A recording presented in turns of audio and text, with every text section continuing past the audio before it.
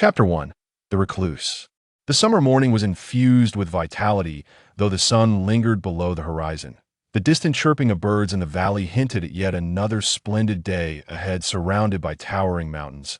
This secluded little valley, known as the Valley of the Recluse, was cloaked in lush, verdant trees that enveloped the landscape, offering a sight of extraordinary comfort. However, the occasional roar of wild beasts and the sudden flurry of startled birds served as a reminder of the lurking dangers behind such beauty. In this Valley of the Recluse stood but a solitary wooden cabin at that moment. A creaking sound echoed as the door swung open. Emerging from within was an elderly man, his silver hair reflecting the light of dawn. Clad in simple cloth garments, though his posture was slightly stooped, his eyes retained a glimmer of vitality, betraying no signs of frailty. Stepping outside, he stretched languidly, his body unfurling as a gentle smile graced his face, exuding an air of contentment. Just then, a shadowy figure zipped past with remarkable speed, hurtling towards the cabin. Defying the laws of inertia, the black silhouette came to an abrupt halt just a meter away from the old man, the suddenness of its stop eliciting a gasp of astonishment. As the figure settled, the old man discerned the features of a woman. Likely in her 50s, a quintessential farmer's wife. Her hair was tied back, revealing strands of purple intertwined with white, yet her complexion remained rosy and vibrant, showing no signs of aging. However, her expression bore a hint of urgency. Upon seeing the woman, the old man appeared taken aback, but his surprise deepened when he noticed the small bundle cradled in her arms. "My dear, what is this?" With a trace of urgency in her voice, the woman replied, "I will explain everything shortly. First, you must look at this child. His condition is dire."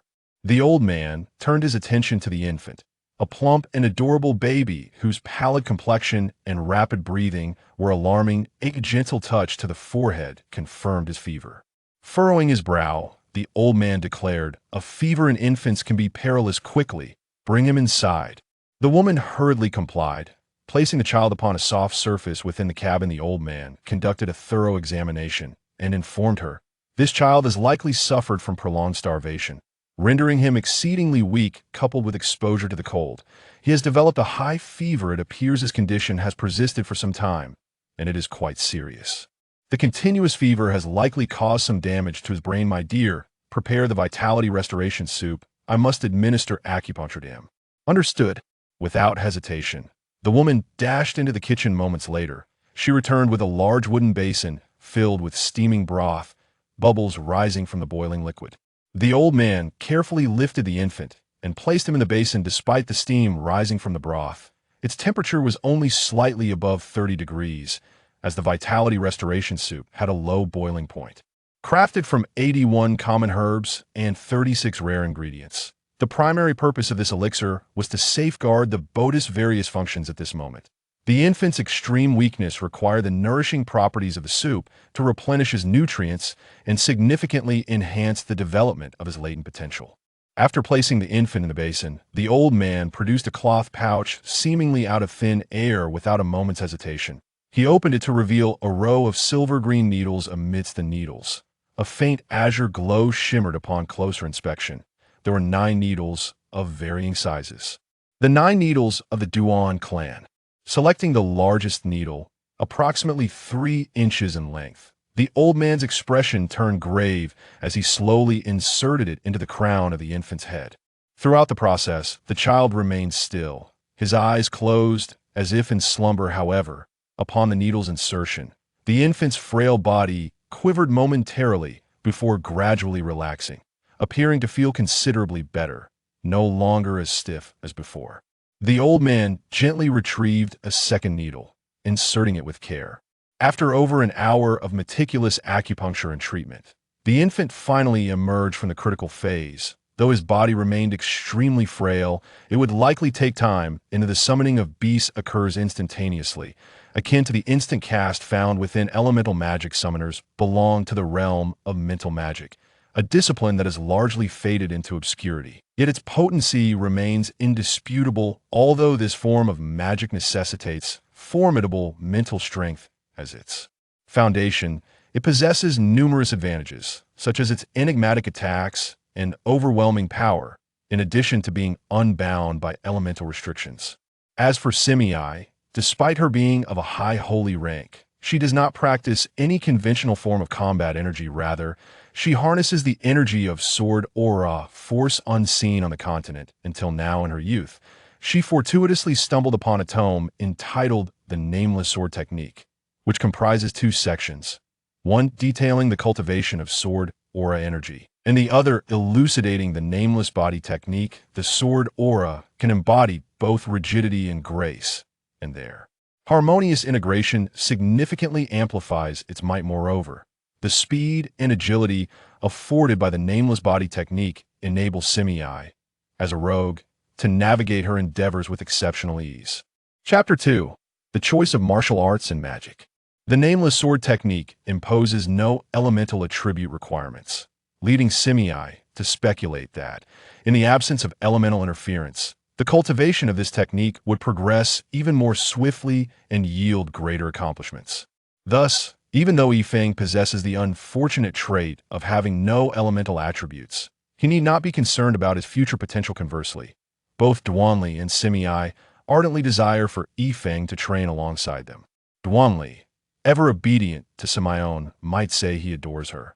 Or perhaps he is simply intimidated by her. Nonetheless, stands firm on this matter, having retreated to the secluded Valley of Idlers. He has been enjoying a life of tranquility, relishing the intimacy shared with Simei. Unless unforeseen circumstances arise, he is unlikely to leave this haven again, and thus he is resolute in nurturing his sole apprentice. Fate is indeed equitable. Although Yifeng was bestowed with a null attribute physique, he possesses an extraordinary innate mental strength. This very quality was the reason Yifeng clung to life during a prolonged fever. Additionally, after 3 years of continuous acupuncture treatment aimed at healing Yifeng, his mental fortitude has been inadvertently cultivated, a development Duanli had not anticipated. With such a remarkable mental aptitude, mastering summoning magic would undoubtedly prove to be a more efficient endeavor. How could Duanli possibly relinquish such a promising talent? Similarly, Simei is unwilling to yield on this matter. Stubborn by nature, her association with Duanli has not diminished the cold ruthlessness of her assassin's spirit. Following 3 years of foundational nurturing, Yifeng's potential has been significantly stimulated, granting him unparalleled advantages in martial training, making the cultivation of the nameless sword technique particularly suitable for him. Moreover, having long yearned for offspring, Yifeng's arrival has allowed Simei to fully express her abundant maternal instincts in her determination to ensure Yifeng's ability to protect himself. Simei is resolute that he must learn the nameless sword technique. Neither party wishes to concede on this issue, leading to the inevitable conclusion that they must instruct Yifeng simultaneously. They entertain a glimmer of hope, given Yifeng's evident talent for both summoning magic and martial skills. Perhaps he could successfully pursue both disciplines without delay. Of course, should they notice a marked decline in Yifeng's progress due to the dual training, one of them would likely withdraw, as Yifeng's well-being is paramount. Thus, Yifeng embarks on a journey of learning, simultaneously studying summoning magic under Duanli's tutelage and the nameless sword technique with Simei. In such an environment, he gradually matures. There exists a breed known as genius, individuals destined to create miracles, and Yifeng is undoubtedly one of those exceptional talents. He, who has mastered both martial and magical arts, has not only avoided stagnation, but has remarkably accelerated his progress, leaving even the two elders astonished. Time has flown by, and in the blink of an eye, 18 years have passed. The Valley of Leisure is perpetually spring-like, yet the blazing sun now casts its scorching rays, indicating that it is the height of summer. The small dwelling remains as it was 18 years ago, but a wooden house has been added to its left, evidently serving as Yifeng's residence. The sweltering sunlight beats down on his bare torso, causing Yifeng to feel a slight burning sensation on his skin. At this moment, Yifeng is 18 years old, having traversed the mountains and forests for years, resulting in a healthy, sun-kissed complexion. His shoulder-length golden hair cascades casually over his shoulders. The powerful muscles visible on his bare chest are not exaggerated like those of a bodybuilder, but are perfectly proportioned. Standing at 6 feet tall, he is currently struggling against a magical bull weighing over 200 kilograms, a faint smile gracing his face. With this task completed, 3 7th-tier magical beasts pose no challenge to him anymore. It seems he will need to request his grandparents to set him more difficult challenges in the future. Arriving at the front of the small house, Yifeng calls out in a loud voice. "Grandfather, grandmother, I'm back." Each time he returns from his trials in the mountains, he brings back some magical beasts as food. Whenever he returns, the two elders always come out to greet him, but this time feels markedly different. Where have grandfather and grandmother gone? Curiosity piqued, Yifeng carefully sets the magical bowl down and enters the house. The interior is small, even tiny. After a brief search, he finds that the two elders are indeed absent. His curiosity intensifies. After all, one of them would typically remain in the wooden house. Could something have happened? Glancing up, Yifeng notices a letter on the table. Approaching, he sees 3 bold characters inscribed. "Yifeng, rise." It is addressed to him. And an ominous feeling washes over him as he hurriedly opens the envelope. The words that greet him are, "Yifeng, you have returned from your trials. It seems that 3 7th-tier magical beasts were indeed rather simple for you. However, your next task is not about magical beasts. This year, you must be 18. Haven to you. Time flies, and in these 18 years, you have brought us so much joy, although you have also caused us considerable trouble. On the whole, we are quite pleased with you. By the time you read this letter, we will likely have left the Valley of Leisure. For the past 18 years, your grandmother and I have hardly taken the time to enjoy ourselves. And now it is time for you to spread your wings and soar on your own. You are our pride. Go forth and explore your world. Once you make a name for yourself on the continent, we will come to find you if we hear of your exploits. Additionally, we have one more task for you. Uncover your origins. The mage who protected you has passed away, leaving us in the dark about your identity. Nonetheless, I believe you will succeed. Well, it has been 18 years. It's finally time to leave the valley. I am somewhat impatient for this moment. Make sure to work hard, but do not misuse your power. Otherwise, I will pursue you to the ends of the earth. Grandfather, do not heed your grandfather's words. Be cautious in all things. This world is inherently one of the strong. There are no villains without their own forms of villainy. Be bold in your actions.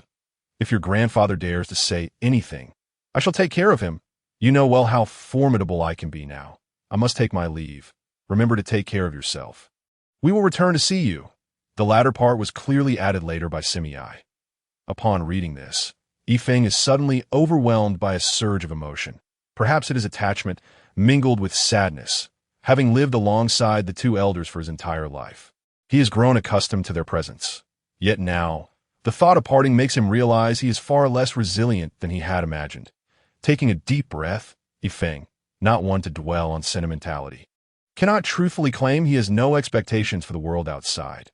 That would be a lie. However, the abrupt separation from his grandparents, with whom he shared 18 years, leaves a heaviness in his chest. Yet he understands the intention behind the elder's words. Since his grandfather has given him a new task, Yifeng must set forth to fulfill it. This is not only a sign of respect for his grandfather, but also a means of proving himself.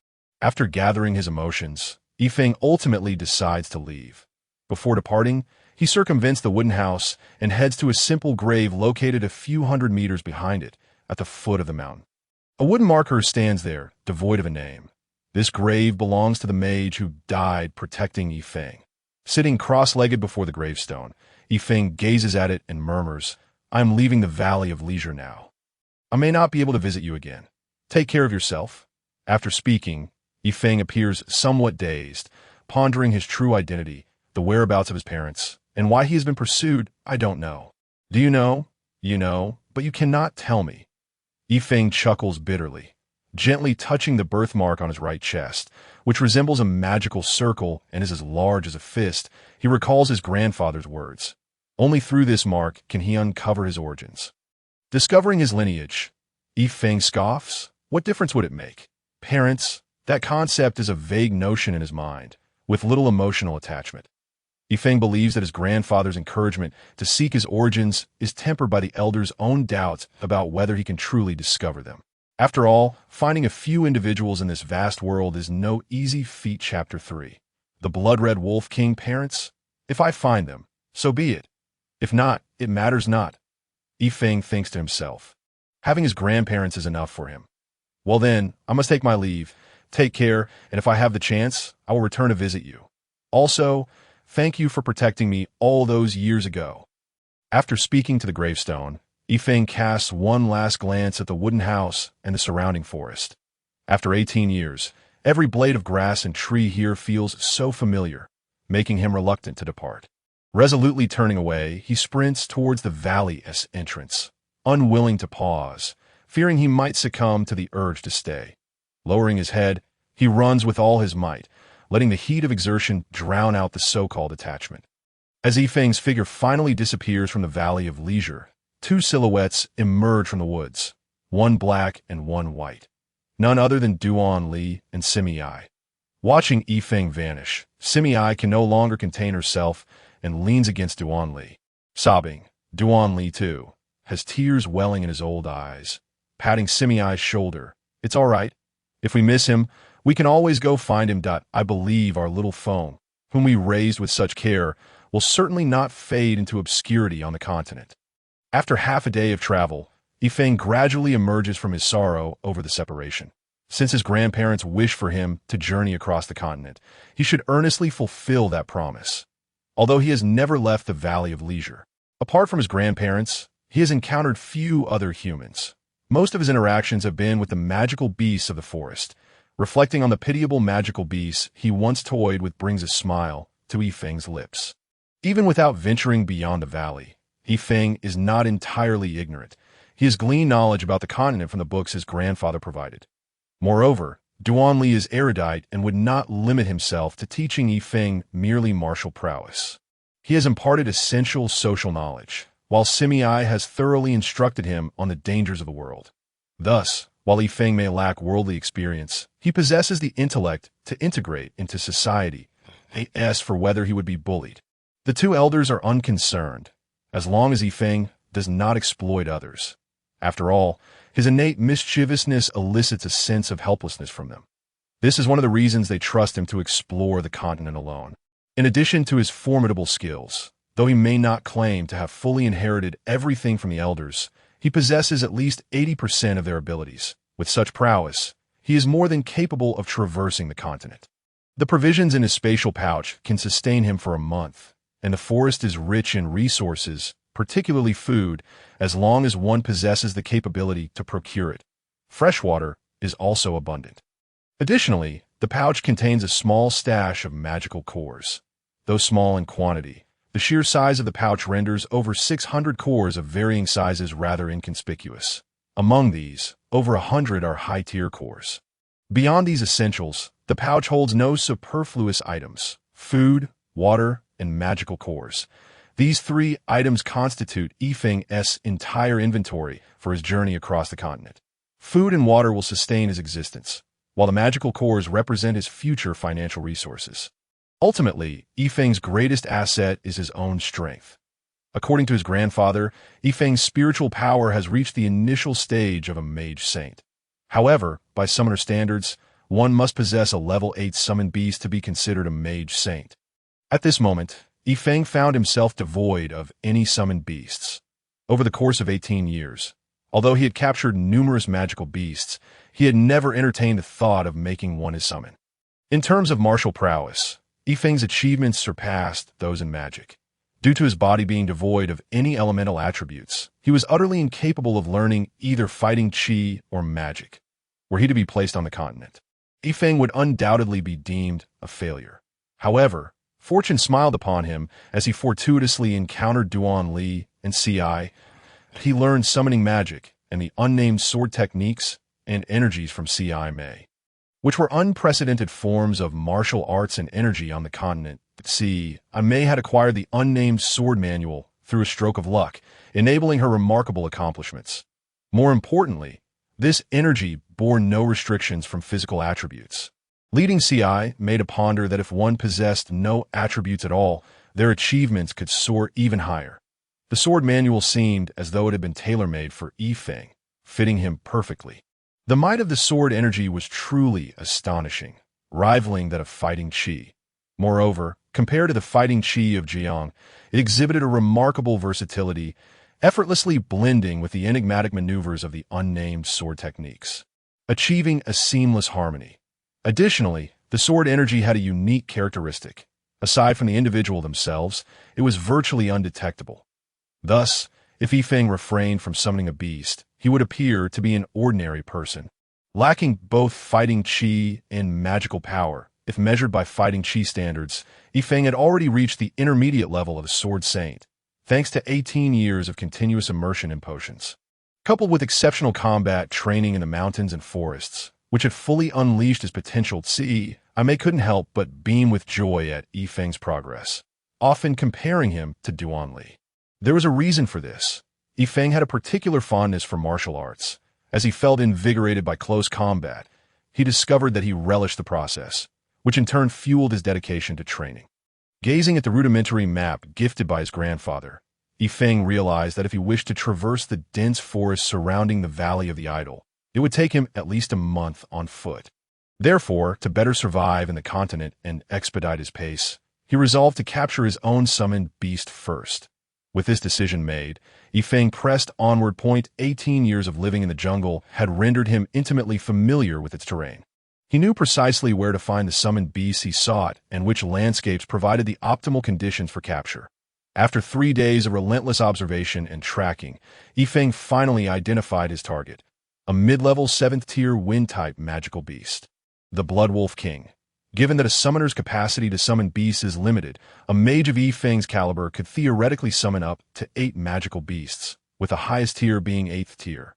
Conversely, a mage like Duan Li could summon a maximum of 9 beasts, with the highest being 9th tier.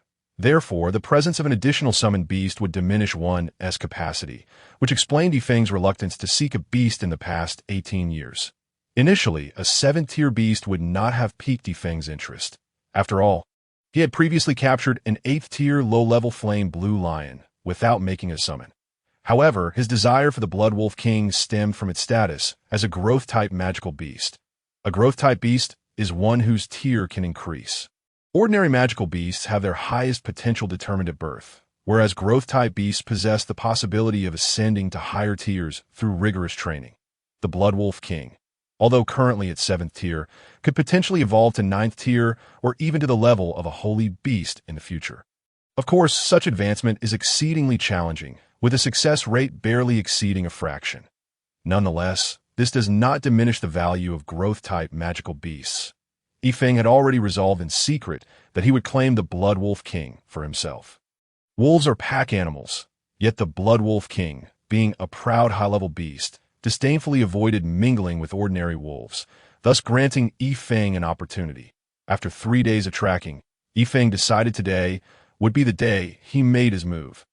Wolves possess acute senses, so Yifeng had kept his distance at 200 meters during his observations. Now, as he approached within 100 meters of the Bloodwolf King, it began to sense something amiss. Anxiously scanning its surroundings and emitting low growls from its throat, cursing under his breath at the creature's cleverness, Yifeng hesitated no longer. He raised his hands, summoning 2 fireballs the size of dark red fists into his palms. Though he had not practiced elemental magic and lacked magical power, his formidable mental strength allowed him to effortlessly wield low-level spells from all 7 elemental schools. As he compressed his mental energy, the ordinary 2nd-tier fireball transformed into something equivalent to a 5th-tier spell, an innovation Yifeng had devised during moments of boredom. The 2 dark red compressed fireballs shot towards the Bloodwolf King like bolts of lightning, not aimed at the beast itself, but rather to block its escape routes. Following the launch of the fireballs, Yifeng soared into the air, leveraging several sturdy tree trunks, his entire being radiating sword energy. He enhanced his speed with a few secondary wind magic spells, quickly catching up with the fireballs that in less than a second. He traversed the remaining distance of under 100 meters. The silver sword energy coalesced into a lance in his hands, striking fiercely towards the Bloodwolf King. The creature was remarkably agile. Under normal circumstances, Yifeng would have to exert all his strength just to keep pace with it, were it to genuinely attempt to flee. Yifeng would stand no chance of catching up. Thus, he unleashed a barrage of thunderous attacks from the outset. The Bloodwolf King's reflexes were equally sharp. Just as Yifeng's assault commenced, it prepared to take flight. However, it did not anticipate the swiftness and ferocity of Yifeng's attack. The two fireballs were perfectly positioned before it, and if it charged forward, it would undoubtedly suffer. This momentary hesitation cost it the opportunity to escape. With a resounding thud, Yifeng's fist connected solidly with the Blood Wolf King's head. The beast felt a sudden disorientation, and before it could react, it was bombarded by intense pain surging through its back and abdomen. The agony was so severe that it became difficult to breathe, while its internal organs began to convulse. From an external perspective, one could see a blurred figure relentlessly circling the Blood Wolf King, accompanied by the creature's muffled groans that seemed to be swallowed down its throat. Thud! Thud! Thud! Yifeng dared not pause. Any chance he gave the Blood Wolf King to retreat would mean he could not guarantee a second chance to pursue. Thus, he continued his relentless assault for 10 minutes before finally ceasing his barrage, recognizing that the beast could no longer flee. Panting heavily, as if sensing its master's excitement, the little wolf let out a second howl. As for why Yifeng howled like a wolf, it might be attributed to his prolonged time spent with the little creature. With a wave of his hand, Yifeng summoned the little wolf into the summoning space and began to survey his surroundings. This was a rather remote area, at least from Yifeng's perspective, as he could see neither person nor dwelling in sight, only a vast road swirling with dust. Yifeng resolved to follow the road, for he first needed to locate a human settlement, preferably a bustling city as described by his grandfather. He also intended to sell his magic core. After all, hadn't his grandfather said that while money may not be everything, a lack of it is indeed a grave impediment. Thus, he sought wealth. Yifeng grossly underestimated the remoteness of this place. After walking for half a day, he still encountered not a single soul. His initial excitement had waned, replaced by impatience, prompting him to summon the little wolf once more, embarking on a new chapter of life atop its back. Alas, the poor high-level growth magical beast, the Blood Wolf King, had been reduced to a mere mode of transport. After galloping along the road for 3 days, signs of human habitation began to emerge to avoid unnecessary complications. Yifeng stowed the little wolf away and proceeded on foot. In the distance, he could vaguely make out the silhouette of a town, which brought a smile to his face as he rushed forward with all haste. In the year 9948 of the Xianglong calendar, the legendary figure Yifeng finally entered the realm of human awareness. Before him stood a rather rudimentary city wall, perhaps due to its frontier location, appearing robust and unrefined. The 6-meter-high city gate. 6 soldiers stood guard. The empty space before the gate revealed no passerby, indicating that this town was far from prosperous. Yifeng paid little heed to this, preparing to pass through the gate, only to be halted by 2 outstretched hands that a soldier, resembling a leader among the guards, stepped forward and said, "For outsiders, entry into the city requires a silver coin per person." Even if Duanli had explained the details, Yifeng would still be baffled by such regulations. Nevertheless, he remained cautious, for this continent was still quite unfamiliar to him. Rubbing his nose, Yifeng suddenly exclaimed, "Ah, I see now, esteemed officer. I truly am lacking in discernment, and why mother once hoped to send me off to the army, but alas, I was not chosen. That I was quite sorrowful for over half a month. You know, your achievements are truly my inspiration." He gazed at the soldier, who bore a noticeable blemish on his cheek, with admiration. The soldier was taken aback at first, but upon noticing Yifeng's humble attire that marked him as a country bumpkin, he dismissed him as an innocent lad unaware of worldly affairs. Soldiers of such low rank, guarding the gates, rarely heard themselves referred to as officers. Officer, what a splendid term. Seeing Yifeng's fervent admiration, the soldier felt a surge of satisfaction and maintained a serious demeanor as he replied, "Little brother, your enthusiasm is commendable. Keep striving, and you too may achieve great things like I have." Yifeng nodded vigorously, saying, "Thank you for your guidance, noble officer. By the way, might you enlighten me about life in the military? It must be quite impressive, I presume. Unfortunately, I am still unsure when I may enlist," he added with a hint of disappointment. The soldier chuckled, raising his hand to pat Yifeng on the shoulder, only to find himself unable to reach. So he settled for a pat on the arm instead. "Do not be shy. Just call me brother. In my day, I was quite the figure of authority. Brother, you are truly remarkable. Yifeng interjected. The soldier continued, indeed, I was quite esteemed in my time. Yifeng, internally sweating from the soldier's incessant chatter, realized that the conversation had shifted from his inquiries to an endless monologue from the soldier, who even divulged details about marriage and the wedding night. Leaving Yifeng flabbergasted, an hour later, Yifeng suddenly remembered, Oh, brother, I must hurry. I came to the city to fetch medicine for my ailing mother. Seeing you has made me so excited that I nearly lost track of time. I must leave at once, or the apothecary will close. The soldier nodded approvingly. It pleases me to see your filial piety. I, too, was a devoted son in my youth. Just remember to take good care of your mother. Now, off you go to buy your medicine. Yifeng, now drenched in sweat, nodded repeatedly, fumbling at his waist as he said, Brother, this is the tax for entering the city.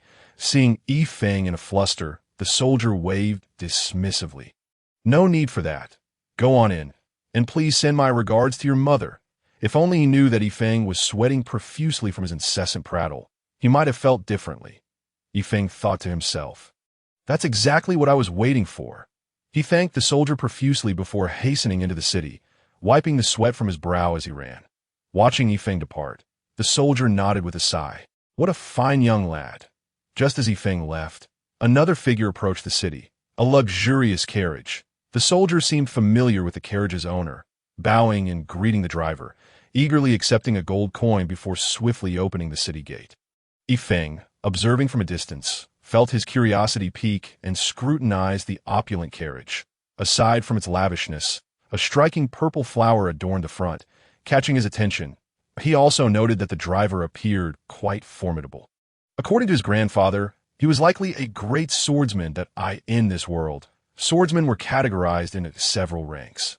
Junior swordsman, intermediate swordsman, advanced swordsman, great swordsman, swordsman, grand swordsman, soul warrior, sword saint, and sword god, with each level further divided into 3 tiers. Similarly, magicians were classified as junior magician, intermediate magician, advanced magician, great magician, magic scholar, magic tutor, illusionist, magic saint, and magic god, also divided into 3 tiers. Yifeng recalled his grandfather mentioning that ordinary individuals could typically reach the status of an intermediate swordsman with effort, while soldiers in the army generally held a similar level. Thus, the common standard across the continent hovered around intermediate to advanced swordsmen. Yet, the presence of a great swordsman, like the one before him, reduced to the role of a mere carriage driver, perplexed Yifeng. This could only imply that the owner of the carriage held a noble status, necessitating the protection of a great swordsman. However, Yifeng paid little mind to such matters. They were of no concern to him. He strode confidently into the frontier town he encountered for the first time. Yifeng. This small town seemed vast and enchanting, like a true country bumpkin. He examined his surroundings with wide-eyed curiosity. After half a day's exploration, he garnered a preliminary understanding of the town. It was a small frontier settlement in the western region of the Guanglong Empire. Though the town was not large, it buzzed with activity, serving as the sole urban center within a radius of several hundred kilometers. Nearby tribal residents frequented the town to trade for their essential provisions. Additionally, 2 guilds were present, the Mercenary Guild and the Magic Guild. However, today was evidently not a market day. With expansive primitive forests surrounding the town, many came here to hunt magical beasts for quests, leading to the presence of mercenaries. Naturally, with mercenaries came individuals of various professions, including magicians. Moreover, this was the largest town within a several hundred-mile radius, warranting the existence of a magic guild. Yifeng understood the purpose of the Mercenary Guild and was eager to register there for some fun, only to discover that a professional rank certificate was required. Swordsmen could test their skills at the Mercenary Guild, while magicians had to undergo evaluation at the Magic Guild. After careful consideration, Yifeng chose to head to the Magic Guild for testing. His reasoning was simple. His grandfather had mentioned that magicians were the most revered profession on the continent. In stark contrast to the bustling Mercenary Guild, the Magic Guild appeared somewhat desolate.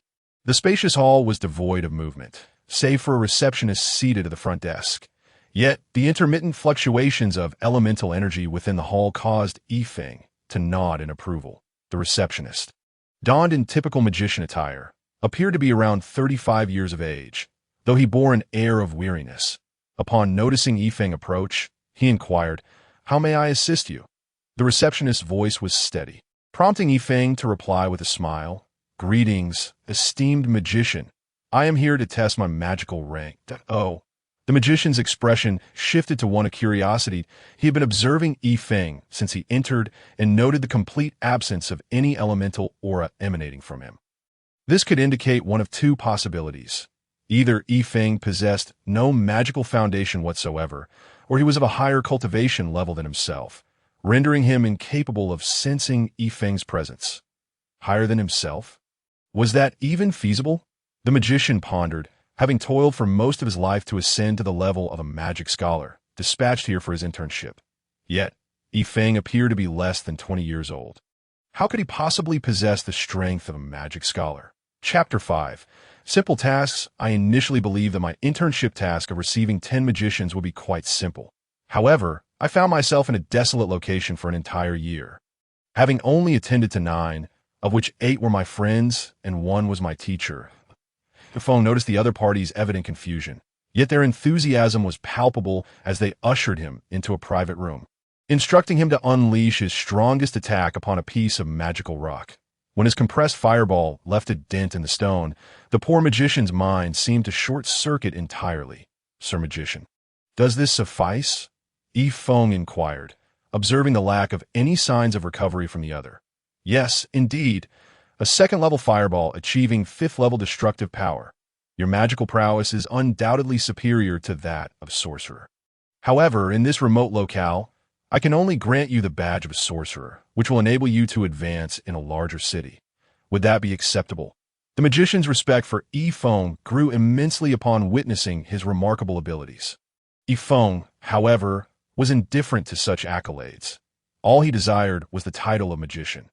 Naturally, he would not concern himself with anything else, as he accepted the crimson robe of a fire magician and a magical badge symbolizing his new rank. He underwent the blood certification as indicated by the magician. Subsequently, the magician presented him with a pouch of coins, stating, "This 50 gold coins is your stipend for this month. Henceforth, you may collect your monthly stipend from various magical guilds across the continent. Utilizing your magical badge, please take care of it." Yifeng unceremoniously accepted the pouch, as he was in dire need of funds. Yet curiosity got the better of him, and he asked, "Do all magicians receive a monthly stipend of 50 gold coins?" The magician nodded in affirmation. Indeed, any magician registered with a magical guild receives a stipend each month, though the amount varies by rank. That a novice magician receives only 5 gold coins monthly, while a grand sorcerer can earn at least 10,000 gold coins. As for a god of magic, one can withdraw 1,000,000 gold coins whenever necessary, merely by registering, he continued. However, those at such elevated ranks seldom concern themselves with trivial sums. Yifeng nodded in understanding, though he still lacked clarity on the specifics, that he recognized that there was no such thing as a free lunch. Registered magicians would likely be expected to assist the magical guild in times of need.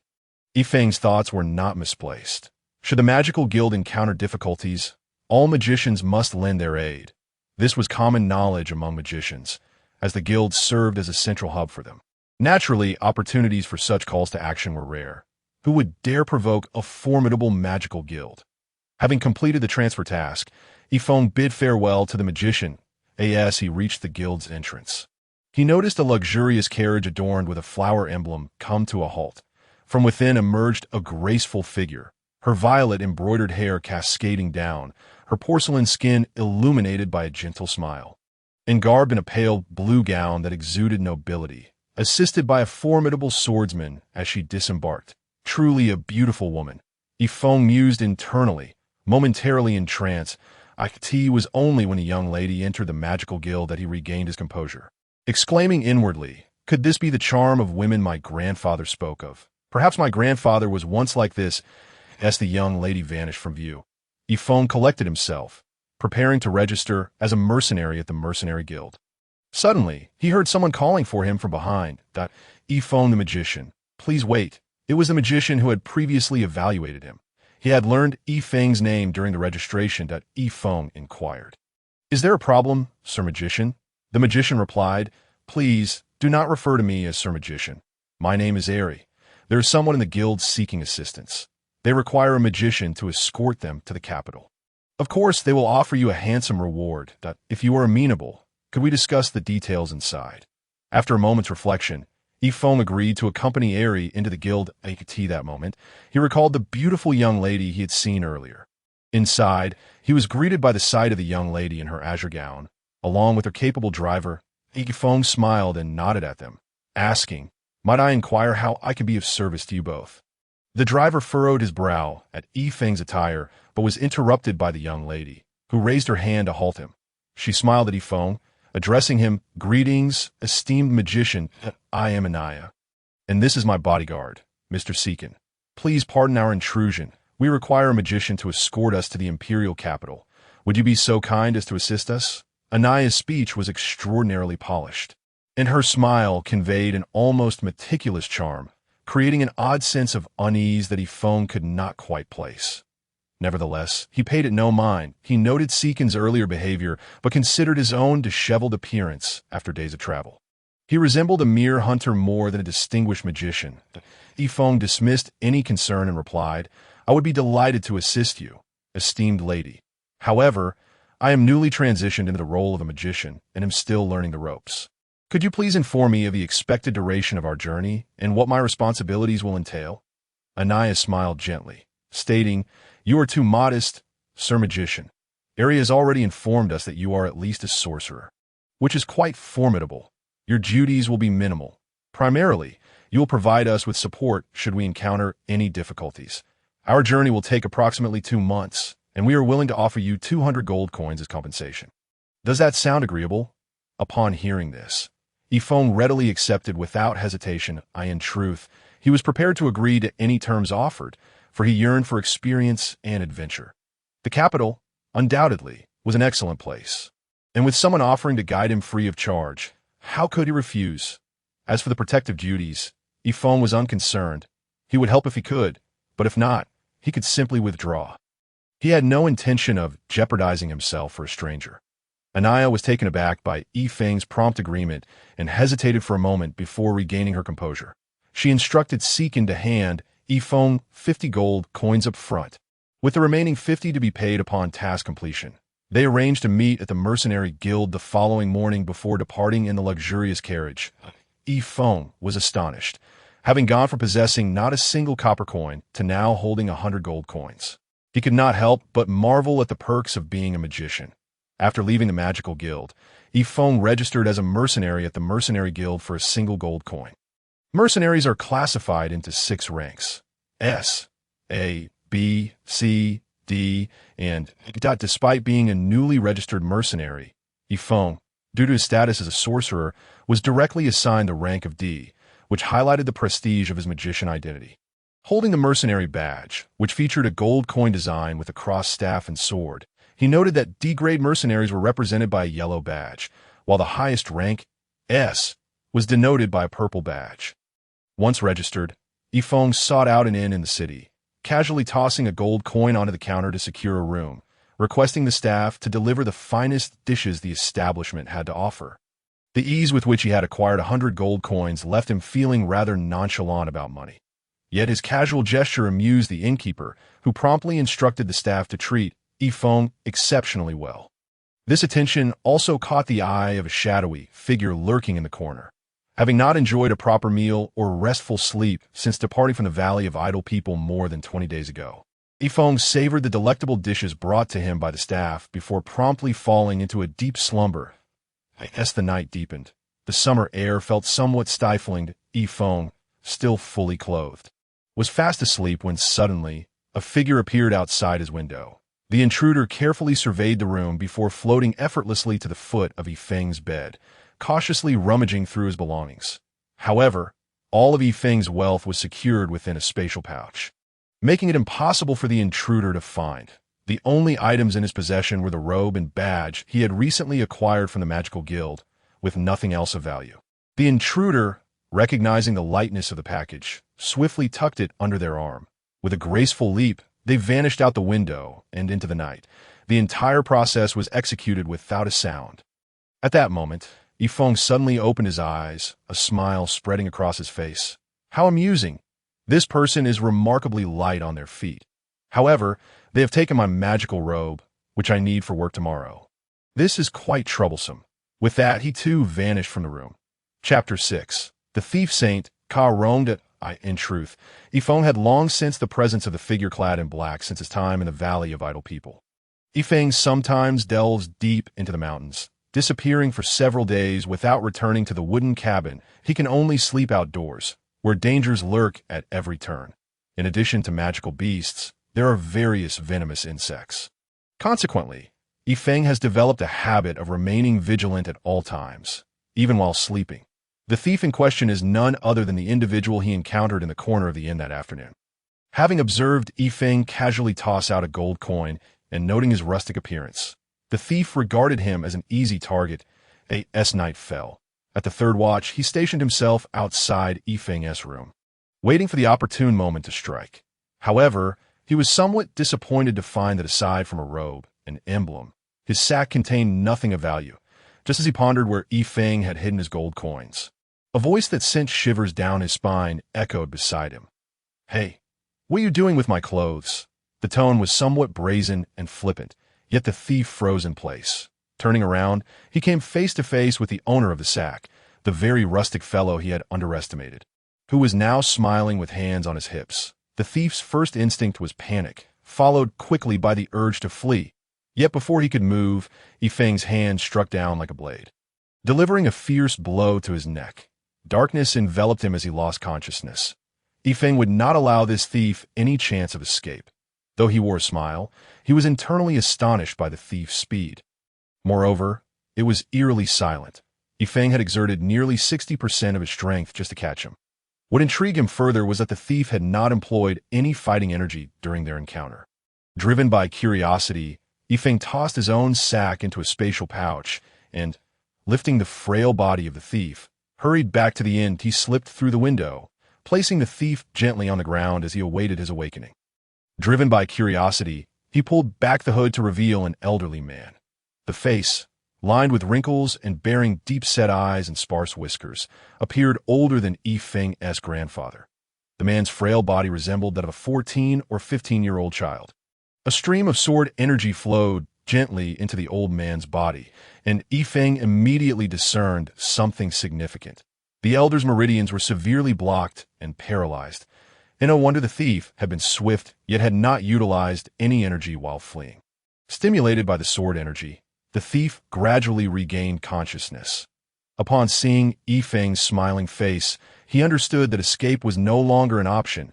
Think that after traversing the continent for so many years, he had ended up in such a predicament, reduced to a state he had never dared to imagine. Now captured by a mere child, the thief had lost all remnants of his former bravado. Sitting dejectedly in a chair opposite Yifeng, as he wondered how Yifeng intended to torment him for escape, that was hardly a thought he could entertain, given that Yifeng had effortlessly brought him back. Yifeng chuckled, finding the old man's situation amusing. He pulled up a chair and sat down directly across from the thief, their faces mere inches apart, staring each other down. Faced with Yifeng's brazen demeanor, the thief could devise no plan of action. Turning his head to create distance, he was dismayed to find that the impudent youth followed suit. Enraged, he exclaimed, "What do you want from me?" Yifeng replied with a grin. "Oh, how interesting. You steal from me and yet inquire about my intentions. Hell, what is your name?" The furious thief suddenly lost his temper, retorting, "I am called Karong, though everyone knows me as the thief Saint Karong." A hint of pride flickered in Karong's demeanor as he mentioned his name, renowned across the continent. Yet, Yifeng seemed unaffected, continuing, "So, you're quite formidable, are you? How then did I manage to capture you? Surely, you're not a counterfeit?"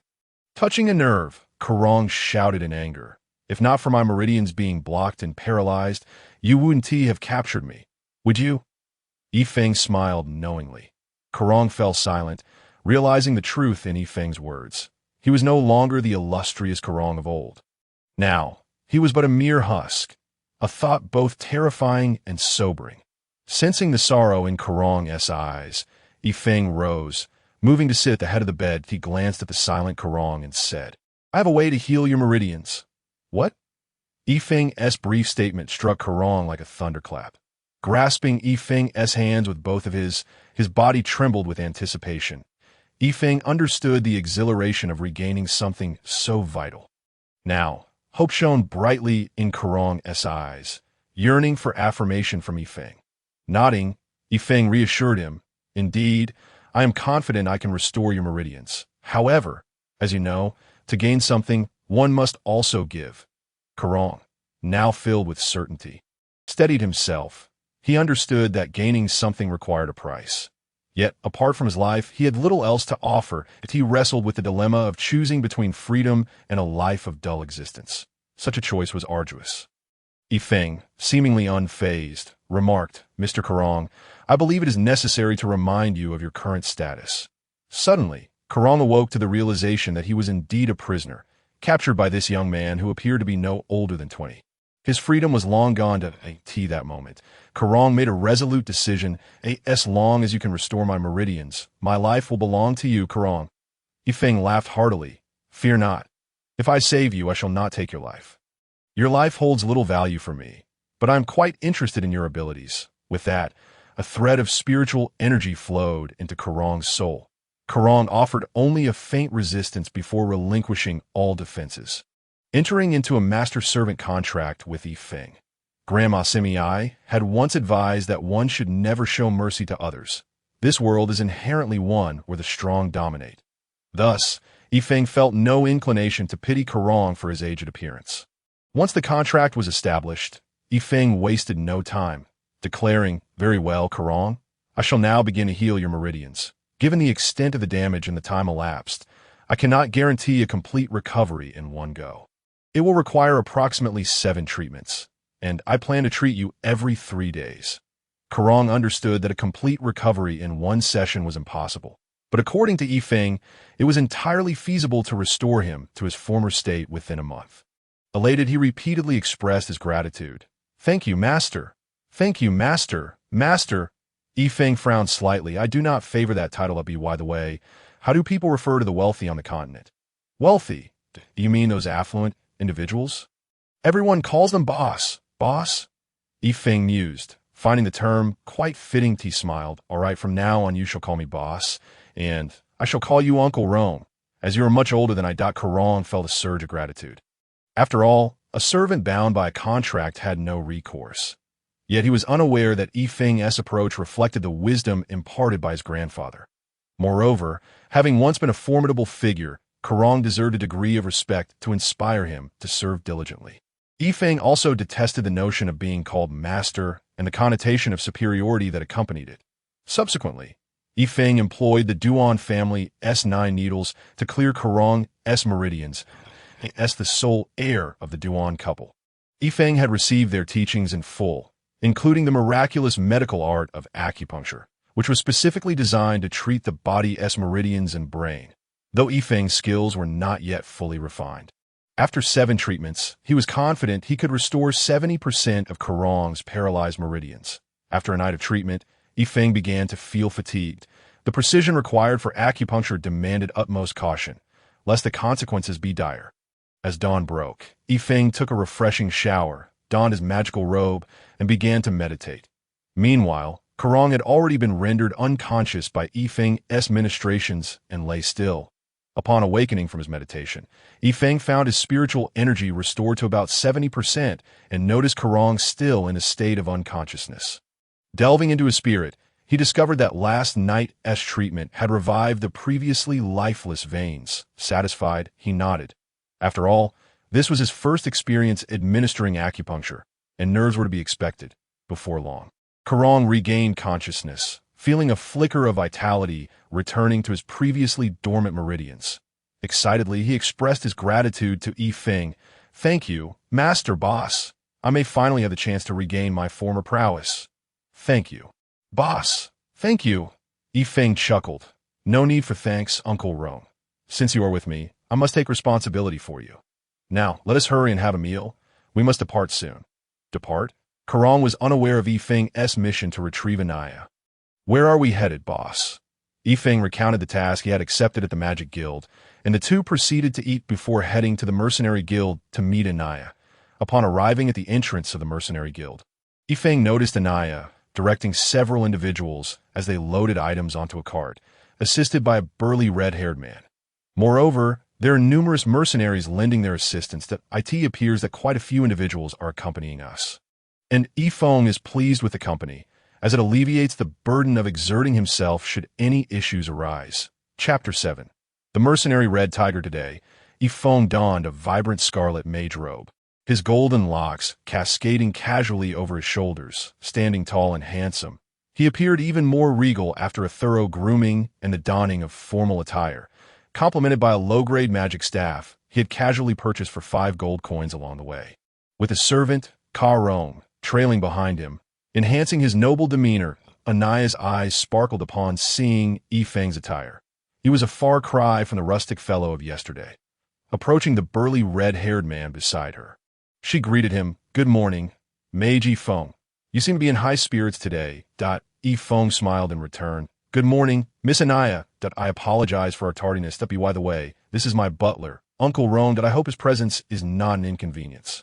Yifeng introduced Ka-Rong to Anaya. Anaya shook her head, gesturing towards the red-haired giant behind her. "Not at all. I actually have someone to introduce to you as well. This is Red Tiger, the leader of the B-rank Fierce Tiger mercenary group. He will accompany you in escorting the goods this time." The red-haired man was quite formidable, a novice battle spirit master, with a physique resembling that of a powerful beast. Yifeng was already considered tall, yet this man towered over him by a head. Although he was aware that a mage would be executing the escort mission, he was nonetheless astonished to see Yifeng's youthfulness. "Mage Yifeng, you truly astonish me. I did not expect someone so young to possess such strength." Red Tiger, impressed, added, "If you're interested, you could join our Fierce Tiger mercenary group. Under my leadership, you may choose any position you desire." Seeing that Red Tiger was a straightforward individual, Yifeng's fondness for him grew. He chuckled, "You flatter me, leader. In comparison to you, I am still quite lacking. However, I am not looking to join a mercenary group at the moment. If I ever do, I shall be sure to seek you out first, but you must be prepared to hand over the leadership to me." Red Tiger responded without hesitation, "As long as you can defeat me, I shall gladly concede it to you." The two, meeting for the first time, engaged in delightful conversation until the caravan was ready to set off, at which point Red Tiger had to move ahead to lead and direct the team. As a mage, Yifeng had been allocated a carriage, where he and Ka-Rong settled in comfortably. As the caravan commenced its journey, Yifeng felt an exhilarating thrill, for it was his first time traveling with such a grand procession. Passing through the city gates, he recalled the cheerful soldier who had chatted incessantly with him. Finding the memory endearing, he leaned out to look for him, but found him absent. Perhaps he had changed shifts. The carriage was relatively stable, and soon Yifeng began to feel a tinge of boredom. He then engaged Ka-Rong in a discussion about the state of the continent, subtly conveying that he was a novice just stepping into society. After a brief moment of surprise, Ka-Rong began to recount the various aspects of the continent, thus providing Yifeng with some entertainment on their otherwise monotonous journey. The Xianglong continent, the only known landmass to date, lies amidst an endless ocean that is vast, immensely so, but its true extent remains a mystery, as it is divided by a treacherous canyon known as the Death Gorge. This gorge stretches north to south across the continent. Attesting to its considerable length, the east of the Death Gorge lies the realm inhabited by humans and other intelligent beings. The primary inhabitants are humans, who have established powerful nations, embroiled in constant warfare over the years. With only a semblance of peace emerging in the past 2 decades, currently, there are 7 significant human nations: the Quanlong Empire at the southern end, the Bayan Empire to the north, and the Sun Never Sets Empire to the east. Between the Bayan and Sun Never Sets empires lies a cluster of 4 kingdoms, whose territories are substantial enough to rival the 2 empires when united. However, under the pressure of the 3 great empires, these kingdoms can only survive and take a breath. The Blue Moon Kingdom, once the mightiest, was annihilated 20 years ago due to its continuous expansion, falling prey to a joint attack from the 3 empires. Within 5 years, this so-called First Kingdom vanished entirely from the continent's map, its lands divided among the three great powers. Since the Quanlong Empire does not border the Blue Moon Empire, it sold its territory to the Sun Never Sets and Bayan empires, reaping benefits through other means. Aside from these nations, the eastern continent hosts several small duchies surrounding the empires, so minor that they are hardly regarded by anyone. In truth, the three great empires do not coexist as harmoniously as they appear. The Sun Never Sets Empire is the dominant force, while the other two refuse to submit. However, due to geographical constraints, they are unable to act more decisively. The heart of the Xianglong continent lies a vast forest known as the Elven Forest, home to the Elven race. Elves are naturally gifted archers and mages, and their magical arrows are renowned throughout the continent, a force that commands the attention of any empire. Yet, the elves are innately drawn to nature and shun warfare, rarely leaving their forest, and they strictly prohibit any human presence within. Thus, the Elven Forest creates a no-man's land, while it also serves as a barrier between the Quanlong Empire to the south and the Bayan Empire to the north, preventing direct contact. The Sun Never Sets Empire to the east and the Death Gorge to the west form the only passage for communication between the Quanlong and Bayan empires, due to the impracticality of traversing the Death Gorge. Economic and cultural exchanges between the two empires are effectively stifled by the Sun Never Sets Empire, which imposes exorbitant entry taxes on incoming merchants. Consequently, whenever either the Quanlong or Bayan Empire attempts any actions, the Sun Never Sets Empire swiftly seals its borders, severing the economic ties between the two. In fact, both empires have contemplated reopening new trade routes, but have encountered insurmountable obstacles. The Elven Forest, as previously mentioned, is guarded by formidable elves. Moreover, their combat prowess is amplified within the forest. Both empires retreated in defeat a century ago. Another potential route was to navigate through the Death Gorge. Historically, the gorge was a bustling commercial artery, wide and flat, and several centuries ago, it was the most prosperous trade route on the continent. The natural landscape of the gorge is advantageous, with dense jungles flanking both sides. Particularly to the west, where a vast mountain range lies beyond the gorge, leading further into an endless primeval forest. No one knows the true extent of this primeval forest, nor what lies beyond it. Perhaps an ocean, or a western continent akin to the eastern one. However, no one has ventured forth to discover, as the formidable magical beasts within have thwarted explorers' attempts. To this day, no one has returned after traversing the primeval forest. Due to the gorge's easily defensible terrain, the number of bandits has surged over the centuries, now reaching alarming numbers and exhibiting a high degree of organization. Consequently, the flow of merchants through the Death Gorge has diminished, while the bandits have gained strength, leading to a mutually reinforcing cycle that has rendered the gorge a forbidden zone for all traders. The Quanlong and Bayan empires have repeatedly launched fierce assaults against the bandits of the Death Gorge. But the treacherous terrain, coupled with the element of surprise and the looming threat of the powerful Sun Never Sets Empire, has led to the failure of each campaign. In terms of the continent's geography, aside from the Death Gorge and the Elven Forest, there exists another perilous area. The shifting sands of the Quicksand Sea, located at the juncture of the Sun Never Sets Empire and the Quanlong Empire. Contrary to its name, the Quicksand Sea is not a body of water, but rather a desert filled with treacherous quicksand, where moments inattention could spell doom. Thus, unlike the previous two danger zones created by human actions, the Quicksand Sea is a natural graveyard set by nature itself. In addition to the numerous nations on the continent, several powerful factions exist, such as the Mercenary Guild and the Magical Guild that Yifeng encountered previously, along with various religious organizations, including the Holy See that venerates the God of Light and the War God Church that worships the God of War, all of which Yifeng learned about from Karo. Over the course of a month, Yifeng has gained a reasonably comprehensive understanding of the continent. Having traveled halfway along their journey, he learned that this caravan belongs to the Zijingwa merchant group, one of the 5 major trading groups on the continent, tasked with transporting magical beasts, including various beast meats and magical cores, from Red Tiger. Yifeng discovered that the Zijingwa merchant group makes monthly visits to deliver goods to the capital. Their Fierce Tiger mercenary group has collaborated with the Zijingwa merchant group on several occasions.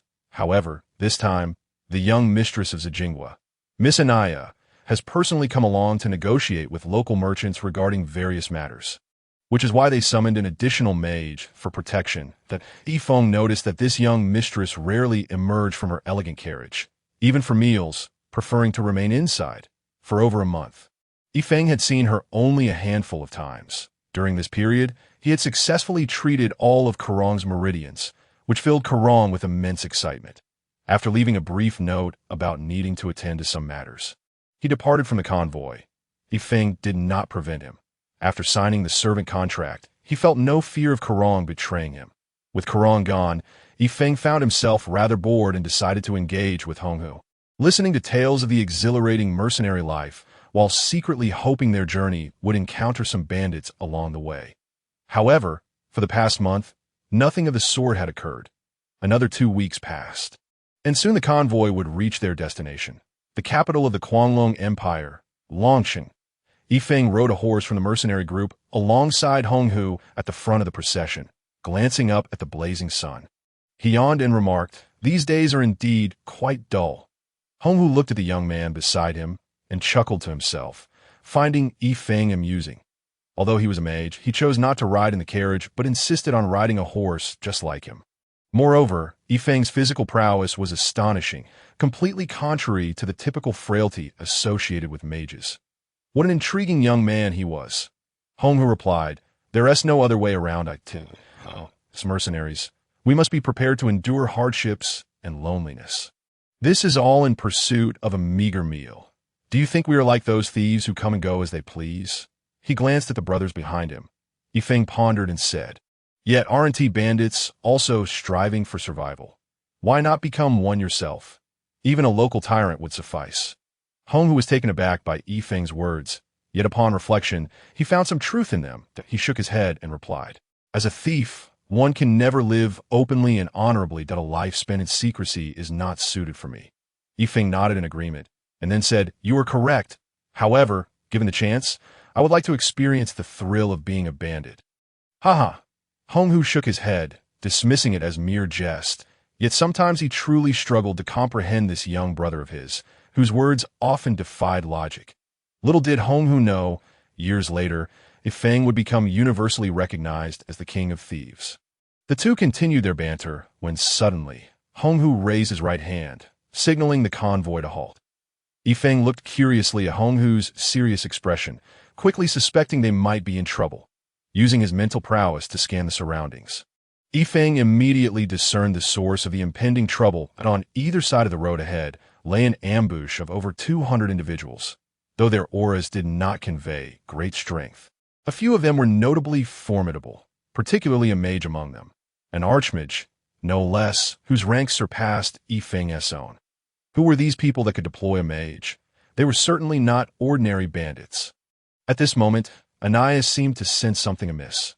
She disembarked from her carriage and approached Honghu, asking, "Captain Honghu, what has happened? Why have we stopped?" Honghu turned to her, saying, "Miss, we may have encountered trouble. Please, do not worry. Return to the carriage for now.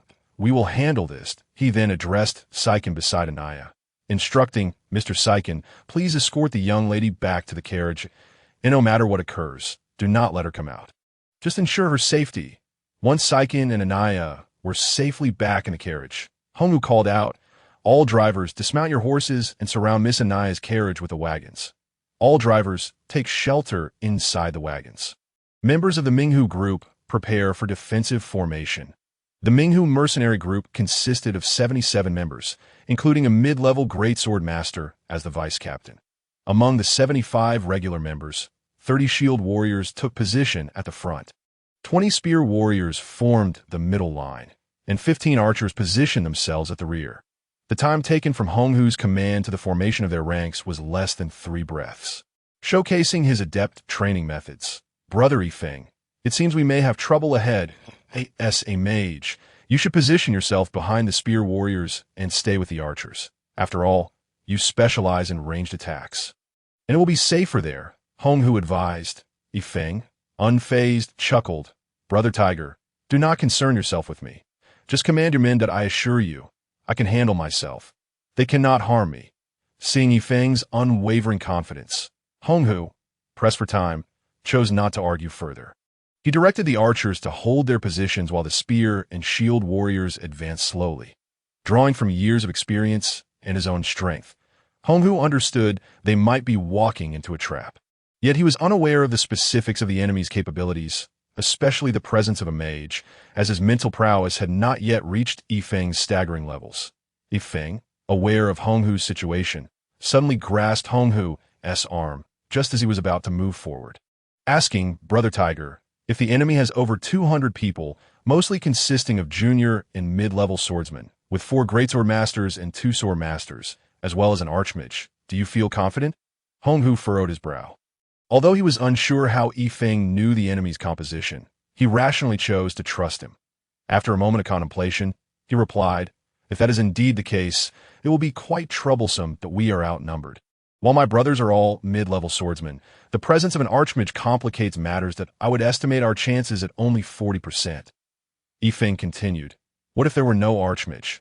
Though Yifeng's question seemed perplexing, Honghu answered, "If the mage were absent, I would be confident in our ability to defeat them completely." Seemingly satisfied with this response, Yifeng nodded.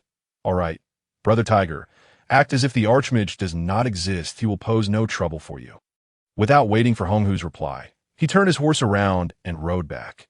For reasons he could not articulate, Honghu felt an overwhelming sense of confidence emanating from Yifeng, compelling him to instinctively trust the young man. With no other options, he hoped this youth would bring forth a miracle. Taking a deep breath, Honghu urged his steed forward.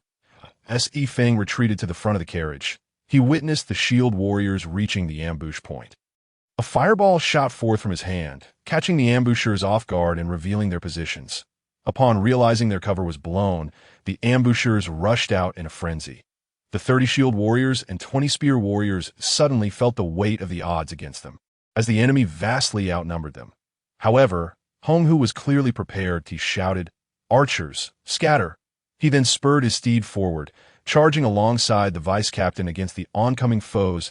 At the archers' command, they unleashed a barrage into the sky, while Yifeng was also busy conjuring fireballs, compressing them one after another.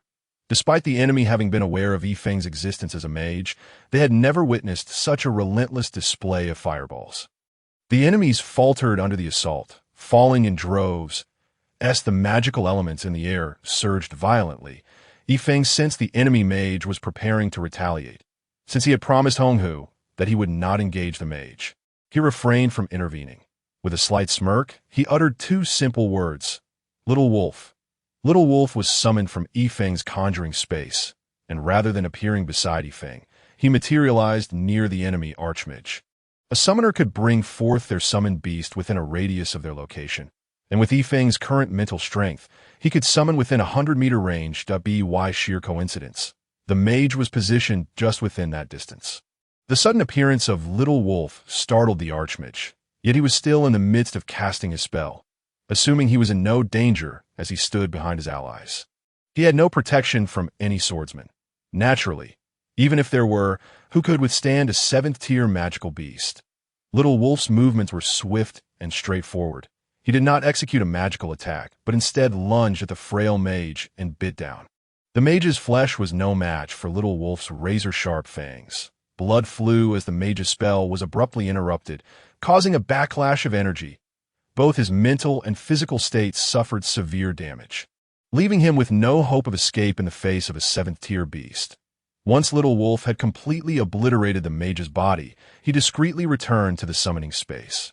Remarkably, amidst the fierce battle, none of the combatants noticed this occurrence. In truth, Little Wolf should not have been able to dispatch an archmage so swiftly. His sudden arrival had caught the mage off guard, and with the spell still being cast, there was no time for any defensive measures. Coupled with Little Wolf's inherent speed as a high-tier magical beast, he had managed to eliminate the archmage in less than 2 breaths. Yifeng observed the chaotic battle ahead. In summary, while the enemy was numerous, they were a disorganized rabble, still struggling to hold their ground. However, the momentum has begun to wane, and I firmly believe that victory is merely a matter of time. Yifeng, feeling rather bored, idly tended to a small flame while awaiting the arrival of the true protagonist. In truth, Yifeng was not entirely certain.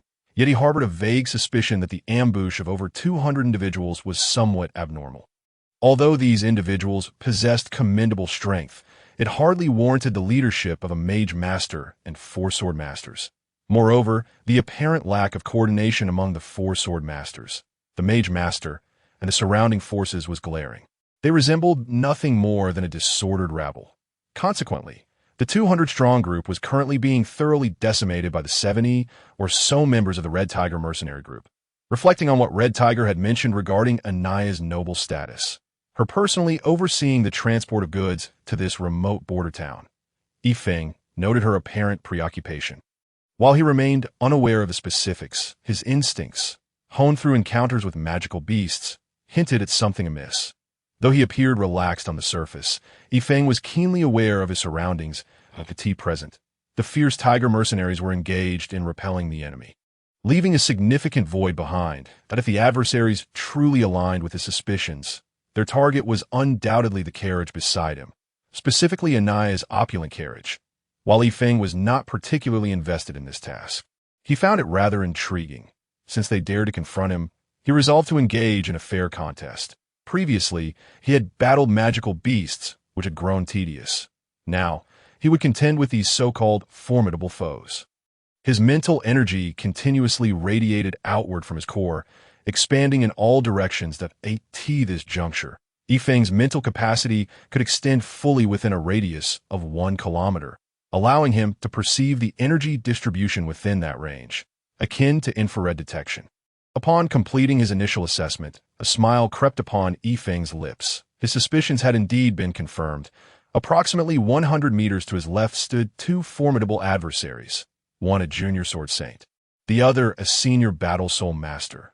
Meanwhile, to his right, also about 100 meters away, was an even more powerful presence. Yifeng's mental prowess, limited to the intermediate holy level, was insufficient to discern the full extent of this opponent's capabilities. A chill ran down his spine. This individual was assuredly at least a senior sword saint. All 3 of them were exceedingly strong. Nevertheless, Yifeng remained unfazed. With his own strength, he could handle a senior sword saint or a combination of a junior sword saint and a senior battle soul master with confidence. However, should the 3 unite, Yifeng knew he would be left with little choice but to endure a beating that he certainly had no penchant for masochism. Yet he possessed his own speed, which would allow him to evade danger. As for Anaya, Yifeng sighed inwardly. If possible, he would rescue her as well. He could only hope that Red Tiger and his companions would distract the 3 powerful adversaries long enough for him to act. Yifeng continued to maneuver behind the archers, consciously drawing closer to Anaya's carriage, intent on providing her with immediate protection. Suddenly, a figure darted towards him from the east, one of the 2 individuals he had previously identified, prompting the other 2 powerful figures to spring into action as well. Yifeng dared not delay, for he understood that to a sword saint, a distance of 100 meters was merely a few breaths away. With his left hand, he reached into the carriage, swiftly cradling Anaya's delicate form. Before she could comprehend the situation, Yifeng kicked the guard protecting her from the carriage and propelled himself out as well. Just as Yifeng emerged from the carriage, a razor-sharp wave of battle energy sliced through the carriage's roof. The energy belonged to a sword saint. However, it seemed that this individual had no intention of taking Anaya's life. Otherwise, such a strike would have surely cleaved her in 2. Yifeng's heart raced. What a formidable display of battle energy. His grandmother had not been mistaken. Battle energy was indeed the epitome of masculine strength. The cloaked figure, upon discovering the carriage empty, and then spotting Anaya in Yifeng's arms, glared at him with a fiery intensity. Chapter 9. Senior Sword Saint. At this moment, another cloaked figure halted atop the carriage. Realizing that their target was absent, the 2 exchanged glances before redirecting their focus towards Yifeng. The oppressive battle energy concentrated around their swords intensified, and Yifeng felt an immediate surge of pressure. At this point, the senior sword saint who had been lying in ambush to the east appeared, clad in a blue robe. He did not target Yifeng directly, but instead swiftly intercepted the attacks of the 2 cloaked figures.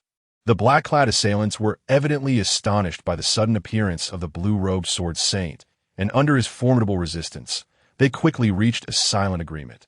The junior sword saint would engage the blue-robed sword saint, while the other senior battle soul master would advance towards Yifeng. This strategy seemed to them the most effective means of accomplishing their mission, as they perceived Yifeng as merely a lowly mage. Yet, they were gravely mistaken. Yifeng was unperturbed even when beset by two adversaries. How much less so would he be concerned by a mere battle soul master? He had no intention of revealing his full strength. Instead, he held Anaya tightly in his embrace with one arm, while brandishing his formidable staff with the other, launching a barrage of compressed fireballs at the Battle Soul Master. 7 fireballs in quick succession. The Battle Soul Master paid little heed to Yifeng's fireballs, his body emanating a faint blue glow, the manifestation of protective battle energy. He prepared to break through the 7 fireballs with utmost speed, eager to accomplish his mission, especially since the other cloaked figure was under considerable pressure. He understood that once he closed the distance, even a holy mage would meet their demise beneath his blade. However, he would never forget the shocking moment that transpired. The seemingly feeble fireballs, upon contact with his protective battle energy, did not shatter as expected. Instead, they collided violently against his shield. The first 5 fireballs passed without incident. But upon the 6th, a resounding crack reverberated as his protective energy shattered, the residual force causing turmoil within him. The situation escalated further when the 6th and 7th fireballs struck his unguarded chest, leaving him breathless as intense burns spread across his body, nearly rendering him incapacitated. Fortunately, he was on the verge of attaining Sword Saint status. Though he had sustained serious injuries, he had already penetrated Yifeng's last line of defense. With less than 2 meters separating them, he was confident that a mere flick of his sword would send the fragile mage to his eternal rest. Yet again, he was mistaken, like a still pond, yet swift as a cunning rabbit. At that moment, the cloaked figure truly understood the meaning of that phrase. Yifeng was not only swift for a mage, but he also moved as if carrying no weight, effortlessly sliding away from the black-clad figure's strike, creating distance between them. All the figure could see was Yifeng's wicked smile, in an instant, that smile vanished, replaced by an even more enigmatic grin. The cloaked figure felt a jolt of dread surging through him. Sure enough, Yifeng's peculiar fireballs reappeared. Lacking the courage to confront them head-on, he deftly evaded. Yet he had underestimated Yifeng. Though his fireballs were not limitless, Yifeng was far from reaching his own limits, as several more compressed fireballs surged towards the black-clad figure. He realized that should he attempt to dodge again, Yifeng's next volley would be upon him immediately. Regardless of how swiftly he moved, he could not escape Yifeng's relentless onslaught. Yifeng remained unperturbed. His fireballs could continue for an hour without issue. While Yifeng found ease in the encounter, the black-clad figure was left in utter disarray. He had never before felt so humiliated, being so thoroughly dominated. Anger mounted within him, overshadowing the original purpose of his mission. All he desired now was to plunge his blade mercilessly into the accursed mage's body, to rend him into pieces, amidst the fury of the black-clad figure. Yifeng's composed demeanor, and Anaya's acute embarrassment, a peculiar tension hung in the air. Uncertain whether Yifeng's embrace was deliberate or accidental, Anaya found herself entirely enveloped by him, their bodies in full contact, igniting a deep sense of shame within her. Amidst the embarrassment, she could hear Yifeng's steady heartbeat, which stirred within her a hint of enchantment. The battle of the fierce Tiger Mercenary Corps was drawing to a close, and the outcome was as Yifeng had anticipated. The mercenary group had completely annihilated 3 times their number in enemies, leaving only a few stubborn fighters remaining. Most had already fled, while others lay dead, and it became clear that the end was nigh. The black-clad Sword Saint, engaged with the blue-robed Sword Saint, observed that the other black-clad figure was struggling to capture their target. As the battle progressed, the black-clad Sword Saint felt his strength waning. The blue-robed Sword Saint was formidable, and appeared he had yet to unleash his full power. Resolute, the black-clad Sword Saint seized an opportunity and made a hasty retreat. The blue-robed Sword Saint did not pursue. Instead, he turned his attention to the rear of the black-clad Battle Soul Master, seizing the moment to deliver a decisive strike, separating the foe from life itself. I could see this moment. Hong, who had returned with the mercenary warriors who had repelled the enemy. Seeing that the crisis had passed, Yifeng gently set Anaya down, though his gaze towards the sword stained in green was laced with amusement. After parting from Yifeng, Anaya was unsure whether it was the thrill of the recent danger or the proximity to Yifeng that caused her cheeks to flush slightly. Spotting the sword saint in the blue robe nearby, she exclaimed in surprise, "Uncle Chai?" The sword saint, addressed as Uncle Chai by Anaya, averted his eyes from Yifeng, feeling a bit embarrassed, with a smile. He approached Anaya and affectionately stroked her long hair, saying, "Indeed, your mother was quite anxious about you being alone out here, so this old man was summoned. Fortunately, my presence was timely. Those individuals truly had audacity." Anaya smiled and retorted, "Who says you are old? Uncle Chai, you are a senior sword saint." She then sincerely expressed her gratitude. "Thank you so much, Uncle Chai." Uncle Chai glanced at Yifeng and remarked with a hint of humor, "This time, I really did not do much. If we're to speak of saving you, there's another great benefactor here." It was then that Anaya suddenly recalled Yifeng. Although she still felt a bit awkward, being the daughter of a merchant, she understood the importance of maintaining composure. She adjusted her mindset and turned to Yifeng, saying, "I must truly thank you. Master Yifeng, I shall repay your life-saving grace." Yifeng shook his head and replied with a gentle smile, "Miss, you overstate it. I am merely your hired help, receiving my pay to ensure your safety. There is truly no need for thanks." Upon hearing Yifeng's words and gazing at his handsome visage, Anaya felt an inexplicable sense of disappointment. Perhaps he had never given her a second thought. Uncle Chai noticed the sudden chill in the atmosphere and chuckled. "Come now, young man, there is no need for such formality.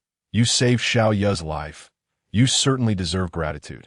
Our Zijingwa possesses some financial means, so if there is anything you require, we shall do our utmost to accommodate you." Yifeng nodded appreciatively. "Then I thank you, miss, and this esteemed gentleman. Especially you, sir. I am grateful for the opportunity to prove myself." Without waiting for Uncle Chai to respond, Yifeng turned to check on Hong Hu, providing a much-needed escape for the somewhat awkward Uncle Chai. Hong Hu appeared to be in low spirits.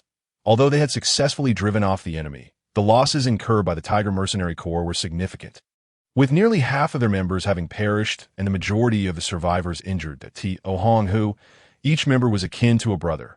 Witnessing their deaths meant he would have to face their families, wives, and children. Yifeng placed a comforting hand on Hong Hu's shoulder, though he was at a loss for words, knowing that no words could truly alleviate such sorrow. With a bitter smile, Hong Hu lamented, "I never expected a seemingly simple mission would result in such heavy losses. Over 30 brothers gone. But we cannot blame others. Having chosen the path of mercenaries, one must always be prepared for sacrifice. Death is the eternal fate of mercenaries." His voice carried a desolate tone, embodying the tragedy of their profession. Unbeknownst to them, Anaya and Uncle Chai had approached Hong Hu's side. Anaya softly said, "Captain Hong Hu, there is no need for Miss Anaya to say more. We can only blame ourselves for our inadequacies, that I believe we can no longer collaborate with your esteemed merchant group, that I hope you understand." Hong Hu spoke, suppressing his emotions. He was not a fool and clearly recognized that the group of thieves had not come merely for the goods, but rather for the presence of Miss Anaya. He had witnessed the battle between the Sword Saints and realized that so little cargo warranted such a dramatic confrontation. He felt a surge of anger towards Anaya for not clarifying the situation beforehand. His brothers had died without reason. Yet, what could he do? He was just a mercenary, a mere small-time mercenary. Anaya was aware of the responsibility resting upon her shoulders. She took a pouch of gold coins from Saiken and handed it to Hong Hu, saying, "Captain Hong Hu, please accept this as a token of mourning. Here are 200,000 gold coins. Use them to provide for the families of the fallen and to treat the injured." Then she produced another pouch of coins for Yifeng, stating, "Master Yifeng, thank you for saving my life. I know words cannot express my gratitude, but please accept this 100,000 gold coins as a token of my appreciation." Additionally, she presented a Zijing jade pendant, explaining, "As long as you carry this to any of our Zijingwa-affiliated shops, you shall be treated as a senior member, and we will provide you with the utmost service. I hope you will accept it." "Xiaoya," Uncle Chai exclaimed, his face filled with shock. Anaya merely smiled gently and shook her head. Although she did not comprehend the exchange between the two, she felt it was inappropriate to refuse their goodwill. So Ifong quietly accepted both gifts. Once both received their tokens, Anaya continued, "Due to today's unforeseen events, I must return to Long City. Our contract for hiring concludes here. Uncle Chai and I will depart first. And Saiken will be responsible for escorting the convoy back. I trust that within half a month, there will be no further incidents. What are your plans moving forward?" Chapter 10. The capital of the Mad Dragon Empire, although Hong, who was reluctant to respond. He eventually said, "We need to go to Long City. Our injured brothers require treatment, and there is our branch office there." Ifong replied nonchalantly, "I have no particular destination. I will accompany Brother Hu to Long City." Anaya's eyes lit up upon hearing Ifeng's intention to go to Long City as well. She said to both men, "Then it is settled. We shall meet again in Long City. Farewell for now." After Anaya left, Ifong returned the 100,000 gold coins to Hong Hu, saying, "There is no need for any further discussion that I do not lack for money. Take this to comfort the families of the victims. Then gather some men and restore the Tiger Mercenary Corps." At this moment, Ifong felt a pang of guilt. Had he unleashed his full strength, the casualties would not have been so dire. After all, they had spent a month and a half together and had become familiar to one another. Yet now they lay cold and still. Hong Hu did not hesitate to accept the gold. His voice thick with emotion, "Brother, I will remember this favor. Should you ever require my assistance, I will not hesitate to plunge in a fire and water for you." After cremating the bodies of the deceased on the spot, they placed the ashes into porcelain urns to return to their families. Without the convoy's delay, the mercenary corps arrived in the capital of the Mad Dragon Empire, Long City, in just 10 days. Ifong and Hong Hu parted ways at the entrance of the mercenary guild, with Hong Hu repeatedly urging Ifong to seek him out at the Tiger's base should he encounter any difficulties, providing him with the address. After Ifong assured him that he would remember, they finally separated. Originally, Ifong had intended to explore this renowned opulent city of the continent, but due to the recent incidents and the emotional toll from Hong Hu's mood, he too felt somewhat disheartened. He had no inclination to wander and instead sought out and into rest, consuming a light meal before sinking into a deep slumber. Meanwhile, in the bustling city of Long City, within a study room, a loud bang resonated as a large hand slammed down on the table, signifying the owner's fury. The slightly plump figure trembled with rage, his voice quaking. "You mean to say?" "We failed." Before the elaborately dressed rotund man stood a medium-built figure clad in black. If Ifong were to see him now, he would undoubtedly recognize him as the fledgling sword saint who had escaped. However, his mask was now removed, revealing an unremarkable face that he appeared calm, seemingly unfazed by the words of the furious fat man. "Mr. Dale, I believe you should first clarify with whom you are speaking." The individual addressed as Dale was indeed quite rotund, with a belly that could hardly be concealed, and his neck was indistinguishable from his head. His chin quivered with each syllable as he struggled to contain his ire upon hearing the fledgling sword saint's words.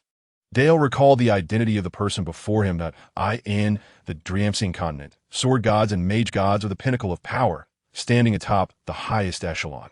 However, there were only 3 sword gods and merely 2 mage gods, legendary figures in their own right. For ordinary folk, a sword saint was already akin to a divine being.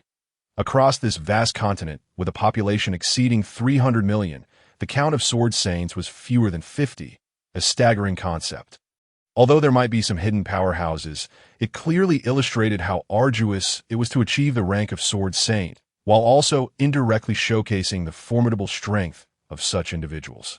It could be said that almost no one could command a sword saint, not even emperors who had to treat them with utmost respect. Yet, as a local lord, Dale was not one to be trifled with. After taking a calming breath, he said nonchalantly, "Mr. Sadhu, you are aware that failing to capture that girl Anaya will adversely affect the plans of your esteemed master, correct?"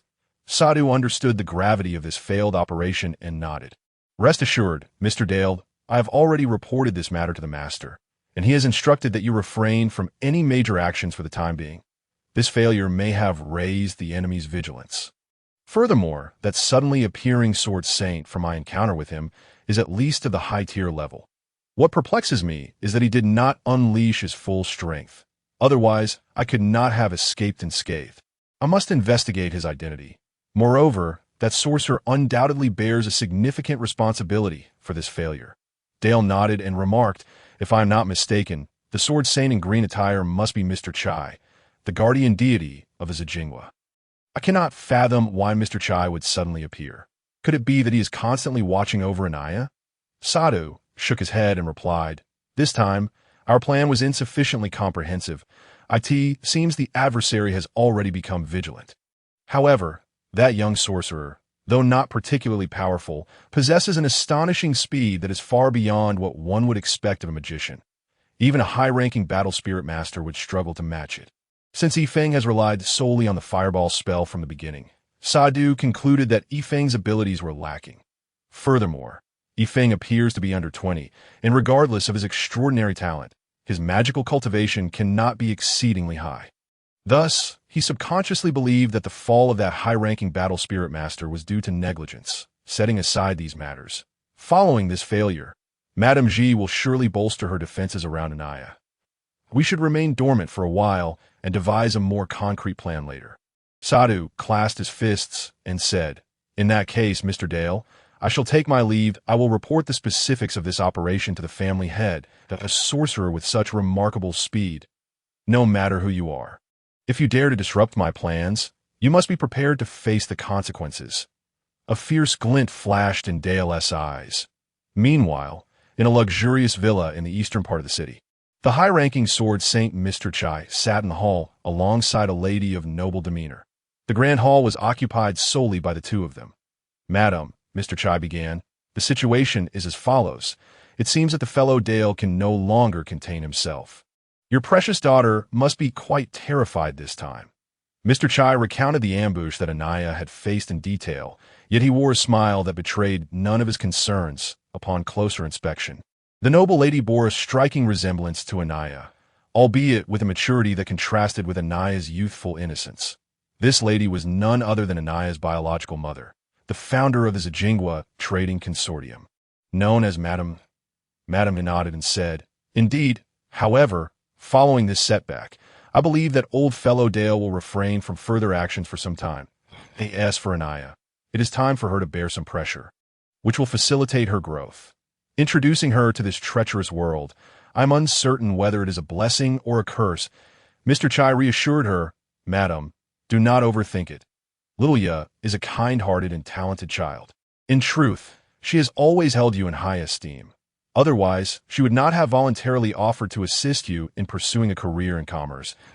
It is merely due to certain reasons that she harbors some grievances towards you. However, I have noticed that Lilia is quite intrigued by that sorcerer named Yifeng. Oh, Madame Ji replied, clearly surprised. I see the one with the peculiar agility you mentioned. It seems I must accord him sufficient attention. I must investigate his background thoroughly. I will not allow any potential threats to jeopardize my daughter. That moment, Mr. Chai's mind suddenly recalled the playful glint in Yifeng's eyes and remarked, at that time, in order to ensure Anaya's safety, I deliberately slowed my pace to gauge the young man's abilities. To my astonishment, he was able to discern my intentions, and judging by his capabilities, there is a notable dissonance. That powerful fireball spell rivals my own agility, that I am certain that this young man is indeed extraordinary. Madame Ji looked at Mr. Chai with curiosity and said, Uncle Chai, I have never seen you so concerned for a young individual before. I may not understand matters of force, but I trust your instincts that it appears that this Yifeng truly possesses remarkable qualities. Since Lilia has given him the Zijing Jade Pendant, it presents an opportune moment for us to assess his character. Yet this girl seems to lack discretion, so readily giving the pendant to another. Seems you were right, Uncle Chai. Lilia has developed quite an affection for Yifeng. Unbeknownst to Yifeng, having only recently arrived in the continent for a mere month, he had already caught the attention of two formidable factions. Perhaps it is a sign that his life is destined to be anything but ordinary. The morning sun radiated warmth, and Yifeng, having enjoyed a restful night, looked quite invigorated. He opened the window, allowing sunlight to bathe his face, the radiant warmth bringing him immense comfort. The gloom within his heart dissipated entirely, since his grandparents had urged him to embrace the times. It was clear that he was not meant to lead a mundane existence. Let the tempest rage more fiercely. He was eager to navigate the world at this moment. A mischievous smile adorned Yifeng's face. Just as he finished breakfast, Uncle Rong returned. Through the mark of their contract, he could easily locate Yifeng within Dragon City. Yifeng did not inquire about Uncle Rong's whereabouts, for it was unnecessary to guess. Had he not been poisoned in a despicable manner that left him incapacitated, he would have become a mere shell of a man without Yifeng's intervention. Such a grudge could not be left unavenged. Yifeng remained unfazed and casually asked, "Has the matter been resolved? Do you require my assistance?" Uncle Rong, seeing that Yifeng did not reproach him for leaving without permission, quickly replied, "No need, boss. I have resolved it myself. If it were not for their underhanded methods, crushing them would be no different from squashing an ant." Yifeng nodded and then inquired, "By the way, Uncle Rong, I need your assistance with something. Please help me gather information on Zijingwa, as well as that young master, our dear Miss Anaya. Is that possible?" Chapter 11. The commercial genius Uncle Rong replied, "Boss, during my last visit to the border town, I developed suspicions regarding the young master of Zijingwa. I found it perplexing that such a prominent figure would be in such a remote location. Thus, during this trip, I took the opportunity to investigate the recent affairs of Zijingwa. However, I was taken aback by what I discovered. Yifeng's curiosity was piqued. Oh, what did you uncover? First, let's discuss the Zijingwa Trading Consortium, one of the 5 major trading consortia on the continent. Its rise has been remarkably swift, taking less than 20 years. The other 4 consortia include the Sky Consortium, the Parlo Consortium, the Phoenix Consortium, and the Chu Consortium. Each of these 4 has been established for over a century, controlled by venerable families that, in contrast, the true owner of Zijingwa remains shrouded in mystery. All that is known is that she is a woman referred to as Madame Ji. The daily operations are overseen by a manager named Keita, at least on the surface. Miss Anaya has only recently entered the public eye, having taken on the role of the young master of Zijingwa in the past 2 years. Her position alone draws attention, but even more so does her remarkable capability. She has been hailed as the most outstanding commercial prodigy of the century. Upon her debut, she astutely identified the immense potential for property appreciation in various imperial capitals, investing substantial funds to acquire idle land from the nobility. She then concentrated her efforts on construction, establishing several public venues within her developments, thus inadvertently increasing the value of the properties. Furthermore, her target market was not the affluent nobility, but rather those small nobles with purchasing power who were not excessively wealthy. By employing a mass construction approach, she significantly reduced costs, thereby enhancing profits.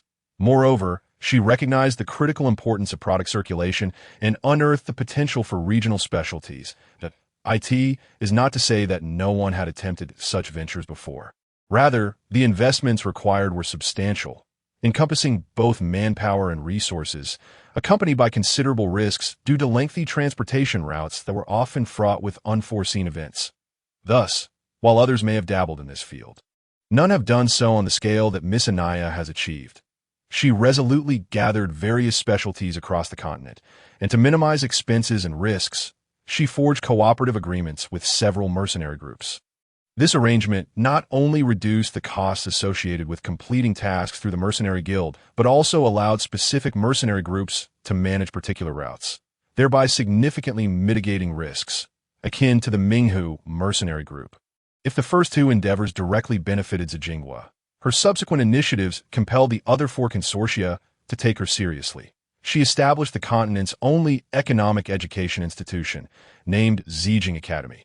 Those who pass the entrance examination can enjoy a 3-year curriculum free of charge, with accommodation and meals provided. The only condition is that graduates must work within the Zijingwa Trading Consortium for a minimum of 5 years, during which they receive full remuneration. This effectively paves the way for a promising future for Zijingwa. Additionally, she has identified numerous business opportunities, executing her strategies decisively without any hesitation. Consequently, within a mere 2 years, she has propelled Zijingwa from the lowest rank among the 5 major consortia to its current 3rd place, leaving the venerable Sky Consortium and Phoenix Consortium in her wake. Yifeng was astonished to learn that the seemingly delicate woman harbored such formidable prowess. This revelation only deepened his intrigue, and a knowing smile crept across his face, reminiscent of the expression Uncle Roan wore before sealing their contract. Given this, it is unlikely that the other four consortia will remain indifferent, right? Though Yifeng was still unfamiliar with the world's intricacies. It did not imply he was naive. In fact, he was quite astute, in a vague manner. He had already gleaned some insights. Uncle Roan nodded and remarked, "Indeed, every November there is a commercial summit initiated by the 5 major merchant guilds, inviting all the prominent guilds on the continent to collectively explore cooperative relationships and review the economic reports of the past year. However, since last year, after Anaya established the Zijing Academy, certain medium-sized guilds have begun to request the Academy to annul the stipulation that all graduates must work at Zijingwa for 5 years. It is evident to all that this is under the influence of the other 4 major guilds. Yet Anaya remains resolutely steadfast, refusing to entertain their requests, asserting that this is an internal matter of Zijingwa, and outsiders have no right to interfere. Moreover, the Zijing Academy does not charge any tuition fees, effectively constituting a form of concentrated education for employees within the guild, leaving them with no grounds for objection. Yifeng chuckled, saying, "The Zijingwa's management is truly remarkable. 5 years of employment. Given Zijingwa's conditions, the compensation for employees must be exceedingly generous. After enjoying 5 years of such benefits, I believe a significant portion of those individuals will choose not to leave. With such a robust influx of talent, the growth of Zijingwa is merely a matter of time. I suspect this is also the reason Anaya encountered an ambush." "Ambush? Did you encounter trouble on the road?" Uncle Roan was still unaware of the ambush incident. Yifeng gestured for him to remain calm and succinctly recounted the events. After listening, Uncle Roan fell into contemplation, and after a moment, he solemnly declared, "Boss, this is a failure on my part. I will be more vigilant in the future." Yifeng waved his hand, laughing, "Uncle Roan, do not overthink it. Although we have signed a servant's contract, I do not wish for you to perceive yourself as merely a servant. If you call me boss, then you are my employee, and I will compensate you accordingly. For now, you are my steward, not my bodyguard, understood?" Having lived a long life, Uncle Roan was not one to vocalize every thought. Yet he had already made a silent resolution in his heart. "Yes, boss." As he stood up, Yifeng suddenly turned around, holding out one hand. With a flash of light, an object the size of a duck egg appeared in his grasp. It was indeed a water element 6th tier magical beast core. Presenting the core before Uncle Roan, Yifeng inquired, "Uncle Roan, do you think this magical core could fetch a decent price?" Uncle Roan was momentarily taken aback. But being a saint-level expert, he quickly regained his composure, realizing the significance of a 6th tier core, and responded, "Of course, boss. While this 6th tier core may not be classified as a high-grade core, it is still quite valuable. It could easily sell for several tens of thousands of gold coins." "Several tens of thousands of gold coins?" Yifeng exclaimed with delight. Though he had little concept of money, he recalled that when the Menglong mercenary corps suffered heavy casualties, Anaya had only subsidized them with 200,000 gold coins. Moreover, Yifeng learned from Honghu that a significant portion of that 200,000 was due to personal connections. Typically, one could expect to receive only a few tens of thousands of gold coins. Thus, it was evident that several tens of thousands of gold coins represented a substantial sum. Uncle Roan stroked his sparse white beard, nodding. Magical cores have always been in high demand within human society. Even ordinary 1st and 2nd tier cores can sell for several hundred gold coins. Furthermore, a pinnacle 6th tier core like this one would command an even higher price at auction. Yifeng chuckled, "I did not expect this little item to be worth so much." "In that case, Uncle Roan, I will give you 100 of these magical cores. Could you help me sell them?" "What? 100? Uncle Roan could no longer maintain his composure. 100 6th tier magical cores. What an astonishing figure. Yifeng, puzzled, asked, "Is there a problem?" "There is indeed a problem," Uncle Roan exclaimed dramatically. "Boss, there are certain things I must inform you of. You may not yet understand the significance of magical cores. The core is where a magical beast's essence is concentrated.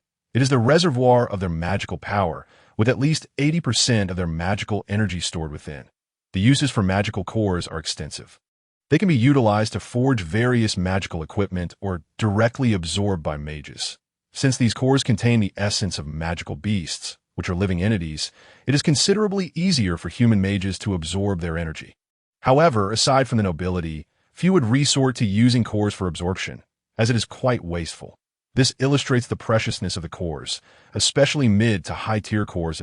Low-tier cores contain relatively little magical power, offering minimal benefit to high-level mages, while mid-tier cores are scarce to AS for high-tier cores.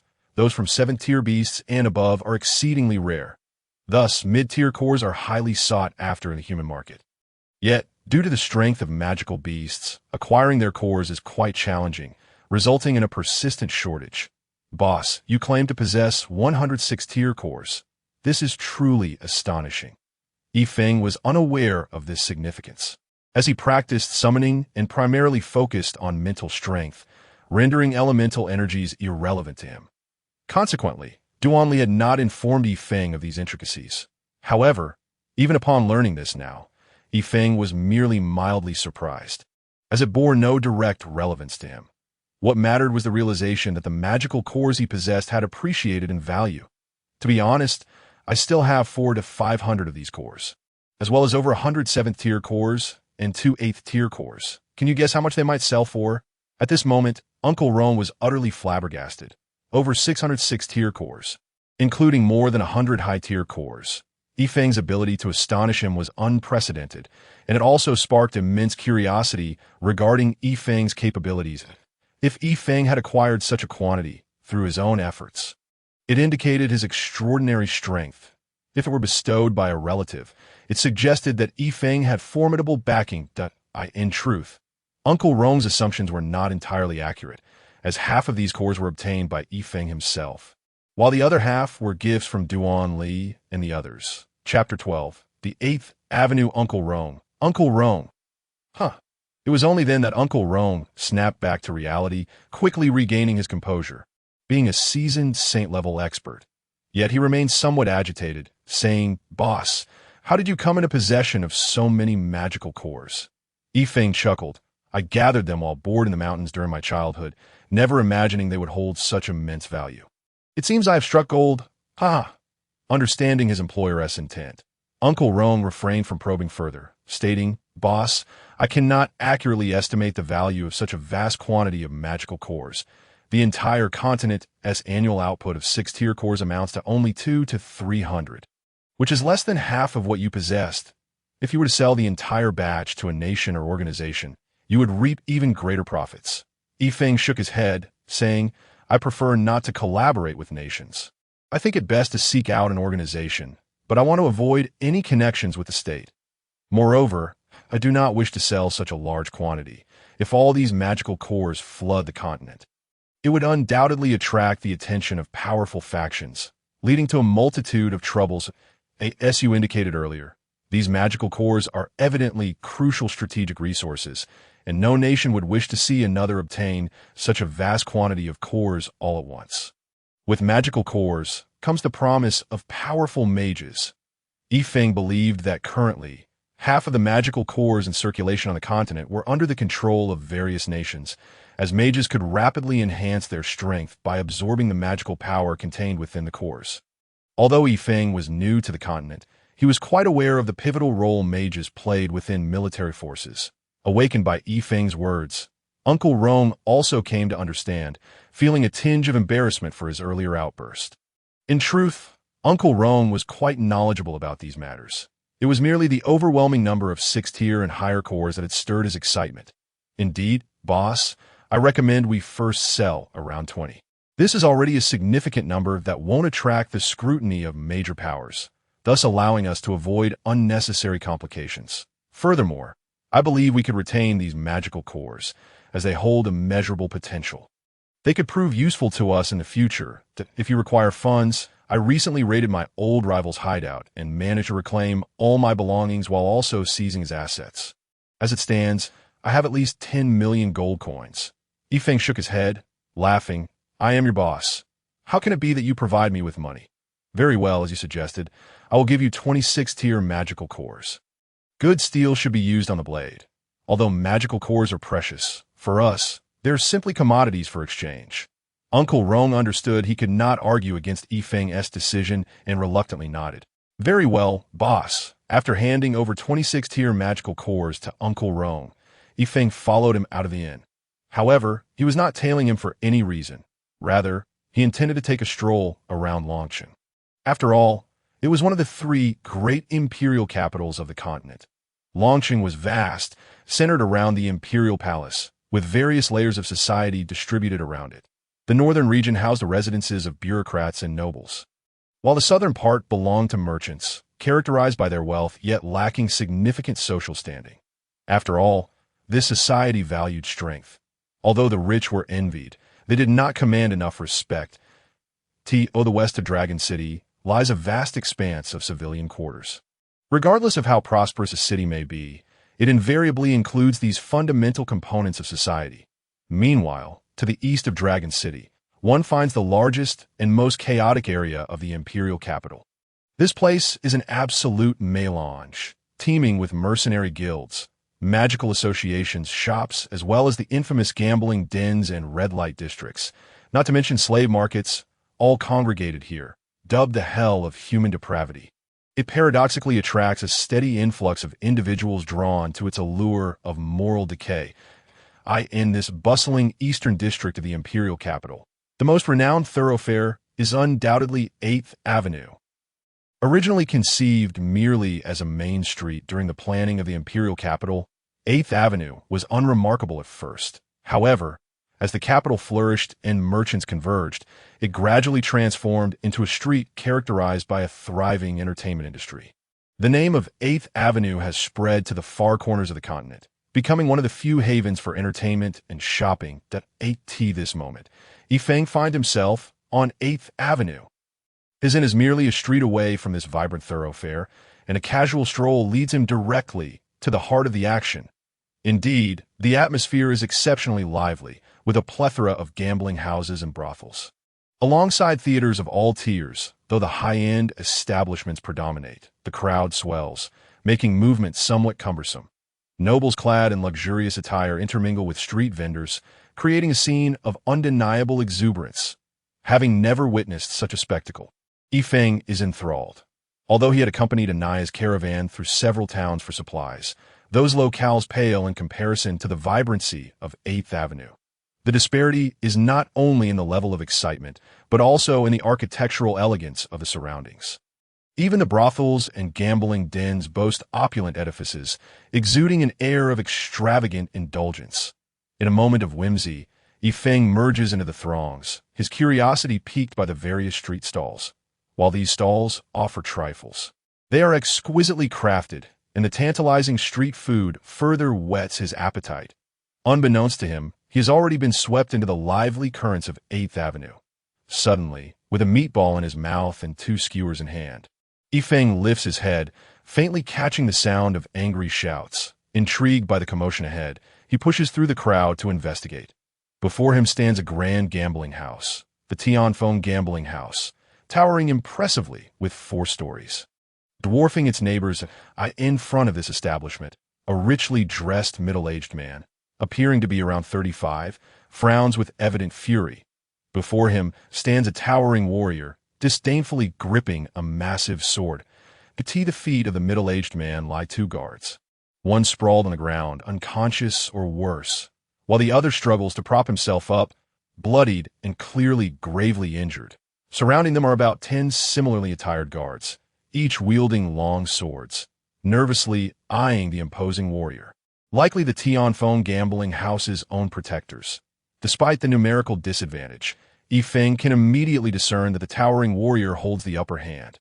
He is no ordinary combatant, but a lower-tier great swordsman. The disparity in prowess is stark, and it is clear that quantity alone cannot alter the outcome. The middle-aged man speaks in a low tone. "What do you intend to do, sir?" The great swordsman replies with a sinister smile. "What am I to do? You Tianfeng Gambling House are in the wrong, yet you dare question my actions. With so many witnesses present, I hold the moral high ground here. What do you intend to do about it?" Fuming, the middle-aged man retorts, "You have cheated multiple times at Tianfeng Gambling House this month. Do you still claim to be in the right? Cheat, you say? What proof do you have?" The swordsman scoffs. "The gentlemen present can bear witness. And you think you can deny it? As the middle-aged man gestures towards the crowd, the onlookers visibly recoil, fearful of inciting the swordsman's wrath. A heavy silence descends as they avert their gazes from the formidable figure. In their eyes, a great swordsman is a force to be reckoned with, not to be trifled with lightly. Seeing the crowd's reaction, the middle-aged man sighs in resignation, pondering whether Tianfeng will meet its downfall here. The great swordsman, sensing his advantage, taunts, "Are you attempting to bully me with numbers? Is it because I have won so much money in your establishment that you have resorted to slander? Let me assure you, I, Hori, am not so easily intimidated." With that, he channels energy into his sword and, whether by intent or accident, unleashes a gust of air that cleaves the sign of Tianfeng Gambling House in two. "You!" The middle-aged man trembles with rage, pointing at Hori, unable to articulate further. The destruction of the sign is a blatant affront. From the murmurs of the onlookers, Yifeng gathers a rough understanding of the situation. This great swordsman, named Hori, is the instigator. Seemingly acting on someone's orders, perhaps a case of rivals makes strange bedfellows. Kafu, the middle-aged man, is engulfed in frustration and helplessness. Must a family legacy be tarnished on his watch, despite being in the right? Who would dare stand up for him? With the accusation looming over him, the situation is no longer within his control, but rather dictated by Hori. The severed sign serves as a stark reminder of his impotence. Just as the standoff reaches a tense impasse, a voice rings out, "Wait! I can testify." All eyes turn towards the source of the sound. From the crowd emerges a tall, strikingly handsome youth clad in a crimson robe. His golden locks cascading to his shoulders, a devil-may-care smile hinting at mischief to everyone's astonishment. This youth is munching on skewers, none other than Yifeng himself. Kafu, upon hearing someone willing to speak up, feels a flicker of hope. But that quickly fades as he observes Yifeng's demeanor. This is clearly a noble scion, adept at indulgence, but lacking in serious matters. It appears he is merely here to enjoy the spectacle, not to provide any real assistance. Disappointment washes over him. Hori, too, shares this sentiment, albeit with an added layer of concern. The noble's status is precarious. Provoking a member of a prominent family could lead to dire consequences. Those families are not to be trifled with, and Hori, ready to unleash his anger, instead forces a smile as he regards Yifeng. "Esteemed sorcerer, what is your intent?" Disregarding Hori, Yifeng strides forward, finishing his skewers, and tosses the bamboo sticks at Hori's face. His expression one of indignation. "What do you mean? Is your shameless behavior really in need of explanation?" "Humph, the imperial capital is not a place for you to run amok," though the distance was considerable. The bamboo stick lands squarely on Hori's face, a minor inconvenience, but a profound insult nonetheless. And no matter how patient Hori may be, he cannot suppress his ire. "Who do you think you are, daring to act so brazenly before me? Watch yourself." Yifeng glances sideways and bursts in a laughter. "Forgive me, my good sir, I did not recognize you at first. It has indeed been a while. You've put on quite a bit of weight." With that, he playfully pinches Hori's chubby cheek, finding the texture surprisingly pleasant. Initially, Hori believed that Yifeng was attempting to ingratiate himself, but as Yifeng's greasy hand smeared across his face, he realized he was being mocked. Enraged, he swats Yifeng's hand away and demands, "Who are you?" "Who am I?" "I am, of course, the witness. I distinctly saw you cheating just now. In fact, I lost several thousand gold coins because of you. Otherwise, why would I involve myself in this mess?" The ethereal wind lamented, "How pitiful." As Wooly glared with wide eyes, he retorted, "You lie. When did I ever win your money, in which I saw me cheating?" Yifeng paid no heed to Huoli and instead turned to the middle-aged man. Kafu, saying, "Boss, you see, there are witnesses. You have the right to press charges against him. The matter that follows, you may handle at your discretion. Should you require my assistance, simply call for me." Kafu appeared bewildered, struggling to grasp the situation, and nodded woodenly. Feng, who was not unintelligent, quickly comprehended Yifeng's intention. Addressing Huoli in a formal tone, he stated, "Sir, since there are guests accusing you of cheating, as the proprietor of the gambling house, I must ensure justice for my patrons. That, if you have no objections, I would appreciate your cooperation. We need to search you." With that, he signaled to a nearby guard, who promptly understood and approached Huoli. Huoli brandished his great sword, glaring fiercely at those around him, proclaiming, "Let me see which fool dares to search me." His earth-toned aura surged, exuding an impressive presence. Upon hearing his words, the guard who had intended to search him immediately halted, nervously glancing at Ka Fu. Just as Ka Fu was about to speak, a fist-sized fireball suddenly whizzed past him, hurtling straight toward Huoli with the force of a thunderclap. In the blink of an eye, it reached Huoli's front. With a resounding boom, Huoli, being a skilled swordsman, reacted swiftly, cleaving the fireball in two. However, he had clearly underestimated its power. The force of the blast sent him staggering back 7 or 8 steps. His expression one of shock as he stared at Yifeng behind Ka Fu. The fireball was, in fact, Yifeng's signature technique, the compressed fireball. Unbeknownst to anyone, Yifeng had already acquired a low-level magical staff from a street vendor for 5 gold coins. Casually twirling it in his hand, that he disdainfully remarked to Huoli, "If you wish to resort to violence, it doesn't guarantee your advantage." Onlookers regarded Yifeng's words as mere bravado, but Huoli understood that the seemingly insignificant fireball possessed the might of a 5th-level spell. Though he could not fathom why such a small orb held such immense power, he recognized that this was not the extent of his opponent's capabilities, achieving such prowess at such a young age. This individual was undoubtedly extraordinary, either a noble of high standing or a disciple of a reclusive master, likely endowed with substantial talent and access to numerous high-grade magic cores. Such a person was not one to be trifled with. Realizing that he had accomplished his objective and had no need to further provoke this enigmatic young man, Huoli resolved to withdraw. Reluctantly, he declared, "Since there is a magician assisting, I will let this matter slide for your sake.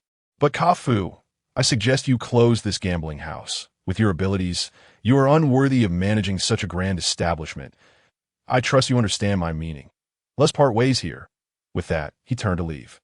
"Stop!" Yifeng called out. Huoli turned back, his anger simmering but maintaining a veneer of politeness. "Magician, do you have further business?" "Indeed," Yifeng replied with a smile. "You have yet to return the money you owe me. Since you won it through deceit, you must return all that you gained today." Fine. I'll give it to you. It's all right here," Huoli retorted, producing a purple crystal card from his pocket and tossing it to Yifeng. "Now may I leave? One more matter must be settled before you depart." Yifeng pointed to the broken sign lying at his feet. He then retrieved a gold coin from his own pocket and tossed it to the ground. Huoli, without looking back, pushed through the crowd and vanished from sight. Yifeng chuckled as he picked up the gold coin pouch, weighing it in his hand. Not bad, he mused, estimating it to contain around 100 coins. He then approached Ka Fu, handing him the purple crystal card along with the pouch, saying with a smile, "Boss, please take these. I went through quite an effort to recover them." Ka Fu, momentarily stunned as he accepted the card and pouch, hurriedly called out as he noticed Yifeng about to leave, "Magician, please wait." Yifeng turned with a smile. "Is there something else?" "Let me clarify. I only acted against that arrogant individual out of frustration. I did not intend to assist you, so there is no need for thanks," he added. Ka Fu shook his head. "Regardless, I will remember your kindness, magician. Please allow me the opportunity to properly host you." "You must agree." After a moment's thought, Yifeng decided it was of little consequence and acquiesced. Ka Fu was immediately elated, beckoning his guard to tidy up as he led Yifeng directly to the highest floor of the gambling house. The 4th floor, due to the trapezoidal design of the building, the 4th floor was not particularly large, roughly half the size of the 1st floor. However, it exuded an unusual tranquility, offering a panoramic view of the entire 8th Avenue. Yifeng felt his spirits lift significantly. Observing Yifeng standing by the window, admiring the scenery with a faint smile on his face, Ka Fu silently sighed in relief. After summoning a few servants to arrange a banquet at the finest restaurant on 8th Avenue, Ka Fu approached Yifeng, saying, "Magician, I truly appreciate your assistance today. Do you find the ambience here to your liking?" Yifeng chuckled. "Enough, Ka Fu. You have repeated that phrase at least a dozen times. And please, just call me Yifeng. There is no need for the formalities. The view here is splendid, and I feel quite at ease." Ka Fu grinned. "Very well, then you may call me Ka Fu. Let us dispense with the titles. This place is about to change hands." Yifeng taken aback, inquired, "What do you mean? Are you selling this gambling house? I think this place is excellent. Why would you want to sell it? Is business poor?" Ka-Fu sighed, shaking his head as he sat down at a nearby round table. "This Tianfeng gambling house is an inheritance from my father. I began my involvement at 20 and officially took charge at 28. It has been 15 years since then. How could I bear to part with it? Yet, selling is becoming a necessity. I have held on for as long as possible, hoping the other party would relent. But they are resolute in their intention to acquire this establishment. And no matter my reluctance, had it not been for your help, I fear that Huoli would have used this opportunity to wreak havoc, leaving me unable to continue running this gambling house. Who is attempting to acquire your Tianfeng gambling house? Their tactics seem rather despicable," Yifeng remarked. Ka-Fu clenched his fists in anger. "Humph, who else could it be but the proprietor of the opposing Haohui gambling house? Viscount Milu Li. Ever since he opened his gambling house 6 months ago, he has sought to purchase mine, only to be resolutely refused. He then established Haohui gambling house directly across from mine, openly declaring his intent to drive me to bankruptcy. At that time, my business was thriving, and I paid him no mind, believing strength would prevail. Yet I never anticipated the vile Viscount Milu Li would resort to underhanded tactics, leveraging his wealth and influence to poach some of my elite guards. Without their protection, the order in my gambling house began to deteriorate. Undeterred, he sent numerous skilled cheaters to drive away my clientele. Subsequently, he dispatched high-ranking fighters like Huoli to cheat as well.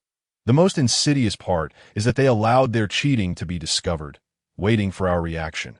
With their overwhelming strength, we found ourselves powerless, and our patrons grew disheartened, leading to a decline in business that I dread to think what other underhanded schemes they may employ, but I know I can no longer withstand it. It is simply unbearable to see my gambling house fall into their hands." Chapter 14. The Duan family residence. Yifeng nodded, acknowledging that Viscount Milu Li was indeed a cunning individual. However, it stands to reason that there must be some nobility who engage in gambling. Do they truly dare to act so brazenly before them? Ka-Fu shook his head. "This can also be attributed to my flawed management philosophy. There are numerous gambling houses on 8th Avenue, and most cater to the wealthy elite. However, I discovered that the small nobility and commoners are far more numerous as gamblers. Thus, I shifted my focus to the lower-tier aristocrats, although their tastes are less refined. Their demands are not as stringent. While this resulted in significantly lower revenue, the principle of low prices leading to high volume still holds true. Regrettably, I never anticipated that Viscount Milu Li would exploit this weakness to wreak havoc. It is truly lamentable. I've been short-sighted." After a moment of contemplation, Yifeng raised his head and asked, "Ka-Fu, what if I were interested in acquiring your gambling house?" "What?" Ka-Fu sprang to his feet, astonished. "Magician Yifeng, while I am pleased that you wish to purchase my gambling house, I cannot sell it to you. Doing so would only bring you harm as long as Viscount Milu Li has not obtained this establishment. He will not relent. Unless you possess a force stronger than his, do you, Magician Yifeng?" Yifeng shook his head. "I do not belong to an illustrious family. I am merely an ordinary young man. However, I do not regard Viscount Milu Li with any concern." As Yifeng spoke, a trace of a cruel smile involuntarily crept onto his face. Ka-Fu felt a shiver run down his spine. He could not fathom the source of Yifeng's confidence, yet it was undeniable that it commanded his respect. He confirmed, "Are you speaking the truth?"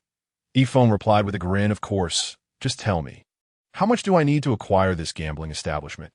Ka-Fu responded, "Initially, we decided to sell it for 2 million gold coins, but if you're interested, I can offer it to you for 170,000 gold coins. 170,000? Indeed, that is not exorbitant. Very well, I shall bring the money tomorrow. However, I have a suggestion for you to consider, Mr. Ka-Fu.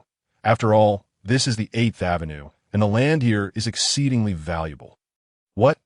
Yifeng, feigning modesty, scratched his head and said, "You see, such a large gambling house is beyond my management skills, so I would like to invite you, Mr. Ka-Fu, to be the manager of this establishment. What do you think?" Really, upon seeing Yifeng nod in affirmation, Ka-Fu exclaimed with joy, "Thank you so much. From now on, you shall be my employer." Rest assured, I will not let you down. Reluctantly relinquishing his family business, Cafu's heart was far from as carefree as it appeared. If it were not for the incessant harassment from Viscount Milleley, he would never have contemplated parting with the gambling house he had tended for over a decade, now that it was sold to Yifeng. As long as he could continue to work here, especially as the manager, Cafu felt a sense of contentment. The title of manager meant overseeing the operations of the entire gambling house, aside from profits that did not belong to him. It was akin to being another type of owner altogether. How could Cafu not feel exhilarated? However, after the excitement subsided, Cafu suddenly recalled that the issue with Viscount Milleley remained unresolved, with a hint of dejection. He said, "But boss, what about the Haohui gambling house? You need not worry about that. Leave it to me." After indulging in a sumptuous meal at the Tianfeng gambling house, Yifeng arranged to meet Cafu the following afternoon and provided him with the address of the inn where he was staying. Should Haohui cause any trouble, he would send someone to notify Yifeng. After declining Cafu's generous offers to stay longer, Yifeng returned to his inn. Upon his return, Uncle Rome was already there. Seeing Yifeng, he hurriedly said, "Boss, you have returned." Yifeng nodded and asked, "How did the sale of the magic cores go?" Uncle Rome nodded and handed Yifeng an unidentified purple crystal card, saying, "It went splendidly, boss. Those 20 magic cores sold for 2 million gold coins. 2 million. Yifeng furrowed his brow. That cannot be right. Uncle Rome confirmed, "Indeed, according to market prices, while those magic cores are precious, they should only be worth around 100,000 gold coins. However, the price was nearly double that. All thanks to you, bossed out me." Uncle Rome elaborated, "Correct. Today, I took those 20 magic cores to a magical equipment shop to sell. And to my surprise, I ran into an acquaintance there that was because of her that the value of those cores skyrocketed. She is none other than the young mistress of the Zijingwa merchant group. Anaya, that magical equipment shop is owned by Zijingwa. And coincidentally, Miss Anaya was inspecting the premises at that moment. I see. Did she not inquire about the origins of these magic cores?" Yifeng mused thoughtfully. "Indeed, boss, she did ask," Uncle Rome replied. "I merely smiled, and she deduced they belonged to you. She also requested that I convey a message to you." Previously, when Uncle Rome was by Yifeng's side, he introduced himself to Anaya as the butler, making it easy for her to conclude that the magic cores were Yifeng's. What did she say? Uncle Rome responded, "She asked when you would be available, as she wishes to invite you to dinner to express her gratitude for saving her life." In truth, Yifeng had not placed much importance on the matter of saving Anaya. He merely nodded lightly, offering no further response. Lost in his thoughts, Yifeng remained silent, and Uncle Rome, sensing his contemplation, refrained from interrupting, quietly standing by his side. "All right, Uncle Rome, let's put this matter on hold for now. After all, we benefited from it, so there is no need to dwell on it further. I took a stroll earlier and acquired a gambling house. Since we have no fixed residence in Long City, let us move there for the time being. Living in an inn is not a sustainable solution." Uncle Rome replied, "Boss, I was just about to mention something. I have a small estate in Long City, which, although somewhat dilapidated, could be quite nice with a little renovation that I've already hired a few commoners to clean it up." "When did you acquire an estate?" "I was unaware," Uncle Rome sheepishly explained. "As you know, I was a notorious thief in the past. While many know me as the Saint of Thieves, few have actually seen me. I have estates in several major cities across the continent as places to rest. Although I still use my name, there are many with the name Car Rome on the continent. So who would suspect that an old man like me was once a notorious bandit? Besides, I appear quite honest. Enough of that." Yifeng chuckled. "Honest? I find you far more lecherous than even the water itself. Ha ha." With a residence now established, Yifeng no longer wished to stay at the Tianfeng gambling house. For if it were to flourish in the future, it would undoubtedly become quite noisy. Yifeng was not one to revel in chaos. When he arrived at what Uncle Rome referred to as a small residence, Yifeng was taken aback that a property spanning over 300 acres was referred to as a small residence. Yifeng began to question whether Uncle Rome's so-called grand residence was the imperial palace itself. Since Uncle Rome often operated independently and traveled frequently, the estate was not staffed with many servants, and those few who remained had likely fled due to Uncle Rome's disappearance. However, Uncle Rome was unconcerned, as these servants did not cost much. After having some commoners clean the place, the estate, though somewhat antiquated, was still quite tidy. The estate was expansive, featuring numerous buildings divided into two sections. The front section comprised the owner's living quarters, including the reception hall, dining area, master bedroom, and guest rooms, while the rear section housed the servants' quarters. Although not as spacious as the front, it could still accommodate dozens of rooms and hundreds of servants. In between, there was a training ground the size of half a football field, although it appeared unused and lacked even the most basic equipment. However, this was understandable, as Uncle Rome spent little time here, sometimes not visiting for years, making the notion of training here implausible. That Ifong regarded Uncle Rome with amusement and remarked, "Not bad, old Ka. You call this a small residence? I have never seen such a grand estate in my life." "Very well. I hereby declare this estate to be confiscated. From now on, it shall be known as Duan Mansion." Uncle Rome, feeling bashful, replied, "That's no problem. If you desire it, boss, take it. Here is the deed to the estate." He reached into a spatial ring to retrieve the deed. That Ifong waved his hand and said, "You truly believe that? Even if I take this estate, you must keep the deed. Do not forget that you are still my old butler." "Boss, may I ask a question?" Ifong nodded. "Uncle Rome, please do not hesitate to inquire. Why is it called Duan Mansion?" Ifong, lost in thought, replied, "I believe Grandpa Duan would appreciate this estate." Ifong vividly recalled how, back in the Valley of Idle People, Duanli would sometimes awkwardly confess to Simei that it was his fault for not being able to provide her with a happy life and a grand house. Although Simei would scold Duanli for being foolish each time, the guilt in Duanli's eyes was unmistakable to Ifong.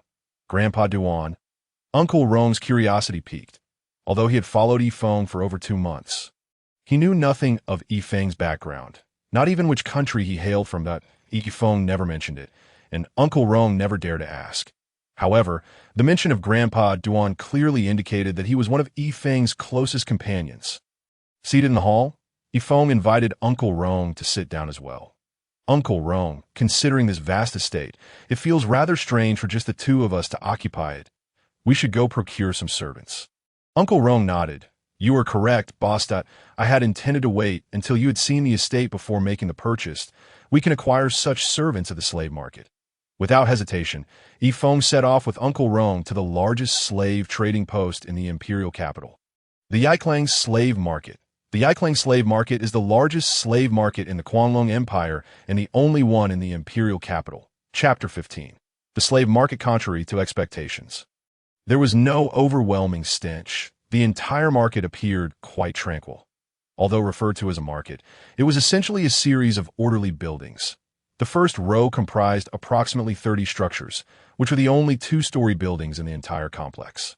All others were single-story and rather rudimentary. Through Uncle Rome's explanation, Ifong learned that this first row served as the reception area for the slave market, while the rear contained the cages that confined the slaves. Upon entering the Yiklang slave market, a strikingly dressed woman adorned with scant fabric approached, cooing, "Welcome, young master. How may Liana be of service to you?" Upon concluding her words, she rubbed her ample bosom, weighing around 3 to 4 pounds. Against Ifeng's ARMS, Ifeng walked ahead. Karong followed closely, thus she immediately recognized Ifeng as her master. Ifeng chuckled mischievously and reached out to grasp Laiana's posterior firmly, exclaiming, "All right, we are here to purchase slaves. Do you have any fine goods? If I am satisfied, there will be generous rewards for you." Instead of retreating from Ifeng's sudden advance, Laiana boldly moved closer. Internally, Ifeng cursed the vixen while maintaining a beaming smile. Who does not know that our Yiklang slave market is the largest in the empire, with fresh stock arriving daily? "Oh," Ifeng grinned slyly. "I wonder if the little temptress is for sale. You are quite the rogue." "Sir," Laiana playfully punched Ifeng's shoulder, saying, "But I fear you may look down upon a mere slave to haha." "That remains to be seen," Ifeng replied. Laiana giggled, choosing not to pursue the topic further. Instead, she said, "Sir, I am unsure if this is your first visit. If so, I must assist you in obtaining a membership card and a membership card." Ifeng was unfamiliar with the concept, but before he could respond, Karong stepped forward, stating, "No need for that. We already have one." He then presented a palm-sized purple card. Upon seeing the deep purple card, Laina hurriedly dismounted from Yifeng and respectfully accepted it. The card was a rich, deep purple, adorned with gold and purple stripes on the front, above which was a white balance scale symbolizing fair trade. Below the scale, in small white lettering, was the name Iklang Slave Market, with a string of numbers in the bottom left corner reading 0011, indicating that it was the 11th card of its kind issued. On the card's reverse side was a bright purple five-pointed star, which, though influenced by the surrounding deep purple, still shimmered faintly, catching Yifeng's attention. "Purple star gold card?" Laina exclaimed. Karong nodded, saying, "As long as you recognize it. Lead our master to the goods."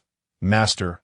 Laina was utterly astonished that this handsome young man, not yet 20, possessed a purple star gold card. Not daring to delay, she swiftly guided Yifeng towards the central and grandest service pavilion. Along the way, Yifeng learned from Karong that the Iklang slave market had introduced a series of membership cards, each tier linked to the amount spent on purchasing slaves. That, of course, there was also the adage that money can move mountains. Karong, renowned as the legendary thief, possessed immense wealth, having stolen from the rich and powerful with his skill as a mid-ranking sword saint. He was lavish with his riches, having acquired luxurious residences in many major cities across the continent and purchased numerous seemingly useless items, such as the purple star gold card. However, it was worth noting that Karong was also a philanthropist, having taken in hundreds of orphans across the continent, which explained his tendency to squander his wealth. The membership cards offered by the Iklang slave market included the ordinary white cards, as well as silver star copper cards, gold star silver cards, and the highest tier, the purple star gold card. According to Karong's estimates, there were no more than 20 holders of the purple star gold card, which explained Laina's immediate excitement upon seeing it. They were escorted to a VIP room on the second floor, adorned with dim lighting, red sofas, and walls emanating the soothing fragrance of incense. This was not merely a slave market. It resembled the empire's most opulent private chambers. Yifeng reclined comfortably on the sofa, exclaiming, "This is truly delightful." Laina did not accompany them into the private room. Instead, a tall, slender man, approximately 25 or 26 years old, entered. Though not strikingly handsome, he had a pleasant demeanor and a warm smile that uplifted one's spirits. "Good day, sir. I am Melkan, the supervisor here. How may we serve you?" It appeared that the purple star gold card held significant sway, for upon revealing it, the head of the establishment approached them directly. Stretching languidly, Yifeng replied, "We are merely browsing out of boredom. Are there any new slaves available? I have no interest in the ordinary." Melkan bowed respectfully, saying, "Of course, I believe our Iklang slave market can readily meet your expectations. Here is a magical image book containing the details of all our slaves. You can find what you seek within it." As he spoke, he handed Yifeng a crystalline tablet, roughly 20 centimeters long and 15 centimeters wide. With a thickness of about 2 centimeters, it felt solid and cool to the touch, suggesting it was crafted from a substantial piece of magic crystal, undoubtedly of considerable value. Upon contact, the magical image began to activate, displaying a series of photographs and brief descriptions that flipped through automatically. Although it was a simple magical image, Yifeng was utterly captivated by its wondrous nature. Noticing Yifeng's momentary daze, Melkan respectfully added, "Esteemed sir, this is our latest invention, the magical image album. You can use your mental energy to search for the slaves you require. Should you need assistance, I am at your service." Fortunately, this was a new product. Otherwise, Yifeng might have appeared foolish. After a brief moment of astonishment, he smiled gently and shook his head. Although the Xianglong continent revered martial prowess, not everyone was skilled in martial arts or magic, especially among the nobility. Consequently, not all could wield mental energy. Melkan, while not particularly powerful, was an advanced swordsman and possessed some knowledge of mental energy, which explained why he offered his assistance. This was also one reason a manager like Melkan was necessary in a high-end private room, as it demonstrated respect for Purple Star Gold card members. As Yifeng probed the contents within, he discovered they were indeed quite extensive. Despite being a small crystal, the capacity required for the images was minimal, allowing for a considerable quantity. Yifeng suddenly noticed that all the image data bore the label human in the bottom right corner. Was there no mention of other races? With a shift in thought, he accessed the condition search feature. And indeed, there was a racial category to inputting orc. He recalled that orc slaves were highly sought after on the continent due to their hardiness and robust physiques. Their only drawbacks were their propensity for rage, substantial appetites, and straightforward thinking. As expected, numerous orc slave details appeared, bringing Yifeng delight. He then sought elf, dwarf, and even the legendary goblin, but was met with disappointment. Apart from a few elf slaves, there were no records for dwarves or goblins. Curious, Yifeng inquired, "Do you not have any dwarf slaves here? I thought even similar humans have been sold by slave traders." Melkin, displaying remarkable patience, replied, "Sir, you jest. Who would dare capture a dwarf as a slave? Dwarves are known for their fierce tempers and unyielding spirits. Capturing them is far more challenging than dealing with orcs or elves.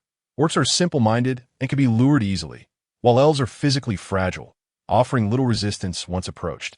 However, while dwarves may not possess greater strength than some powerful orcs, they are among the few races capable of matching Orcish physical might, making their capture considerably more difficult. Moreover, dwarves are inherently stubborn.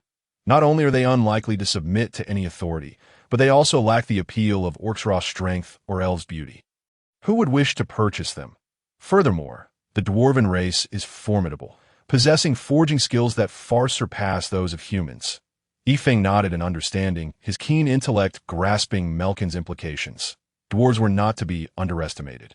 Their warriors had a fearsome reputation across the continent.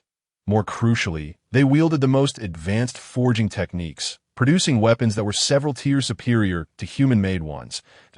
If one were not concerned about dwarves selling their latest creations to enemies while cutting off access to oneself, they might consider acquiring them. As Yifeng continued to peruse the magical image, he stated, "Well then, I require the very best steward. Please assist me in selecting one. Money is no object, but I demand capability. Additionally, I need 20 servants. No need for beauty, just industriousness. Is that acceptable?" Melkin replied, "It would be my utmost pleasure to serve you. Esteemed sir, I will select the most exceptional steward and servants for you." Yifeng nodded thoughtfully, then suddenly inquired, "What about your elf slaves?" Melkin seemed to understand Yifeng's curiosity and smiled wryly, saying, "You are correct. Typically, any elf slaves we obtain are snatched up by nobles immediately upon arrival, leaving no records for selection. However, these 18 elves are not the natural kind we usually encounter. While they remain strikingly beautiful, they exude an unsettling coldness. It is precisely due to what you have observed that all these elves are male. And they are indeed cursed, ominous beings." Melkin's words caught the attention of the nearby Karen, who glanced at the magical tome in Yifeng's hands, his eyes brimming with curiosity. Chapter 16. The Tiger Warrior, a smile tugged at the corners of Yifeng's mouth. "Cursed elves?" he mused. What a far cry from the so-called cursed and ominous elves. These were, in fact, the dark elves among the 7 elemental elves of the elven race. Their peculiar nature, attributed to their elemental characteristics, had rendered them unaccepted by the other 6 elemental elves. They had been expelled from the fairy forest by the nature spirits a millennium ago, and no one knew whether they had migrated elsewhere or faced extinction. Since then, encounters with them had become exceedingly rare, leading people to forget about the dark elves, who excelled in close combat, focusing instead on the 6 elemental nature spirits. Yifeng recalled hearing about the elven race during Duan Li's introduction to the continent's races, never expecting to actually encounter these almost mythical dark elves, which sparked a desire in him to take them in. However, he maintained an indifferent facade and frowned, inquiring, "Cursed elves? Are there no buyers for these elven slaves?" Melkin shook his head, replying, "Some noblemen have expressed interest in the past, but after viewing them, they all rejected the idea. Capturing these 18 elves required considerable effort. Their combat prowess post-curse is surprisingly formidable, and we lost many men in the process, which makes us reluctant to let them go. Yet they have lingered here for 2 years with no one willing to purchase them, breaking the record for the longest duration in our Ikrang slave market." Suddenly amused, Yifeng proposed, "Let me present you with a calculation for your consideration. I require a high-ranking steward, which you price at 12,000 gold coins. In addition, I seek 20 intermediate servants, each priced at 2,000 gold coins. Furthermore, I desire 4 orc slaves, albeit at a higher price of 10,000 gold coins each. Altogether, this amounts to 92,000 gold coins. However, you have marked the price for these cursed elves at 15,000 gold coins each, which is the standard price for regular elven beauties. You are well aware that such a price is utterly unfounded. With the discount afforded by my Purple Star Gold card, I will offer you 150,000 gold coins for all 18 cursed slaves. How does that sound? In truth, the slave market had evolved beyond the traditional notion of selling slaves. While slaves remained the primary business, there was a slowly growing influx of job seekers. These individuals possessed certain foundational skills and underwent training at the slave market, rendering their quality incomparable to that of ordinary slaves. Their inherent excellence naturally commanded a higher price. Though Yi Feng had acquired Duan's estate, it was currently occupied only by himself and Karen. Even with servants, a steward was still required. Although Karen had effectively taken on the role of steward, Yi Feng recognized that this was not his forte. After all, Karen had once been a master himself, and it would be a waste for a sword saint to serve as a mere steward. Melkin grew somewhat anxious, stating, "Sir, although these cursed elves are indeed costly, your proposed discount is rather excessive." Yi Feng let out a cold snort, retorting, "If I choose not to purchase them, how many more years do you think it will take to sell these cursed elves? 3 years? 5 years? By then, will you consider today a profit or a loss?" After a moment of contemplation, Melkin gritted his teeth and declared, "Esteemed Purple Star Gold card member, we shall proceed as you suggest. 150,000 gold coins." Yi Feng chuckled inwardly. Although his argument was sound, the influence of the Purple Star Gold card was undoubtedly significant. Those who held such a card were invariably powerful, esteemed patrons beyond the reach of mere slave markets. Moreover, Yi Feng's offer was not excessively harsh, staying well within the bounds of acceptability. After designating ownership of the 200,000 purple crystal cards obtained from selling 30 magical cores, he transferred the agreed sum of 150,000 gold coins to Melkin, instructing the delivery of the slaves to Duan's estate before returning with Karen. True to its reputation as a premier slave market, the Ikrang market delivered the slaves promptly upon Yi Feng's entrance into Duan's estate. He directed Karen to bring the individuals to the hall, where he took his seat at the head of the table. "Esteemed master, I am Gale Koki, your high-ranking steward," announced a man in his 50s, slightly hunched yet exuding a vibrant spirit. Yi Feng nodded, saying, "Mr. Gale Koki, welcome to your new role. From this day forth, you shall serve as the steward of Duan's estate, with a monthly remuneration of 50 gold coins." How does that sound? Having secured the sole contract of the slaves, Yi Feng was unconcerned about any potential rebellion. According to the law, once he purchased them, they became his private property, their lives and deaths at his discretion. Nonetheless, Yi Feng understood the importance of goodwill, which is why he chose to offer wages. Indeed, Gale Koki appeared quite elated, exclaiming, "Thank you, master." Yi Feng waved his hand, replying, "Enough of the master title. I prefer boss. Henceforth, you shall oversee the internal affairs of this estate." He then addressed the 20 young servants behind Gale Koki. "You shall each receive 10 gold coins monthly as well, and address me as boss. You are to follow Mr. Gale Koki's instructions." "Thank you, boss," came the heartfelt chorus of gratitude. After instructing Gale Koki to assign tasks to the 20 servants, Yi Feng turned his attention to the 4 towering figures before him. Orcs, the legendary hybrids of man and beast, were often regarded as the natural warriors of the world. If the elven race were born mages, then orcs were born fighters. Thousands of years ago, the dragon-soaring continent was even under Orcish dominion. However, fate proved impartial. While orcs possessed formidable combat abilities, their intelligence was generally lacking.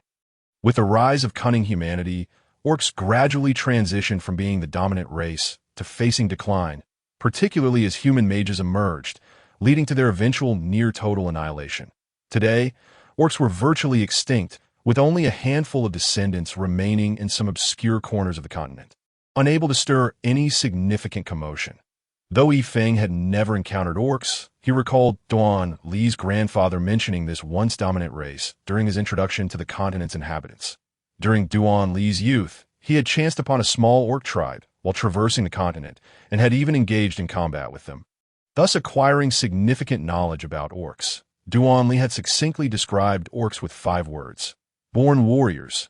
While their appearance closely resembled that of humans, they were robust, and their wounds healed at an astonishing rate. Provided the injuries were not fatal, they would naturally mend over time.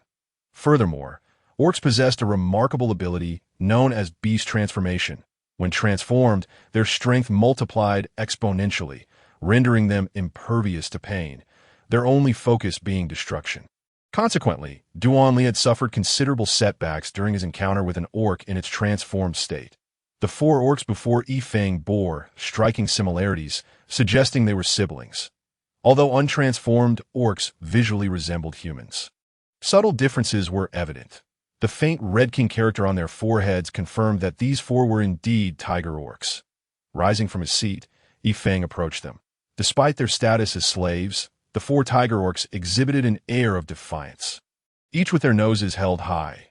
With a gentle smile, Yifeng inquired, "What are your names, good sirs?" The foremost and larger of the tiger orcs grunted, "I am a commoner, called Ada. Are you the so-called master they speak of?" Yifeng chuckled, "So, the other 3 must be a air, a san, and a si then?" "How do you know my brothers' names?" Ada asked, astonished. Yifeng silently noted their lack of intellect and chose not to respond, continuing, "I am not your master. I am your boss." Ada tilted his head. "Boss? What difference does that make?" "Quite a significant difference," Yifeng clarified. "As your boss, you are my employees that I will provide for your food and lodging, regardless of how much you consume. And in return, you will receive 10 gold coins each month. However, this is contingent upon your assistance in my endeavors." "Really?" Ada exclaimed dramatically. "We can eat as much as we want and receive payment?" Yifeng nodded with a smile, prompting Ada to furrow his brow in confusion. "But we possess only strength. We know not how to do anything." "Indeed, orcs were simple-minded," Yifeng replied. "What I require is precisely your strength. By human standards, you likely possess the prowess of high-ranking great swordsmen to beginning swordmasters. Such capabilities are invaluable and certainly worth the investment." Upon receiving Yifeng's affirmation, Ada broke into a foolish grin. "Is that true? Will we finally be well-fed? You see, once we undergo beast transformation, even high-ranking swordmasters cannot best us, though there are some lingering side effects." "What side effects?" Yifeng probed, aware of the significant boost in combat effectiveness post-transformation, but entirely ignorant of the specific repercussions. Upon witnessing the awkwardness of Ada, Yifeng found himself even more perplexed. "After our transformation, we require a greater quantity of sustenance," Ada sheepishly remarked, scratching his forehead. "Is that all?" Yifeng's mind momentarily faltered. What manner of aftermath was this? Do not concern yourselves with such trivialities from now on. As long as you desire food, do not hesitate to indulge. You saw that steward earlier, Mr. Galecoke. If you require nourishment, seek him out." "Haha, thank you, boss," boomed the voices of the 4 burly men. "Have Karong escort the 4 towering beastmen below. There are numerous accommodations in the rear manor for them to choose from." At this juncture, the only occupants within the hall, apart from Yifeng, were the remaining 18 dark elves. These dark elves had nestled in the shadowy corners since their arrival, seemingly averse to the light. From the outset, Yifeng's attention had not been captured by the senior steward or the 4 formidable tiger men, but rather by these 18 frail dark elves. Chapter 17. The dark elves. The height of the elves was slightly less than that of humans, approximately around 1.60 meters, with a rather delicate physique. Even the most adept in close combat among the dark elves appeared frail. Yet, Yifeng was acutely aware of the exceptional assassination prowess possessed by these dark elves. Unparalleled across the continent, they retained the striking beauty characteristic of the elven race, albeit devoid of the gentility found in other elves, instead exuding a chilling allure. Although these 18 dark elves were all male, Yifeng found himself involuntarily attributing the term beautiful to them. Perhaps to leave a favorable impression on their patrons, these dark elves seemed to have been regularly groomed, presenting a far tidier appearance than one might anticipate. Their black attire, albeit somewhat worn and lacking embellishment, was sturdy and practical. Upon Yifeng's arrival, the dark elves exhibited little reaction. Failing to spare him even a glance in their eyes, Yifeng discerned no trace of emotion. Indeed, they were remarkable assassins, and he found himself increasingly drawn to them. Bending slightly, Yifeng endeavored to soften his smile as he inquired, "Dark elves?" At this, one of the more mature dark elves finally stirred. Despite his efforts to maintain composure, he was taken aback that anyone still remembered the term dark elves after a millennium. Most referred to them as the cursed elves. Nevertheless, he merely cast a fleeting glance at Yifeng, offering no further response. Yet Yifeng remained unfazed. He produced a stack of palm-sized magical scrolls from his spatial pouch. These scrolls were soul contract scrolls, and the dark elves had already been coerced into bloodletting for the contract. Should Yifeng also shed his blood, it would signify their binding in a soul contract. That a soul contract was a far more brutal arrangement than a master-servant contract, typically reserved for slaves who posed a potential threat to their masters, such as orcs or dark elves. Through the essence of the soul, the dark elves quickly recognized the scrolls. Their previously placid pupils widened, and their breaths quickened. Yifeng smiled faintly, enticingly stating, "I trust you can sense that I have yet to finalize the contract, which implies you still have a chance to obtain these scrolls." The leading dark elf suddenly rose, fixating his gaze on Yifeng. His lips moved, yet no words emerged. Yifeng chuckled, "Do not even think of attempting to strike me. To be frank, your speed may be remarkable, but in my eyes, it is merely average." The dark elf trembled, misstepping as if his body had lost all weight, transforming his fist into an open palm. He lunged for Yifeng's neck with remarkable speed, leaving only a shadow in his wake. Having been so close to Yifeng, the dark elf was suddenly upon him, executing a knife-hand strike aimed at the most vulnerable carotid artery. As the dark elf's hand descended, a cruel smile flickered in his eyes. Yet that triumphant expression swiftly froze, for he realized the strike had met only air to chill coursed through his neck as a magical scroll pressed against it. Had it been a blade, the dark elf dared not contemplate the outcome. Releasing his grip on the contract scroll, Yifeng sauntered around the dark elf, smirking wickedly. "I warned you, do not attempt to engage me." With that, his smile turned stern, and he executed a swift side kick. The dark elf, attempting to evade, found himself outmatched by Yifeng's speed, which was both preemptive and overpowering. The dark elf's frail form crashed heavily onto a chair, which collapsed under his weight. Yifeng's sudden display of might incited a frenzy among the other 17 dark elves, who rose in unison, casting cold glances at him. Before Yifeng could speak, the dark elf who had initially attacked stood, obstructing the others with his arm. They regarded Yifeng with an expectant silence, seemingly awaiting his words, tossing the contract scroll into his spatial pouch. Yifeng declared coldly, "I care not whether you are dark elves or cursed elves, nor do I concern myself with your prowess. What I know for certain is that you are now my property, purchased with my coin. I am your master, and my word is LAWD. Oh, not regard me with those disdainful eyes. Such contempt is futile. Were you truly formidable, you would not find yourselves in this position. I have never relished being called master, but you shall address me as such. This is your punishment for your earlier insolence. Of course, you may refuse, yet you fully comprehend the consequences of such defiance." These proud, pitiable wretches had irreparably crossed Yifeng's threshold of tolerance. He understood that if he did not act decisively, they might presume him a soft target. "Master," to Yifeng's surprise, the dark elf who had previously attacked was the first to speak. His tone bore no hint of anger, mirroring his cold exterior. "Master!" The remaining 17 dark elves echoed in unison behind him. Yifeng's lips curled into a smirk. He cared not for the process, only the outcome. "From this day forth, the 18 of you will form my shadow unit, tasked solely with executing assassination missions on my behalf. I do not require your names, nor do I wish to know them. As long as you serve me, you shall be known as Shadow 1, Shadow 2, and so forth, up to Shadow 18. As his gaze swept across the faces of the dark elves, he continued, "As long as you satisfy me, I shall return the contract scrolls to you in 3 years." The dark elves trembled. Clearly, they had not anticipated the possibility of regaining their freedom. Although Yifeng's words were vague, they nonetheless offered a glimmer of hope. Their previously lifeless gazes finally flickered with a spark of vitality. The dark elf who had attacked first, now designated as Shadow 1, stepped forward and led the way. "Thank you, Master."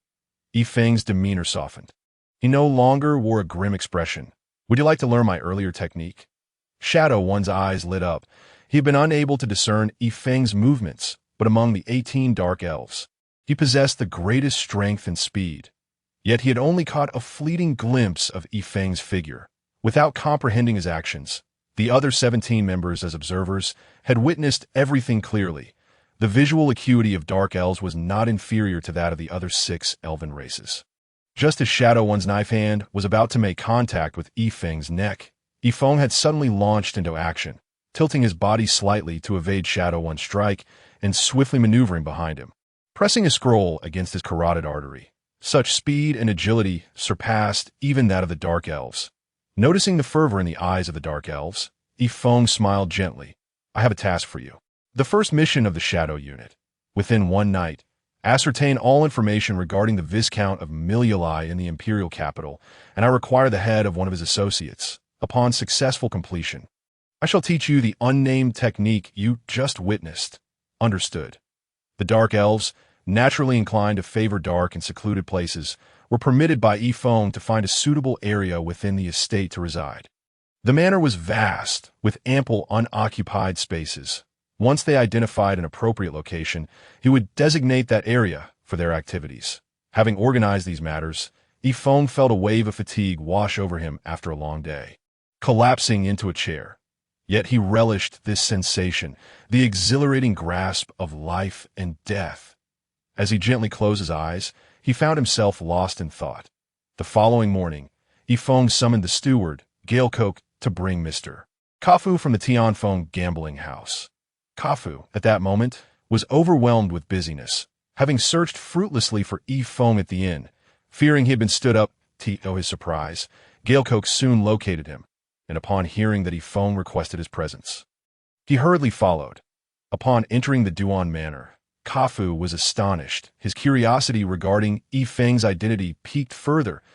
He became increasingly convinced that Yifeng belonged to a prominent family, for how else could one possess such an expansive estate? Come, Mr. Kafu, please take a seat. Yifeng smiled amicably. Kafu, however, did not share Yifeng's leisurely demeanor. As he settled down, he hastily spoke. Boss, I went to the inn you provided yesterday to find you, but you were nowhere to be found. I was frantic. Yifeng took a calm sip of tea, replying, Mr. Kafu, there's no need to rush. Please, have a drink and share your thoughts at your own pace. After sipping the tea served by the servant, Kafu remarked, Boss, that Viscount Miliali approached me again yesterday, that he's still intent on acquiring your gambling house. Yifeng replied, Indeed, he's been persistently urging me to sell the gambling house to him, even threatening to harm my family.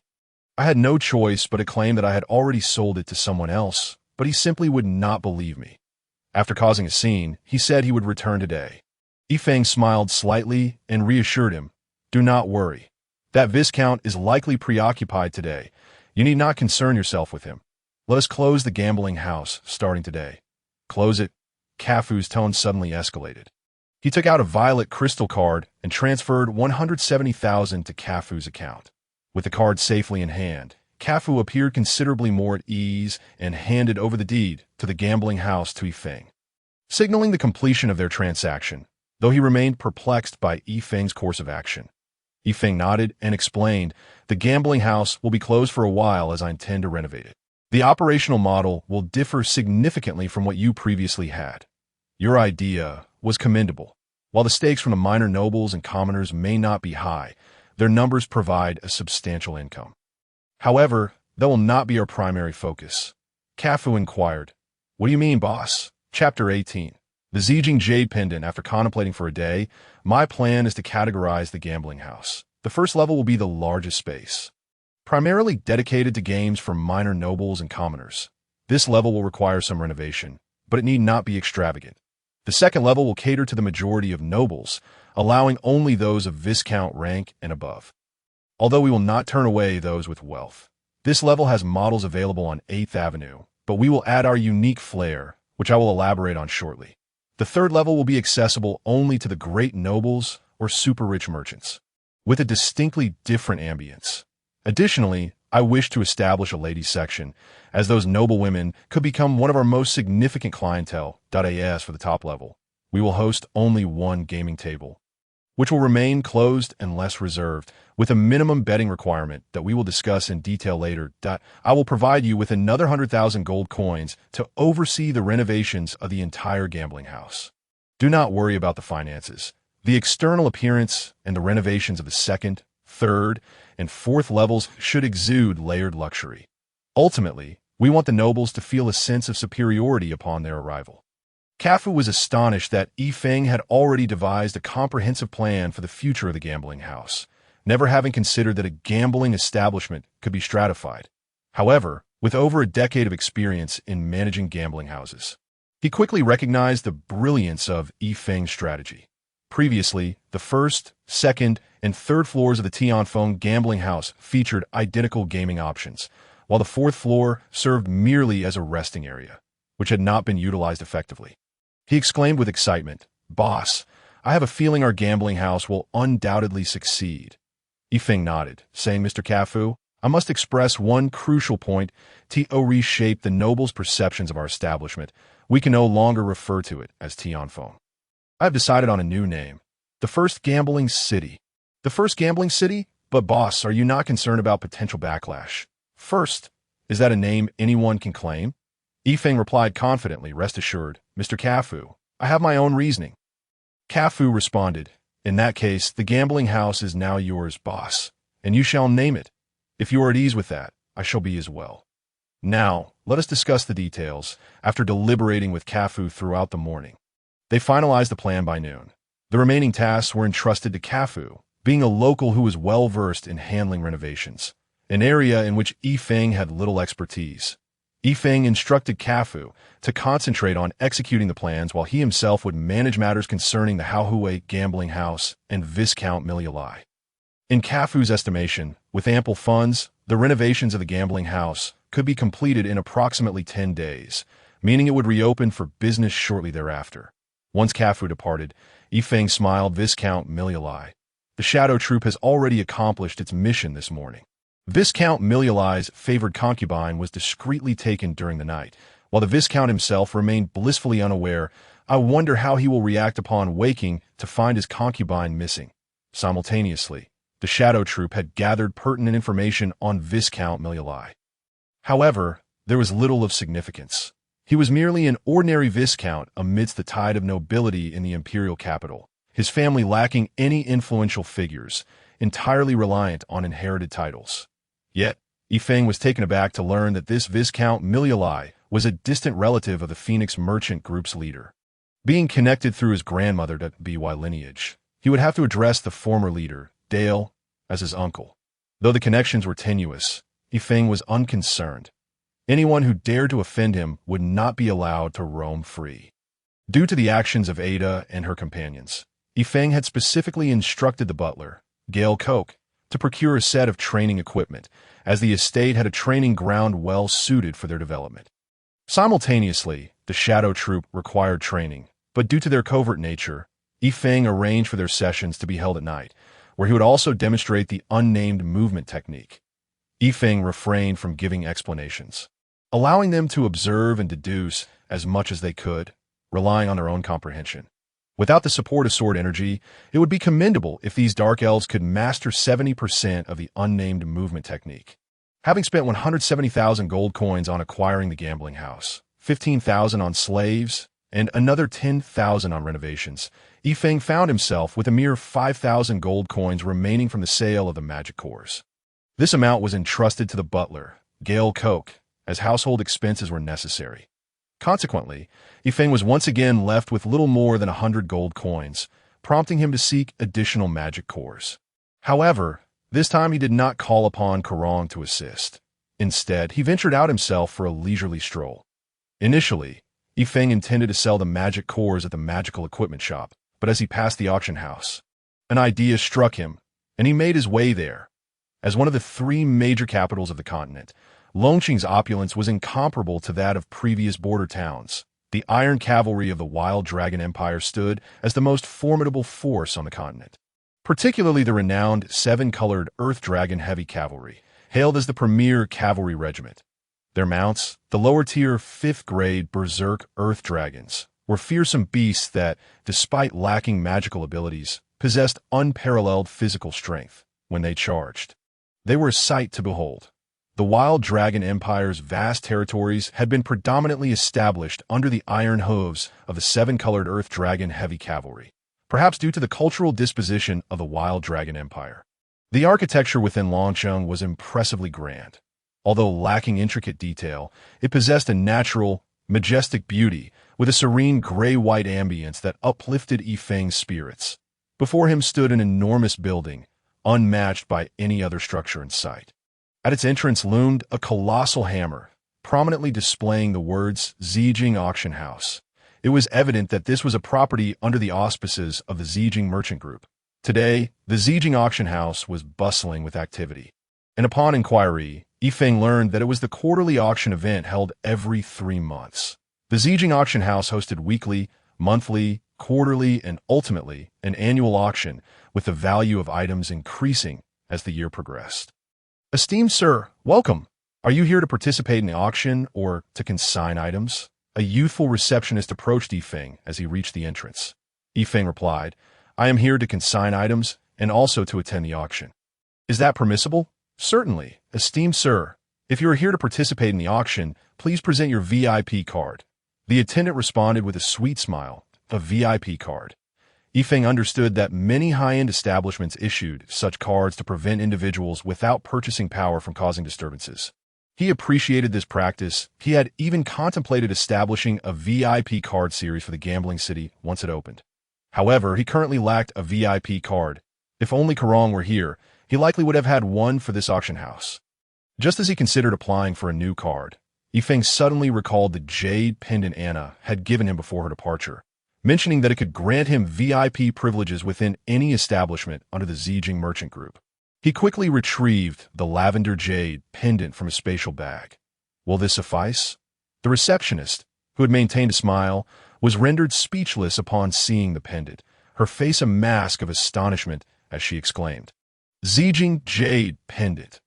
Yifeng was taken aback that even a simple attendant would recognize the pendant, feeling a surge of joy and intrigue. Judging by her reaction, the pendant was clearly extraordinary. Unbeknownst to Yifeng, the Zijing jade pendant was far more than remarkable. Possessing it was tantamount to receiving a direct appointment from the Zijing Merchant Group's leadership. Upon entering any industry under the auspices of the Zijingwa Merchant Group, one can freely withdraw 50% of the funds, and all staff members are obliged to cooperate unconditionally with their tasks. It can be said that possessing the Zijing jade pendant is tantamount to wielding all the financial and material resources of the Zijingwa Merchant Group. How could this not astound the attendant? Of course, please come in. The attendant promptly ushered Yifeng inside, although she was unaware of how Yifeng had acquired the Zijing jade pendant. Nevertheless, this matter was beyond the purview of a mere service staff member. After settling Yifeng, she hurriedly informed the person in charge of the premises. Yifeng, unconcerned, leisurely sipped his tea while reminiscing about the moment Anna had bestowed the jade pendant upon him. His eyes narrowed slightly, as if deep in contemplation. The pace was swift. Before Yifeng had even finished half a cup of tea, a middle-aged man clad in a blue robe approached briskly, followed closely by the very attendant from before. The middle-aged man, appearing somewhat anxious, reached Yifeng and said, Good day, sir. May I request you to show me that jade pendant you just had? It is of utmost importance. Observing the man's genuine urgency, Yifeng readily handed over the Zijing jade pendant. Knowing it was given by Anya, he felt no apprehension, instead quietly sipping his tea as he awaited the evaluation. Indeed, it is the genuine Zijing jade pendant. The middle-aged man breathed a sigh of relief. Then, regaining his composure, handed the pendant back to Yifeng with a smile, saying, Greetings, sir. I am Pai Luot, the president and chief appraiser of the Zijing Auction House. May I inquire your name? Yifeng replied with a faint smile. You are too kind, Mr. Pai Luot. You may call me Yifeng Dada, Mr. Yifeng. How may we assist you today? Pai Luot inquired with great respect.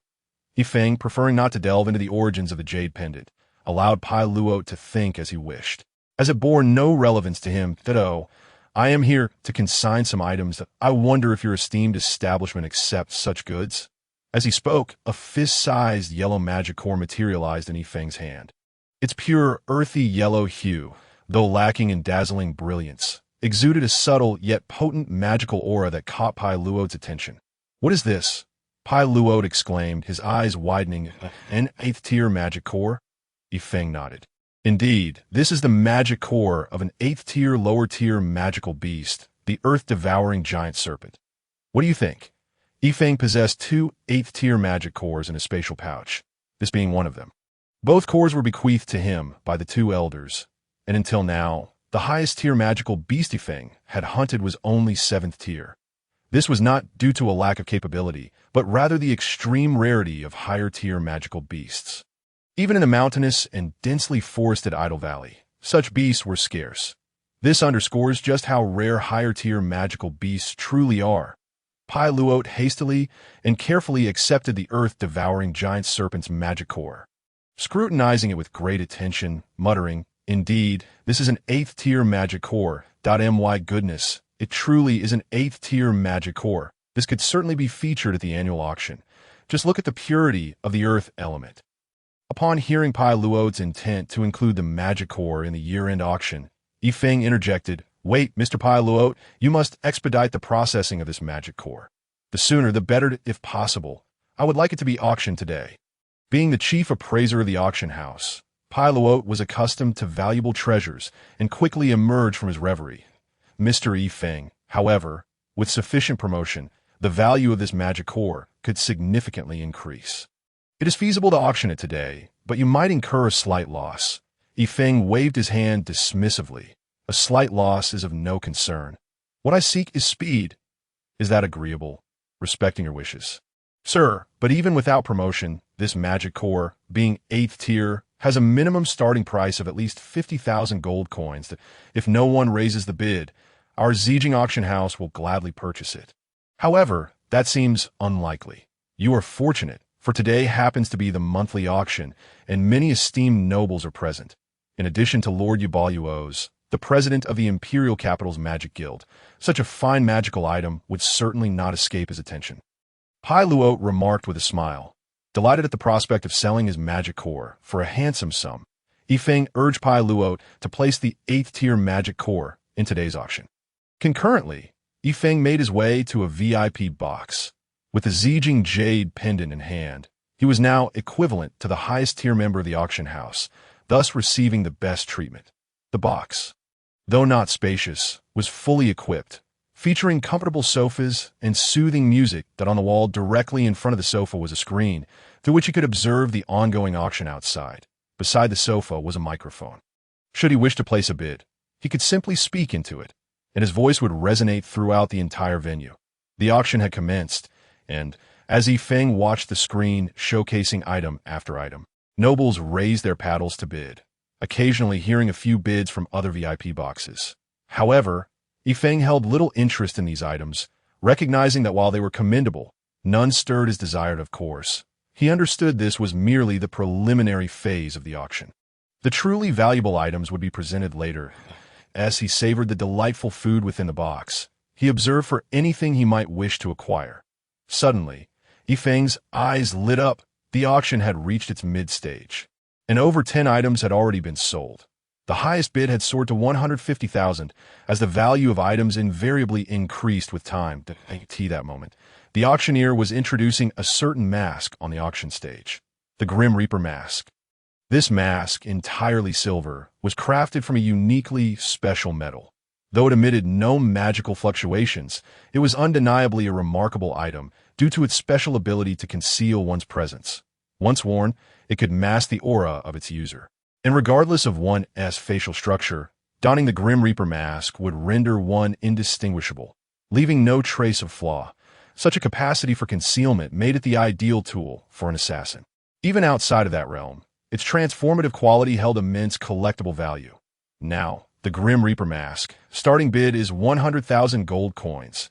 Each subsequent bid must increase by no less than 2,000 gold coins.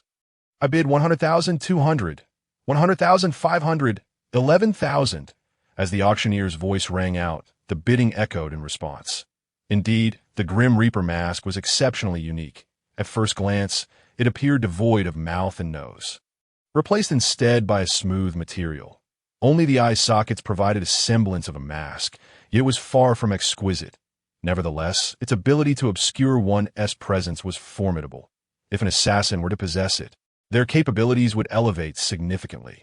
Yet, observing the rotund nobles bidding below, Yifeng couldn't help but conclude they hardly resembled assassins, likely drawn to the mask's transformative prowess. 28 million. At this point, the noise of the auction hall had diminished considerably, with only two voices from the VIP boxes continuing to vie for the mask. Although the Grim Reaper mask appeared intriguing, it was still somewhat of a superfluity, offering little substantial benefit to these nobles. The auctioneer exclaimed, "Very well. The fourth VIP bids 28 million. Is there anyone else wishing to bid? I bid 30 million. A deep voice emanated from a nearby VIP box, clearly tinged with irritation. Excellent. The ninth VIP has raised the bid to 30 million. A jump of 2 million. Is there anyone else? The auctioneer's voice brimmed with excitement, for this was merely the mid-stage of the auction, and they had already reached a bid of 30 million, promising a significant commission. The fourth VIP hesitated slightly, then called out 31 million, 35 million. Fourth friend, I am Han Jindun, the Northern Mercenary King of the Mercenary Kingdom, that I wonder if you would consider relinquishing the mask. I shall surely express my gratitude in the future. Should you persist in opposing me, I cannot guarantee future interactions will be amicable." Han Jindun's low voice resonated. As Han Jindun's declaration echoed, the auction hall erupted into a flurry of chatter, astonished by the presence of the Northern Mercenary King from the Mercenary Kingdom. The Mercenary Kingdom was one of the four great kingdoms of the continent. Though merely a kingdom, it was founded upon the mercenary profession, and even empires dared not provoke it lightly. After all, mercenaries were the foremost profession on the continent, permeating every corner. Whenever the Mercenary Kingdom issued a call, mercenaries from all across the land would respond in kind. While not instilling fear, no nation would willingly invite trouble. Even empires remained cautious. Consequently, as long as the Mercenary Kingdom did not encroach upon their interests, the three major empires would turn a blind eye, leading to the increasingly audacious demeanor of the Mercenary Kingdom. The Mercenary Kingdom lacked a theoretical king. Rather, it is jointly managed by the four esteemed S-rank mercenary groups. S for this individual, the Northern Mercenary King. Han Jindun Yifeng, I have indeed heard of him. During the days spent with the Red Tiger, he often regaled us with tales of mercenaries. Han Jindun, the Northern Mercenary King, is the leader of one of the prominent S-rank mercenary groups, the Tsanglong Mercenary Corps, and holds the title of a mid-tier sword saint. Among the four mercenary kings, he ranks third in strength but is notorious for his arrogance, earning him a rather unsavory reputation. So, it is the Northern Mercenary King himself. I'm the Crown Prince of the Crazy Dragon Empire. Owens, that I wish to caution the Mercenary King that this is the Crazy Dragon Empire, not your mercenary kingdom. One must act with restraint. A languid voice emanated from the sixth VIP room, sounding quite indifferent. It is none other than Prince Owens. This promises to be entertaining. The surrounding nobles began to murmur excitedly, astonished that even a prince had graced this auction. Han Jindun was evidently taken aback by the presence of Owens, well aware of his renown. Owens, the current heir to the Crazy Dragon Empire, is 27 years old and has already been designated as the Crown Prince, the future emperor of the Crazy Dragon. Despite his royal status, Prince Owens is not one to indulge in extravagance. After his 14th birthday, he voluntarily enlisted in the military, starting from the ranks of the lowest guards and honing his skills over a decade, eventually ascending to the position of general. His reputation in the army rivals that of the Empire's Grand Marshal. Moreover, his prowess has reached the level of a high-tier battle soul master, earning him the title of a prodigious talent likely to break through to the saint level before turning 30. The Crazy Dragon Empire venerates martial prowess. Military training is an essential rite of passage for any future emperor. Given Prince Owen's current standing, his ascension to the throne of the Crazy Dragon Empire is a certainty. Furthermore, his talents extend beyond military acumen. His management skills are exceptionally distinguished, far from being merely a brute with strength. Nearly everyone on the continent believes that after the passing of the current emperor, the sixth of the Crazy Dragon lineage, Owen shall undoubtedly become the seventh. Owen's status is not one whit inferior to that of Han Jindun. Han Jindun remarked, So you're the future emperor of the Crazy Dragon. As a mere mercenary, I wouldn't dare act recklessly in the Crazy Dragon Empire, Your Highness. You overestimate my modest capabilities. Owen's tone turned slightly displeased. If that is the case, then you should adhere to the auction's decorum and refrain from shouting indiscriminately. Murong's sister, if you fancy that mask, I shall purchase it for you. Our Crazy Dragon Empire has the means. The latter comment was evidently directed at the fourth VIP room. The individual addressed, as Murong replied, "Thank you, Your Highness. However, since the Northern Mercenary King is so fond of it, I wouldn't want to deprive him of his enjoyment.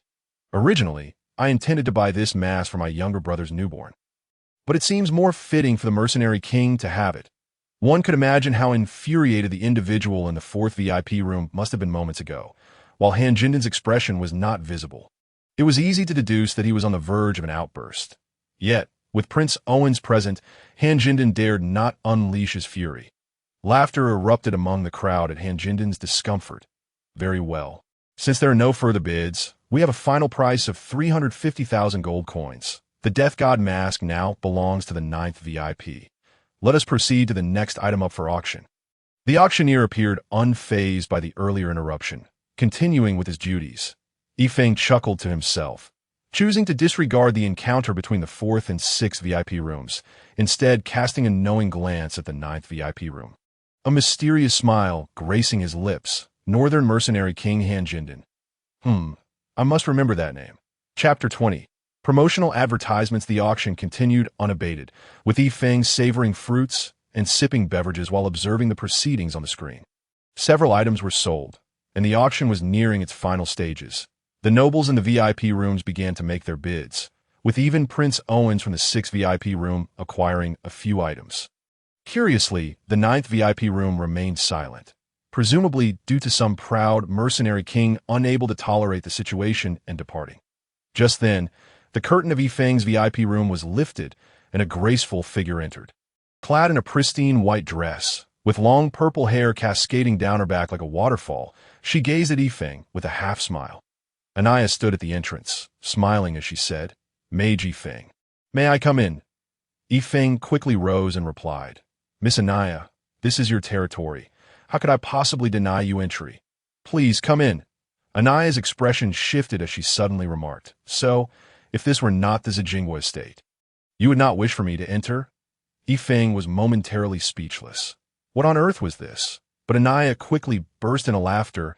"I was just teasing you. Look at how startled you are." Yifeng realized he did not quite understand this commercial prodigy of the century, and it seemed they were not as familiar as he thought. Anaya, unfazed, walked to the sofa and sat down, observing Yifeng, who remained standing. "What? Are you afraid to sit? Please, it's tiring for both of us." Yifeng thought to himself, "What do you mean tiring for you?" Nevertheless, he took a seat beside Anaya. An awkward silence ensued, with neither daring to speak. The atmosphere felt peculiar, prompting Yifeng to clear his throat and say, Miss Anaya, what brings you here? Aren't you a busy individual?" Anaya frowned and replied, "Mr. Yifeng, please refrain from calling me Miss so often. It feels quite odd. This is the Zijingwa estate, and since I'm in Dragon City, I must inspect it. But I did not expect you, Mage Yifeng, to show such concern." "Thank you." Yifeng thought little of it and said, "Well then, you needn't call me just call me by my name. That seems fair, doesn't it?" Anaya found this handsome mage to be quite juvenile at times. Yet she also discovered that she enjoyed this feeling of ease in his presence, a sensation she had never experienced before. Without hesitation, she entrusted the significant Zijing jade pendant to Yifeng, later feeling astonished by her own actions. Anaya sighed. "It's quite difficult to see you. Did my butler not deliver my message to you yesterday?" Yifeng suddenly recalled that Karong had mentioned Anaya wanted to invite him to dinner, though he had not paid much attention to it at the time. Unaware that he would encounter Anaya today, he awkwardly replied, "I apologize. I've been rather busy these past few days and completely forgot." "Oh, busy with what?" Anaya inquired with childlike curiosity. Yifeng smiled slightly. "Oh, nothing much. That I opened a small gambling house and am now finalizing the preparations. It should be opening in about 10 days. You must come to the grand opening." "A gambling house? Fantastic. I will certainly bring a gift to support your opening," Anaya responded cheerfully. Yifeng had merely been polite. But he was surprised by how quickly Anaya agreed. After a moment of contemplation, he said, "By the way, thank you for yesterday, that I knew those 30 magic cores could not possibly be worth 2 million gold coins." Anaya shook her head. "No, you are mistaken. They are indeed worth 2 million gold coins. Look," she pointed at the screen on the wall. Turning to observe, Yifeng realized that the auction was currently featuring his 30 magic cores, now elegantly displayed on a red cloth, encased in a frame. Alongside the magic cores were several sparkling diamonds. Though small, they served to enhance the overall presentation, bathed in the radiance of the diamonds. The 36-tier magic cores appeared exceptionally lavished, 8T this moment. The price for the cores had already climbed to 1,500,000 gold coins and was still rising, Anaya remarked. "I assure you that within 5 minutes, the price will soar to 2 million gold coins." Yifeng believed her, as the price had already reached 1,700,000.2 million. That voice unmistakably belonged to Prince Owens from the 6th VIP room. "Haha, it seems the prince is quite determined. However, our magic guild is also in dire need of these magic cores, so I apologize in advance," that a somewhat aged voice emerged from the 1st VIP room. Exuding a hearty demeanor, Prince Owens chuckled. "Master Uburrows, you are too kind. As the president of the Crazy Dragon Empire's Magic Guild, you indeed require these cores, given that the guild provides so many mages for the Empire each year. This gift should rightfully be yours. However, the Empire is currently in urgent need of these cores, so I must apologize that I bid 2,400,000 gold coins. Will you continue? Well, since His Highness so desperately needs them, I shall concede. These 36-tier magic cores are yours." Master Uburrows chuckled. "Excellent. The 4th VIP, Prince Owens, has acquired these 36-tier magic cores for 2,400,000 gold coins. Congratulations to His Highness." As the auctioneer's gavel fell, a hush fell over the crowd, their eyes widening at the soaring prices, glancing at Anaya's triumphant expression, which seemed to say, "See, I was right." Yifeng couldn't help but shake his head, acknowledging the girl's impressive prowess. "Well then, let us proceed to the final item of today's auction." The elegant auctioneer lifted a small silver plate, covered by a yellow cloth, obscuring whatever lay beneath. One could discern that it was not substantial in size. The summoner smiled as he surveyed the audience, gripping the corners of the yellow fabric, yet hesitating to unveil it. This suspense tantalized the aristocrats, and if the cover remained in place any longer, they might very well resort to throwing money at him in frustration. With a swift motion, the yellow cloth was pulled away. "Ah, what a magnificent magic core!" exclaimed an experienced nobleman, noting its size. "That must belong to a mid-tier 7th-grade magical beast, or perhaps even an 8th-grade beast to possess such a large core." Indeed, this is the Earth-type 8th-grade magic core that Yifeng just consigned. He realized, surprised, that his core would be the Paisida, assistants of the event, observing the aristocrats nearly on the verge of riot. Yifeng finally comprehended the core's immense value. The excitement it stirred among the nobles was enough testament to its worth. Ahem! The auctioneer cleared his throat, signaling for silence before continuing. "Esteemed guests, you are not mistaken. This is indeed the magic core of the 8th-grade lower-tier beast, Earth-devouring giant serpent, provided to us by Mr. Yifeng.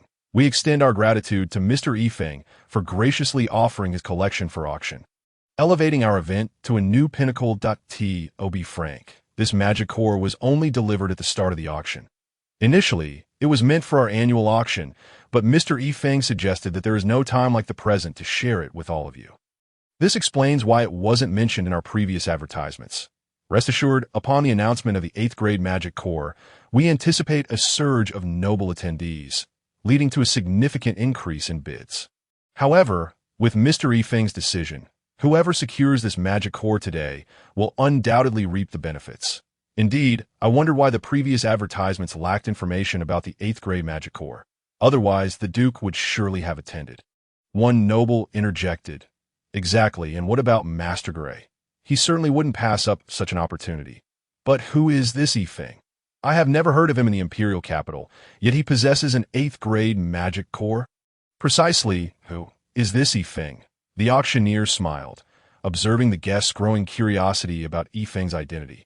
Once their focus was firmly on him, He calmly stated, "Perhaps many of you are unfamiliar with Mr. Yifeng's name, but I assure you, it will soon be well known. Mr. Yifeng is the proprietor of the upcoming first gambling house set to open at number 80 8th Avenue. You are all welcome to visit once it opens. I believe the specific opening date will be announced shortly." What? First gambling house? Such audacity. What makes that establishment so special? A noble protested, as the murmurs of disbelief echoed. Another voice chimed in, "Indeed, one can tell how arrogant this person is just from the name. If he dares to call it First Gambling House, he must possess some significant strength. I am rather intrigued to see what this gambling house is all about."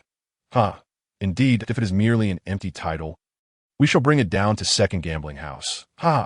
Suddenly, the entire auction hall buzzed with discussions regarding the elusive Mr. Yifeng and the First Gambling House. All right, esteemed guests, regardless of what the First Gambling House may entail, you may visit it after its opening. Now, let us continue with our auction. The magic core of the 8th grade lower tier earth-devouring giant serpent has not been seen in a long time. I am eager to see which esteemed guest will claim it.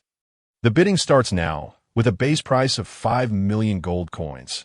Each bid must increase by no less than 50,000 gold coins. Let the bidding commence. The auctioneer's voice was charged with enthusiasm. 5 million, 5,100,000, 7,200,000 gold coins. I bid 7,500,000. At this moment, Anaya looked at Yifeng, her expression one of disbelief, as she stammered. "Did you orchestrate this?" Leaning comfortably against the plush sofa, Yifeng replied with a grin. "What do you think of this tactic?" "Alas, I possess no reputation in the imperial capital, so I must leverage the renown of your Zijingwa auction house. You wouldn't begrudge me for a bit of advertising, would you?" He cast a pitiful glance at Anaya. "Of course. I will charge you. You know how substantial our Zijingwa auction house's reputation is." "Very well. I shall charge you 1 million gold coins. And that is considering our acquaintance." Yifeng raised his thumb in admiration, exclaiming, "You are quite the negotiator. 1 million gold coins. You might as well put me to death." "Do you really think that is a fair price? I must tell you before this, our Zijingwa auction house has never charged for advertising to AS. This is our first instance. It must be priced accordingly." Suddenly, Yifeng chuckled. "All right then, 1 million it is. However, I would like you to grant me the land at number 36, 6th Avenue. That's the deal." The notion of promoting himself during the auction had been a spur-of-the-moment idea for Yifeng, who had asked the manager, Pilot, for assistance. Perhaps due to the Zijing Jade Pendant, he hadn't anticipated Pilot executing it so effectively, yielding results beyond his expectations. "What? You have been eyeing our Zijingwa properties?" Anaya glared, her eyes narrowing. Yifeng chuckled. "How could this be considered spying? I am merely bringing business to you. Although that plot is not insignificant, 6th Avenue is not as vibrant as 8th Avenue, and the land value is inherently lower. My offer of 1 million gold coins has already netted you a substantial profit, has it not? This is merely a gesture to maintain goodwill, as we will likely have many opportunities for collaboration in the future." "You rogue," Anaya retorted angrily. "Will you agree to the terms or not? If you refuse, I certainly will not raise my bid." Suddenly, Anaya grinned mischievously. "Of course I will agree. Why would I refuse? I have been worried about selling that plot. Though it is only separated from 8th Avenue by a single street, it is chaotic and unkempt. Even if a building were erected, it would attract few buyers, lacking the vibrancy of 8th Avenue. I have long wished to abandon it." Yifeng realized that this girl was quite the clever one. He had unwittingly fallen into her trap. Anaya continued, "All right, I shall not let you suffer a loss. 1 million gold coins is indeed a bit steep for that plot. Let us do this. I will reduce the price, and you can also have the plot at number 17, 6th Avenue. The area is nearly identical to No. 36. Are you satisfied now?" Yifeng grinned. "Satisfied? Absolutely. Acquiring 2 plots for 1 million gold coins, each covering nearly 150 acres, is undeniably worth it." "Ha! Curious," Anaya asked, "but I do not understand why you want that land. Although 6th Avenue is only a street away from 8th Avenue, it is a world apart. Additionally, 6th Avenue is small, making it impossible to achieve significant prosperity. The most troubling aspect is that the area is populated mainly by the impoverished, leading to an abundance of petty criminals. While they may not pose a significant threat, they can be quite bothersome, so be prepared for that." Rest assured, I have a preliminary plan in mind that IT will require some time to implement. But once it is successful, it will surely astonish you, Yifeng said mysteriously. Oh, what is this plan? If it has substantial potential for appreciation, we at Zijingwa would be willing to invest. Yifeng shook his head. This is not merely a matter of money. There are many considerations involved. Moreover, I wish to achieve it through my own efforts. Do not worry, I will succeed. Anaya watched Yifeng with curiosity, puzzled by the confidence radiating from this sun-kissed man. She wondered what his motives were for purchasing land on 6th Avenue, a place she herself had deemed devoid of potential for appreciation over the past 6 months. Could he be more astute than she? In their exchange, the price of the 8th grade magic core continued to soar, reaching over 7 million in a short span. It was impossible not to feel tempted. Had he not been concerned about attracting attention, Yifeng would have considered pulling out another 8th grade magic core to auction to IT that moment. It was Prince Owens who made the highest bid, 8 million gold coins. Your Highness, this 8th grade magic core is mine. Haha. As a practitioner of earth magic, it is perfectly suited for me. Your Highness, I shall not yield this time. 850,000. The boisterous voice of Ubalusi resonated from box number 1. His Highness Prince Owens chuckled. Very well, since the master has graciously conceded once, it would be most ungrateful for the lad to oppose him again. Hence, I shall forfeit. This 8th tier magic core is yours. Ubalusi replied with a smile. I am most grateful for your generosity. Your Highness, for Prince Owens, the value of 36 tier magic cores far exceeded that of a single 8th tier core, as he was primarily a swordsman, rendering magic cores less beneficial to him. Moreover, as a figure of authority, the 30 magic cores would serve to reward his subordinates and enhance their abilities to the lower tier mages. The distinction between 6th tier and 8th tier magic cores lay solely in the quantity of magical energy they contained. However, one 8th tier core possessed a power roughly equivalent to 5 6th tier cores, in Owen's estimation. The magical potency of his 36 tier cores eclipsed that of a single 8th tier core, while also being considerably more economical, a clear profit for him. Yet, the reason for the higher price of advanced magic cores compared to their lower tier counterparts, despite equivalent magical energy, lies in the increasing demands of higher tier mages for superior quality cores. Typically, mages find it challenging to absorb cores of a lower tier than their own. This relates to the quality of magical energy, a quality that is elusive and indefinable. When high-tier mages attempt to absorb the energy from lower-tier cores, the inferior quality of the core's energy is overwhelmed by their own, preventing any fusion and thus stunting their magical growth. This explains why high-tier mages have a greater necessity for advanced cores. Conversely, while lower-tier mages can absorb higher-tier cores, significant disparities can lead to a decrease in their magical energy, as their own is consumed by the more potent energy of the higher-tier core, which they cannot control, leading to its rapid dissipation. Consequently, mages typically consume cores that are on par with their own tier, or perhaps 1 or 2 tiers above. This is why Ubalusi, the president of the Magic Guild of the Dragon Empire, could effortlessly relinquish 36 tier cores while insisting on retaining a single 8th tier core. Those 36 tier cores would merely bolster the guild's strength without enhancing his own. With the 8th tier magic core claimed, the auction drew to a satisfying conclusion. Without waiting for the auctioneer's closing remarks, Yifeng and Anaya descended the stairs, engaged in conversation. Their recent interaction had fostered a greater sense of familiarity, and their topics of discussion began to flourish. Miss Anaya, I sincerely thank you for your assistance today, Yifeng expressed. Suddenly, a clear voice chimed in, and turning around, they beheld a tall figure, approximately 6 feet 3 inches, with slightly curled flaxen hair tied back, garbed in resplendent crimson noble attire. His sun-kissed complexion radiated health, and he approached Yifeng and Anaya with a warm smile. Following closely behind him was a formidable warrior resembling a bodyguard, alongside a seemingly youthful yet serene young woman adorned with a gentle smile, and trailing her was a maid. The four approached Yifeng and Anaya. It is none other than His Highness Prince Owens.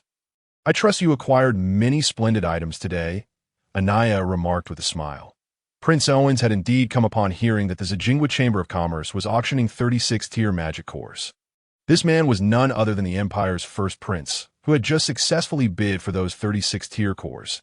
Yifeng couldn't help but admire him further. He was indeed a high-tier soul warrior. The bodyguard behind him was also of mid-tier strength, an impressive power in this continent where saint-level warriors were exceedingly rare.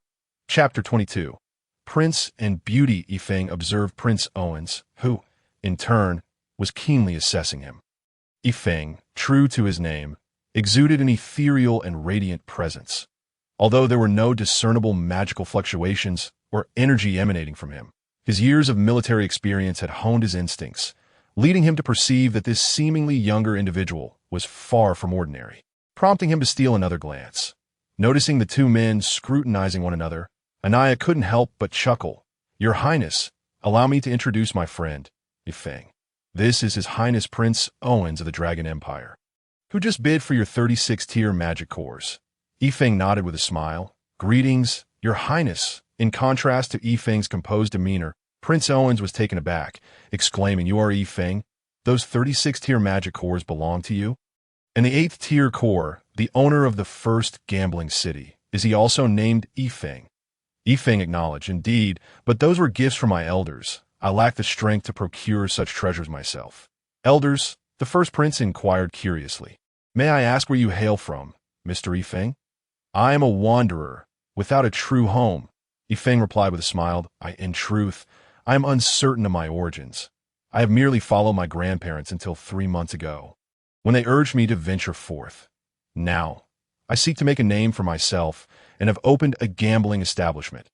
Your Highness is welcome to visit any time."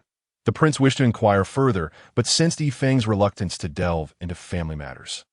Moreover, as they were not well acquainted, it felt inappropriate to press that he smiled and replied, "Certainly, once your gambling city opens, I shall bring friends to experience it and witness what it means to be the first gambling city. Ha ha." With a chuckle, Prince Owens mentally noted Yifeng's name. "Thank you, Your Highness." Yifeng responded, "Oh, I almost forgot to introduce you to Miss Murong Si, the esteemed daughter of the Empire's foremost family, the Murong clan." Prince Owens gestured towards the young woman clad in azure behind him. "Murong Si. Could it be that she is the Murong sister from box number 4? Yifeng mused, taking a closer look at the blue-clad woman. Suddenly, he inquired, "Is something ailing Miss Murong?" After a brief cough, Murong Si gently replied, "You are correct, Mr. Yifeng. I have suffered from a persistent cough since childhood, which has severely affected my health.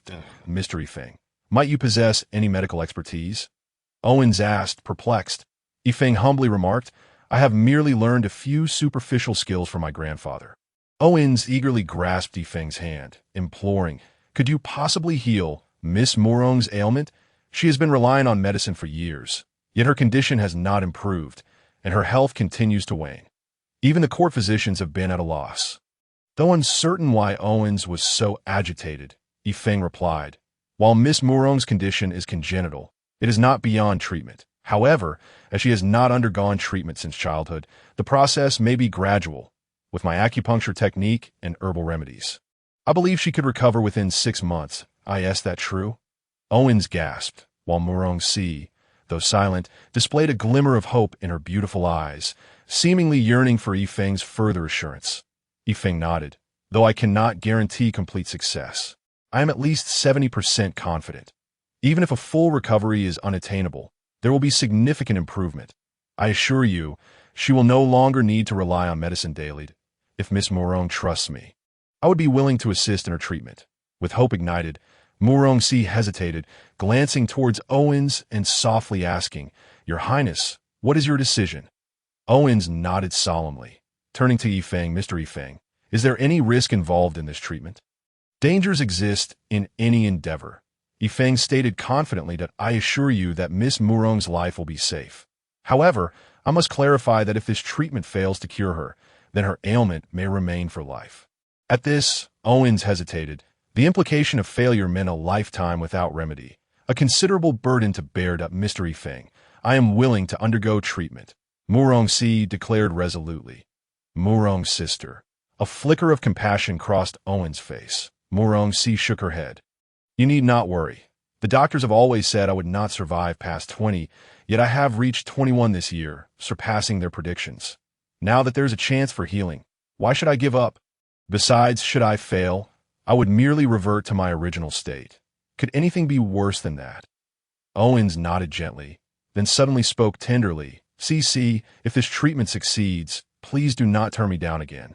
All right, for so many years, I have not given up on you, nor on the promise I made to protect you for a lifetime. Grant me the opportunity to safeguard you." Murong-C gazed at Owens, her eyes shimmering with emotion, and after a moment, she softly nodded. "Brother Owens, must you go to such lengths? Is it truly worth it?" With a confirmed response, Owens joyfully embraced Murong-C, his voice trembling with emotion. "It is worth it. Absolutely worth it." Anaya lightly rested her elbow against Yifeng's ribs and whispered, "Although His Highness the Crown Prince is already 27 this year, he remains unmarried, merely waiting for Miss Murong-C from the esteemed Murong family. Alas, Miss Murong suffers from a congenital illness, a malady deemed incurable. His Highness Owens has no objections, yet Miss Murong, wishing not to burden the Crown Prince, has persistently declined his advances. Nevertheless, the Crown Prince harbors profound affection for her." "Quite romantic," I assent to it. "Indeed, it is rather romantic. Don't you also long for someone to pursue you?" Yifeng teased. Anaya scoffed. "I hardly care for such things. Being alone is splendid. I can come and go as I please without any entanglements. Besides, I am still under 20. Yifeng agreed. "True enough, but it seems that by your age, most women on the continent are already wed. Perhaps you should simply find someone to marry."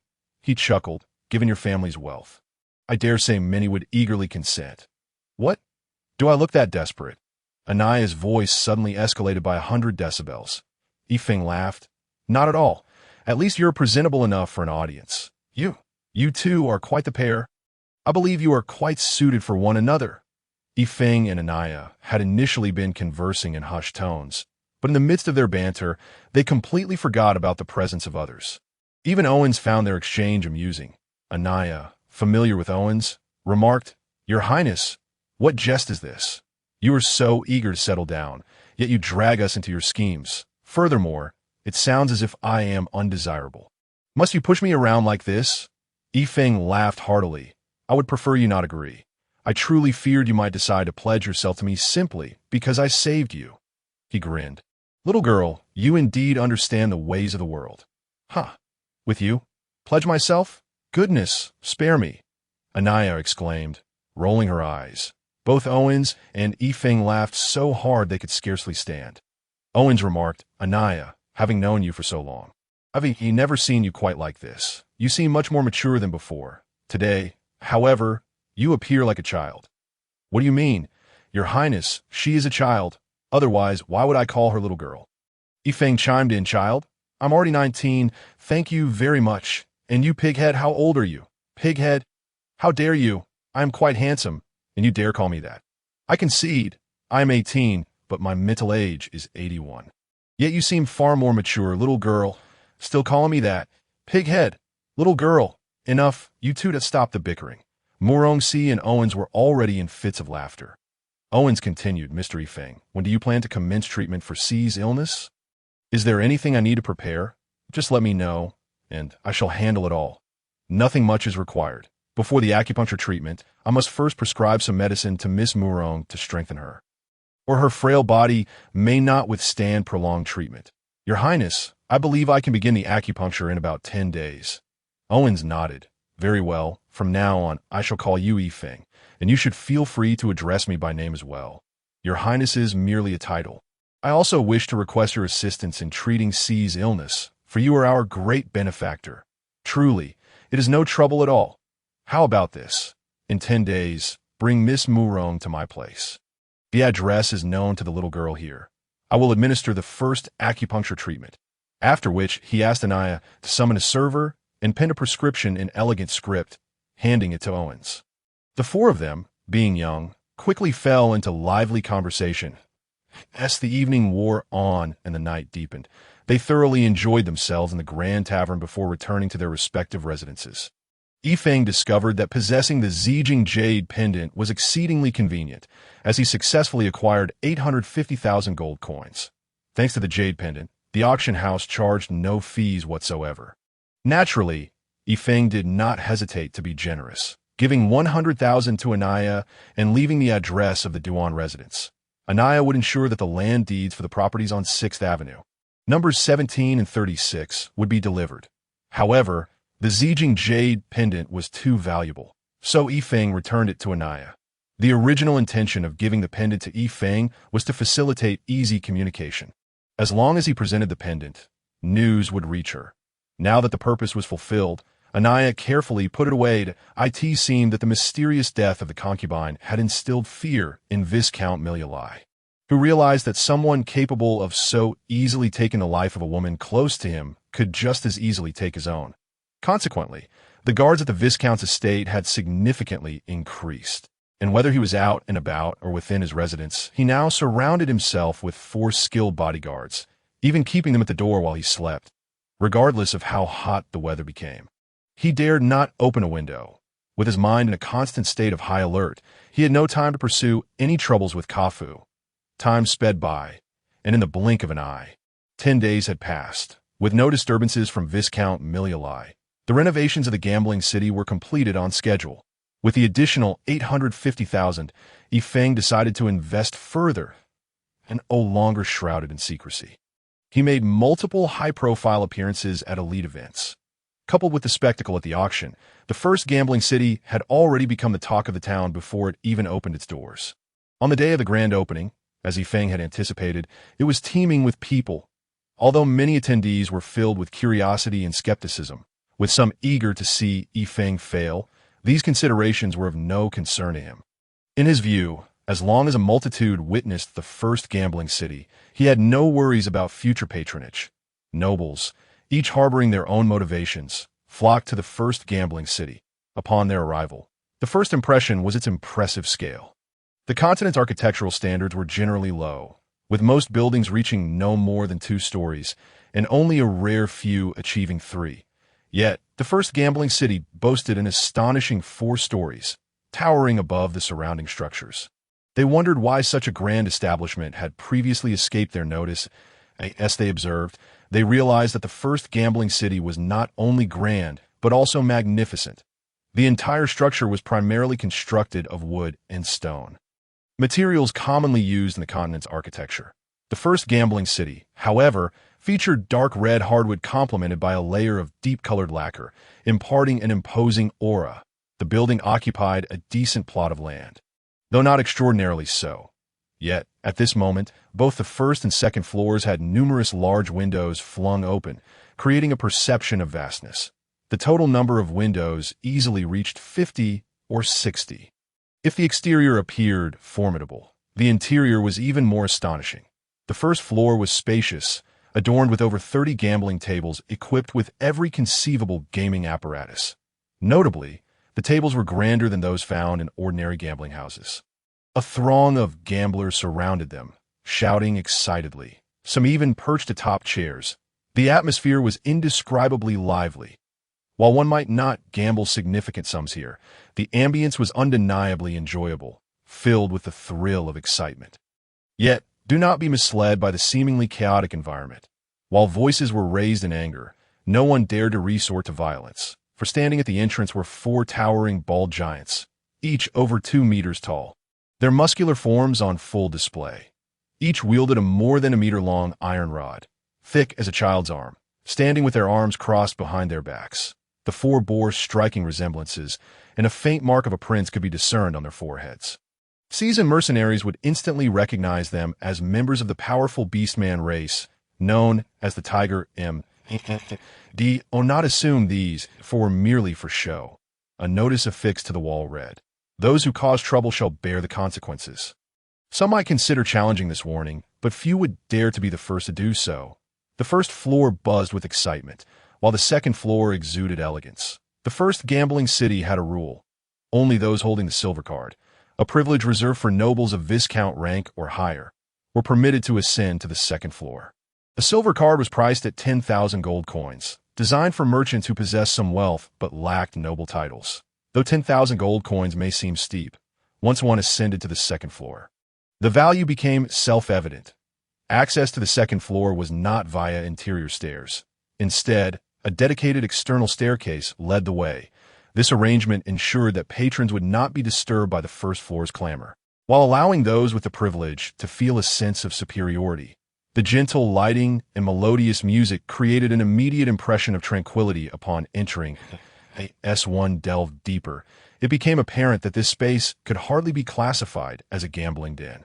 Rather, it resembled a convivial gathering of friends, with everyone exhibiting their noble etiquette and exchanging friendly smiles.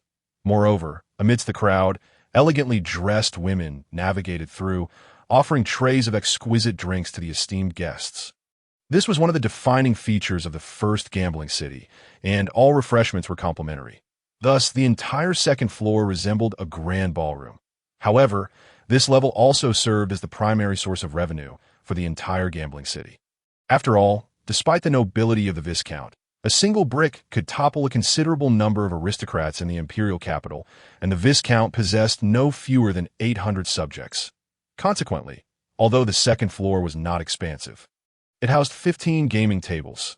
Additionally, there were sofas nearby, providing a comfortable respite for weary players, allowing them to flirt with alluring companions, a considerable indulgence indeed. The first floor thrived with liveliness, the second exuded elegance, while the third floor radiated nobility. The entire third level was divided into 5 private rooms by Yifeng, each containing a solitary gaming table. Adorned in elegant and opulent style, the predominant color was yellow, accented by hints of purple. This combination of amethyst and gold exuded an extreme sense of grandeur. The requirements for accessing the third floor were twofold. First, the minimum wager must not be less than 100,000 gold coins, all in increments of 10,000. Second, one must hold a title of at least Marquis or possess the means to purchase a 200,000 gold card to ascend for the fourth level. The pinnacle of the first gambling city, it contained only a single gaming table. Access here was reserved for those holding the diamond card gifted by Yifeng. Otherwise, entry was prohibited. Preliminary announcement stated that all dukes visiting the first gambling tower would receive a diamond card free of charge. Beyond these 4 levels, there existed a 5th level. However, this 5th tier was not in the heavens but rather underground. Initially, Yifeng discovered a vast basement, originally used by Kafu for storing miscellaneous items. Upon witnessing this, Yifeng scolded him for the waste and promptly ordered Kafu to clean it out, transforming it into a massage parlor. Consequently, gamblers fatigued from play could unwind here. Being underground, the lighting was intentionally set to a dim and suggestive ambience, making clandestine transactions a common occurrence. Yet within this cycle, even if gamblers won money, it ultimately returned to Yifeng's coffers. With a smile gracing his lips, Yifeng leisurely reclined on the top floor. Originally, this space was unremarkable, but after converting the previously occupied 4th floor into a high-end gambling area, Yifeng had a small loft constructed on the top floor.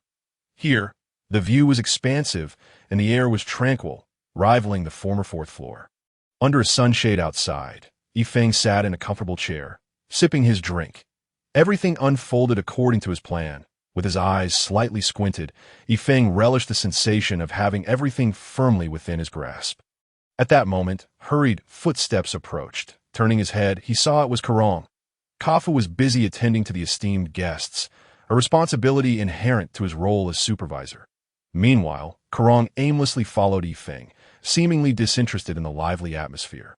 However, he remained to observe the gambling city situation, and upon noticing his anxious demeanor, Yifeng curiously turned to him. "What is it, Uncle Rong?" Karong leaned close to Yifeng's ear and quickly relayed his concerns. Yifeng's smile gradually faded, replaced by a calm demeanor. In recent days, he had been preoccupied with matters pertaining to the gambling city, inadvertently neglecting this issue. Nevertheless, it suited him to use it as an example today, demonstrating the consequences of offending the first gambling city. Upon reaching the first floor, Yifeng felt a surge of adrenaline. For the guards, the 4 brothers were currently besieged by 8 assailants. These attackers were all advanced swordsmen. And given that the 4 brothers were merely novice swordsmen, their chances of enduring without resorting to their beastly forms under Yifeng's orders were slim, especially now that they were surrounded. However, orcs were indeed the mightiest warrior race. Despite being outmatched and surrounded, The four brothers had already begun to show signs of defeat, yet remained steadfast at their last line of defense to prevent any potential collateral damage should the four brothers transform. Yifeng had instructed them to refrain from doing so, as their control would diminish significantly in that state, risking harm to innocents or property. Yet Yifeng had not anticipated that even in their injured state, the four brothers would heed his command and refrain from transforming. Stop! Yifeng's voice thundered, and 8 compressed fireballs materialized before him. Whoosh! Whoosh! Whoosh! They shot forth with precision, striking the 8 adversaries clad in blue martial attire. Boom! Boom! Boom! Without exception, the 4 caught off guard were toppled by the immense force of the fireballs, while the other 4 managed to narrowly escape. After all, the opponents were also advanced swordsmen, though the 4 who were not hit quickly regained their footing. Suffering no fatal injuries, Yifeng had achieved his objective. The 8 opponents stood in a line, warily regarding Yifeng, particularly the 4 who had felt the sting of the fireballs, their bodies trembling slightly from the searing pain, as that was equivalent to the power of a level 5 spell. Yifeng instructed Karan to assist the 4 brothers to the side, while Kafu approached Yifeng and whispered, "Boss, they're the subordinates of Viscount Miryuri." Yifeng nodded. Karan had already informed him of this. However, at that moment, he only saw the 8 swordsmen and no sign of the Viscount himself. With a cold smile, Yifeng addressed the 8 swordsmen. "What, do you wish to cause trouble?" A hearty laugh resonated from the crowd, followed by the parting of the throng, revealing a figure approximately 1 meter and 60 centimeters tall, somewhat gaunt, sporting an 8-pointed beard, and wearing a broad smile as he gazed at Yifeng. Kafu exclaimed in anger, "You again? Viscount Miryuri?" It turned out this was indeed Viscount Miryuri. Although Yifeng had heard Kafu mention him multiple times, this was his first encounter with the Viscount in person, prompting him to scrutinize the noble for a few moments. The Viscount's expression darkened as he barked, "I am speaking with your master. What gives you the right to interrupt? Moreover, do you not know that a mere commoner should bow before nobility? In this realm, the hierarchy between nobles and commoners was exceedingly rigid. Although Kafu was a successful merchant, he held no noble title. In truth, one could purchase a low-ranking barony with sufficient funds, yet the cost was exorbitant. And although he lacked a title, as the owner of a grand gambling establishment, even nobles would be compelled to show him some respect. However, should matters escalate, Kafu would find himself in a precarious position. His face flushed crimson as he prepared to speak, but Yifeng intervened with a swift motion. Approaching Viscount Miryuri, Yifeng coldly stated, "My lord, it seems this is not a place for you to act recklessly. If you do not provide a satisfactory explanation today, I fear this matter will not be resolved easily." Instantly, he unleashed the aura befitting a saintly powerhouse, pressing it down upon the Viscount as a minor noble. Viscount Miryuri possessed little strength and could not withstand Yifeng's formidable presence. His legs weakened, and he stumbled back 4 or 5 steps. Incredulity etched across his face as beads of sweat formed on his brow. Seeing Miryuri seemingly at a disadvantage, the 8 swordsmen hurriedly clustered around him, forming a protective barrier. Karan, who stood beside Yifeng, was no idle observer. He swiftly maneuvered, gripping one assailant's right hand with a powerful twist. A sickening crack echoed as a bone dislocated. Even the strongest of men could not suppress a cry of pain. "What do you want?" Miryuri stammered, fear evident in his gaze as he looked at Yifeng. Yifeng replied with a smile. "Ah, it appears you are indeed the noble Viscount. My apologies for any offense. By the way, I have heard your estate has not been very peaceful lately. How does that fare?" Miryuri's expression grew cold. This matter had been completely sealed off, and it was impossible for outsiders to be aware of it. "I do not understand what you are talking about." Yifeng continued, "It seems the Viscount does not appreciate the gift I sent you." How disappointing! Miryuri's mind raced. He had been troubled by this issue for some time, unable to comprehend who was targeting him. Yet now that he had learned, a wave of terror washed over him. Pointing to the sign on the wall, Yifeng calmly stated, "You are well aware of the rules of this gambling establishment. Those who cause trouble must bear the consequences. Today, as my establishment has just opened, these individuals choose to disrupt the peace. If I do not deal with them, how can I continue to operate my gambling house in the future? Is that not right? "Esteemed Viscount, I trust you understand what I intend to do."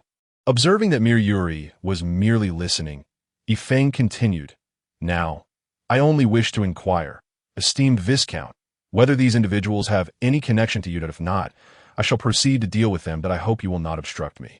You are most welcome to join us on the second floor. I wish you a pleasant time." Without waiting for Maruri's reaction, Yifeng raised his hand and struck down upon the wrist of the swordsman captured by Karong with a swift motion. Infusing a trace of sword energy into his skin, though minimal, it undeniably amplified the force several times over. With that strike, the swordsman let out a wail akin to that of slaughtered pig. Karong released his grip, and the assailant's arm fell limply to his side, clearly having been shattered. At this moment, Yuri had been startled awake by the pained cries of the swordsman.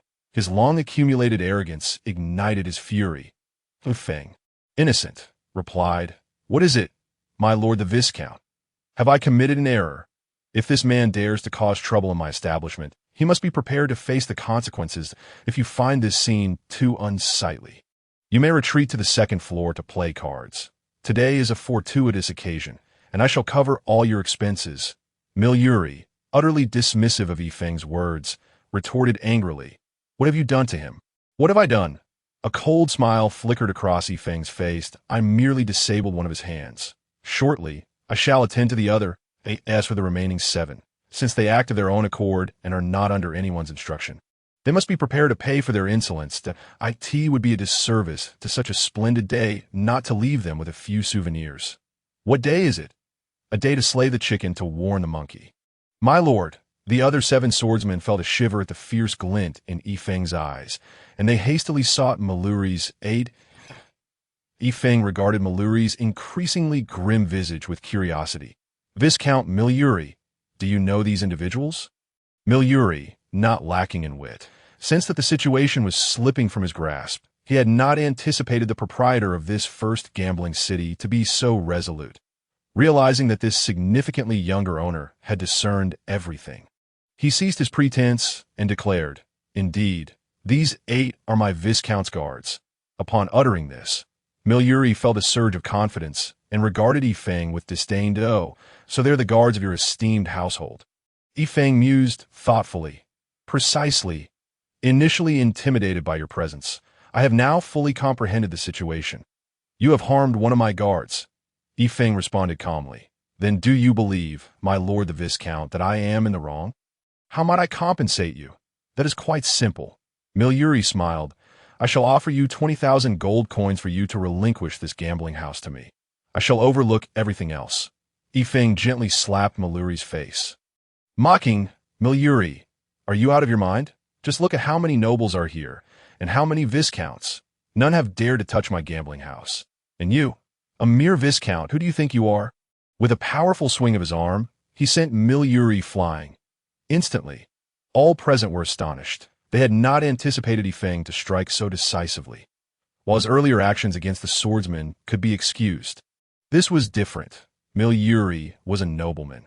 And more importantly, Yifeng was still but a commoner, which had emboldened Yuri to confront him. Spitting blood, mingled with 2 of his teeth, Yuri seethed, "You wretched commoner dare to assault a noble? Guards, come forth, smash this place to pieces." However, before he could finish his command, a powerful punch struck his jaw, causing his breath to catch, the force crashing upon him like a tidal wave, leaving his head spinning. The 8 guards had no opportunity to retaliate. Karun, having fully recovered from Yifeng's treatment, was now in peak condition, his mid-tier sword saint prowess far surpassing that of mere swordsmen. At this moment, the 4 brothers stood, 2 against 1, subduing their opponents. Although they had sustained injuries, they were merely superficial, and their vitality remained intact. Together, they proved formidable. Ignoring the chaos around them, Yifeng stepped on Karun's chest and declared, "If you seek trouble with me, let me assure you, you have misidentified your adversary. I do not wish to pursue past grievances, but if you dare provoke me again, be prepared for the humiliation you shall suffer. What if you are noble? I can just as easily render you powerless. How dare you insult the noble system? You shall be sentenced to hanging by the authorities, despite having lost a few teeth." Yuri wore a sinister grin. Mr. Yifeng, it seems you are overstepping, a steady voice suddenly interjected. Yifeng turned to see a rotund man clad in splendid noble robes, appearing to be in his 50s, with piercing eyes that belied any sense of age. Curiously regarding this man, Yifeng inquired, "And you are?" "Ah, I am Dale." At this moment, a stir rippled through the crowd. "Dale, isn't he the leader of the Phoenix Merchant Guild?" Even Yifeng, despite his ignorance, recognized Dale's reputation, especially given his connection to Miluri. "Ah, Uncle, you have come." Maluri's eyes brightened upon seeing Dale. Dale cast a disdainful glance at Miluri, choosing not to respond but instead focusing on Yifeng, the owner of the first gambling city and the one who had disrupted his plans. Unbeknownst to Yifeng, the man before him, who appeared so benevolent, was responsible for the ambush against Anaya. However, due to their connection, Yifeng held a poor impression of Dale. With keen interest, Yifeng remarked, "Oh, so it is Mr. Dale. How fortunate to meet you. What might you wish to convey regarding your nephew?" Instead of the anger one might expect, Dale's demeanor remained impassive. He simply stated, "Mr. Yifeng, please do not misunderstand. I address the matter, not the individual. Youth is admirable, full of spirit and passion, but one must not be too impulsive." That Dale's gaze lingered on Yifeng, laden with meaning. "What then does Mr. Dale wish to convey?" Dale replied, "It is well known across the continent that the Empire upholds the rights of the nobility, recognizing the disparity between nobles and commoners. Nobles may kill commoners at will for a mere pittance, while a commoner who slays a noble faces execution. This is the noble system, although you have not killed Viscount Miluri. The commoner must still bear the consequences." Having destroyed Dale's plans to ambush Anaya, he had taken a particular interest in Yifeng, investigating his circumstances thoroughly. Yet curiously, he found it impossible to ascertain anything about Yifeng's identity from over 2 months ago, leaving him uncertain about Yifeng's status and refraining from causing him trouble. Chapter 25. The arrival of distinguished guests who claims that Mr. Yifeng is a commoner. A hearty voice rang out from the crowd. "Why are there so many people today?" Yifeng thought to himself. However, a smile crept onto his face upon recognizing the newcomer as none other than Prince Owens. Though he had little regard for the so-called noble system, he understood that it was an established decree of the Empire, one that posed significant challenges for him. It is His Highness the Prince." Dale promptly bowed. Although Dale was not a citizen of the Guanglong Empire, he was careful to show respect to the nobility, having conducted business throughout the continent. Owens waved his hand, speaking sternly. "For Mr. Yifeng's contribution of demon cores, the Empire has decided to bestow upon him the title of Viscount.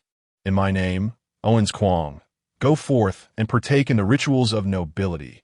With that, he placed a hand upon Yifeng's forehead. Yifeng, momentarily stunned, knelt reluctantly at Carfu's urging, though his knee did not quite touch the ground, leaving a gap. This act signified that from this day forth, he had become a Viscount within the Guanglong Empire. Upon rising, Owens had shed his earlier severity and smiled, saying, "Yifeng, from this day forth, you are a Viscount among the nobility. I find your gambling house quite impressive. Could you perhaps give me a few diamond cards?" "A few?" Yifeng was momentarily speechless. "Dear Prince, do you think diamond cards are mere scraps of paper? I possess a maximum of 10 cards, and I can only offer you one. The rest is up to you." Owens chuckled. "Very well, just one it is. I want one too." A voice piped up, revealing it to be Anaya, with a slender, noble lady accompanying her, none other than Morong Si. Puzzled by their unexpected companionship, Yifeng had no time to ponder. He lightly tapped Anaya's forehead, chiding, "What are you doing here, little girl? Is it not permissible for women to enter a gambling house?" "Ouch! What was that for?" Anaya protested, covering her forehead. "Are women not allowed in gambling houses?" Yifeng remarked, "Certainly not. I am unaware of the circumstances in other gambling establishments, but in our casino, I have specifically designated a Roland suite on the 3rd floor, exclusively for the amusement of our female guests. How about I offer you a golden card for access to the 3rd floor?" Anaya replied, "I don't need that. A diamond card grants access to the 3rd floor as well." "Now, hand it over." Reluctantly, Yifeng bestowed a diamond card upon Anaya and another upon Owens, then extended one to Morong Si. Morong Si smiled and said, "No need for me.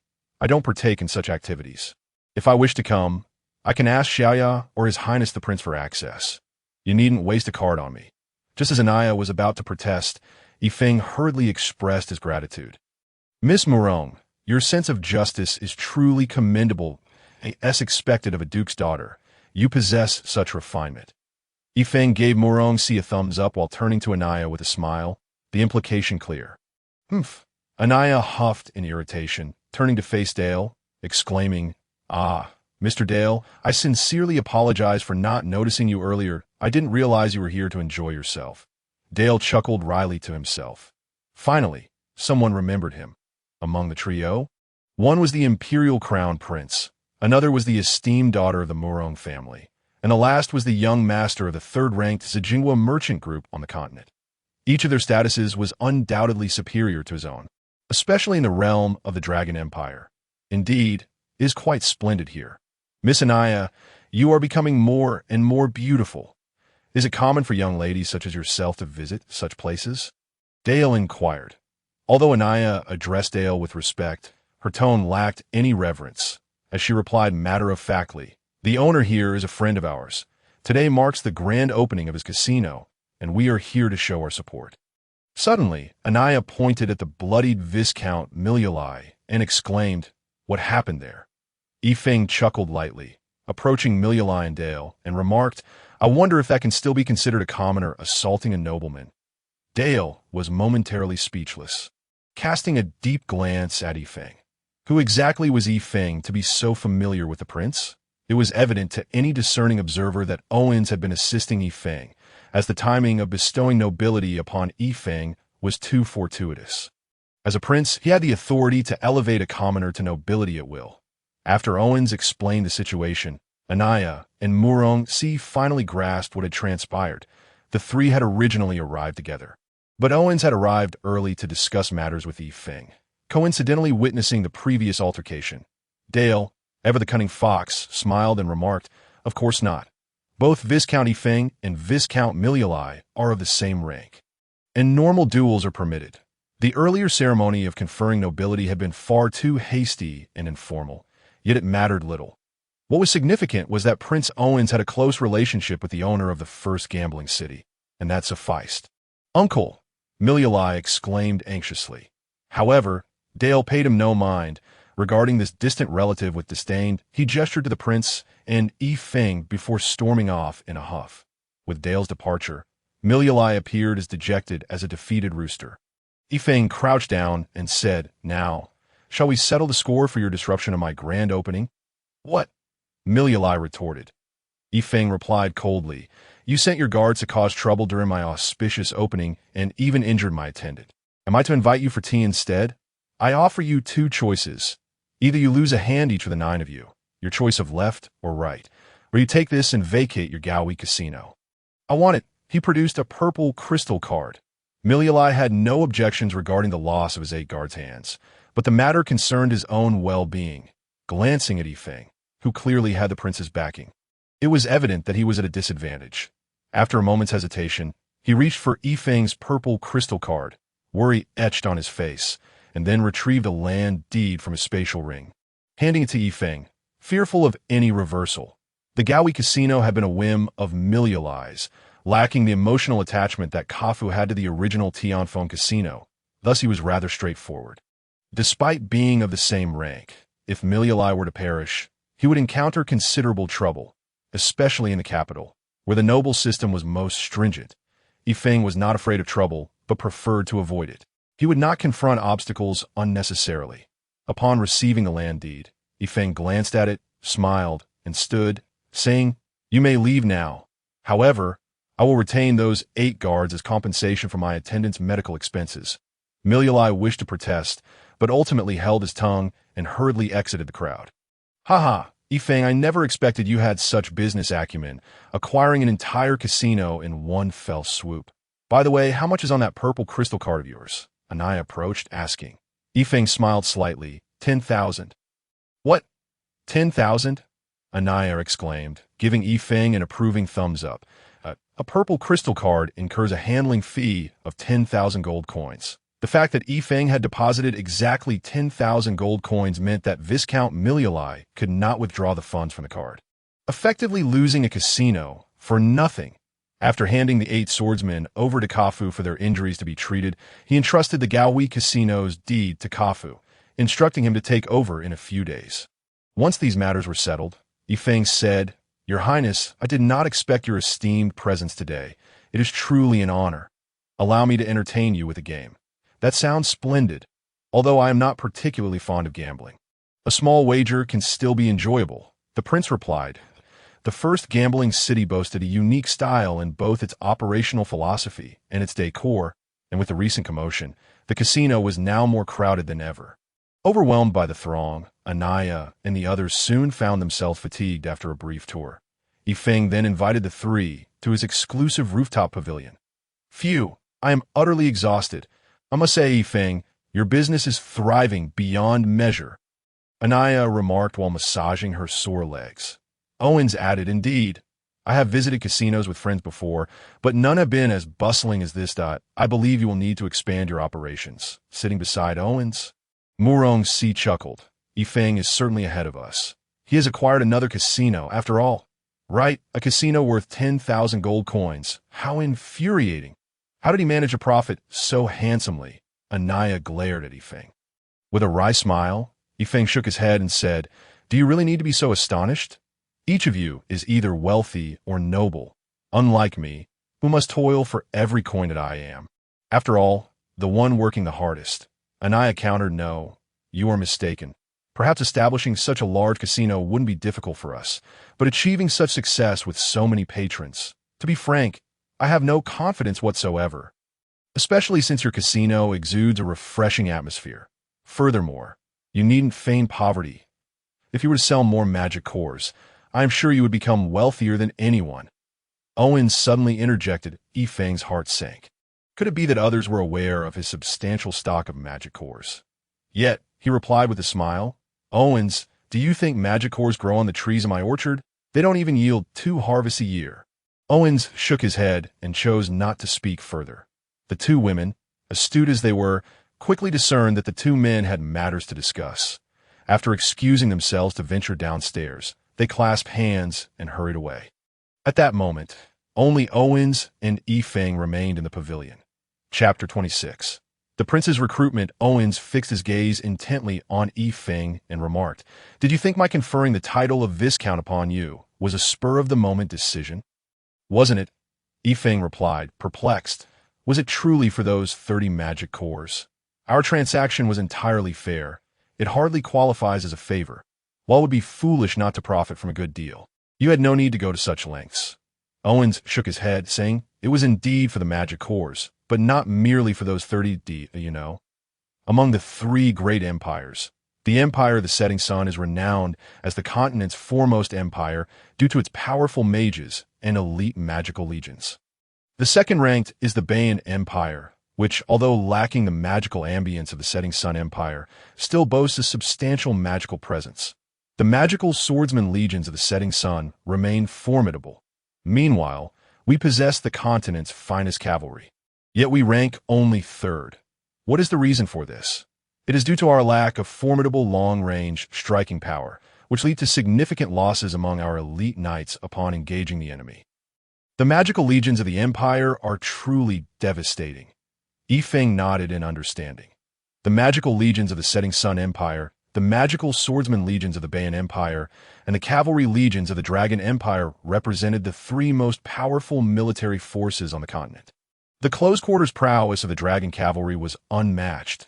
The long-range magical legions were devastatingly powerful, and the magical swordsmen possessed a unique agility, each group characterized by its distinct strengths, due to the fervent dedication of the Empire of the Mad Dragon to martial prowess. The number of mages has dwindled significantly. Furthermore, the cultivation of magic is inherently more arduous than the training of martial skills, leading to a gradual decline in the magical arts within the empire. Of course, this decline is relative when compared to the other 2 great empires. In such a vast empire, even a diminished magical force cannot be overlooked. Owens continued, stating that the Imperial Magic Guild currently has records of approximately 100,000 members. Among them, over 40,000 do not belong to the state, meaning the empire's magical military consists of merely 60,000 individuals. With a population of at least 300 million, the fact that the magical army comprises only 60,000 is indeed a staggering figure.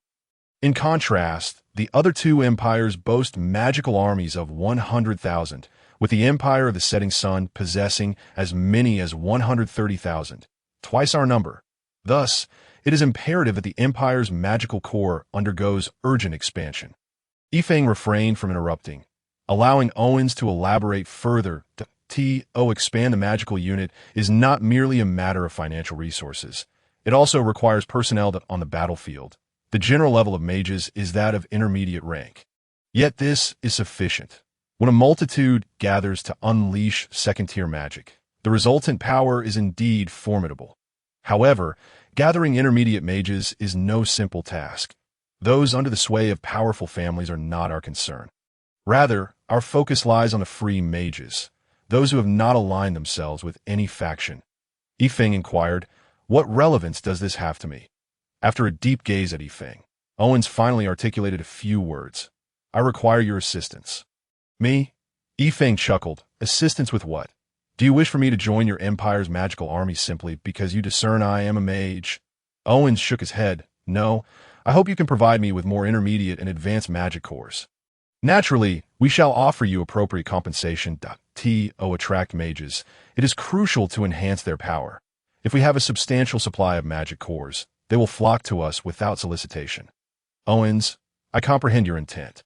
I am aware that low-tier magic cores hold little allure for those mages. For intermediate and advanced mages, intermediate cores are indeed ideal. The higher the core's rank, the stronger the mages we can attract. I grasp all this, but do you truly believe I possess such an abundance of magic cores? Surely, you cannot base your assumptions solely on the 36-tier magic cores." "Certainly," Owens replied. "Initially, I had not considered it. But after the appearance of your 8th-tier magic core, I began to realize 0.1 8th-tier magic core is already quite extraordinary. It suggests either your family possesses significant power or you yourself are exceptionally strong. Yet, that is inconsequential. What matters is your ability to procure an 8th-tier core. However, you are so young. If I may speak candidly, I do not believe you possess the strength to slay an 8th-tier magical beast. Therefore, I wager there is a substantial backing behind you. Furthermore, even if someone were to obtain an 8th-tier core, they would typically keep it for themselves rather than auction it off, unless they're destitute, which you clearly are not. Otherwise, you would have accepted the suggestion from the Zijing auction house to wait for the year-end auction, where you would have garnered even more wealth that I suspect if you were in dire need. The Zijing auction house would have advanced you some funds. However, your refusal indicates you are not in need of money, implying that you do not regard the 8th-tier magic core highly. This suggests that either it is not your soul core or not your best. In either case, it indicates you are capable of acquiring more than one 8th-tier magic core. Then am I correct? Moreover, as a mage, could there truly be one who is disinterested in magic cores? Yifeng could not help but raise his thumb in admiration. "Old Owens, your deductive reasoning is truly impressive, and your thought process is remarkably clear. To be frank, you have deduced more than half correctly. Indeed, I possess more than one 8th-tier magic core as well as another. My demand for magic cores is not particularly great, even though I am also a mage. However, you have erred in a few points. Firstly, I am an orphan who has lived with my adoptive grandparents since childhood. This is not a matter of doubt that I departed from the elderly couple only 2 months ago. Thus, I possess no substantial assets and certainly no significant background. This is one of your misconceptions. Secondly, you have misjudged my abilities. Do you truly believe I am merely a fire mage? Is that not the case?" Owens retorted as he had gleaned this information from Anaya. Yifeng smiled and shook his head. "Given my unfamiliarity with this continent, I would not dare to traverse it without any strength, let alone establish such a large gambling house." With that, he waved his hand and called, "Little Wolf." A burst of emerald light flashed. An imposing figure of Little Wolf, standing 2 meters long and 1.5 meters tall, appeared beside Yifeng. Its dark green fur bristled, swaying gently, and one could faintly perceive glimmers of light reflecting from its coat. Exuding a majestic presence, yet its fur was surprisingly soft to the touch. ate tea this moment. It nuzzled Yifeng's thigh with its head, emitting a low growl that seemed to express its discontent at being cooped up for so long. The appearance of Little Wolf startled Owens momentarily, but upon witnessing the affectionate interaction between Yifeng and the creature, he soon grasped the situation. You are a summoner? Yifeng chuckled, but before he could respond, Owens exclaimed, "My goodness, that is a 7th-tier evolutionary magical beast, the Blood Wolf King. Its size suggests it is at least a mid-7th tier. This is equivalent to the strength of a Battle Soul Master. And it is one who practices both magic and martial arts." Yifeng stroked Little Wolf's head and remarked, "So, I was not mistaken. With Little Wolf by my side, coupled with my fire magic, slaying an 8th-tier lower magical beast is not beyond the realm of possibility. Is it?" Owens, being a prince of the Empire and a future sovereign, quickly regained his composure, but he shook his head. "I never anticipated that while I am deemed a genius, you are not in the least inferior to me. Possessing a 7th-tier beast indicates your mental strength has reached that of a mage. Adding to that your formidable fire magic, I am uncertain I could defeat you. This also elucidates how you have acquired such a plethora of magic cores." "Yifeng, I have changed my mind," Owens declared. "What mind? I no longer wish to acquire your magic cores. I hope you will serve the Empire instead." Yifeng, patting Little Wolf's head, sat back down in his chair with a smile. "Is that so? What benefits do I stand to gain?" He reminded Owens, "Let us not forget, I am not a citizen of the Empire of the Mad Dragon." "Benefits?" Owens replied, "I can offer you greater authority, more wealth, and the respect of others." Yifeng scoffed. "Wealth? I already possess this gambling house. Am I to fear a lack of funds? Authority? The respect of others is their concern, as long as I have money and strength. I shall earn their respect, shall I not? I apologize, but I harbor no desire to command others, nor to be commanded. Thus, your terms are utterly insufficient." Owens, growing anxious, insisted, "No, with your strength, how could I allow others to command you?" "Enough." Yifeng suddenly stood, declaring, "You will not allow others to command me." "Ha! Owens, we have known each other long enough. Do you not find that jest utterly unamusing? Can even the Mad Dragon Emperor command me? Let this matter end here. I shall not join the Imperial Army, nor shall I align myself with any nation. Rest assured, we have been friends long enough for me to speak candidly. I hope you do not force my hand." Owens, feeling despondent, nodded. "A summoner of mage level combined with fire magic of magician caliber is not someone who could be resolved through force. Moreover, Owens had never contemplated using force, as talent is paramount. But winning hearts is even more critical." Approaching, Yifeng patted Owens on the shoulder and said, "Now, do not dwell on these matters. Although I shall not join any organization within the Empire, we can certainly collaborate." "Collaborate? How do you propose we collaborate?" Owens inquired, puzzled. Yifeng smiled. "Of course it concerns the magic cores. You are aware that we summoners train in mental strength and the capture of magical beasts. Meanwhile, nature mages cultivate both mental strength and magical power. As part of my training, I frequently venture into the deep mountains to capture magical beasts. Thus I have amassed quite a collection of magic cores. While I do not possess cores as high-ranking as the 8th tier, I do have a fair number of intermediate cores." Chapter 27. Detoxification Treatment. Yifeng continued, "I only have one summoning beast, which is Little Wolf at AS for those 4th and 5th tier magic cores you mentioned. I certainly have them. However, they took up too much space and were of little use to me, so I disposed of them, leaving behind those that appeared somewhat larger." "What? You discarded them?" Yifeng sighed. "Indeed, the quantity was not substantial, only a few thousand. You did not inform me in advance that those small ones held value. Neither I nor the elders, Duan Li and Yifeng, had any interest in those 4th and 5th tier magic cores, which were carelessly abandoned in the wilderness." In response to Yifeng's innocence, Owens felt utterly powerless. "You should have told me earlier. I would have needed to know of your existence first. And who could have guessed that you, fool that you are, would be unaware of the worth of magic cores?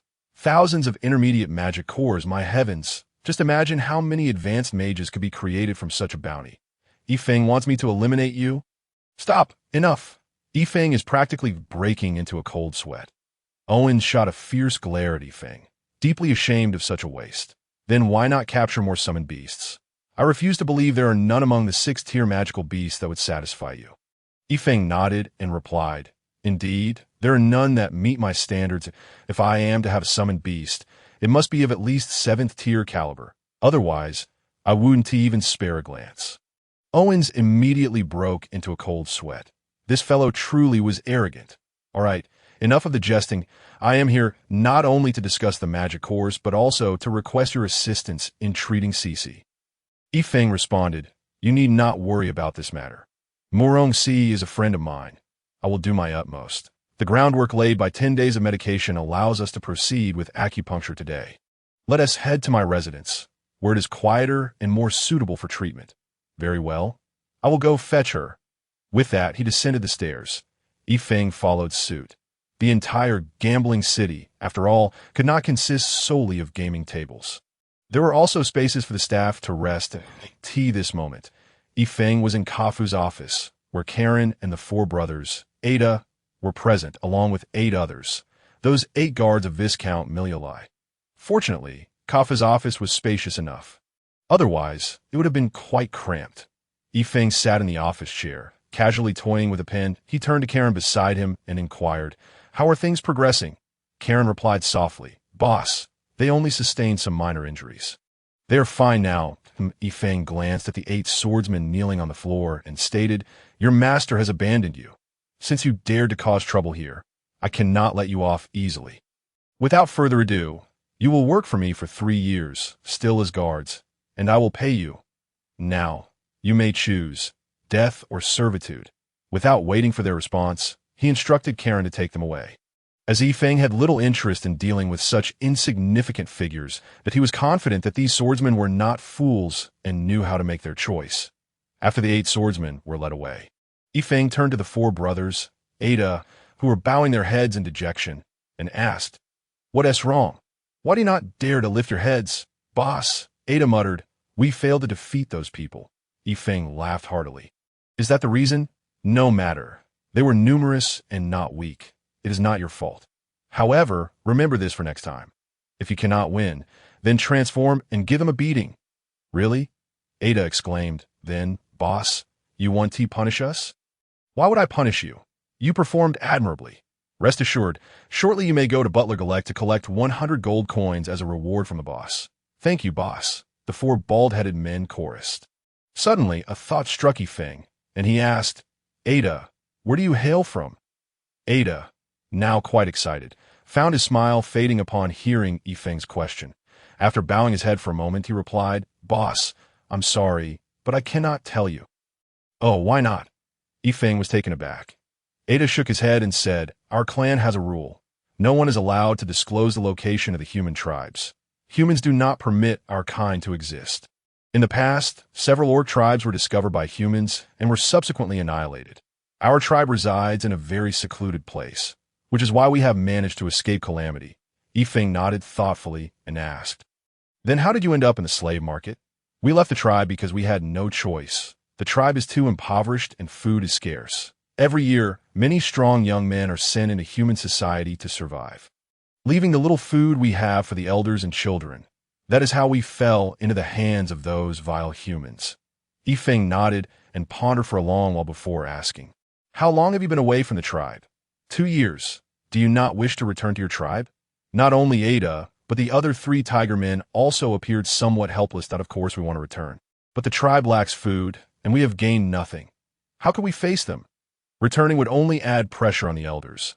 Orcs, despite their barbarism, hold deep loyalty to their own, a fact that becomes evident from this. Since you have been away for so long, gather your things in a few days and return to the tribe, that I will provide you with some money and food as assistance from the boss. Really? Ada exclaimed excitedly. Thank you so much, boss.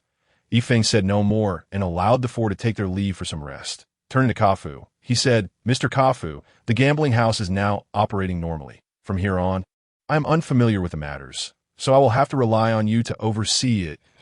If anything arises, you may consult with Uncle Karen. He will assist you. Yes, boss. This is within my responsibilities. Kafu bowed. After instructing Kafu regarding the gambling house, Yifeng returned to his residence with Owens, Murong-Si, and Anaya. Although Yifeng's residence was not small, the three were seasoned individuals and merely expressed admiration without excessive astonishment. "Galek, please prepare several cups of fine tea to entertain my friends, and also tidy up a guest room, as I will need it shortly." Upon entering, Yifeng addressed the waiting Galek. "Yes, boss." Once the host and guests were seated, Yifeng said, "Having traveled here in haste, let's take a moment to rest before I assist Miss Murong with her treatment." Murong-Si smiled and replied, "Mr. Yifeng, there is no need to call me Miss all the time. You may simply use my name." Anaya chimed in. "I say, Yifeng, do you truly understand medicine? Do not exacerbate Sister Morong's condition instead of curing it." Yifeng pondered and said, "Indeed, that is a concern. How about this, little girl? You can assist me with the acupuncture and see how it goes." "How do I assist?" "Of course, by using needles." Ha! Laughter erupted around them. Anaya, still confused, realized she had been playfully tricked by Yifeng upon seeing everyone laugh. She retorted angrily, "You madman! How dare you make a fool of me? Do you wish to court death, madman?" Anaya replied proudly, "Yes, you are Yifeng, which means wind child, right? Since you call me little girl, I shall call you madman. After all, you are quite eccentric." Yifeng was left speechless. Who was truly the eccentric one here? After resting for an hour, Yifeng led Murong-Si to the freshly tidied guest room. Owens, wishing to care for Murong-Si, followed them inside, while Anaya, feeling bored, tagged along as well. Yifeng had no choice but to ask everyone to remain silent, as any noise would disrupt his acupuncture technique. Murong-Si sat upright, and Yifeng took out the divine needle from his spatial pouch, assuring her, "Do not be nervous. The acupuncture will not hurt much. Trust me, relax." Murong-Si slowly closed her eyes. He retrieved a 3-inch-long divine needle from the pouch and gently pierced it toward the top of Murong-Si's head. She only flinched slightly, but did not struggle. Yifeng proceeded with 2 more needles into the top of her head. 3 flowers gathered at the crown. In a short while, the divine needles began to take effect. Murong-Si's body gradually relaxed, and her breathing became much steadier.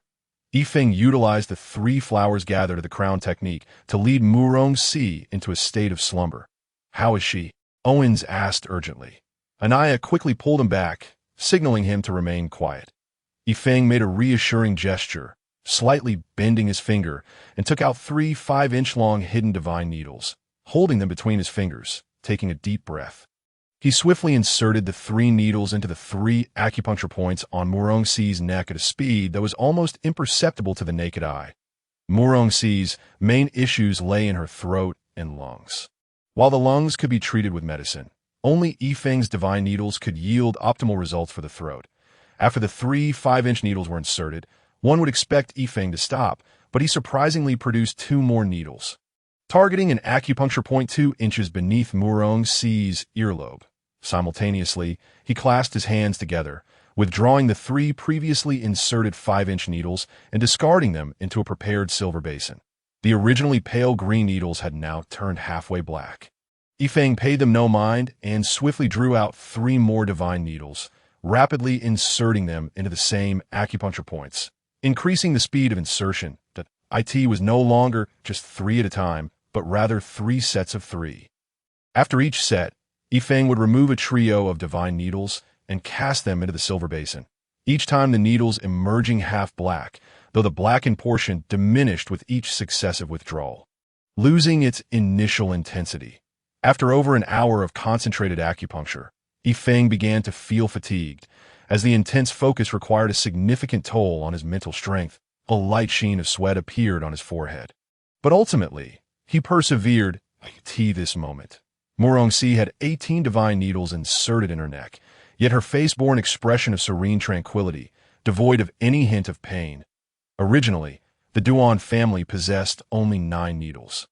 But this time, in a concerted effort to assist Murong-Si in detoxification, Yifeng had specially commissioned a set of silver needles, although their efficacy paled in comparison to the Duan family's 9 needles. The silver needles were inherently capable of absorbing toxins, thus serving their purpose adequately. Chapter 28. The barbaric girlfriend. Well, I haven't recalled it yet. I will inform you once I do. Yifeng felt a wave of dizziness wash over him. He instructed the steward to tidy up, and after half an hour, Yifeng assisted Murong-Si in removing the needles. Murong-Si was in satisfactory condition and instructed that she must not speak for a month, allowing Owens to escort her home. Meanwhile, Anaya, still entangled in some business matters, also took her leave.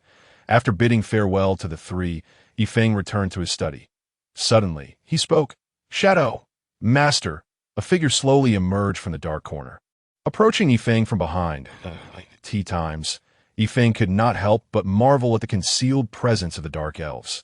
If one did not pay close attention, their existence would remain unnoticed. "What is your number?" The shadowy figure replied, reporting to the master. "I am Dark 13. Yifeng nodded and instructed, "From today onward. Have, however, despite being aware that the other party was deliberately provoking him, Han Jin-dun, with his temperament, would not cower. Moreover, with his strength as a mid-tier sword saint, what could he possibly fear?" Before him stood a figure entirely enveloped in silver attire. The silver-clad individual moved with astonishing speed, and Han Jin-dun, too, exhibited remarkable swiftness. Within 10 minutes, the two had arrived at the desolate mountains on the outskirts of the imperial capital. This moment, they both came to a halt. Han Jin-dun stepped forward and inquired, "Friend, who are you? And why are you sneaking around the Songlong mercenary corps base?" The silver-clad figure had his back turned to Han Jin-dun, and with his headscarf obscuring his features, it was impossible to discern his identity. Suddenly, the figure revealed a gleaming hand, producing a long dagger of approximately 3 feet in length. This long dagger was entirely silver, unadorned, and devoid of excessive embellishments. The entire weapon appeared to be forged from a single piece of material, showing not the slightest sign of seams. Yet, this weapon, which could be described as strikingly simplistic, emanated an aura of lethal intent that was no mere dagger. It was a sword, one of a style entirely distinct from the heavy swords common on the continent. Measuring 3 feet in length, it was significantly lighter and far more agile than a heavy sword. Han Jin-dun could not fathom what the dark-clad individual could achieve with such a slender weapon. Would it not simply break under the infusion of battle energy? However, the figure seemed utterly unconcerned, caressing the long sword with affection. This sword was the Nameless Sword. It had once belonged to the renowned Plum Blossom assassin, Chi Mei, whose legacy swept across the continent. It was indeed the same sword gifted by Yifeng's grandmother, who had taught him the techniques of the Nameless Sword and the Nameless Movement. And this silver-clad individual was none other than Yifeng himself. As he gently caressed the Nameless Sword, he paid no heed to Han Jin-dun's words.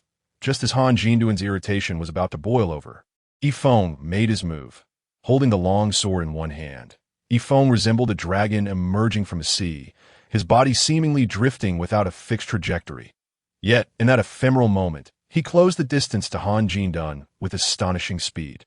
The long sword sliced through the air, accompanied only by the sound of rushing wind, devoid of any dazzling display of battle energy. Han Jin-dun was struck with astonishment. Yifeng's method of attack was truly bizarre. Although he had not witnessed the opponent employing battle energy, the moment the sword tip was directed at him, he felt a chilling wave of murderous intent wash over him. True to his reputation as a mid-tier sword saint, Han Jin-dun possessed a wealth of combat experience. With a swift evasive maneuver, Yifeng's long sword narrowly grazed his shoulder, leaving a 3-inch long gash that immediately oozed blood. Chapter 29. The Northern Mercenary King, and Yi spoke slowly. "Perhaps I could seek out our kin." "Kin?" Yifeng exclaimed in surprise. "You still have kin you are aware of?" And he nodded slightly. "However, there are not many, only a little over 100, the last remnants of the Dark Elves. Yet, I cannot guarantee that I can persuade them." "Over 100? That's not bad," Yifeng replied, "regardless. Proceed as you see fit. I will agree to any conditions as long as they are within my capability. Perhaps if you were to teach them your Nameless Movement, they might agree." And he finally expressed his thoughts. The Nameless Movement has already been imparted to the Shadow troops, although they have only just begun to grasp it. The individuals within the Shadows have deeply appreciated the intricacies of this technique. If that is the case, you may take the lead in making the agreement. Yes, however, the Orphan Assassin training program must also proceed concurrently. "I will provide funding for you." "Understood, Master." After he departed, Yifeng pondered for a moment before summoning his steward, Gale Coke, into the study. Mr. Gale Coke, has Mr. Karun returned? Gale Coke bowed. Boss, Mr. Karun has indeed returned. Please bring him. I end AT once. Moments later, Karun, clad in black robes, hurried into the room. Boss, you called for me? Yifeng nodded, gesturing for Karun to take a seat. Karun was fiercely loyal to Yifeng, not merely due to the master-servant contract, but also because of his genuine gratitude towards Yifeng. Uncle Rong, you have truly worked hard these past few days. Karun quickly stood, saying, Boss, it is my duty that Yifeng waved his hand, and Karun resumed his seat. Uncle Rong, I have a task I wish to entrust to you that I hope to establish an intelligence network, one capable of covering all major cities across the continent, and I want you to oversee this project. Although Karun did not understand why Yifeng suddenly wished to build such a vast intelligence network, he replied, Boss, establishing such a large network requires immense material and financial resources. Yifeng shook his head. You need not worry about that. I've already made the necessary considerations that we do not need to undertake everything ourselves. We can fully utilize all available resources. For instance, we can leverage information from the Mercenary Guild or from bards. Our focus should be on gathering intelligence, without the need for us to pry. This way, the requirements for our intelligence personnel will be significantly reduced, facilitating the rapid establishment of our network. At this stage, our goal is not to acquire specific intelligence, but to lay down our information transmission routes. Of course, in the time to come, we will also need to establish our own intelligence agents and scouts. But that is not urgent at the moment. Karun nodded, understood. Boss, if it is merely this, then it will be much simpler. I estimate that within about 6 months, the network will have a preliminary structure. And within a year, it will be nearly perfected. During the establishment phase, we will also attempt to gather some intelligence, which will aid in enhancing our network. Yifeng nodded. That's right. This matter is entrusted to you completely. Set aside other tasks for now and focus on the intelligence network. The initial investment for establishing this network will be substantial. I will contact Mr. Kafu and ensure that all income from the gambling house is redirected to your account. Should you require anything, you may coordinate with the Shadow troops. I will give them a heads up. With control over this intelligence network and Shadow as our blade for assassination, I am eager to see who dares to challenge me. Understood, boss? Uncle Rong, I appreciate your efforts with this matter. Let us name this intelligence network Tianwang, a network that will envelop every corner of the Longxian continent like the sky. Yifeng proclaimed. Karun murmured, Tianwang, even at over 50 years of age. Upon hearing Yifeng speak of establishing a network that covers every corner of the continent, Karun felt a surge of youthful fervor rising within him, a sensation he had not experienced in years. As night fell over the land, the summer evening was enchantingly beautiful. The occasional chirping of insects added a lively ambience to the night. A gentle breeze swept through, providing an invigorating refreshment inside the room. It felt somewhat stifling as Han Jin-dun sat bare-chested on a chair, drinking. Having just concluded his affairs within the mercenary corps, he was one of the 4 mercenary kings of the kingdom. Yet he still had to lead his mercenary group on missions unless a significant crisis arose within the kingdom. Only in times of disputes between nations would they stand as representatives of a mercenary kingdom, positioned atop the continent.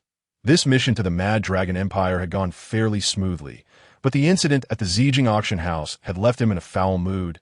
That little pretty boy, Owens, dared to rebuke him, and that young lady from Murong family was utterly oblivious to her own insignificance. As he thought of this, Han Jin-dun downed a shot of strong liquor, feeling the fiery sensation in his throat. His eyes filled with a cruel glint. He viciously fantasized about capturing Owens and Murong Sea, killing the man first, then subjecting the woman to a fate worse than death, before finally ending her life. Ultimately, despite being known as the Mercenary King, Han Jin-dun was merely a brutish mercenary. That moment, a figure suddenly flashed past the window, moving at an incredible speed. Even with Han Jin-dun's keen eyesight, he could only catch a glimpse of a silver blur, revealing just how swift the individual was. A master. The thought immediately surged to the forefront of Han Jin-dun's mind. What could this master want at their base? Instantly, Han Jin-dun grabbed the long knife from the table and leapt through the window in hot pursuit. The opponent's speed was indeed remarkable, even with Han Jin-dun's mid-tier sword Saint Battle energy propelling him. He could only closely trail the figure. Moreover, he could not sense any fluctuations of battle energy from the mysterious individual, which further alarmed Han Jindun. It seemed that the figure was intentionally leading him on. However, despite realizing that he was being lured, Han Jindun's temperament would not allow him to retreat. After all, with his strength as a mid-tier sword saint, what could he possibly fear? What could be described as an exceedingly simple dagger is, in fact, imbued with an aura of grim ferocity. That it is not merely a dagger, but a sword, one that possesses a style entirely distinct from the heavy swords of the continent, measuring 3 feet in length. It is significantly lighter and far more agile. Han Jindun cannot comprehend what purpose such a slender longsword serves. Surely, with the infusion of fighting spirit, it would shatter, would it not? Yet the cloaked figure pays these thoughts no heed, tenderly caressing the longsword instead. This sword is the Nameless Sword. It was the weapon of the infamous Plum Blossom assassin, Chime, who once dominated the continent. Moreover, it is the very sword gifted by Yifeng's grandmother, the one who taught him the techniques of the Nameless Sword and the Nameless Body Movement. The figure clad in silver is none other than Yifeng himself, gently stroking the Nameless Sword. He disregards Han Jindun's words entirely. Just as Han Jindun's irritation reaches a boiling point, Yifeng strikes. With a single hand gripping the longsword, Yifeng moves with the grace of a dragon emerging from the sea, his body seeming to waver without a fixed trajectory. In this ephemeral moment, he closes the distance to Han Jindun. The sword slices through the air, producing only the sound of rushing wind, devoid of any vibrant fighting spirit. Han Jindun is taken aback. The nature of Yifeng's attack is truly bizarre. Although he has not witnessed his opponent harnessing fighting spirit, the moment the sword's tip is aimed at him, he feels an icy wave of murderous intent wash over him. Han Jindun, a mid-tier sword saint, is no stranger to combat experience. With a swift sidestep, he narrowly avoids Yifeng's longsword, which grazes his shoulder, leaving a 3-inch gash for which blood immediately spurts forth. Despite the wound being merely superficial, Han Jindun does not hasten to treat it. Instead, he casts a cold glance at Yifeng, gradually raising his massive blade, which exceeds 1.5 meters in length. He evokes a surge of adrenaline in anyone who beholds it. With a fierce cry, Han Jindun channels crimson fighting spirit into his great sword, causing a fiery aura to envelop it, as though flames are igniting upon the blade. Though this mid-tier sword saint is not Yifeng's first opponent, he is undoubtedly the most formidable. Yet Yifeng remains undaunted, brimming with fighting spirit, in the 2 months since his arrival on the continent. He has yet to unleash his full potential. On this splendid night, with such a worthy adversary, it would be a disservice to himself not to fully extend his abilities, holding his sword with one hand. Yifeng remains vigilant, aware that while Han Jindun is an admirable opponent, he also poses the threat of trapping him in an inescapable predicament. The strength of a mid-tier sword saint is comparable to Yifeng's 7th level of the Nameless Sword technique, perhaps even slightly surpassing it, nearing the power of a high-tier sword saint. With a guttural cry, Han Jindun leaps into the air with the force of a cannonball. Not soaring, but vaulting, his jump is extraordinarily high, and the speed of his descent is even more alarming. With a sweep of his long sword, he targets Yifeng's waist. Yet Yifeng grants Han Jindun no opportunity. He swiftly glides several steps back, creating a decisive distance between them. As Han Jindun expends his strength in the attack, Yifeng lunges forward, propelling himself off the ground with an explosive burst of energy, leaving an imprint in the earth beneath him. In an instant, Yifeng's speed escalates to an astonishing level. Chapter 30. The robbery of the sword saint, originally swift. His speed now reaches unprecedented heights. The 10-meter gap that once separated him from Han Jindun virtually vanishes in the blink of an eye. He thrusts forward in a straight line.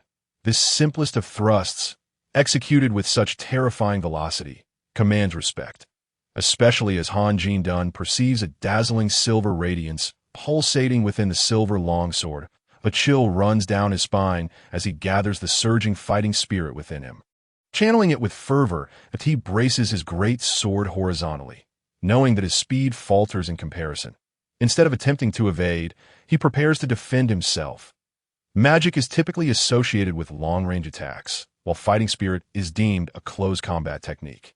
This is common knowledge. However, this is not an absolute rule. Once one reaches the saint level, they can manipulate fighting spirit to operate within a certain radius around them, and a mid-tier sword saint like Han Jin-dun can extend his fighting spirit approximately 1 meter away from his body.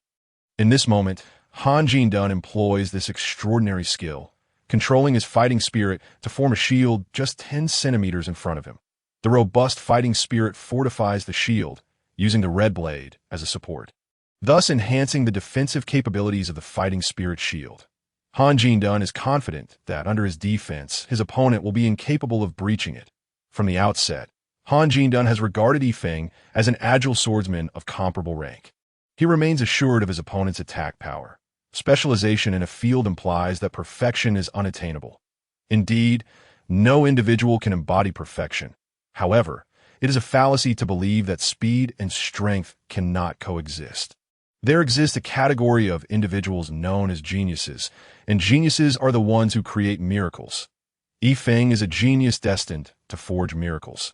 Just as Han Jin-dun, brimming with confidence, raises his fighting spirit shield.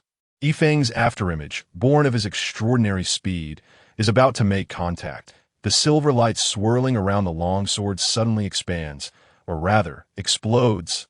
There is no frenzied roar, only resplendent silver. In an instant, the silver brilliance radiates between the two, emanating from Yifeng's nameless sword. Should anyone be capable of observing the nameless sword amidst such dazzling light, they would discern that the silver energy is not rushing toward Han Jin-dun in a direct line, but rather pulsating forward.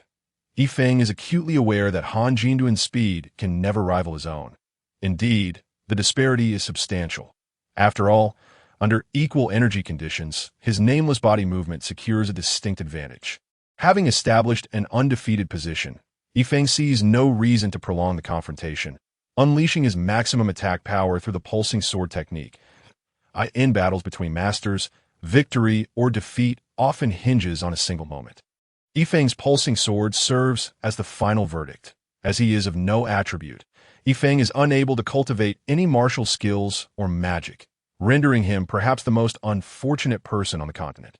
Among a population of 1 billion, those without attributes number fewer than a handful. That is a staggering ratio of several million to 1. Unfortunately, Yifeng has encountered such a fate, yet he is also fortunate. For he has met the Duanli couple, learning summoning skills and the more enigmatic nameless sword technique, which has enabled him to attain his extraordinary prowess, while martial skills are cultivated through fighting spirit. The nameless sword technique hones the energy of sword chi. In contrast to fighting spirit, sword chi exhibits both rigidity and flexibility. Its flexibility manifests in agility, while its rigidity is defined by its sharpness. Unlike the density of fighting spirit, the sharpness of sword chi is its defining characteristic. Indeed, sharpness, with a resounding bang, the brilliant silver sword chi pierces through Han Jin-dun's fighting spirit shield. Nevertheless, being a mid-tier sword saint, Han Jin-dun possesses a formidable reservoir of fighting spirit. Although Yifeng's sword chi breaches Han Jin-dun's shield, it is considerably weakened by the impact, rendering the energy that reaches Han Jin-dun significantly diminished. The sharpness of sword chi contrasts with the density of fighting spirit. The offensive nature of sword chi balances the defensive capabilities of fighting spirit. Each harnesses its energy to maximize its potential. Han Jin-dun feels a sweetness in his throat as the overwhelming force compels him to expel a mouthful of blood. More critically, he senses a chilling energy surging past his physical defenses, penetrating his meridians and spreading throughout his limbs and bones. This moment, he is already on the brink of exhaustion from overexerting his fighting spirit, and the sword chi wreaks further havoc upon his already compromised state. The long sword slips from Han Jin-dun's grasp, and he finds himself devoid of the strength to stand, staggering a few steps before collapsing to the ground. Fortunately, the sword chi's potency has been greatly diminished by the fighting spirit shield, and combined with the weakened physical defenses, the amount of sword chi that reaches his meridians is utterly minimal. With the remnant fighting spirit's desperate counterattack, he is barely able to absorb the sword chi entirely. The cost of this, however, is that he is now devoid of any fighting spirit, and his body has sustained significant injuries, rendering him incapable of further combat. In stark contrast, Yifeng finds himself in a far more favorable position. Having employed the pulsing sword for the first time, he experiences only a modicum of fatigue from overexertion of sword qi, with no other adverse effects. However, the pulsing sword is undeniably formidable. Its offensive power is immense, and the consumption of sword qi is equally substantial. It is worth noting that sword qi energy is significantly denser than fighting spirit. Yet even so, Yifeng has expended over 5 layers of his sword qi energy. Slowly approaching the fallen Han Jindan, Yifeng observes him struggling to rise, yet he is utterly depleted of fighting spirit and has sustained considerable injuries. After several futile attempts, he collapses once more. The nameless longsword, held with an evil edge directed toward the ground, reflects a blinding glare in Han Jinduan's eyes. Desperately, he inquires, "Who are you, and what do you seek?" Yifeng replies coldly, "Spare me the pleasantries. Hand over all your possessions." Robbery. Han Jinduan's mind momentarily goes blank, that he never anticipated that his opponent would expend such tremendous effort merely to commit theft. Moreover, to rob a mid-tier sword saint like himself. This is simply unfathomable. Seeing the bewilderment on Han Jinduan's face, Yifeng's sword gleams menacingly, and he regards Han Jindan with a cold gaze.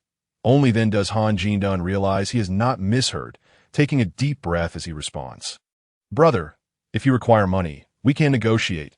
The amount is not an issue at all." Yifeng subtly employed a hint of sword energy, causing the nameless longsword to radiate a dazzling silver light. This startled Han Jindan, who instinctively thought to take a step back, only to realize he was unable to move at all. "Stop wasting my time." Although Han Jindan was a mid-tier sword saint, he was still human and possessed the innate fear of death. Even he, one of the 4 renowned mercenary kings of the mercenary kingdom, was no exception. With a puzzled expression, he produced his purple crystal card and, at Yifeng's gesture, removed his spatial ring and handed it over. However, Yifeng did not extend his hand to accept it. He merely cast a cold glance at Han Jindan. The latter, bewildered, soon remembered that neither item had been unbound from their master. Cursing himself for his folly, he hastily established the master contract for both items before Yifeng finally took the purple crystal card and the spatial ring. Without bothering to check the numbers on the card, Yifeng directly infused his spiritual energy into the spatial ring.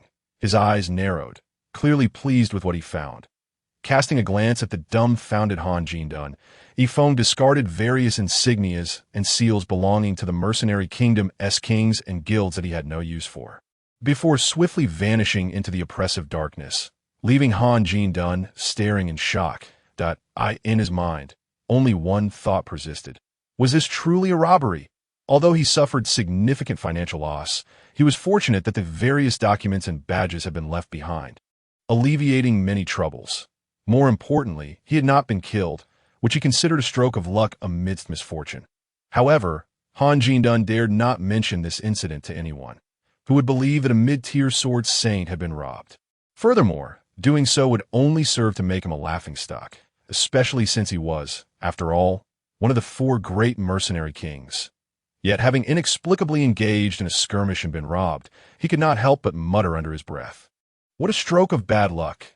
Upon returning to the Duan residence, he had already stowed away the night attire in his spatial bag. Otherwise, Yifeng might not have been able to evade detection by the shadow forces. When it came to stealth, Yifeng could not compare to those dark elves. Han Jindan, being one of the 4 great mercenary kings, possessed a spatial ring of considerable size, approximately 100,000 cubic meters, which was quite impressive among such rings. Inside the spatial ring, there were not many valuable items, as mercenaries were not affluent mages who would possess numerous magical artifacts. There was a piece of exceptional armor, several changes of clothing, a small pile of gold coins likely intended for spending money, and some miscellaneous items. Notably, there was also Yifeng's key objective this time, the Death God mask. From the moment he laid eyes on the mask, Yifeng had been enamored. However, they had not won it at auction back then, not due to a lack of funds, but rather to avoid revealing that the mask was in their possession. Thus, they resorted to robbery to acquire it. The reason they didn't take only the Death God mask was that Yifeng did not want Han Jindan to discover his true intentions. Following that line of inquiry might lead him to the participants of the Zijingwa auction. potentially causing trouble for Yifeng. Therefore, he decided it was wiser to remain cautious, especially since he could gain more in the process. Chapter 31. The Death God Mask. With this in mind, Yifeng picked up Han Jinduan's purple crystal card and conducted a blood oath to claim ITT. Oh, his surprise. He was astounded by what he found. Although he held the esteemed title of Northern Mercenary King, it was hard to fathom that he possessed such wealth. Exactly 10 million gold coins. Was being a mercenary truly that lucrative? Little did Yifeng know that this fortune was amassed by the entire mercenary group through their arduous tasks. The mercenary group distributed wages monthly or annually, while the commissions from clients were held by the captain. Unfortunately, for over half a year, the Songlong mercenary group, comprising over 50,000 members, had toiled tirelessly, and all of Captain Han Jinduan's assets had ultimately fallen into Yifeng's hands. At this moment, Yifeng felt an unprecedented sense of wisdom regarding his earlier decision, taking out the Death God Mask. He realized that compared to 10 million gold coins, he had a genuine fondness for this mask. Its smooth surface, when touched, sent a chill coursing through him. Holding the mask in one hand, he gently pressed it to his face. Instantly, he felt a wave of cold penetrate his brow, swiftly spreading throughout his mind. This was not a painful cold, but rather a serene clarity. Yes, when Yifeng donned the Death God Mask, he experienced an unparalleled calmness. With his senses heightened significantly, he could perceive the breathing and heartbeat of the shadow members lurking in the corners. The surroundings seemed to grow quieter, and he could feel the natural elements of space converging towards the mask, entering through his brow, coursing through his limbs and veins, and finally dissipating into the air. Yifeng could not help but marvel. If only he could practice magic, this mask would undoubtedly be of immense benefit to his studies. Gazing into a mirror, Yifeng observed his reflection, silver and icy. That was his impression, as even his eyes had transformed into a mysterious silver hue, regardless of the mask's ability to conceal his presence. Yifeng was already enamored by its appearance. Upon removing the Death God Mask, the sensation of comfort vanished entirely. This mask could adjust in size and would automatically adhere to his face. Such a wondrous artifact must surely be a magical item. Yet Yifeng sensed no magical fluctuations. The term blood oath suddenly surfaced in his mind. A blood oath. This was a privilege reserved for high-tier magical artifacts. A droplet of blood slowly dripped into the Death God Mask. With a ding, his mind was instantly flooded with a torrent of information. The Death God Mask. Remarkable, capable of concealing one's presence, a defensive artifact. It was the pinnacle of legendary alchemist Divat's creations, his final masterpiece, an artifact. A portion of this information pertained to the Death God Mask, while the majority introduced the alchemist Divat's. Divat's was the most outstanding alchemist of the continent over 1,000 years ago. With countless works to his name, all high-tier items, he even forged the artifact Watcher's Ring, which earned him renown throughout the continent. Yet he was not satisfied. He felt that the Watcher's Ring did not represent his peak, ultimately crafting the ostensibly perfect Death God Mask. However, this endeavor consumed his very life essence, and the successful creation of the artifact marked the moment of his demise. Perhaps sensing that his time was limited, Master Divat's sealed his information within the Death God Mask as a form of legacy. One could say that Yifeng was fortunate. The Death God Mask had not been discovered at that time, but lay buried with Divat's until a few months ago when it was unearthed by a mercenary. That mercenary merely found it intriguing due to its variable size and thought little of it, bringing it to the Zijing auction for sale. The IT was later acquired by Han Jinduan, ultimately leading to Yifeng's current possession. However, none of this piqued Yifeng's interest.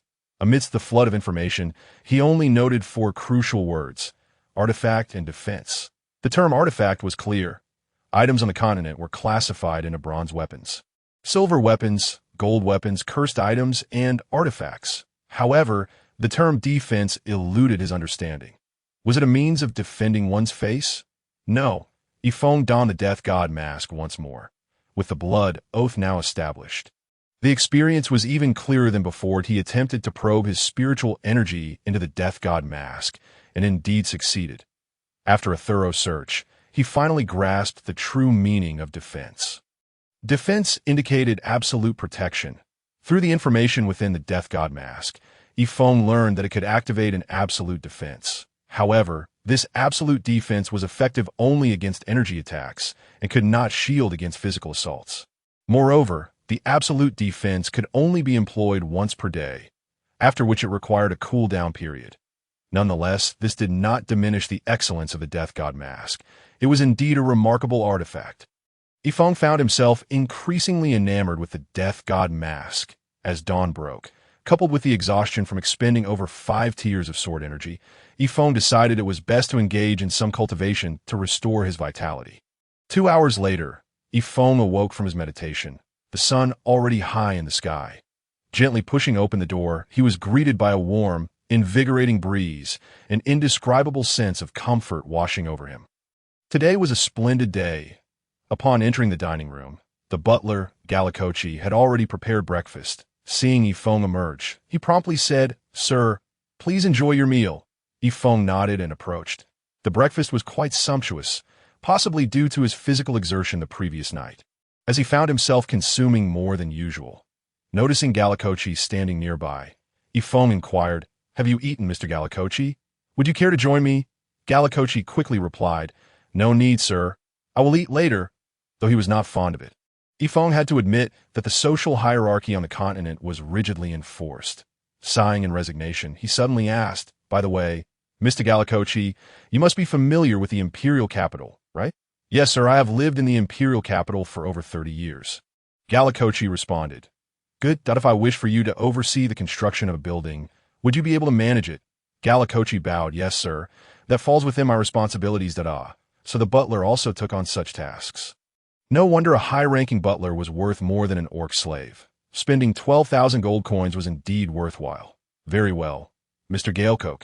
I possess 2 plots of land on 6th Avenue, and I wish to develop them. Therefore, I require your oversight for these endeavors."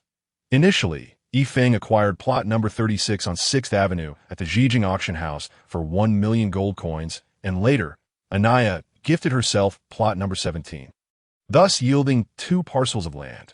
Although there were no immediate plans to develop these properties, Yifeng currently finds himself with considerable funds. The sale of the 8th tier magic cores garnered 8,500,000 gold coins. And subsequent investments in the gambling house added another 200,000 gold coins to maintain the estate's operations, leaving approximately 8 million remaining. Additionally, the sale of 30 magic cores to Owens at the top floor of the first gambling house brought in 2 million. And a fortunate acquisition from the notorious Hanjington netted around 10 million, resulting in Yifeng's current capital exceeding 20 million. Considering the ongoing investments required for the future construction of Tianwang, Yifeng has decided to capitalize on this financial abundance and develop the 2 plots. 6th Avenue, as Yifeng anticipated, Galecoke was indeed astonished. Yifeng waved his hand dismissively, saying, "There is no need for surprise. I will manage all other matters, including the security issues on 6th Avenue. Here's the plan. Commence construction on these 2 plots in 3 days. I will provide you with the blueprints shortly. In the meantime, gather the workers that it is not easy to persuade them to work on 6th Avenue. The area suffers from severe security problems, making even construction teams reluctant to venture there, as the constant disruptions by petty criminals could prolong the timeline and hinder progress. Therefore, it is unlikely that any construction team would willingly accept tasks on 6th Avenue. Understood, boss, that I am relatively familiar with several construction teams, so gathering them shouldn't pose a problem. However, the cost may be slightly elevated for work on 6th Avenue, Galecoke replied. Yifeng smiled and said, "You have the discretion to handle these matters. I will transfer 3 million to your card shortly." If the construction teams realize that the conditions are not as dire as they imagined, they will hesitate to demand excessive fees. "Yes, boss." At that moment, a servant entered to report that Karong and Kafu had arrived. Yifeng promptly instructed that they be ushered in, pleased to have all 3 of his chief subordinates present. Karong oversees armed forces and intelligence, while Kafu will take charge of all enterprises under Yifeng's purview. As for Galecoke, he serves as the most competent logistics manager. Yifeng is keen on nurturing these 3 into independent talents, and they all possess the requisite capabilities, although they are considerably older than Yifeng. He is their unequivocal employer. "Good morning, boss." Karfu and Karong greeted in unison. Yifeng nodded in acknowledgement. "Please have a seat. I have matters to discuss with you." Galecoke, Also instructed to sit, complied, albeit feeling somewhat awkward. Mr. Kafu, you may begin. Kafu cleared his throat, his excitement palpable. Boss, yesterday marked the grand opening of our first gambling city, and the response was overwhelmingly positive. We profited 200,000 in just one day, an unfathomable achievement. Considering that Tion Phone gambling house's monthly earnings barely reached that figure, we have registered 643 members, with 525 holding silver cards, while the rest are gold card members and only 2 diamond members, namely His Highness Owens and Miss Anaya. Chapter 32. Dragon Rising Lottery. Yifeng nodded, acknowledging the remarkable response. Earning over 200,000 on the first day was indeed a miracle. However, he understood that such success could not be sustained indefinitely. The initial days would likely be bustling, but thereafter, daily profits would likely stabilize around 150,000 gold coins, resulting in a monthly total of approximately 4 to 5 million. Nevertheless, given the lucrative nature of the gambling industry, taxes would be stringent, leaving around 4 million after deductions. 0.4 million is still a commendable figure. Yifeng pondered for a moment and then said, Mr. Kafu, I have an idea. We should sell lottery tickets within our gambling house. Lottery tickets? Indeed, a raffle ticket. While the profit margins are modest, the volume compensates.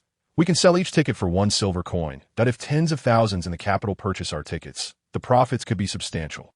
Moreover, those who become addicted to gambling often buy not just 1 or 2, but hundreds or thousands of tickets. The printing costs for the tickets are low. We merely need to prepare the rewards. The grand prize would be approximately 500,000 gold coins. First prize at 100,000, second at 10,000, and third at 5,000. Additionally, we can establish a consolation prize, simply to distribute a few coins.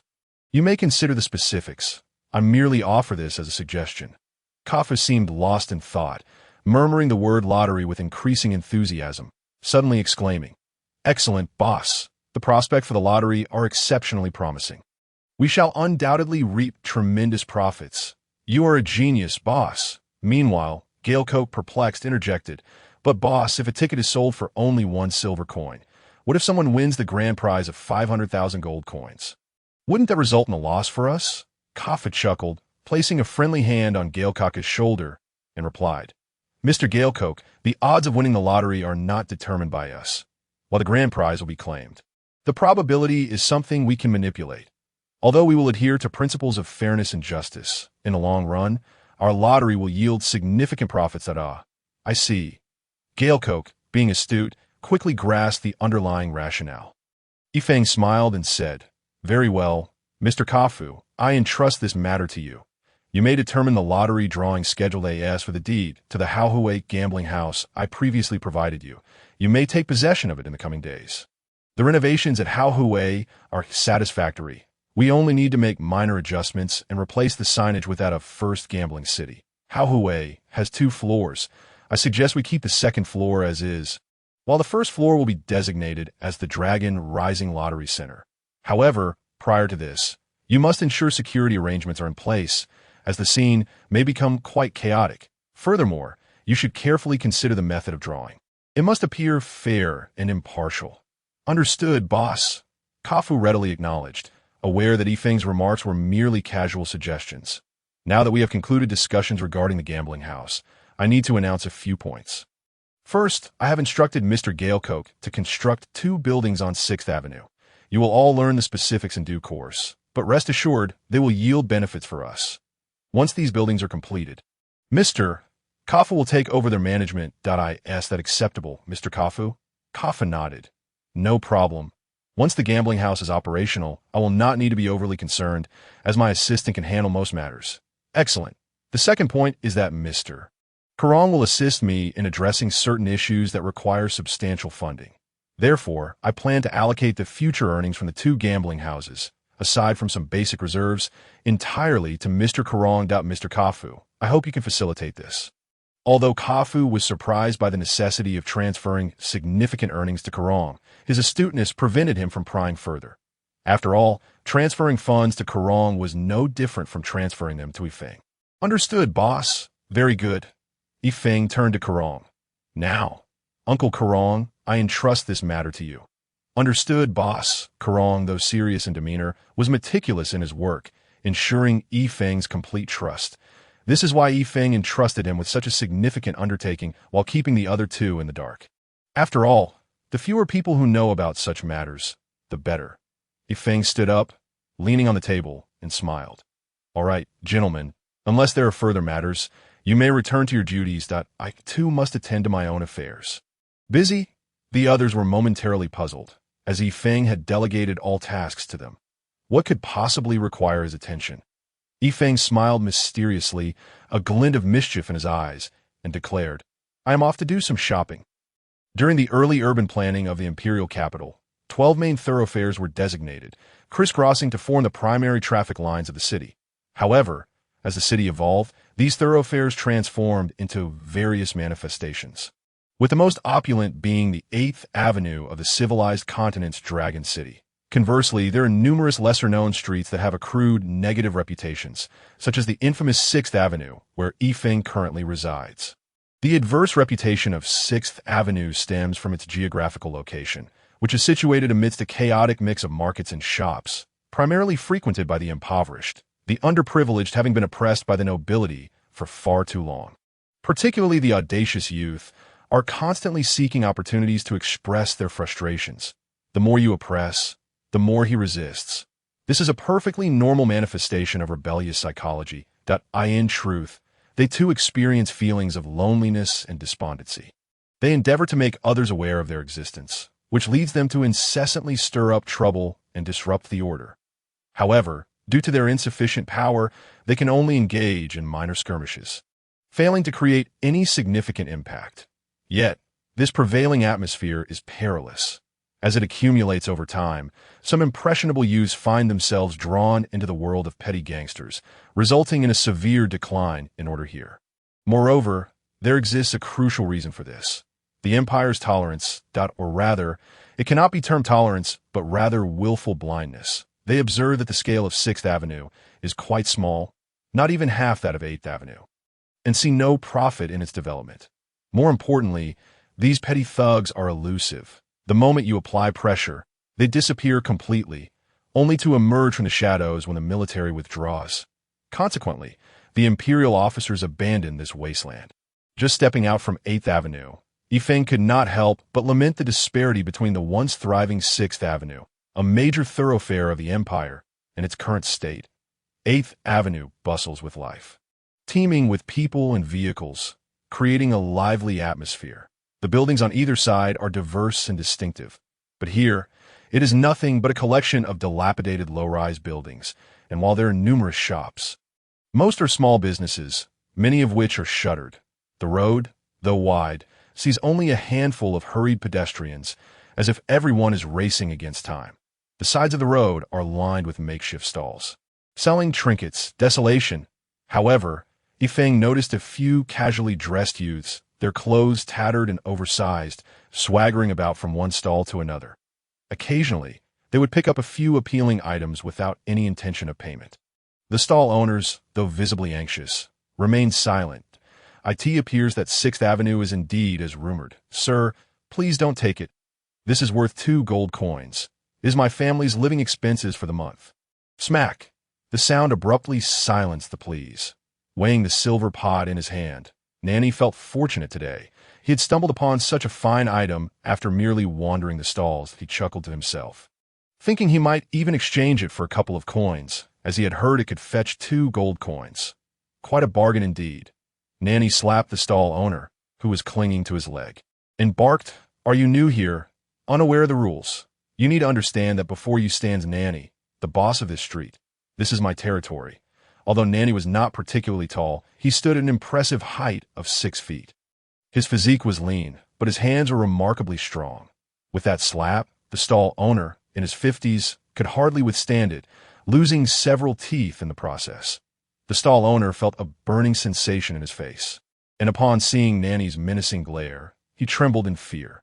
However, when Nanny attempted to leave, the stall owner lunged forward, pleading, Sir, I beg you, please don't take my treasure. If you do, how will my family survive? Please, I implore you. Seeing himself ensnared once more, A flicker of malice crossed Nanny's face, struggling to break free. He raised his other foot to kick T. In truth, there are far too many self-proclaimed leaders on the 6th Avenue. Yet only a handful possess genuine strength. The rest merely inflate their numbers. After a moment of contemplation, Yifeng inquired, "If I were to grant you dominion over the entire 6th Avenue, would you be confident in your ability to do so?" "What?" Nanny sputtered, the sip of wine he had just taken nearly choking him. "That I say, noble young master, do you have any idea how many ruffians there are on the entire 6th Avenue? New ones join the fray every day. Do you think this avenue is your family's property? You can't just declare yourself the boss." Yifeng took a sip of tea and replied calmly, "Do not attempt to question my words." Otherwise, he suddenly recalled the fate of that silver jug. Prompting Nanny to promptly shut his mouth, his gaze toward Yifeng now tinged with fear. "I shall repeat myself. You only need to tell me, yes or no. If not, our conversation ends here, and you may leave." Upon hearing he could leave, Nanny nearly sprang to his feet, yet something compelled him to remain. He found Yifeng, who bore the appearance of nobility, quite mysterious. Perhaps he spoke the truth, and wealth and glory could indeed change at this moment. He quickly replied, "Yes." Yifeng did not display any sign of being moved by Nanny's words. Instead, he stated, "Yes or no cannot merely be spoken. I require to see action. How is your team?" Nanny was well aware that Yifeng's words were genuine. Strangely, the more elusive something appeared, the more he tended to believe Yifeng. Had Yifeng directly offered him the position of leader of the 6th Avenue, he might have thought him mad or merely dreaming. "I have over 50 subordinates, each of whom has emerged from the fray of battle, with few untouched by bloodshed. If they were to join another leader, each would stand as a formidable fighter. It is merely because my brothers hold me in esteem that they follow me. Moreover, a few are adept in combat energy experts." Yifeng feigned surprise that wield combat energy. One must at least be a senior swordsman. However, senior swordsmen typically hold the rank of squad leader within the military. It was unexpected that they would willingly serve as underlings to a mere thug. Nevertheless, Nanny's strength was commendable, a high-ranking senior swordsman. On the verge of breaking through to the great swordsman level, Nanny, clearly proud, proclaimed, "Indeed, over a dozen are senior swordsmen, and the rest possess strength above the intermediate swordsman level. While I may have fewer men on the 6th Avenue, my strength certainly ranks among the top 5. The top 5? Just as Nanny anticipated praise from Yifeng, he instead heard, "Too weak. It must be at least the top 3. Nanny gasped by saying, "Boss, we only have a few dozen men." While the other top 5 factions each boast 200 to 300 members. While Yifeng spoke thus, he felt a measure of satisfaction within, responding, "Very well then. Tell me, what assistance do you require to dominate the entire street?" Nanny pondered briefly before replying, "Certainly, I must compel the other leaders to submit, though that is no simple feat. My brothers are indeed valiant, yet our numbers are too few. We must recruit more." Yifeng smiled, retrieving 100,000 gold coins from his pocket and tossing them onto the table. "Here lies 100,000 gold coins. If you are willing to follow me, you may take them. I guarantee you will enjoy a life of luxury and indulgence thereafter. Should you refuse, I will seek another, yet I cannot predict your fate. 100,000. Nanny's mind suddenly went blank. He had just been contemplating a mere 2 gold coins for a fight. And now he was confronted with an abundance of 100,000. Without a moment's hesitation, he seized the bag of coins. The weight reassured him that this was no dream. His gaze toward Yifeng transformed from arrogance to one of deep respect. Money can indeed move mountains. Yifeng had always believed in this adage. With a knowing smile, Yifeng anticipated this outcome. "Now, take a portion of this 100,000 gold to equip your men with weapons and armor. After all, you'll be engaging in combat." Nanny, clutching the money, was already mentally prepared, yet curiosity got the better of him. "Boss, do you truly intend to dominate the entire street?" Yifeng shook his head. Do not call me boss. Refer to me as your employer. Furthermore, it is you who will conquer the street, not I. Our relationship is merely that of employer and employee. I provide you with funds, and you assist me in my endeavors. Nothing more, though you understand?" Nanny nodded, though he could not grasp why Yifeng would not assume the role of leader himself. If he did, he would not need to pay him. Unable to comprehend, Nanny chose not to dwell on it further. "Then, employer, what would you have me do next?" Feng responded with satisfaction. First, equip your men thoroughly. Then, raise your voice and declare that you will lead the entire 6th Avenue, all the while vigorously recruiting new followers to bolster your ranks. At this point, the other leaders will undoubtedly take issue with you and will come to seek trouble. However, do not wait for them to come to you. Go to them, one by one, and demand their submission. Those who refuse must be dealt with decisively at this juncture. A flicker of ruthlessness flashed in Feng's eyes. What? Though Nanny had mingled in the world of brawling for several years, the thought of unleashing a massacre left him not fearful. But rather astonished, he suddenly realized the extent of Feng's ruthlessness. He dared not imagine what might have transpired had he chosen to stand and leave moments ago. Perhaps he would now be lying on the cold ground. Nanny hurried to explain, "No, employer, the other leaders possess considerable strength. There are some I am uncertain I could defeat, let alone against their greater numbers." Feng considered this and replied, "Very well then, compile a list of those figures you are uncertain about, and I shall assist you in dealing with them." Feng spoke with such ease, yet Nanny felt goosebumps rise all over his body. His subordinates dared not hesitate and quickly summoned a waiter to bring pen and paper. Regardless of his confidence, he listed the names and strengths of the various powerful leaders. Holding the list of around a dozen names, Feng offered a faint smile before stowing it away. He had no interest in toying with these small fry. He would simply let his shadow troops handle them upon his return. "Very well. These individuals shall not see the light of tomorrow. You should prepare your affairs well. Once these leaders are eliminated, you should be capable of incorporating their subordinates, correct?" Nanny nodded. "Yes, employer. That poses no issue." Feng expressed his satisfaction. "Good. Immediately head to the weapons shop to procure the necessary equipment. In the afternoon, you shall raise your banner. I shall grant you 3 days. I expect that by then, all the ruffians of the 6th Avenue will be under your command." "Yes, employer." Nanny bowed respectfully, his voice trembling with excitement. Feng smiled faintly. The military sought merely to suppress these petty criminals, never considering the prospect of incorporating them. This was not entirely their fault. Recruitment required a substantial sum, and while it was easy for those officers to obtain money, coaxing them to part with it proved quite another matter. Furthermore, the question of where to place the incorporated ruffians lingered. Would the state sustain them? The state was not affluent enough to squander money on such matters. Moreover, whether full incorporation was feasible remained dubious.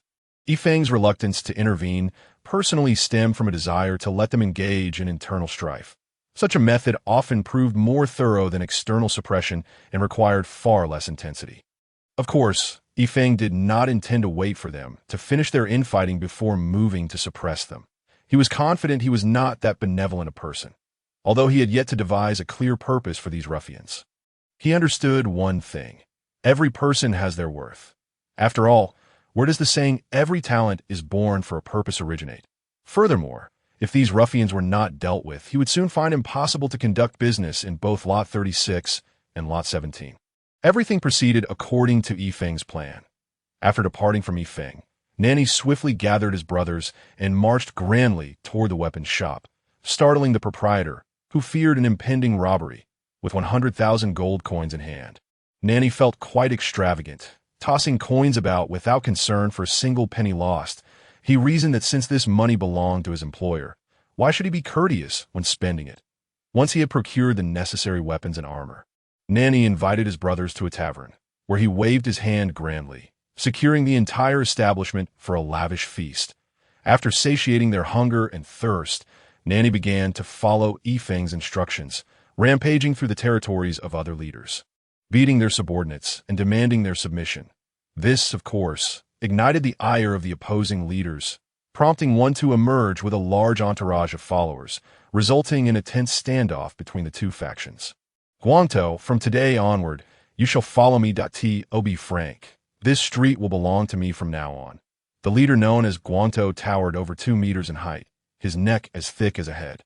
"Nanny, did you take leave of your senses today to dare come here and cause trouble?" Though he blustered, Guangzhou's heart raced. Nanny's crew was already formidable, and now they were fully armed. Although he had over 100 men behind him, they were armed only with sticks and iron bars, clothed in rags, with many even bare dash-chested. In contrast, Nanny's men were clad in light armor. Humph, Nanny replied coldly. Guanto, do not blame me for not giving you a chance. Joining me would be wise, that I grant you until tomorrow morning to prepare for my acceptance of her territory. With that, he departed with his imposing entourage, seeking the next target. Boss, what should we do? A younger associate beside the bald man whispered softly. The bald man retaliated with a slap, cursing, Are you scared, you fool? Those few people dare to encroach on my territory. Do they wish to meet their end? Go back and prepare. I am eager to see what kind of prowess this Nanny possesses that allows him to act so brazenly. Humph. Throughout the afternoon, the territories of numerous bosses were visited by Nanny. The message was clear. The following day, he would accept control over the territories. Nanny and his gang had never felt such a sense of power before. It was indeed exhilarating, the life a man ought to lead. As for Yifeng's assertion that these bosses would not see the light of day again, Nanny had no doubt. Both Yifeng's strength and his casual ability to dispense 100,000 gold coins convinced Nanny completely. The next morning, it was indeed true that various bosses met their demise in bizarre ways within their own homes, including the second and third in command of their organizations, all dead without a trace. Upon hearing the news, Nanny felt a surge of joy and, accompanied by over 50 fully armed brothers, began to assert dominance over the territories of the fallen bosses. The subordinates, now leaderless, were left scattered like a broken bunch of twigs. Although their leaders had met an inexplicable end, and every boss other than Nanny had perished, suspicions inevitably fell upon him, especially since he had declared the day before his intent to seize the entire street. Yet what the suspicions? Did one truly expect these small-time thugs to seek vengeance? Most of them were merely seeking a fleeting thrill, a moment of power, a chance to boast about being under a particular boss.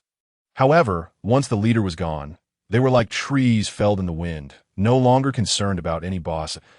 In no time, they found a new leader, Nanny, the boss of 6th Avenue.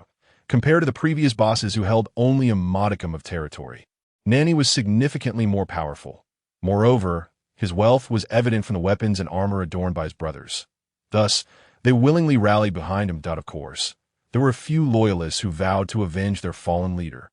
Unfortunately, before they could mount a rebellion, they too met their end at the hands of Nanny and his brothers. Nanny's ruthless methods, coupled with a policy of benevolence, quickly allowed him to command the chaos of 6th Avenue. Consequently, the underground forces of 6th Avenue underwent a complete reorganization, with Nanny emerging as the sole victor, establishing the only guild on 6th Avenue, the Black Dragon Society. Nanny took the helm as the guild master. And henceforth, the underground powers of 6th Avenue remained under the control of the Black Dragon Society for a century. Despite the emergence of numerous new guilds, they were all suppressed by the Black Dragon Society. This was largely due to the society's formidable strength, but even more so because of its rumored backing from ancient families. Of course, that was a tale for another time. Yifeng expressed his admiration for Nanny's formation of the Black Dragon Society, recognizing that having a guild would better unite its members and streamline management.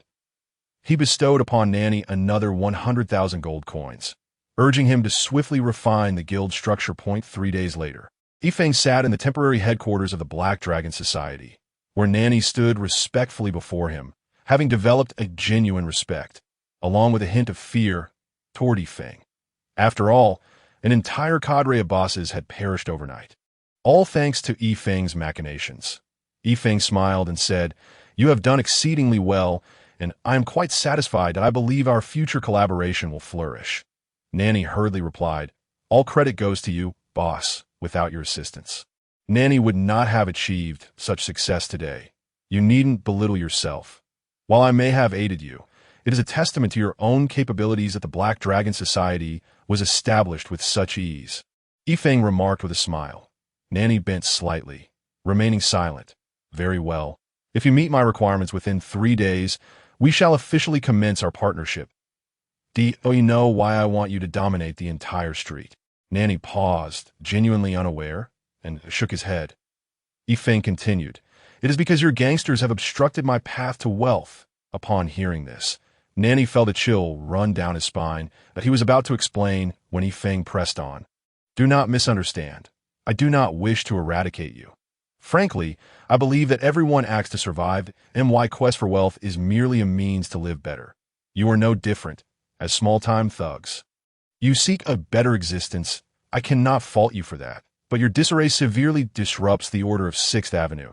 I have 2 businesses set to commence construction on 6th Avenue, and if your lot remains unmanaged, it would be detrimental to my enterprises, hence my desire to rein you in. So, what do you mean, boss? Nanny understood that there were no free lunches. If Yifeng could elevate him to the position of street overlord, he could just as easily dismantle him. That Yifeng's actions were merely a means of utilizing him. However, one could argue it was mutual exploitation, as he too was leveraging Yifeng to attain his current status. I require you to cease your disturbances on the streets and the chaotic collection of protection fees. But boss, how are we to survive? My brothers rely on that income to sustain themselves. Nanny's anxiety was evident. Yifeng replied calmly, not collecting protection fees does not mean you cannot collect at all. The Black Dragon Society will issue a unified decree. All shops may collect a specified fee on designated days. But at any other time, they must not interfere with the businesses. Meals must be paid for, and goods must be purchased. You understand this, do you not?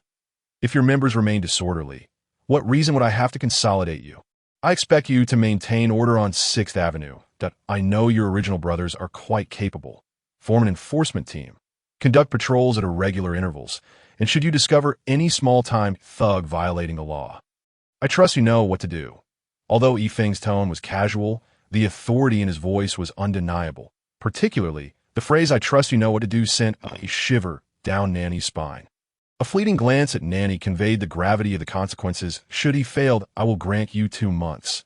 I shall return to assess your progress. Yes, boss. Nanny dared not be negligent. Yifeng nodded in satisfaction and continued. However, I will not leave you to starve. In fact, I believe there are numerous tasks you can undertake aside from collecting protection fees. Nanny lamented, boss, you do not understand. We are the dregs of society. If there were work available, who would choose to be a thug? While we may appear formidable, it is not uncommon for a dozen brothers to share a loaf of bread, after years steeped in the underworld. How easy do you think it is to cleanse our reputations? Yifeng pondered this and replied, how about this? At 80 number 8 on 8th Avenue, I have a business called the First Casino. In a few days, take a few brothers there to meet the manager, Mr. Cafu. We will soon begin selling lottery tickets, which is quite simple. You can collect a batch to sell that I believe many will be eager to buy on the streets. Of course, we will provide you with appropriate compensation. The First Casino? Boss, are you the owner of the First Casino? Have you heard of it? Yifeng inquired, surprised by Nanny's fervent reaction. Nanny took a deep breath and replied, how could I not know of the First Casino? It is renowned. Not just I, but all my brothers are aware. We often compare who has ventured higher into the building. Unfortunately, we either lack the funds to go, or if we do, we have only reached the 1st, 2nd, or 3rd floors. Yifeng chuckled, nothing to worry about. There will be opportunities in the future. Now I have clarified what was needed. Remember, I will return in 2 months for an assessment. If anything arises, feel free to seek me out at this address. He handed Nanny a slip with the address. Carefully stowing it away, Nanny affirmed, yes, boss. Everything proceeded according to Yifeng's plans, stabilizing the underground forces of 6th Avenue. Allowing Gallicochi's construction team to commence work there, the 2 plots of land began construction once they received Yifeng's design team.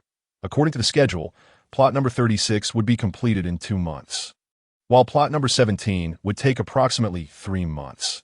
Encouraged by Yifeng, the Ada brothers finally resolved to return to their tribe for a visit. Yifeng promptly handed Ada a spatial ring with a capacity of 100,000, not for his personal use, but to transport provisions that Yifeng had previously arranged with Gallicochi. This included 200,000 bags of grain, along with 50,000 gold coins worth of daily necessities. Such a large quantity filled the spatial ring to the brim. Yifeng also penned a letter, sealing it with glue, instructing Ada not to open it privately and to deliver it alongside the food and supplies to the tribe's elder. Through Ada, Yifeng learned that all provisions in the tribe were overseen by the elder, who could be considered the tribe's chief. Seated in his study, Yifeng toyed with a pen while listening to the report from an E behind him. Master, following Enshure's ambush at the Dale residence, we discovered a skilled individual who frequently appears, their movements quite enigmatic. The opposing force is exceptionally powerful. Dark 13 is unable to ascertain their capabilities. However, based on a judgment, they are likely at the saint level. Yet, the opponent's strength is so formidable that Dark 13 dares not approach too closely, nor can he track their movements if necessary. I can follow him. Saint level, evasive movements. Yifeng wrapped his fingers on the table, pondering these questions. To be frank, he had not given much thought to this individual Dale. He had only paid attention to the leader of the continent's fourth largest trading group due to the matter concerning Viscount Miliuri. Yifeng instructed the shadow troops to keep watch, simply to determine whether this individual would pose a threat to him. However, upon reflection, this fellow truly is not to be underestimated. Saint level, concealing himself in the darkness. What is he up to? No need to expend excessive effort on someone unrelated. Continuing to monitor Dale suffices. If there are no movements from him within half a month, I will have the shadow personnel withdraw. Understood, Master. A series of knocks echoed through the room. Dark ones swiftly melded into the shadows, seemingly never having been present. Boss, Miss Anaya has arrived, came the voice of Galecoke from outside. A young girl. What brings her here? Although filled with curiosity, Yifeng followed Galecoke to the living room, where he found Anaya sitting alone, sipping tea, seemingly preoccupied with her thoughts. Little girl, what brings you here today? You seem troubled. Speak up, and I shall assist you. Yifeng said with a smile as he took a seat opposite Anaya. Fool. Anaya's expression appeared somewhat haggard, her eyes glistening as if she had been crying. Little girl, what troubles you? Has someone wronged you? Yifeng exclaimed in surprise. Anaya shook her head. No, I just feel a bit unwell. A sense of foreboding washed over Yifeng as he sensed the gravity of her words. Indeed, after uttering that statement, tears began to well up in Anaya's eyes. And Yifeng was certain that without timely intervention, they would inevitably spill over. He hurriedly stood and moved to her side, gently patting her shoulder. All right, little girl, if you're feeling unwell, try not to dwell on it. Before Yifeng could finish, Anaya suddenly stood and embraced him tightly, tears streaming down her face as she sobbed uncontrollably. Yifeng's hands hovered awkwardly, unsure of where to rest, silently lamenting. Did I say something wrong? After a moment, as Anaya's emotions began to stabilize, Yifeng gently released her, allowing her to sit back down. He pulled up a chair beside her, intending to speak, only to realize he had no idea what to say. After a brief pause, Yifeng awkwardly remarked, little girl, you come here and immediately cry without explaining what happened. I don't know what to say either, so please go ahead. Observing Yifeng's flustered state, Anaya suddenly burst into laughter. Her voice a bit hoarse. Not only are you a fool, but also quite the simpleton, as long as you're smiling. That's a relief, Yifeng exclaimed dramatically, feeling a weight lifted. Now, tell me what has transpired. If anyone has wronged you, I will certainly see to it that they suffer the consequences, he declared, shaking his fist. Chapter 36. An awkward heritage. Anaya gazed at him earnestly. Really? Of course, Yifeng replied with conviction. Anaya looked deeply into Yifeng's eyes before continuing. Fool, would you allow me to share a story with you? A story. Yifeng recognized that Anaya would not share a tale without reason. It surely pertained to her in some way. Perhaps linked to her current distress. Go ahead.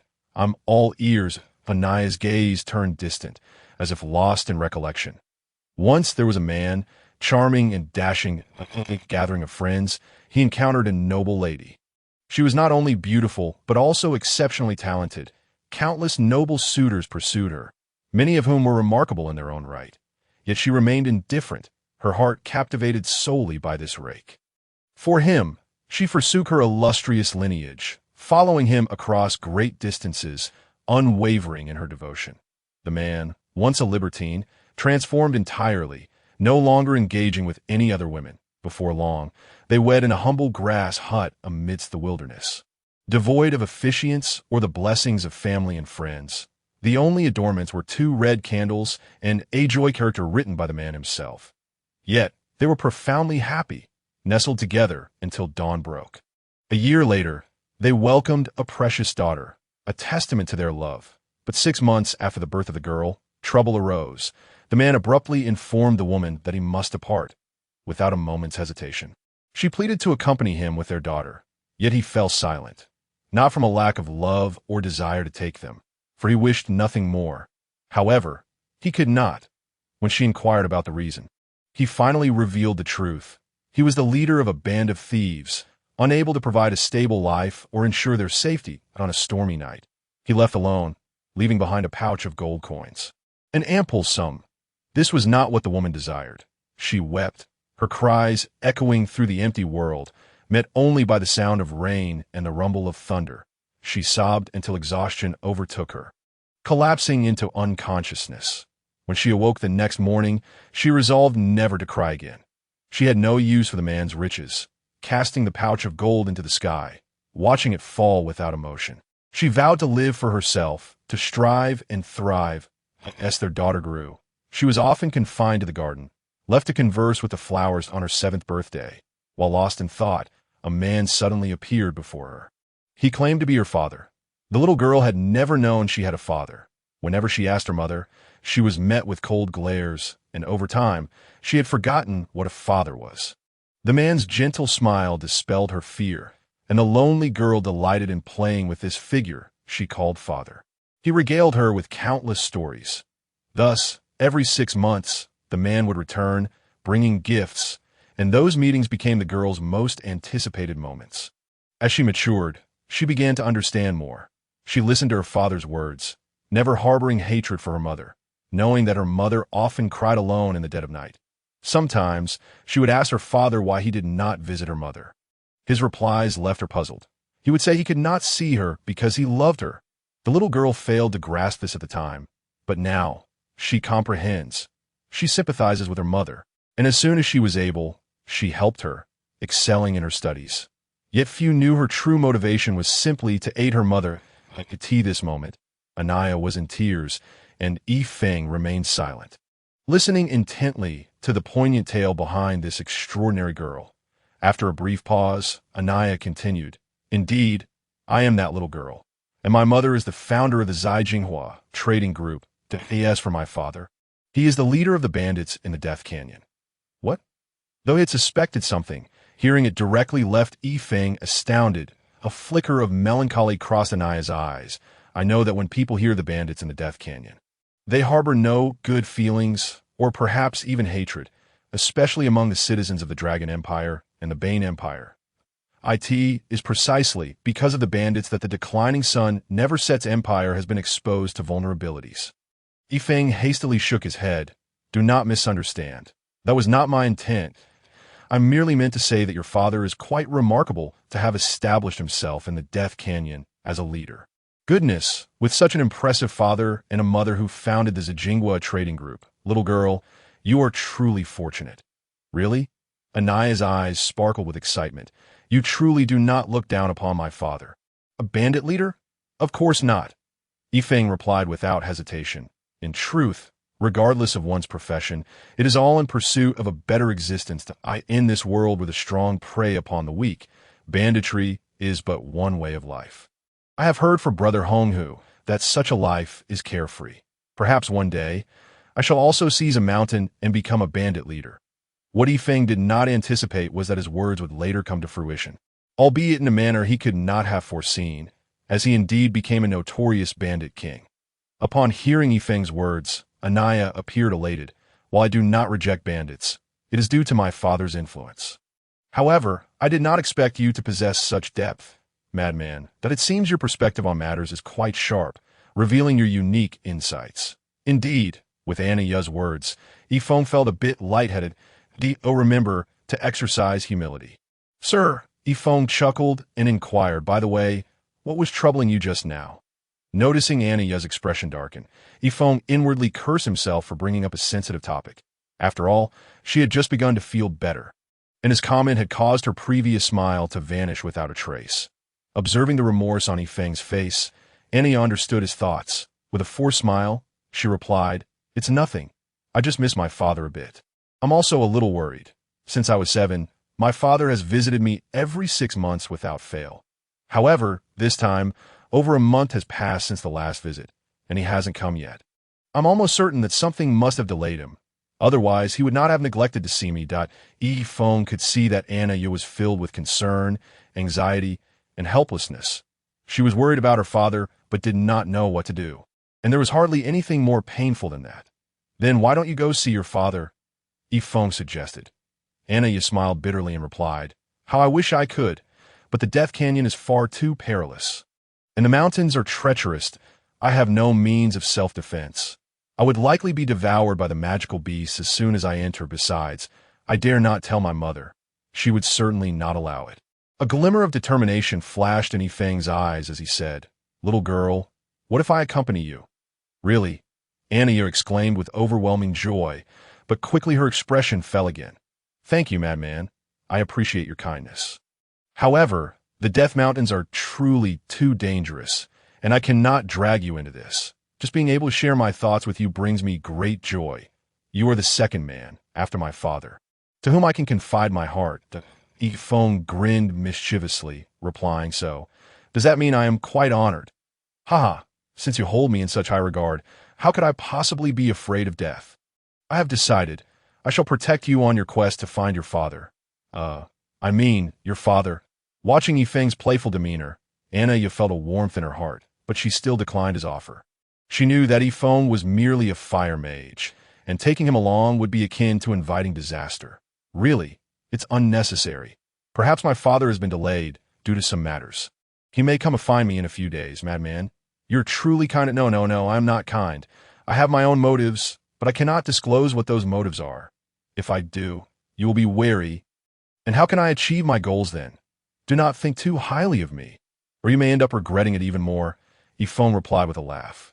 Anna playfully slapped Feng's thigh, saying, you are utterly frivolous. If you truly have ulterior motives, you should have been with that group who kidnapped me last time. I'm certain I would still be worth quite a bit. At this, Feng could not help but become curious. Who were those people that attempted to assassinate you last time? For what I observed, they seemed only intent on kidnapping you and had no intention to kill.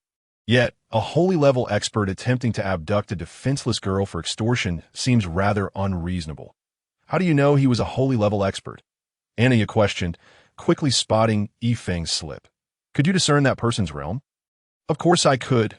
My grandfather is a holy level expert, and I have lived with him since childhood, so I'm quite familiar with it.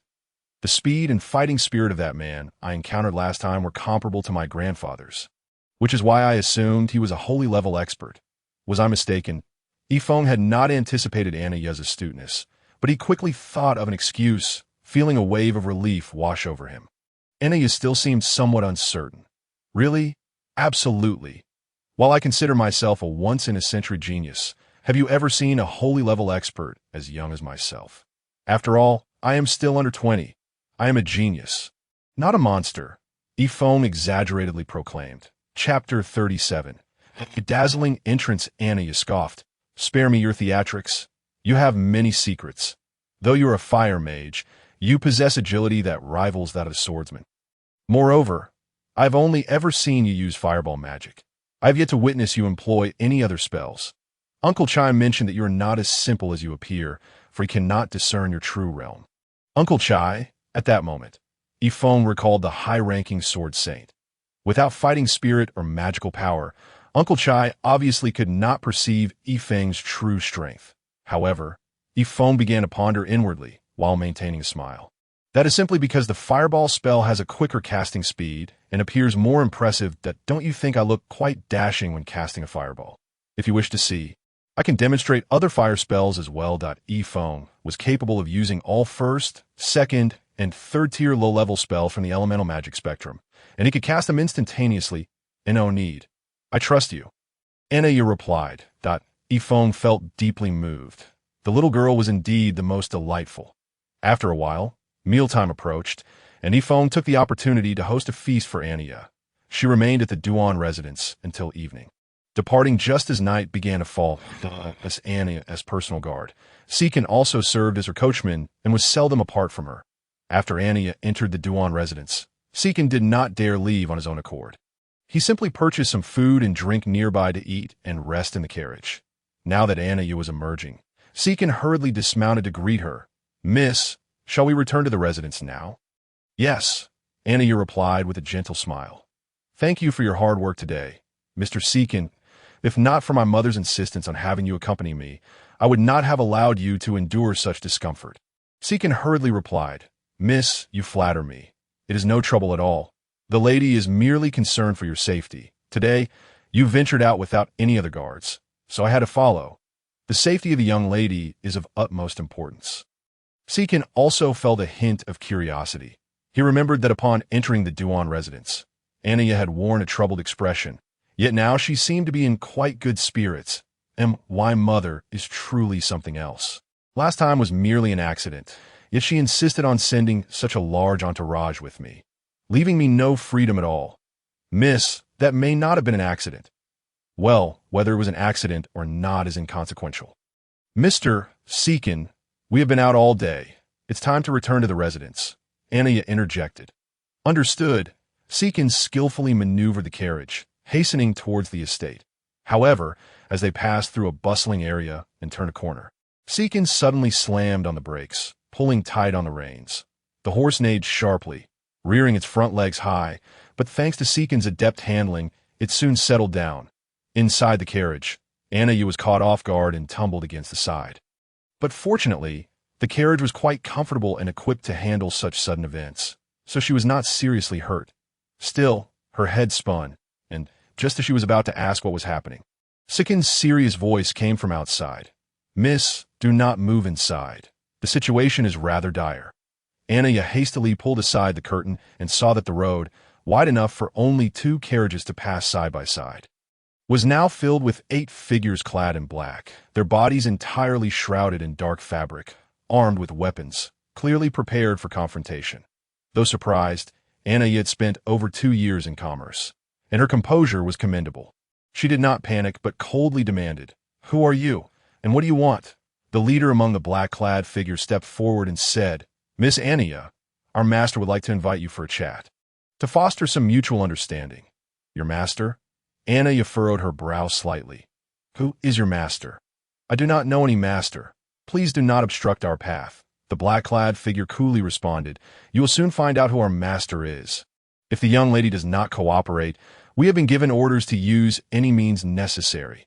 Seekin swiftly drew his sword and positioned it in front of Anaya, his expression grave. Miss, quickly hide in the carriage. These individuals are clearly the same group from last time. It seems they are still not giving up. Anaya nodded. With her intelligence, she would not fail to recognize the situation. It appeared her mother was correct. Their adversaries were indeed relentless. Nevertheless, Anaya did not heed Seekin's advice and said, Mr. Seekin, you need not concern yourself with me. Since they have come prepared, they will not easily let me go. Their target is me. Just return and inform my mother. I trust they will not dare to do anything. What courage, the black-clad leader praised, then lunged forward, gripping his sword, aiming at Anaya. Or rather, it seemed their target was Seekin. As the leader moved, the other 7 black figures began their assault, as if receiving a command. Seekin's expression darkened. He could tell that these assailants were formidable, consisting of 4 swordsmen, 3 great swordsmen, and 1 leader whose strength he could not discern, likely a battle spirit master. Seekin found himself at a disadvantage against the 8 adversaries before him, compounded by the fact that he also had to safeguard Anaya. Drawing upon his fighting spirit as a loyal retainer of the Hibiscus family, his dignity forbade him from retreating. Gripping his greatsword tightly, he summoned forth a surge of azure wind attribute energy, his aura intensifying dramatically. With a fierce roar, he charged at the leading figure clad in black. The commanding black-clad figure emanated a dense, earthy yellow energy, inherently stronger than Seekin, and with the advantage of numbers on his side. The outcome seemed inevitable. Despite Seekin's agility allowing him to engage in combat, the overwhelming assault from 8 opponents soon began to reveal his vulnerability. Yet he persisted with unwavering resolve. At that moment, Anaya felt a pang of regret. Following the previous ambush, Lady Ji had assigned her a personal escort of 10 elite guards, each a formidable warrior. However, after a prolonged period of tranquility, Anaya had gradually relaxed her vigilance, finding the presence of such a retinue cumbersome. Today, in secret pursuit of Yifeng, she had devised a plan to disperse her guards, leaving only Seekin, who had protected her since childhood, to handle the carriage.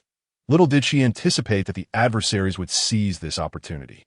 Despite her intelligence, Anaya was still young and lacked sufficient life experience. Seekin, now wounded in multiple places, bore several cuts, particularly a severe gash on his thigh that hampered his speed. Without his swiftness, he stood little chance against such a multitude. A momentary lapse in focus resulted in another wound to his arm, the cut deep enough to expose flesh, indicating a grave injury.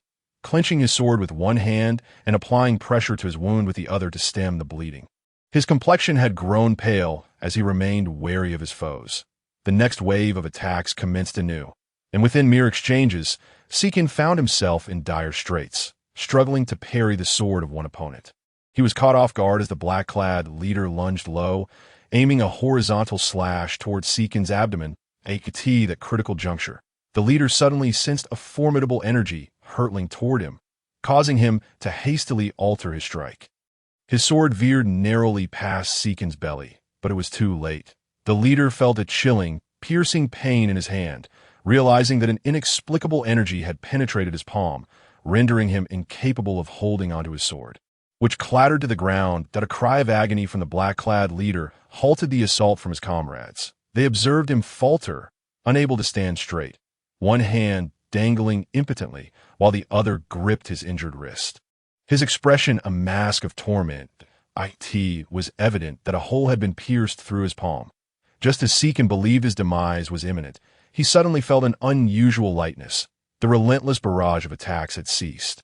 Upon pausing to assess the situation, he noticed that the black-clad leader had sustained an injury, and inexplicably, another figure had appeared before him. From Anaya's perspective as an observer, she could clearly identify the newcomer. Clad in a silver ensemble that enveloped their entire form, the figure wielded a diminutive silver sword. So small it scarcely resembled a sword at all, that it was not only shorter than the greatswords of the continent by a significant margin, but its blade also appeared remarkably slender, leading no one to believe it possessed any lethality. What perplexed Anaya further was the visage of the figure, expressionless, with silver pupils devoid of any discernible emotion. Apart from the eyes, the face was entirely featureless, lacking a mouth or nose. Yet curiously, this odd countenance exuded a sense of harmony, devoid of any jarring impressions. It seemed almost like a mask. Yes, it was indeed a mask. With silver hair flowing behind, the figure appeared somewhat gaunt. Yet inexplicably, Anaya felt an uncanny sense of familiarity upon seeing this silhouette. However, she was certain she had never encountered anyone with silver hair. In contrast to Anaya's intrigue, the black-clad leader's gaze was filled with shock. The attack from Yifeng had not only been swift, but also wielded a mysterious energy of astonishing destructive power, leaving the leader utterly astonished. Observing the enigmatic attire of the silver-clad individual, a realization struck him. This was a master, one beyond his own reach. The silver-clad figure was none other than Yifeng. After donning the death mask, Yifeng's affinity for silver, stemming from his cultivation of sword energy, had manifested in his hair turning silver, which had grown long and wild down to his waist after he claimed the mask as his own. This transformation delighted Yifeng, as it ensured his anonymity. Chapter 38. The Silver Shadow. Although the Hibiscus auction house belonged to the Hibiscus family, Anaya was unfamiliar with the death mask. It was unreasonable to expect her to know every artifact associated with her family. After Anaya departed, Yifeng had just returned to his study when the figure of an Yi emerged from the shadows. Yifeng found this puzzling, as an Yi had just reported to him earlier that day. "What's going on? Is there new information?" And Yi's voice, devoid of emotion, responded, "Master, when Miss Anaya arrived today, she was being followed. There were 10 individuals, all of whom are skilled from sword masters to great sword masters, along with a soul warrior." Oh? Yifeng's initial thought was that these individuals might be sent by Anaya's mother to ensure her safety following the previous assassination attempt, which was a reasonable precaution. However, he quickly reconsidered. If these individuals belonged to the same faction that had attempted to abduct Anaya, then she was in grave danger. This realization stirred a sense of urgency within him. Instruct the shadow troops to escort Anaya back to her residence. No, I shall go myself. With that declaration, he hurriedly made his way, relieved that the assailants had not acted immediately in their quest for a better opportunity, and that Seekin had managed to stall them long enough for him to arrive. Approaching Yifeng, Seekin bowed respectfully and said, "Thank you for your timely intervention. Esteemed sir, may I inquire your name?" Given Yifeng's silver hair and the concealment of his face by the death mask, Seekin immediately classified him as a reclusive master due to his swift defeat of the black-clad leader. "Silver Shadow," the black-clad leader replied, casting a glance at Yifeng and clasping his hands in salute. "Esteemed sir, this matter concerns us alone. I hope you will refrain from interference. We shall owe you a debt of gratitude in the future, and I kindly ask for your understanding." Yifeng scoffed, "Spare me your pleasantries." From Yi's report, he understood that there were 10 individuals involved, yet only 8 remained visible, indicating 2 were still lurking in the shadows. However, Yifeng was not concerned. He regarded these adversaries with disdain. But Anaya's safety was paramount. "Esteemed sir, my master's affairs are not something anyone can meddle in. I implore you to reconsider," the black-clad leader retorted coldly. "Humph." Yifeng swiftly activated his movements, the nameless sword shimmering with a faint silver glow, and the fierce sword energy surged forth toward the black-clad figures. Having reached the 7th tier of the nameless sword technique, Yifeng now possessed the strength of a mid-tier peak sword saint, facing mere minions, who were at best soul warriors. He found no interest in the confrontation. The silver light struck, eliciting a chorus of anguished cries. In a single stroke, for sword masters fell to Yifeng's hand. The black-clad leader was taken aback. Dispatching 4 sword masters in a single blow was a feat even most sword saints could not achieve. Moreover, he had not sensed any fluctuation of energy from Yifeng, leaving him bewildered. Yet he understood one thing. If he did not swiftly devise a strategy to counter this threat, his mission would surely fail. The repercussions of failure sent a chill down his spine. Death would be preferable to the consequences of a botched task. "Everyone attack," the black-clad leader commanded, retrieving his sword. With his right hand incapable of wielding a weapon, he could only rely on his left, and given his injuries, whether he could muster even 5 tiers of strength was questionable. Yifeng sneered disdainfully as he activated the nameless movement, the black-clad leader and his companions. Yifeng's form became a blur, transforming into a shimmering silver light that floated and flickered. Too fast. Just as the black-clad leader realized this, a cry of despair echoed in his ears. Turning, he beheld Yifeng's nameless sword slicing toward the neck of a great swordmaster, resulting in instant death. Although shocked, the black-clad leader swiftly made a decision. "3 of you, surround him," he bellowed, charging at Yifeng alongside 2 other great swordmasters. Despite their combined efforts, they were still unable to pose a genuine threat to Yifeng. However, as the space around them constricted, Yifeng could no longer move as freely as before. Of course, should Yifeng choose to, the encirclement would be shattered in an instant. After all, the pinnacle of the mid-tier sword saint is not something that merely a battle soul master and 2 great sword masters can contend with. The cloaked figure, witnessing that Yifeng had been successfully entangled, felt a surge of joy and bellowed, "Act now." Yet, he remained oblivious to the sinister smile concealed beneath Yifeng's mask, although this utterance left Seekin somewhat puzzled on the periphery of the battle. He soon grasped the meaning of those 2 words. In an instant, 2 swift figures lunged towards Anaya's carriage. 2 great sword masters. Seekin's heart raced. Despite his injuries, he could not afford to hesitate any longer. Summoning the little remaining battle energy he had, he prepared to clash with the 2 great sword masters. Seekin was not the only one aware of the situation. Yifeng, who had been deftly navigating the fight while keeping a vigilant eye on the surroundings, recognized that with the appearance of the final target, there was no longer any need for pretense. In a sudden burst of energy, he unleashed his sword aura, and with a single strike combined with a palm, the 2 assailing great sword masters met their demise instantaneously.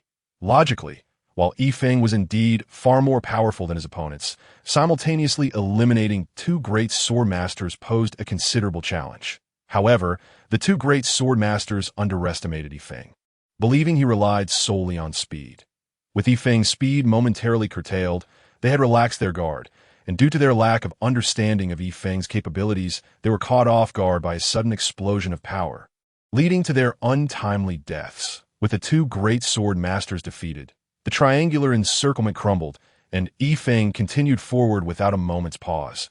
After dispatching the two great sword masters, he promptly dashed towards Anaya with a swiftness that surpassed that of the earlier ambushing great sword masters by a significant margin. Arriving just as Saiken engaged with his opponents. Having lost the advantage and with Yi Feng's presence, the prospect of abducting Anaya had become nearly impossible. One strike, one kill. Soon, the two great sword masters fell victim to Yi Feng's blade. As Yi Feng turned to seek the final cloaked leader, he discovered that the man had vanished at some point. In truth, the leader had realized the futility of his mission the moment Yi Feng shattered their triangular assault and engaged the two ambushing great sword masters. He had seized the opportunity to escape while Yi Feng was distracted. Anaya, too, had not anticipated the unfolding of such dramatic events. Initially trapped in an absolute disadvantage, they had managed to turn the tide within mere minutes of Yi Feng's arrival. At not yet 20 years of age, she had never experienced such a heart-stopping scene. Fortunately, having been accustomed to grand affairs, she quickly regained her composure, alighting from the carriage and approaching Yi Feng, saying, "Thank you, esteemed senior, for your timely rescue. May I ask your esteemed name?" Anaya wishes to express her gratitude. "Not necessary," came the response, devoid of any hint of anger. The voice, filtered through the Grim Reaper's mask, had undergone a transformation. Losing some humanity and sounding more like an electronic synthesis, rendering emotional fluctuations indistinguishable. With a few swift movements, Yi Feng vanished from Anaya's sight. Gazing vacantly at the departing figure, Anaya felt an inexplicable sense of familiarity and strangeness about the mysterious man's silhouette. Observing Anaya's dazed expression, Saiken mistakenly believed she was saddened by the rejection. He approached her and sighed. "Miss, do not take it to heart. Such exceptional individuals act solely according to their whims, beyond our comprehension." Indeed, Chapter 39. The Flame King in a dark chamber. An impenetrable void enveloped everything. With only faint rays of light filtering through the skylight, a figure emerged into the light, its back turned to the observer, rendering its features indistinguishable. "You mean to say, you have failed yet again?" The low voice evidently emanated from the shadowy figure within the light. Suddenly, a thud echoed as a figure knelt, an anxious voice following, "No, my lord. We encountered unforeseen circumstances that we were on the verge of success." But suddenly a silver shadow emerged, a being of extraordinary prowess. With a single strike, he dispatched our 4 sword masters. Even those great sword masters were no match for that silver shadow. "It possesses the strength of a sword saint. Why, lord, please grant me another chance. I shall do my utmost." This individual was none other than the cloaked leader who had sought to abduct Anaya. The shadowy figure pondered for a moment, murmuring, "Silver shadow? Sword saint?" Then it continued, "If this silver shadow is indeed as formidable as you claim, how could you have escaped?" The cloaked leader faltered, realizing he had overlooked this critical point while fleeing. He hurriedly explained, "My lord, you incompetent fool." The voice from the shadow brimmed with barely contained fury. "They must have followed you." "Ah," the cloaked leader gasped in terror, "My lord, I had no intention of silence." The shadowy figure abruptly turned, forcefully placing a hand upon the cloaked leader's head. The leader struggled momentarily before collapsing to the ground. Lifeless in the dim light, a calm and handsome young face became vaguely discernible, starkly contrasting with the aged voice just heard. "Sadhu," the mysterious figure called out. "Yes, Flame King." Sadhu emerged from the darkness, ignoring the corpse on the ground as he bowed to the mysterious figure. The mysterious figure spoke coolly. "I have matters to attend to. I entrust this task to you entirely. You have 1 month to capture Anaya. Do not bring me disgrace. I will provide you with 10 magical guardians if, after a month, you have not delivered that girl Anaya, bring your head to me." "Yes, Flame King." Sadhu, far from feeling anxious, was instead filled with excitement at the prospect of the 10 magical guardians, suggesting they were no ordinary entities, hence granting him considerable confidence. The mysterious figure nodded and added, "As for Dale, you need not concern yourself with him any longer. He was merely a pawn to divert attention. Since that purpose has been fulfilled, he holds no further value." "Understood, A wicked smile flickered across the young man's enchanting visage. I in Yifeng's study. Have you ascertained the identity of the adversary? Yes, came the response from the shadowy figure behind him.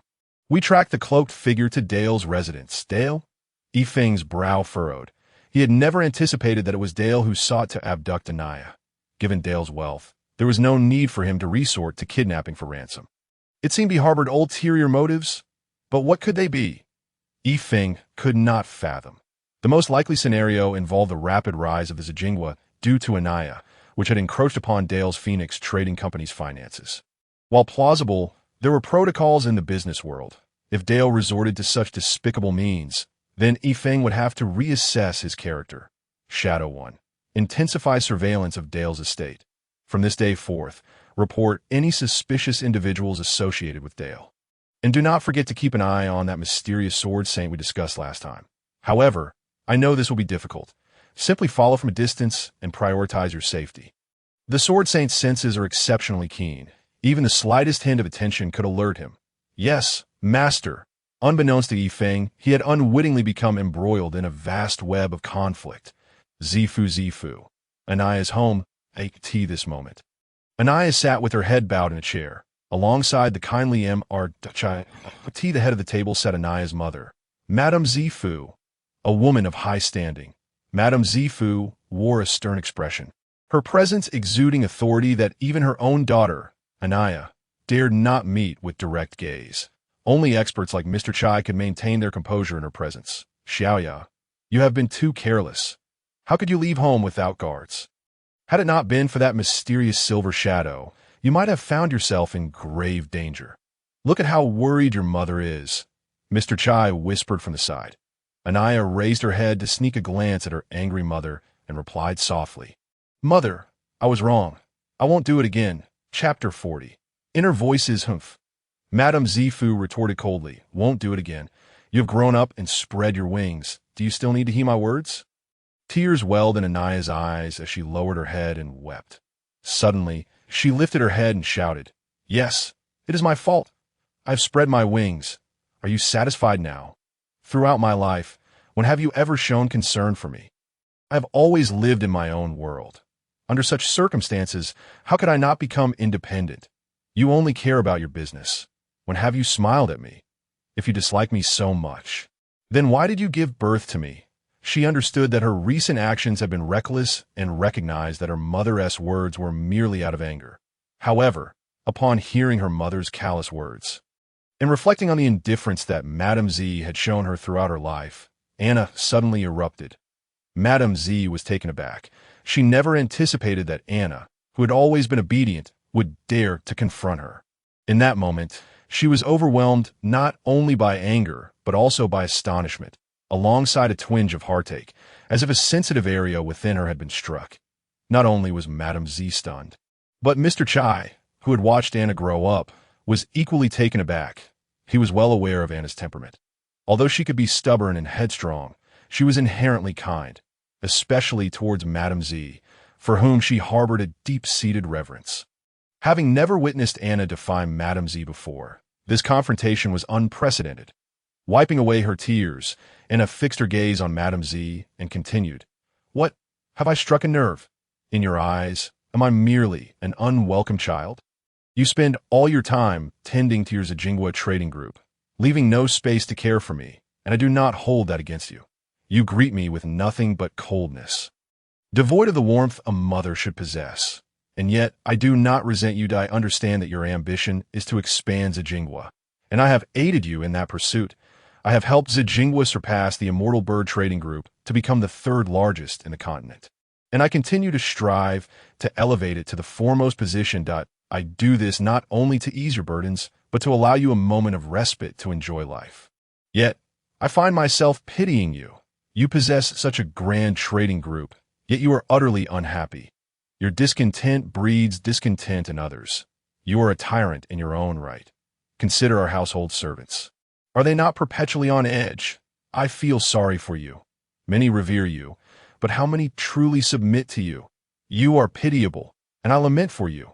By the end, Anna nearly shouted her last words. All right, Madame Z repeated thrice, her face pale and trembling, her eyes fixed on Anna, who stood her ground unwaveringly. Witnessing this mother-daughter clash, Mr. Chai quickly intervened. "Xiaoya, please stop. Your mother has her reasons." "Reasons?" Anna retorted with a bitter smile. "Did she ever consider my innocence? I nearly faced abduction, and yet she turns the blame on me.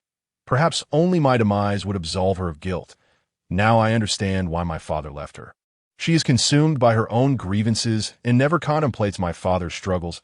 As she spoke, Anna took a step back and, in tears, fled the hall. "Stop right there!" Madame Z shouted, rising unsteadily, her body trembling, her eyes nearly bursting with fury. But Anna had already dashed out of the courtyard. Mr. Chai quickly stood up, attempting to soothe her. "Madam, please do not overexert yourself. It is detrimental to your health. Xiaoya is merely young and impetuous. Once she calms down, she will understand your burdens." Madame Z numbly shook her head and collapsed into a chair, her eyes vacant. Mr. Chai recognized that Madame Z was deeply affected. Any mother would struggle to withstand such word from her own daughter, even one as resilient as Madame Z. With a sigh, he shook his head. He understood the dynamics between the two women, but this was a matter they had to resolve on their own. After a lengthy silence, Madame Z finally lifted her head and asked, "Uncle Chai, am I truly as Xiaoya claims? Is my existence a failure?" "Madam, do not heed the nonsense of a child," he replied. "Enough, Uncle Chai. You need not console me that I wish to be alone for a while. However, since that scoundrel Dale dares to harm my daughter, I will ensure he faces consequences. Uncle Chai, I entrust this matter to you." As she spoke of Dale, fire blazed in her eyes. "Indeed, our informants within Dale's household have provided us with reliable information. I shall teach him a lesson," Mr. Chai said, his usually gentle demeanor now sharp with resolve. Meanwhile, Anna ran, tears streaming down her face, unsure of her destination, only knowing that she needed to escape. After what felt like an eternity, she finally paused, feeling drained and dizzy as she took in her surroundings. She recognized the familiar sight of the Grand Duan mansion before her. Amused, she thought to herself that she had inadvertently run towards the abode of a madman. Just as Anna contemplated turning back, the door of the Duan mansion swung open, revealing a man of about 50 years whom she recognized as the butler, Gale Cosi. Upon seeing Anna, Gale exclaimed, "Ah, Miss Anna, please come in. The master is home." Anna was about to decline, but then considered that her mother was likely in a rage after their argument. Feeling a pang of guilt for her earlier outburst, she decided to accept the invitation. After her long run, she had regained some clarity. Had she not let her anger cloud her judgment, she would not have spoken so harshly. Now, the thought of facing her mother filled her with dread, and her childish instincts prompted her to seek refuge. "Thank you, Mr. Gale Cosi." Upon Anna's arrival, Yifeng was taken aback, after narrowly escaping an abduction. She should have been home, not out wandering. However, he refrained from probing further, instead smiling. "What brings you back, little girl? Have you developed a fondness for my place?" "Fondness?" "Yifeng, I had a quarrel with my mother. I do not wish to return home. May I stay here for a while?" "A quarrel?" Yifeng's mind raced with questions, but he maintained his smile. "Of course, stay for as long as you like." "Mr. Gale Cosi, please prepare a guest room for Miss Anna." "Yes, sir." Gale Cosi replied respectfully.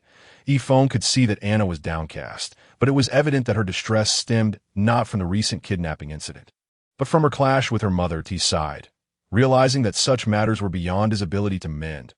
Aside from a brief meal that Anna reluctantly consumed at Yifeng's urging, she remained in her room. Lost in thought, Yifeng allowed her the space to process her emotions and even dispatched a servant to inform the Z household of Anna's whereabouts to ease their concerns. "Little girl, make sure to get some rest tonight. I've sent someone to your home to reassure them."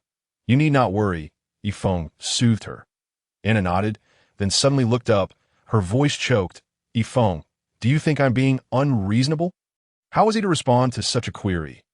Yifeng inwardly chuckled, but then his expression shifted, and with a mischievous grin, he declared, "Little girl, since you're feeling so low, allow me to entertain you with a little performance." "No charge." With that, he took her hand and whisked her out.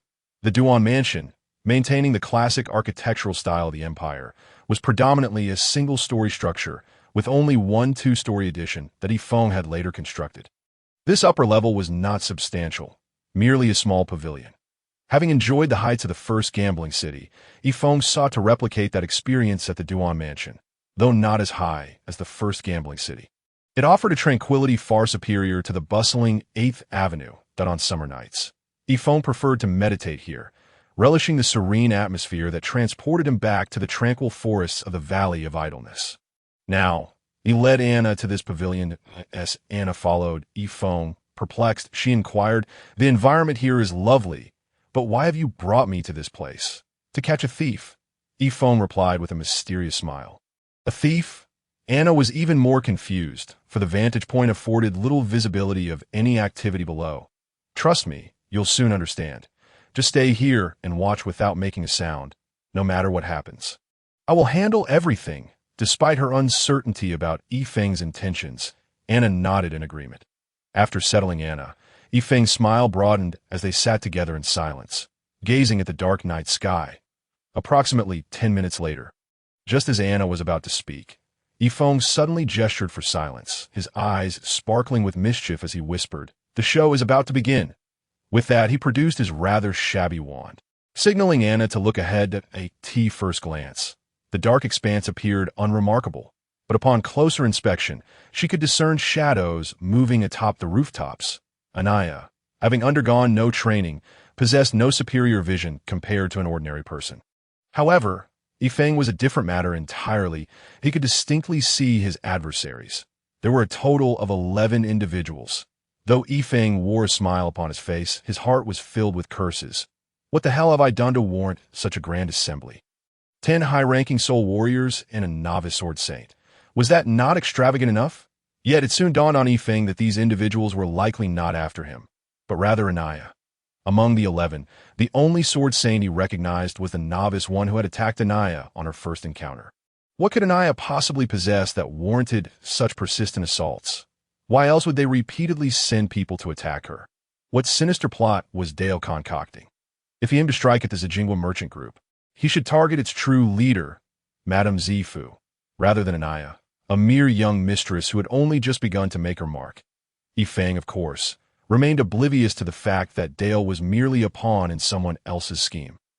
However, since the enemy had encroached upon his territory, Yifeng could not remain indifferent. Initially, upon hearing some commotion on the roof, he assumed it was merely Dale sending scouts and had intended to show Anaya how he would dispatch those ruffians. Little did he expect that this time, the intruders were not mere mice, but rather formidable tigers. 10 high-ranking soul warriors and a novice sword saint. Such a force was not something anyone could easily summon. Moreover, Yifeng was astonished to discover that all 10 of these soul warriors were practitioners of dark attribute combat energy. It is worth noting that dark, light, and thunder attributes are quite rare, far less common than the other 4 elemental attributes of fire: water, wind, and earth. Particularly, the dark attribute has historically been associated with evil, leading to the dark elves being ostracized by the other elemental races in the fairy forest. This illustrates the societal aversion towards dark attributes. Thus, among the 3 major powerful attributes, dark is the scarcest. The presence of rare dark attribute swordsmen, and 10 of them at that, compelled Yifeng to reconsider the identities of his foes. If Yifeng were to unleash his full capabilities, he was confident he could subdue them all, or at the very least, retreat unscathed. However, with Anaya beside him, he had to contemplate her safety. Even disregarding that, should he employ the nameless sword technique, it would inevitably reveal his identity as the silver shadow of the day. While this was not necessarily a grave concern, Yifeng preferred to keep his second identity a secret. Regrettably, Karong had already departed from Long City to establish the Heavenly Net. Otherwise, with Karong's prowess, he could have dealt with that sword saint, leaving Yifeng to easily handle the remaining 10 high-ranking soul warriors. Currently, the only armed force at his disposal aside from himself was the Shadow Troops, who excelled in assassination. Yet, in a straightforward battle, they would likely not stand a chance against these high-ranking soul warriors, and such an engagement would expose the existence of Shadow Troops, which was not something Yifeng wished to see. Thus, he resolved not to deploy them. He would have to bear this burden himself. Yifeng mused. With a subpar magical staff in hand, Yifeng stealthily traversed several rooftops, edging closer to the group of 11. They appeared to be searching for something, hopping down from the rooftops and then back up again. Fortunately, they were not acting in unison, but were instead conducting separate searches. Yifeng decided to take them on one by one. Although his stealth techniques may not rival those of the naturally dark creatures, they were certainly superior to those of the humans before him, but he soon found himself close to one of the high-ranking soul warriors. The closer he got, the more astonished he became that he realized that this particular soul warrior did not seem entirely human. Indeed, that was the impression he had. Yifeng's keen mental acuity could only detect a faint breath and the faint beating of a heart. Yet the life force felt weak and diminished. The weakness of the breath was astonishingly unbelievable. Nevertheless, Yifeng resolved to act, regardless of the circumstances. As he leaped from the rooftop, Anaya's view from her pavilion was obstructed by the surrounding buildings. Rendering her unable to see Yifeng, he swiftly retrieved the nameless sword from his spatial bag, executing a rapid flash of movement, the silver light glinting as he aimed a fierce strike towards the opponent's neck. Yifeng was confident in this maneuver. The adversary would be unable to defend against it before realizing what was happening. However, he was soon taken aback. Just as he was a mere meter away from the soul warrior, an almost negligible distance given Yifeng's speed, the high-ranking soul warrior suddenly tilted his head aside, applying just enough force with his feet to narrowly evade Yifeng's blade. What remarkable speed! What incredible physical strength! Simultaneously, Yifeng sensed an overwhelming aura of malevolence. Yes, it was an aura of evil, not the pure dark energy of trained combatants, but rather a wicked dark force, saturated with negative energy. Yet, Yifeng's vast battle experience allowed him to remain composed. Although his initial strike had been evaded, he swiftly unleashed a series of combined skills. The nameless sword technique was profound and intricate, far beyond the capabilities of this peculiar high-ranking soul warrior. After just 2 exchanges, Yifeng had severed the warrior's trachea. The nameless sword technique was fundamentally reliant on skill, and its deceptive maneuvers were its greatest strengths, particularly suited for assassination in the past. The renowned assassin May had earned the title of Plum Blossom Killer across the continent precisely due to his mastery of the nameless sword technique. However, the opponent's reflexes had been astonishingly quick, almost instinctual in their evasion. Just who was this formidable individual? Yifeng approached to uncover the warrior's headscarf, revealing a pair of white pupils and a face devoid of color. Resembling that of someone who had been drained of vitality, the skin was wrinkled, as though it had been withered by some unseen force. Yifeng sensed that this soul warrior was far from ordinary, and this was closely related to the earlier evasion of his strike. Yet he could not discern the exact nature of that connection. Chapter 42. Night Raid. Having dispatched 3 foes at the cost of 4 high-ranking soul warriors, Yifeng finally began to grasp why they had been able to withstand his initial attack. That it was due to the fact that prior to his ambush, he had unconsciously released a faint aura of murderous intent. Although it was barely perceptible, even a holy-level expert would struggle to detect it. Yet, these strange soul warriors could distinctly sense the killing intent, allowing them to evade Yifeng's strike.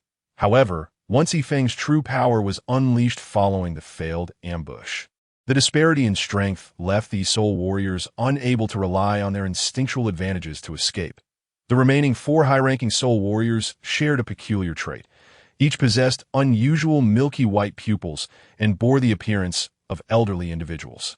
Their bodies riddled with wrinkles, their skin was nearly devoid of any color, and their life force was exceedingly weak.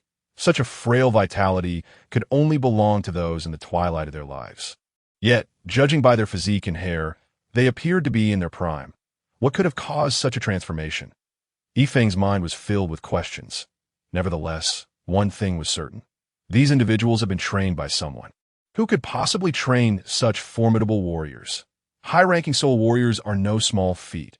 One alone could lead an army of thousands to sweep across the continent. Clearly, the methods used to train these warriors, however potent, were not easily come by. Otherwise, the continent would already be awash in bloodshed. Yet, Yifeng did not dwell on these thoughts for long. for while dispatching the fourth soul warrior, his presence was finally detected. He clearly saw several figures leaping toward him with great speed, likely having discovered the fallen soul warriors. With his ambush foiled, Yifeng ceased to evade and instead leaped onto the rooftop before the adversaries could react. He pointed his staff at them, demanding, "Who are you? What is your purpose in visiting my estate at night?" The novice sword saint, evidently the leader, immediately recognized Yifeng and internally braced himself. However, with 6 soul warriors at his side, he felt bolstered. "Are you the one who killed my demon guards?" The novice sword saint was none other than Sadhu. "Demon guards?" Yifeng remarked. "So these individuals are called demon guards. While the name sounds impressive, their strength leaves much to be desired. They're hardly worthy of my attention." As Yifeng spoke, he discreetly observed the other 6 soul warriors, and indeed, as he had anticipated, his words failed to elicit any emotional response from them. This only heightened his vigilance. Sadhu scoffed, "Since you are already aware of the existence of the demon guards, you have forfeited your right to live. Attack." With that command, Sadhu retreated, widening the distance between himself and Yifeng. While the remaining 6 soul warriors, his demon guards, swiftly surrounded Yifeng. Their movements were precise and deliberate, clearly honed for combat. Yifeng gripped his substandard staff, warily surveying his surroundings. "Whether I live or die is not for you to decide. Rather, it is you who should focus on preserving your own life." As Yifeng spoke, he had already discreetly prepared a compressed fireball, possessing an attack power equivalent to that of 5th-level spell. Yifeng firmly believed that even a high-ranking Battle Soul Master would not dare to underestimate it. 3 dark red, compressed fireballs swiftly surged towards one of the Magic Guardians, perfectly encircling it from above, left and right. Simultaneously, as the fireballs were unleashed, Yifeng did not halt his movements. His body slightly shifted, and 2 shadowy figures instantly appeared in the position he had just occupied. Such speed! A cold smirk involuntarily crept onto Yifeng's face. When it came to velocity, perhaps only the sword god could rival him. The unnamed movement technique unfolded, leaving only a series of afterimages in its wake. However, due to Anaya observing from the sidelines, Yifeng refrained from appearing too terrifying, merely evading the Magic Guardian's attacks with the utmost precision. Yifeng reveled in the thrill of the battle, while Anaya, beside him, was filled with trepidation. After narrowly avoiding the crossfire from 2 Magic Guardians, Yifeng leaped into the air, executing a sudden twist and delivering a powerful lateral strike to one Guardian's waist, discreetly channeling a trace of sword energy. Although he had only utilized a minuscule amount of sword energy, Yifeng was confident that this lateral strike could sever metal and stone alike.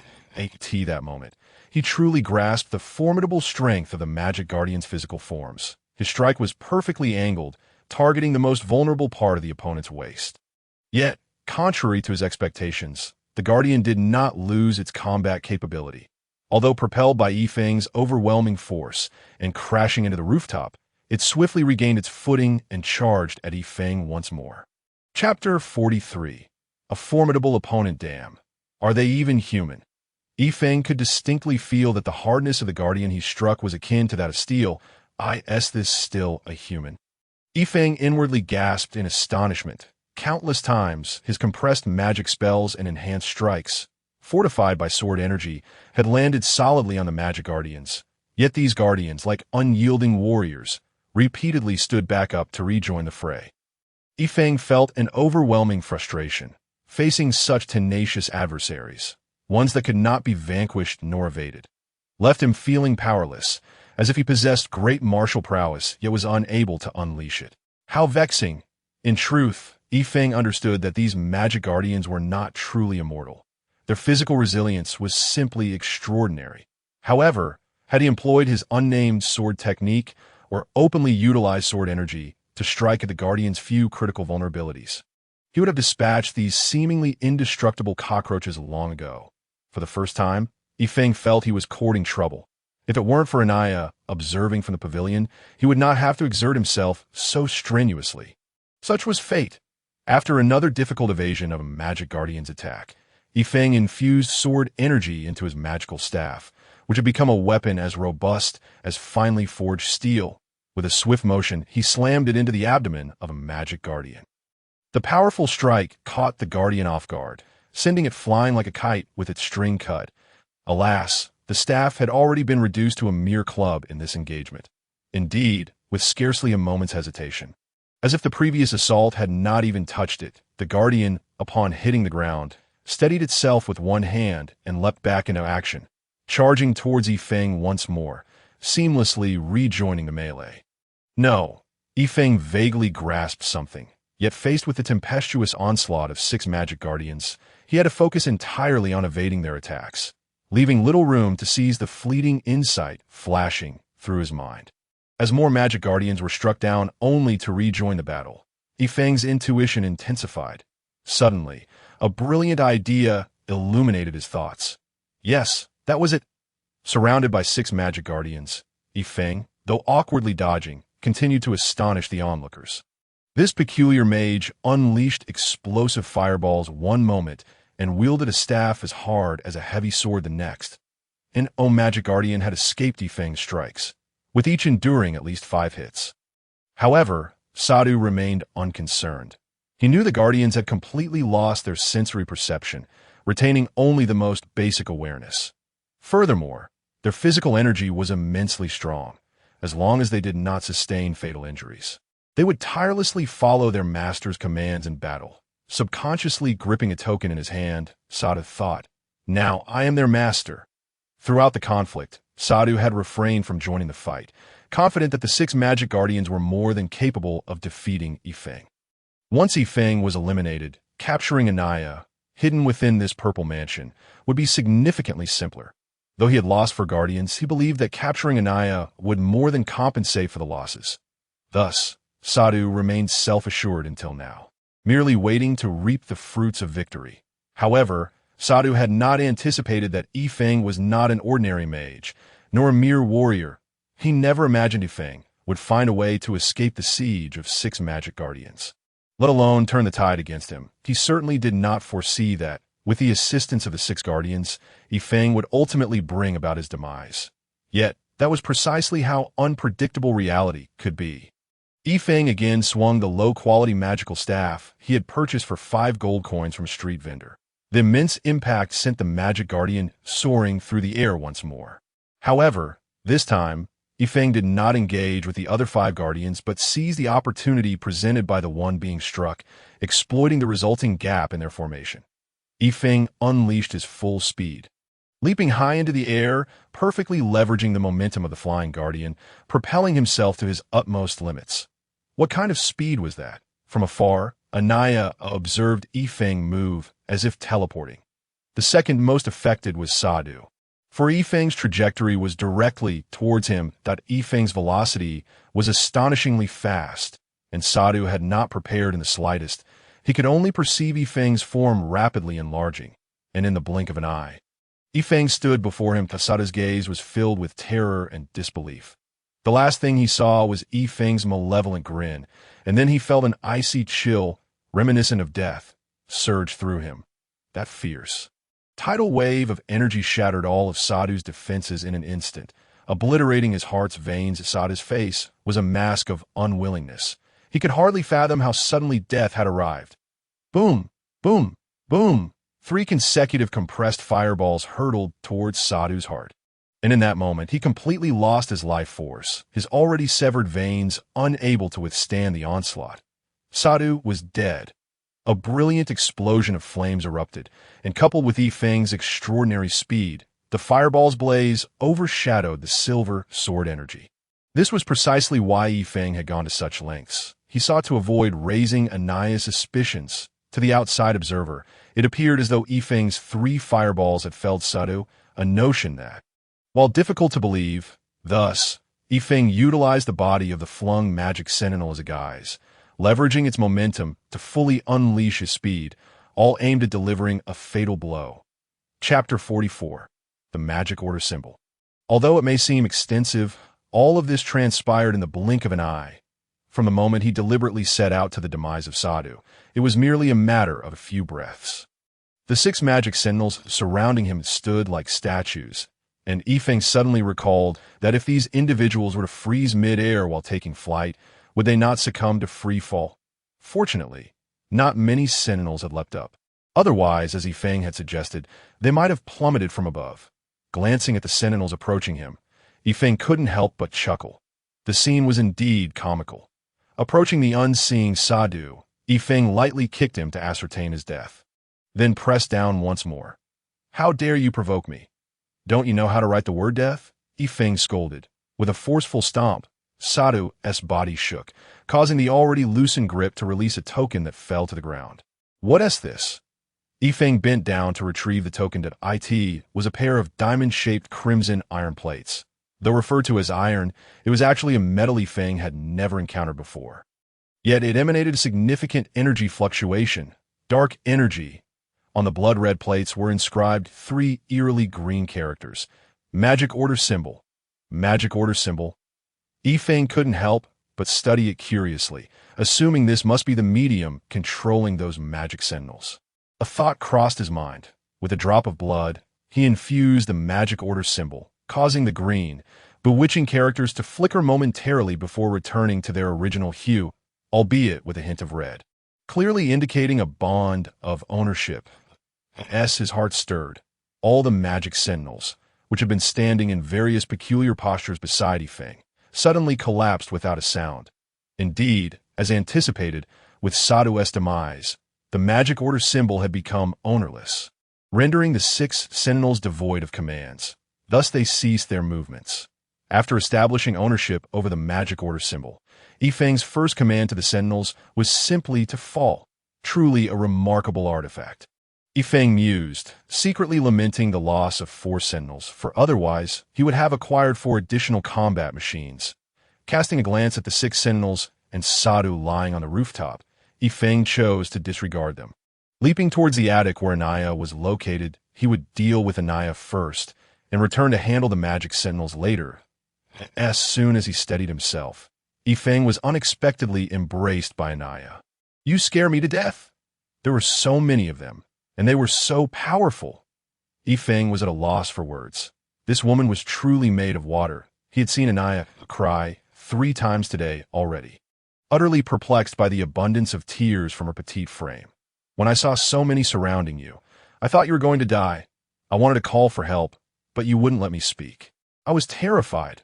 Anaya wept more sorrowfully, recalling how Yifeng had narrowly evaded the attacks of the magic sentinels. Although the attic was not far from the battlefield, the darkness and Anaya's lack of training meant she could only vaguely perceive Yifeng ensnared by the sentinels, especially at the last moment when nearly all their swords were poised to strike him. Even for someone as composed as she, the fear had been overwhelming.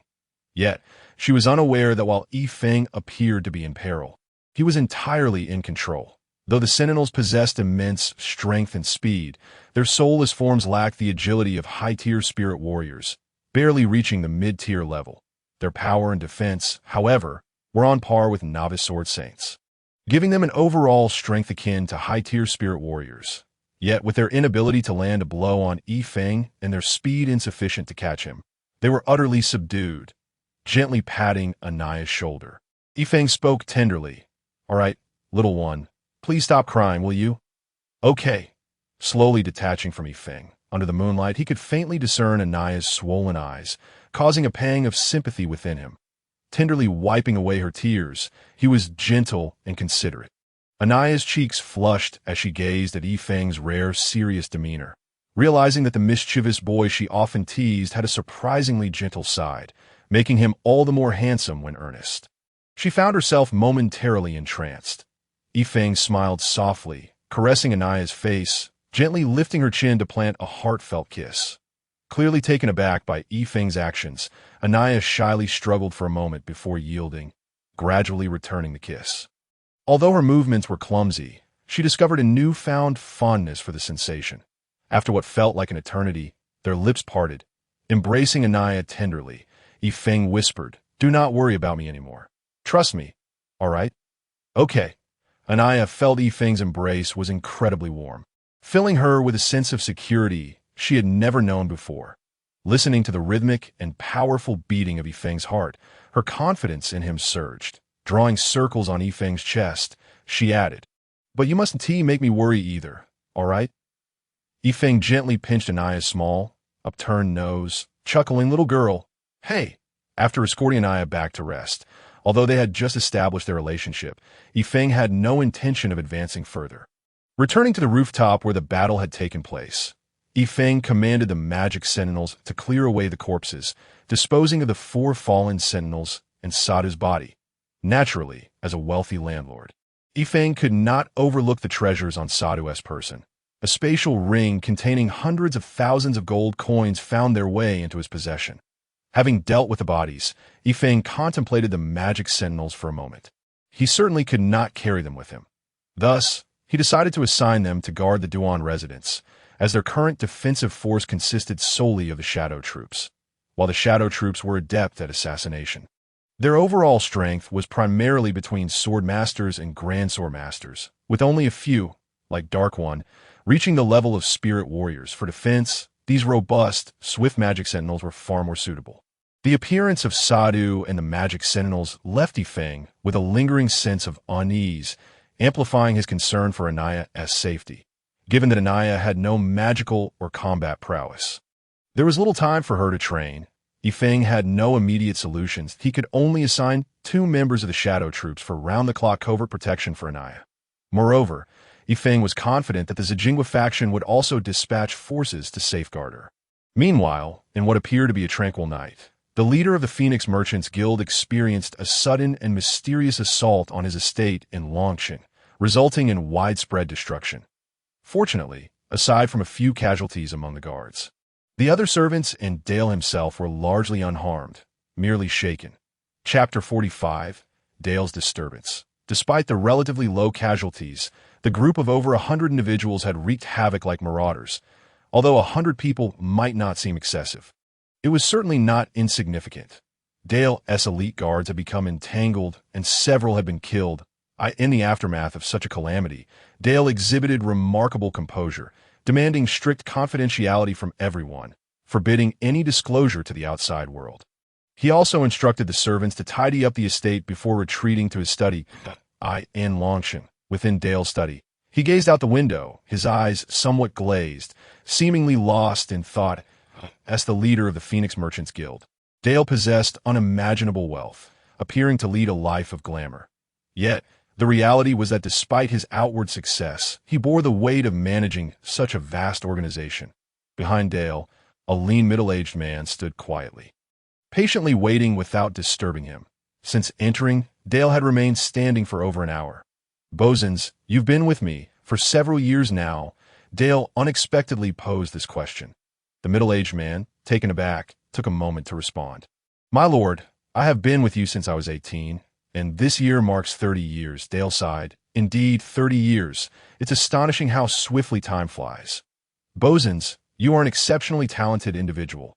Otherwise, I would not have appointed you as my assistant when you were still under 20. As proven, you have indeed been an asset, ensuring the Phoenix Merchants Guild has been run efficiently under your stewardship." Bozens quickly replied, "All of this is due to your nurturing, my lord." Dale shook his head. "No, this is the result of your own hard work. Do not underestimate your contributions. I am growing old, and soon, more responsibilities will fall upon your shoulders. And my lord, you are still in such good health and youthful." "How could you be old?" Bozens flattered. "Youthful?" Dale scoffed. "If I were still young, I wouldn't have allowed that little girl from the Zijingwa to climb over me these past 2 years." As the conversation unfolded, the sorrow in Dale's eyes deepened. Poisson pondered for a moment and said, "My lord, there is one matter that truly perplexes me." "What is it?" "Please, do speak," he continued. "I have always been curious as to why you seem so invested in the affairs of that young master of the Bougainvillea. While she possesses remarkable talent in business and has propelled our trading group to the 4th position, she is, after all, merely a Navi child. Can she genuinely bring our enterprise to its knees?" Dell scoffed dismissively and replied, "That little girl is indeed gifted, but it is still too early for her to threaten the century-old foundation of my Phoenix Company. Though she has shown me considerable disrespect and has seized numerous opportunities from our trading group, I have not descended to such a lowly state. There are rules in commerce, after all." The reason I considered sending someone to eliminate her was purely out of necessity. Poisson furrowed his brow and asked, "My lord, is someone forcing your hand?" Del shook his head and replied, "Some things are better left unknown to you. Not overthink it. Just focus on the tasks I have entrusted to you. You remain the chief representative of the Phoenix Trading Group in the Dragon Empire, and I hope you will not disappoint me." "Yes, my lord," Del continued. "Well then, our business in Dragon City has been concluded, and I expect you to maintain the status quo as before. I must return to the Empire of Bayan." "My lord, are you leaving so soon? You usually take a break for at least half a month." Poisson expressed his confusion. Del chuckled self-deprecatingly. "A break? I can hardly afford to entertain such thoughts. This trip to the Dragon Empire has been nothing short of dreadful. I shall return to headquarters. Please make arrangement for my departure in the next few days." "Understood." Although Del left many things unsaid, Poisson's keen intellect quickly connected the dots regarding the forced intrusion into their residence. In the days that followed, Anaya remained at the Duan residence, with Yifeng consistently by her side, both to protect her and to alleviate her troubles. Having confirmed their relationship, Anaya confided in Yifeng about the argument she had with Lady Ji. Yifeng offered her some words of comfort, though he was at a loss for how to navigate such matters. Surprisingly, the anticipated attack never materialized. After reconnaissance by the shadow forces, Yifeng learned that night, Del's residence had been struck by a formidable force, which included a presence of sanctity. Consequently, the shadow forces refrained from uncovering the identity of the attackers. On the third day following these events, Del discreetly departed from Dragon City, presumably heading back to the Empire of Bayan. 3 days later, the Duan residence welcomed an unusual guest. "Mother!" Anaya exclaimed, gazing in astonishment at the smiling figure clad in purple robes, Lady Ji. Yet, Anaya was not the only one taken aback. Yifeng's surprise mirrored hers. "Little girl, are you saying this lady is my aunt?" If Anaya had not nodded, Yifeng would have thought it was merely a figment of his imagination. This was hardly Anaya's mother. She could easily be mistaken for her sister. She appeared extraordinarily youthful, sharing an 8-part resemblance to Anaya, yet exuding a maturity that set her apart. Both were stunning beauties, and the thought that this might be his future mother-in-law left Yifeng feeling utterly bemused. Lady Ji smiled warmly at Yifeng and remarked, "What is the matter? Do I not resemble her?" Her voice was exceptionally gentle, leaving Yifeng perplexed as to why Anaya had previously described her mother as a stern individual. Yifeng hastily waved his hands. No, you resemble her too closely, and you're so young. Goodness, are you certain you're not the little girl's sister?" In the presence of Lady Ji, Yifeng could only express his astonishment. Lady Ji, slightly taken aback, responded, "Little girl? Are you referring to Anaya? I presume you must be the Yifeng mage who saved her life?" Yifeng hurriedly replied, "Aunt, you flatter me. Just call me Yifeng. After all, you are an elder, and such beauty has made me a tad anxious." Meanwhile, Anaya rushed to Lady Ji's side, lowering her head and asking, "Mother, why are you here?" Lady Ji affectionately stroked Anaya's long purple hair, saying gently, "Anaya, it was wrong of me, but I am here now. How have you been, Mother?" Anaya could hardly believe her ears upon witnessing the tenderness in Lady Ji's gaze. Anaya leapt into her embrace, sobbing uncontrollably. Lady Ji's eyes were filled with remorse as she said, "Anaya, it was my fault before. I have caused you much suffering that I promise to treat you well from now on. I truly love you. It's just that, no, Mother, it's Anaya who did not understand, causing you distress. It is my fault." The heartfelt exchange between mother and daughter rendered Yifeng, the outsider, hesitant to remain. Unbeknownst to them, he quietly withdrew, leaving their intimate space undisturbed. Just as he stepped out of Anaya's room, Galikoki approached, saying, "Boss, Ada has returned." "Oh, he is back already. It has only been a little over half a month." According to Ada, it should take them at least a month to travel to their tribe and back. Could it be they have not yet arrived? Chapter 46. Visitors from the Beast Tribe, following his curiosity. Yifeng accompanied Galikoki to the living room, where indeed Ada and his 3 brothers were waiting in addition to the 4 of them. There were 2 others, one of whom stood at a height similar to Yifeng's. Around 1 meter 80, though not particularly tall among the beast men, and despite not seeing the characteristic tail of a werewolf, Yifeng recognized him as a werewolf. He sensed an aura reminiscent of the little wolf emanating from him, a distinctly Lupin essence. The other individual towered at an intimidating 2 meters 3, slightly taller and more robust than Ada.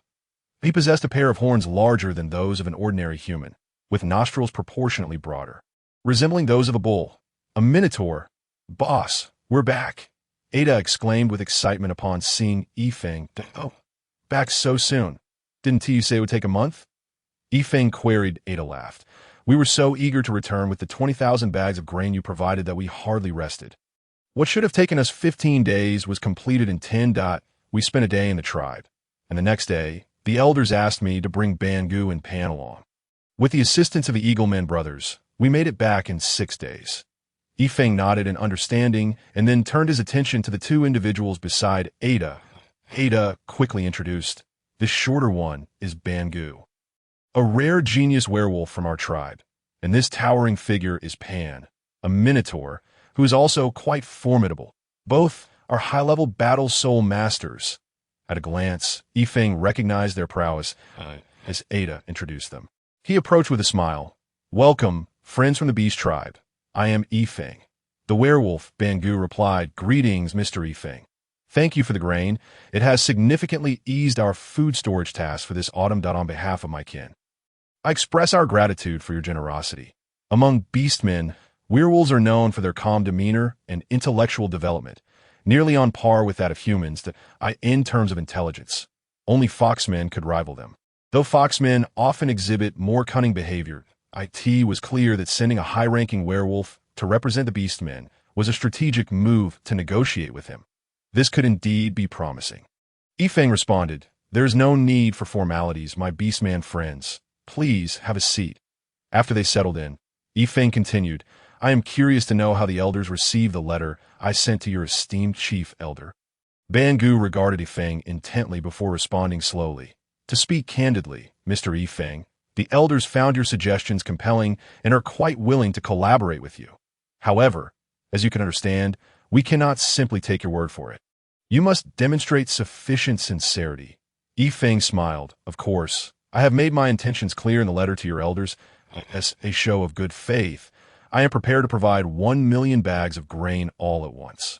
With a population of around 20,000 in your tribe, this should sustain you for at least 2 years. Bangu countered, "However, Mr. Yifeng, while 1 million bags is indeed substantial, our elders feel it is insufficient, especially considering the lives of our warriors at stake. Their stance is that we require at least 2 million bags of grain up front." Yifeng shook his head and replied, "That is impossible, my beastman friend. You should understand that we are entering a partnership, not a one-sided arrangement. That I am offering you the grain you need, while you provide us with the formidable military strength of your people. Such a trade is undoubtedly beneficial for both parties. However, if you require 2 million bags, I would be incurring excessive losses. I cannot engage in such a disadvantageous deal."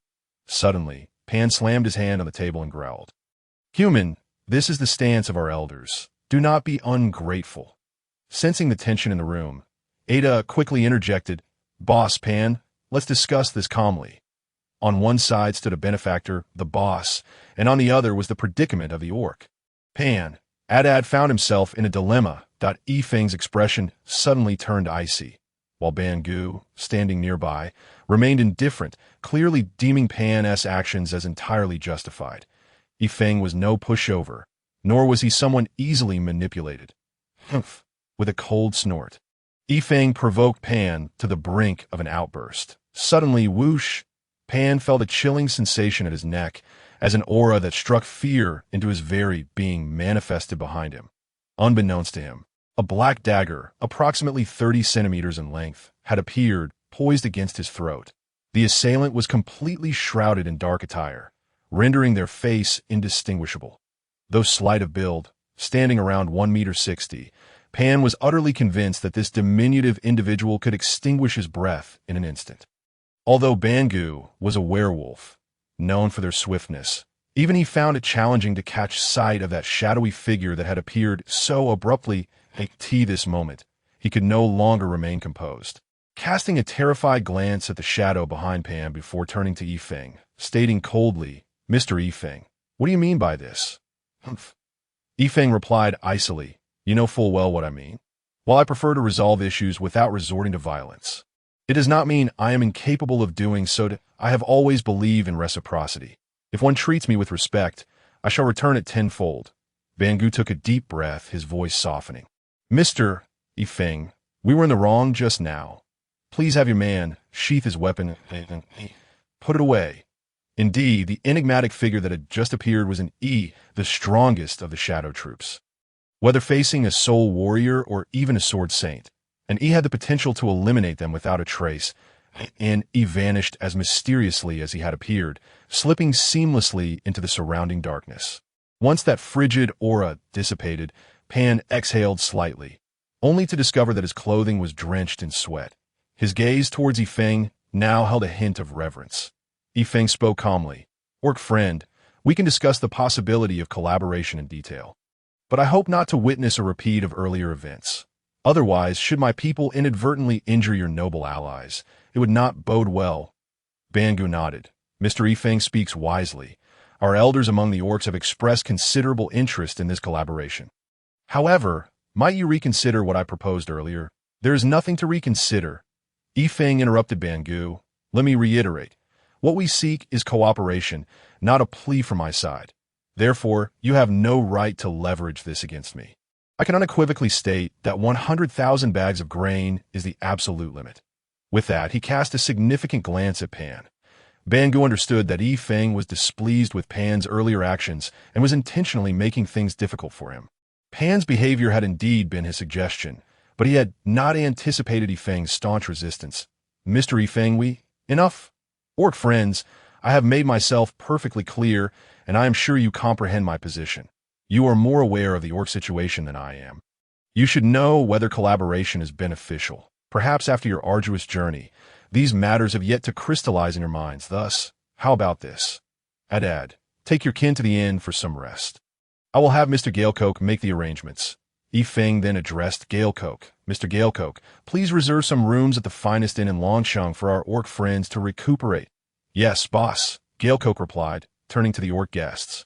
Please follow me. Bangu realized Yifeng had issued an eviction order and reluctantly led Pan away, following Galecoke out of the Duan residence. Watching Bangu's departing figure, Yifeng smirked disdainfully, thinking to himself that being accommodating did not equate to being easily bullied.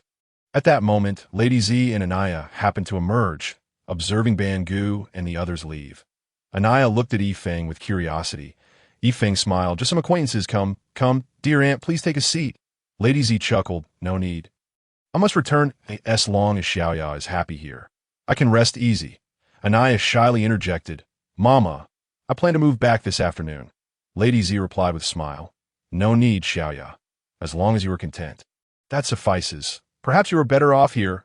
With that, she cast a meaningful glance at Yifeng.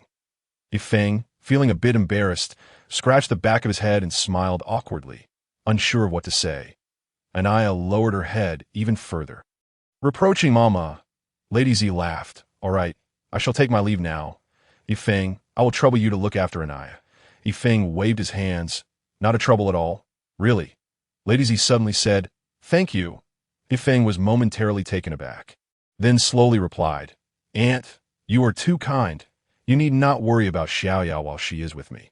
Lady Z's words reflected her concern for Anaya's safety.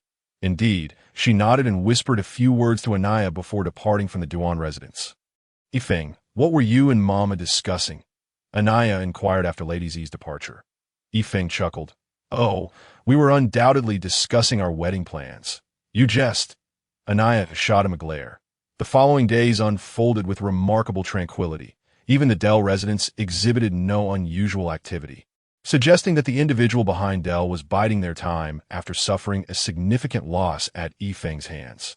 With the launch of the Longting lottery, Kafu was evidently overwhelmed with tasks, managing not only personnel arrangements but also various aspects of the lottery, including sales and draws, all requiring his oversight. Despite the challenges, the rewards were undeniably gratifying. The first round of tickets had commenced sales, with each ticket priced at a silver coin, comprising a 7-digit number selected from 40 digits. The lottery employed a scratch-off format, greatly facilitating the selling process. Particularly under Yifeng's guidance, the Black Dragon Society had begun dispatching its subordinates across the capital to sell tickets. This unintentionally served as a successful advertisement for the first gambling city. Reaching grassroots communities, coupled with the low price and the chance to win a grand prize of 500,000.1 silver coin, could yield 500,000 gold coins, amounting to a staggering 50 million silver coins, an allure potent enough to tempt even the divine. However, while the temptation was immense, it also led the common folk to question the authenticity of such fortune. They rarely considered the odds, instead nurturing fantasies of being the lucky winner. Thus, the 500,000 gold coins felt like their destiny, prompting more concern about whether they could genuinely attain such wealth rather than pondering their chances of winning the grand prize. Perhaps a reflection of humanity's baser instincts, despite many adopting a wait-and-see attitude. The allure proved too compelling, and with a mere silver coin at stake, a considerable number of individuals took the plunge.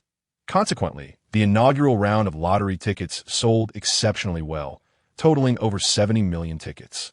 Kafu, the shrewd fox, sensed an opportunity when a fortunate commoner emerged as the grand prize winner. The grand prize amounted to 50,000 gold coins. Upon announcing the winning numbers, Kafu promptly awarded the winner 50,000 gold coins.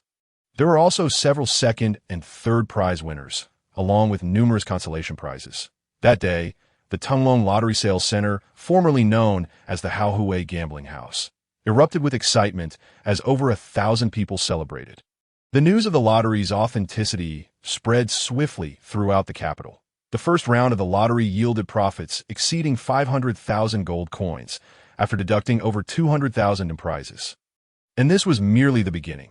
Once the news of the Tunglong lottery being genuine circulated, the number of participants was bound to increase. Kafu held firm confidence in selling 100 million tickets each round. After all, a single gold coin could purchase 100 tickets, a trifling sum for the nobility. While the common folk might buy fewer tickets, their numbers multiplied tenfold, whereas the nobility, despite buying fewer tickets, would never purchase less than 100 at a time, given that their monetary unit was predominantly gold coins. Yifeng, wearing a broad smile, strolled along the bustling 8th Avenue, listening to the lively discussions about the Longting lottery, feeling immensely satisfied. Should he succeed in making the Longting lottery a household name in the sprawling metropolis of over 50 million residents, it would bring him immense fulfillment from every conceivable angle. Yifeng turned his head to find none other than the Crown Prince Owens, accompanied by his loyal bodyguard, Aoda. Unlike other princes, Owens never traveled in a carriage, nor did he concern himself with formalities. Strolling along the main road, Yifeng was pleasantly surprised to encounter an old acquaintance, greeting him with a smile. "Ah, is that not our esteemed Crown Prince? Allow me to pay my respects." Owens clapped Yifeng's shoulder heartily, chiding him with a grin.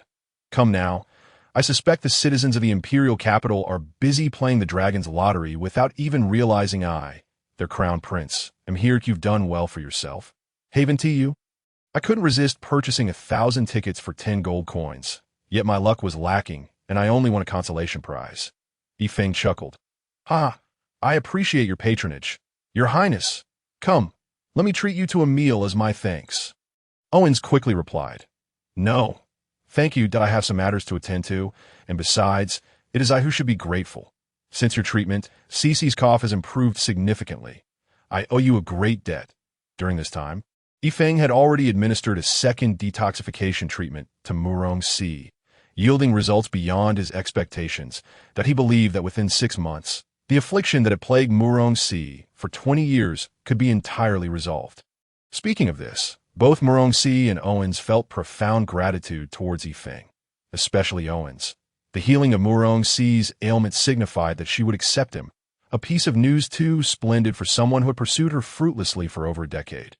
Yifeng said, "We are all friends here, so there's no need for formalities. How about we gather for a drink next time? I understand you're quite busy, Your Highness, so please attend to your matters." A flicker of anxiety and concern crossed Owen's eyes, while hidden but perceptible to the keen Yifeng. However, Yifeng chose not to pry. After all, the intricacies of a ruler's heart can often be inscrutable. "Very well. Yifeng, next time, let us enjoy a few drinks together." With that, he hurriedly departed with his bodyguard. Watching Owens disappear into the crowd, Yifeng couldn't help but smile. It seemed Owens was indeed entangled in some troublesome affair. However, Yifeng had no intention of intervening. Though they were friends, he knew better than to pry into matters that were not disclosed. Arriving at the first gambling city, Yifeng was impressed by the bustling business and, satisfied with the sight, made his way directly to the lounge on the second floor where Kafu awaited. Upon hearing of Yifeng's arrival, Kafu rushed over. "Mr. Kafu, how have you been lately?" Yifeng inquired. Kafu offered a slight bow. Smiling, "Boss, everything is proceeding in an orderly fashion. In truth, there's little to occupy my time. I find myself quite leisurely." Yifeng nodded. "In this regard, you possess far greater knowledge than I. I entrust you fully with the operations of the gambling house and the lottery. Mr. Karong has gone out to assist me, and you will need to transfer funds to his account monthly.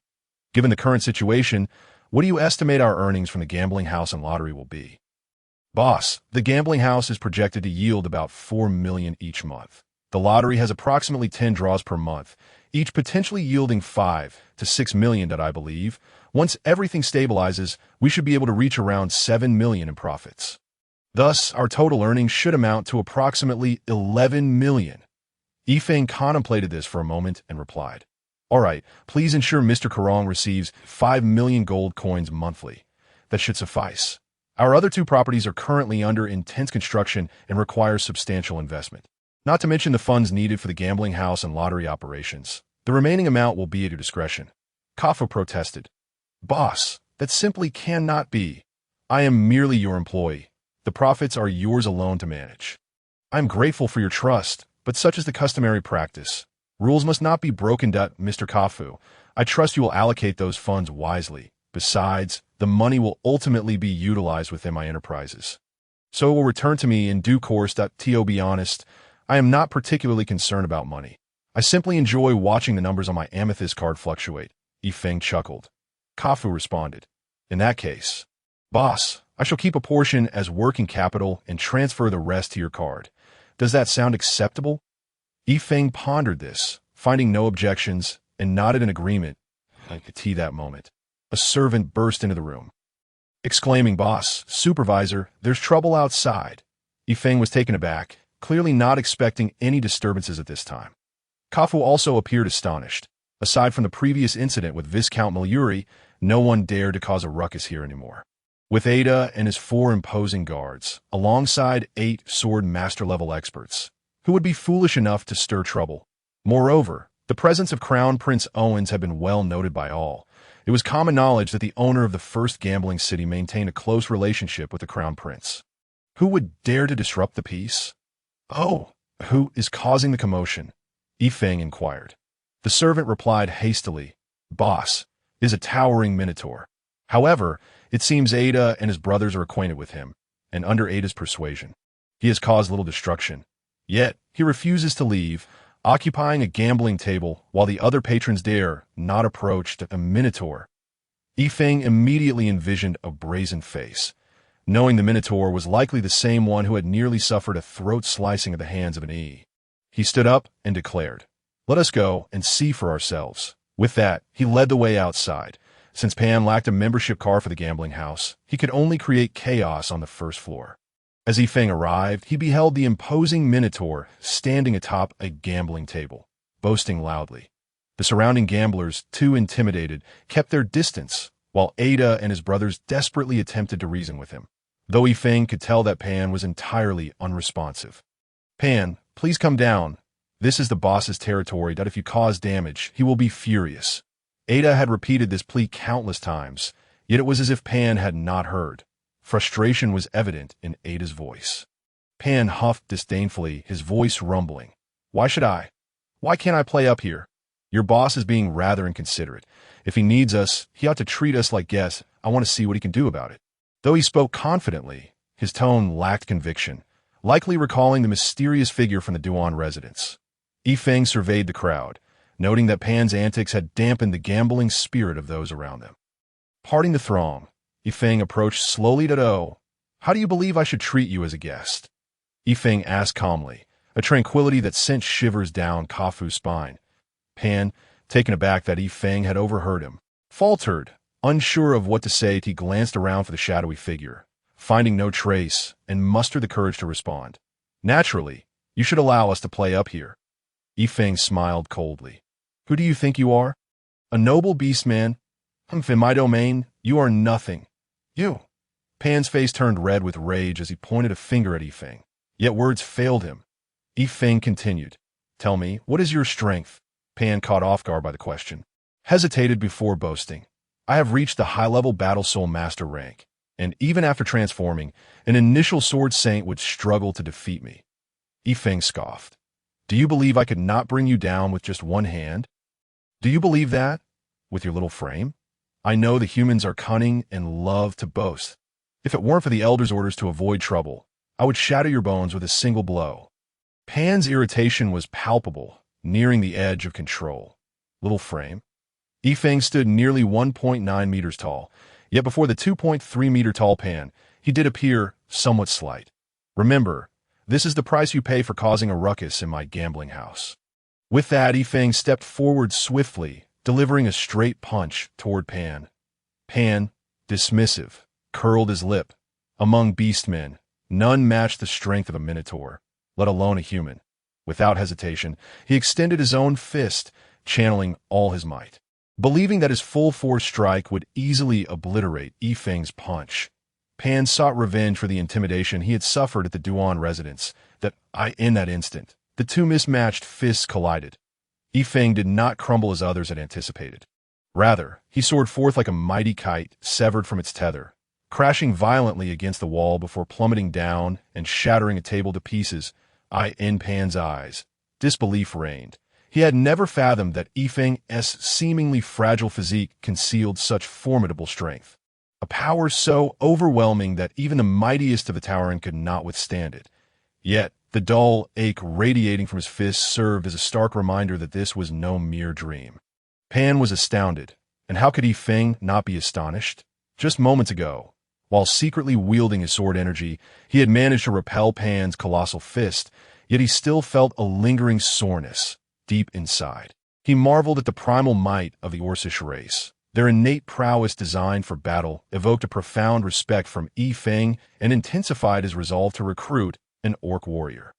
However, with the aid of sword energy, even Pan, the mightiest of the orc tribe, found himself at a disadvantage as Yifeng approached Pan. He could not help but reveal a sly grin upon witnessing the terror in Pan's eyes. Is this truly your strength? The prowess of a soul warrior. Yifeng deliberately emphasized the term soul warrior, sending shivers of fear through those nearby, which was precisely his intent. Indeed, Yifeng sought to instill dread. It was evident that he had achieved his goal. Pan turned his head, conceding, You are indeed powerful, that I am aware that I cannot defeat you, but I shall never allow you to insult the greatness of the Orcish people. Greatness of the orcs? Yifeng felt a chill run down his spine as he retorted, You dare cause trouble in my gambling house and still believe you hold the moral high ground. Very well, allow me to present my case. Yifeng gestured broadly. Look around you. Due to your actions, all gambling in my establishment has ceased. Do you comprehend the magnitude of the loss you have inflicted upon my business? Furthermore, the table you have crushed beneath you. Do you have any idea how much this exquisite mahogany piece is worth? And consider this. After your disturbance, how many patrons will still dare to gamble here? Do you grasp the extent of the damages you have caused me? What do you intend to do about it? Pan, upon hearing Yifeng's words, suddenly felt the weight of his transgressions. He began to question whether he truly was as reprehensible as he appeared. Witnessing Pan's evident shame, Yifeng could not suppress a secret smile. Indeed, the naive orc was as pure-hearted as they come. Changing his demeanor, Yifeng feigned sympathy. Very well, you know that I am a reasonable person. Given the losses you have caused, let us discuss compensation. Pan murmured, How much should I compensate? I don't possess much wealth.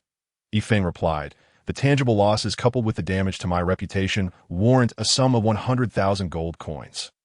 Given your affiliation with Ada, I do not wish to make this overly burdensome for you. 100,000 is not excessive, considering that the mahogany table alone is worth over 30,000 gold coins. The onlookers gasped collectively. 100,000? They had just realized that the owner of the first gambling city was an unmitigated vampire. Indeed, while a genuine mahogany table might be valued at 30,000 gold coins, the table crushed beneath Pan was nothing more than an ordinary wooden table, worth scarcely 2 gold coins. Yet, Yifeng had audaciously inflated its value to 30,000, even if Pan had possessed knowledge of the distinctions between mahogany and other woods. In the face of Yifeng's demonstrated strength, he had no choice but to comply with the unfortunate situation. He is a vampire. One must not provoke him. This was the silent warning echoing in the minds of the onlookers. Pan hesitated, but I do not have that much gold. I possess only 2 gold coins. Yifeng shook his head. Under normal circumstances, I would not press you, considering my respect for Ada. However, rules must be upheld. If I let you go this time, who has to say there won't be a dozen others who will come to wreak havoc in my establishment next time, expecting me to release them as well? Should that happen, what would become of my gambling house? Well, I would like to release you. I also have my own burdens to bear. Yifeng donned a fa ade of regret. Pan, ensnared by Yifeng's words, nodded vigorously. Nearby, Kafu shook his head in disbelief. This unfortunate child, of all the people to provoke, he had to cross paths with the boss. Yifeng continued, it would have been customary to sell you to the slave market, but that would reflect poorly on me. Instead, let us say that you will accompany me, as though I have rescued you from the slave market. I shall offer you 100,000 gold coins. Does that price please you? Yifeng's true intentions were beginning to surface.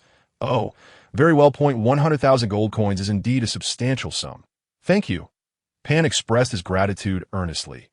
Yifeng smiled and signaled Kafu to bring forth the 100,000 gold coins. Soon, 10 bags, each containing 10,000 coins, were delivered by several attendants. Here we are. From this day forth, this sum belongs to you. You shall accompany me and address me as your boss, just as Ada and the others do. Gazing at the mound of gold before him, Pan swiftly cast aside any prior negative impressions he held of Yifeng. What a good person! How kind he is! Pan exclaimed. Thank you, boss. I shall certainly serve you well in the future. Yifeng nodded approvingly. Excellent. You see how tiring it is to manage affairs. Do not cause any more trouble in the future. Now, I am somewhat fatigued and shall take my leave. You will return to the Duan residence tonight. Ada and the others will escort you. Yes, boss, Pan replied respectfully as he watched Yifeng depart. As Yifeng passed by Kafu, he spoke in a hushed tone, audible only to the two of them. Do remember to collect that 100,000 gold coins.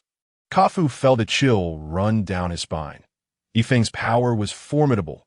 Pan, still oblivious to the trickery at play, regarded Yifeng's retreating figure with reverence. In the blink of an eye, the 100,000 gold coins would find their way back into Yifeng's possession. And with a mere table as a trade, Yifeng acquired a soul warrior-level orc and issued a warning. Truly a remarkable bargain. Stepping out of the gambling house, Yifeng felt a refreshing sense of clarity and could not help but exclaim, "Oh heavens, how blue you are! And white clouds, how pure you appear!" That evening, at the Duan residence, Mr. Yifeng. What do you mean by this? The werewolf Bangu glared at Yifeng, seething with anger. Earlier that day, he had been resting alone at an inn when Pan, unable to contain himself, ventured to the first gambling city to indulge in games. To his dismay, he discovered that Yifeng had effectively abducted him. If it had been an ordinary orc, it might have been bearable. However, Pan was the foremost strongman among the orcs. His significance to the Orcish community was undeniable. Although orcs were hailed as natural-born warriors, true experts were scarce in a tribe of 20,000 orcs. There were fewer than 100 soul warriors, and Pan was still young, with a limitless future ahead of him. Moreover, he was the son of the second elder of the tribal council. Yifeng chuckled. Friend orc, I fear I do not comprehend your meaning. Bangu's expression darkened. Mr. Yifeng, Pan is my friend. Do you not feel the need to explain your actions? Yifeng disdainfully chuckled. Friend orc, I believe Pan has already informed you of the events that transpired. The facts are as follows. Pan caused a disturbance in my gambling house. Am I not entitled to punish him? Once, someone caused a ruckus in my establishment, and as a consequence, 13 members of his family perished, forcing them to flee Dragon City and never daring to show their faces before me again. Bangu trembled with rage. This was a blatant threat. Pan quickly interjected, Bangu, my boss has been very accommodating towards me. Please do not trouble him further. He mentioned that the last troublemaker was a so-called Viscount. Whatever the case, my boss has treated me well, and I willingly choose to follow him. Pan's desperation was palpable. Yifeng secretly reveled in the situation. Though orcs were often perceived as simple-minded, their inherent honesty and adherence to their word surpassed even their own lives. Thus, once Pan had agreed, Yifeng never worried about him betraying their arrangement. Bangu, resigned, closed his eyes, and spoke solemnly. Mr. Yifeng, since Pan has already agreed to your terms, we orcs uphold our promises. Even if I oppose it, it would be futile. However, regarding the cooperative matters you mentioned, if you are unwilling to alter your conditions, I fear I cannot take responsibility. Yifeng remained unperturbed. While Bangu was a high-ranking werewolf with commendable intelligence, he was still an orc, no match for Yifeng's cunning. Then what does the orc friend propose? Yifeng inquired leisurely. I would like to invite you to our orc tribe for a visit, to discuss matters with the elders in person. Yifeng replied, that is not an issue. However, I am puzzled. Hasn't the location of your orc tribe always been kept secret? It is rare to even know of its existence. Are you not concerned that I might discover your location and disclose it to others? Bangu's gaze bore into Yifeng as he replied solemnly, to be candid, that is a decision made by the elders, and I am not privy to it. However, I wish to caution you. Do not dare to oppose the entire orc race. For such actions will lead to dire consequences. Boss, it seems that even the plate behind you is feeling a bit anxious. Yifeng chuckled, just kidding. I'm not that boring. Yifeng, swear to the heavens that if in the future I reveal any information without the consent of the orc tribe, I would willingly accept the wrath of the heavens. This oath softened Bangu's expression somewhat, for the continent of Xianglong places great importance on vows. No one wishes to make them lightly. So, Mr. Yifeng, when shall we set off? I believe the sooner, the better. Yifeng nodded and replied, I will arrange this matter promptly. Let's say, in 3 days, we shall depart. I need to take care of a few things first. Very well, we will set off in 3 days then. Bangu slightly bowed and withdrew. In truth, Yifeng had little to arrange. Even while in the imperial capital, he had been a hands-off manager, not involved in much administration. The first gambling city and dragon rising lottery had been entrusted entirely to Kafu, while the Black Dragon Society assisted in the shadows of 6th Avenue, and Galecoke presided over matters in the open. Yifeng was confident that both Plot 36 and Plot 17 would be successfully constructed. Moreover, in Longcheng, Yifeng possessed absolute covert power through the shadow troops. He believed they could resolve any issues that Kafu and Galecoke could not. Furthermore, given Yifeng's relationship with Owens, few dared to provoke him. The reason for the 3-day wait was that Yifeng wished to treat Murong-Si once more. After all, this upcoming journey would take at least a month, which would certainly not allow for the next treatment scheduled for the 15th day. Since 10 days had already passed, Yifeng decided to administer a third treatment for Murong-Si. After this third treatment, her condition would significantly improve, and further treatments every 15 days would no longer be necessary.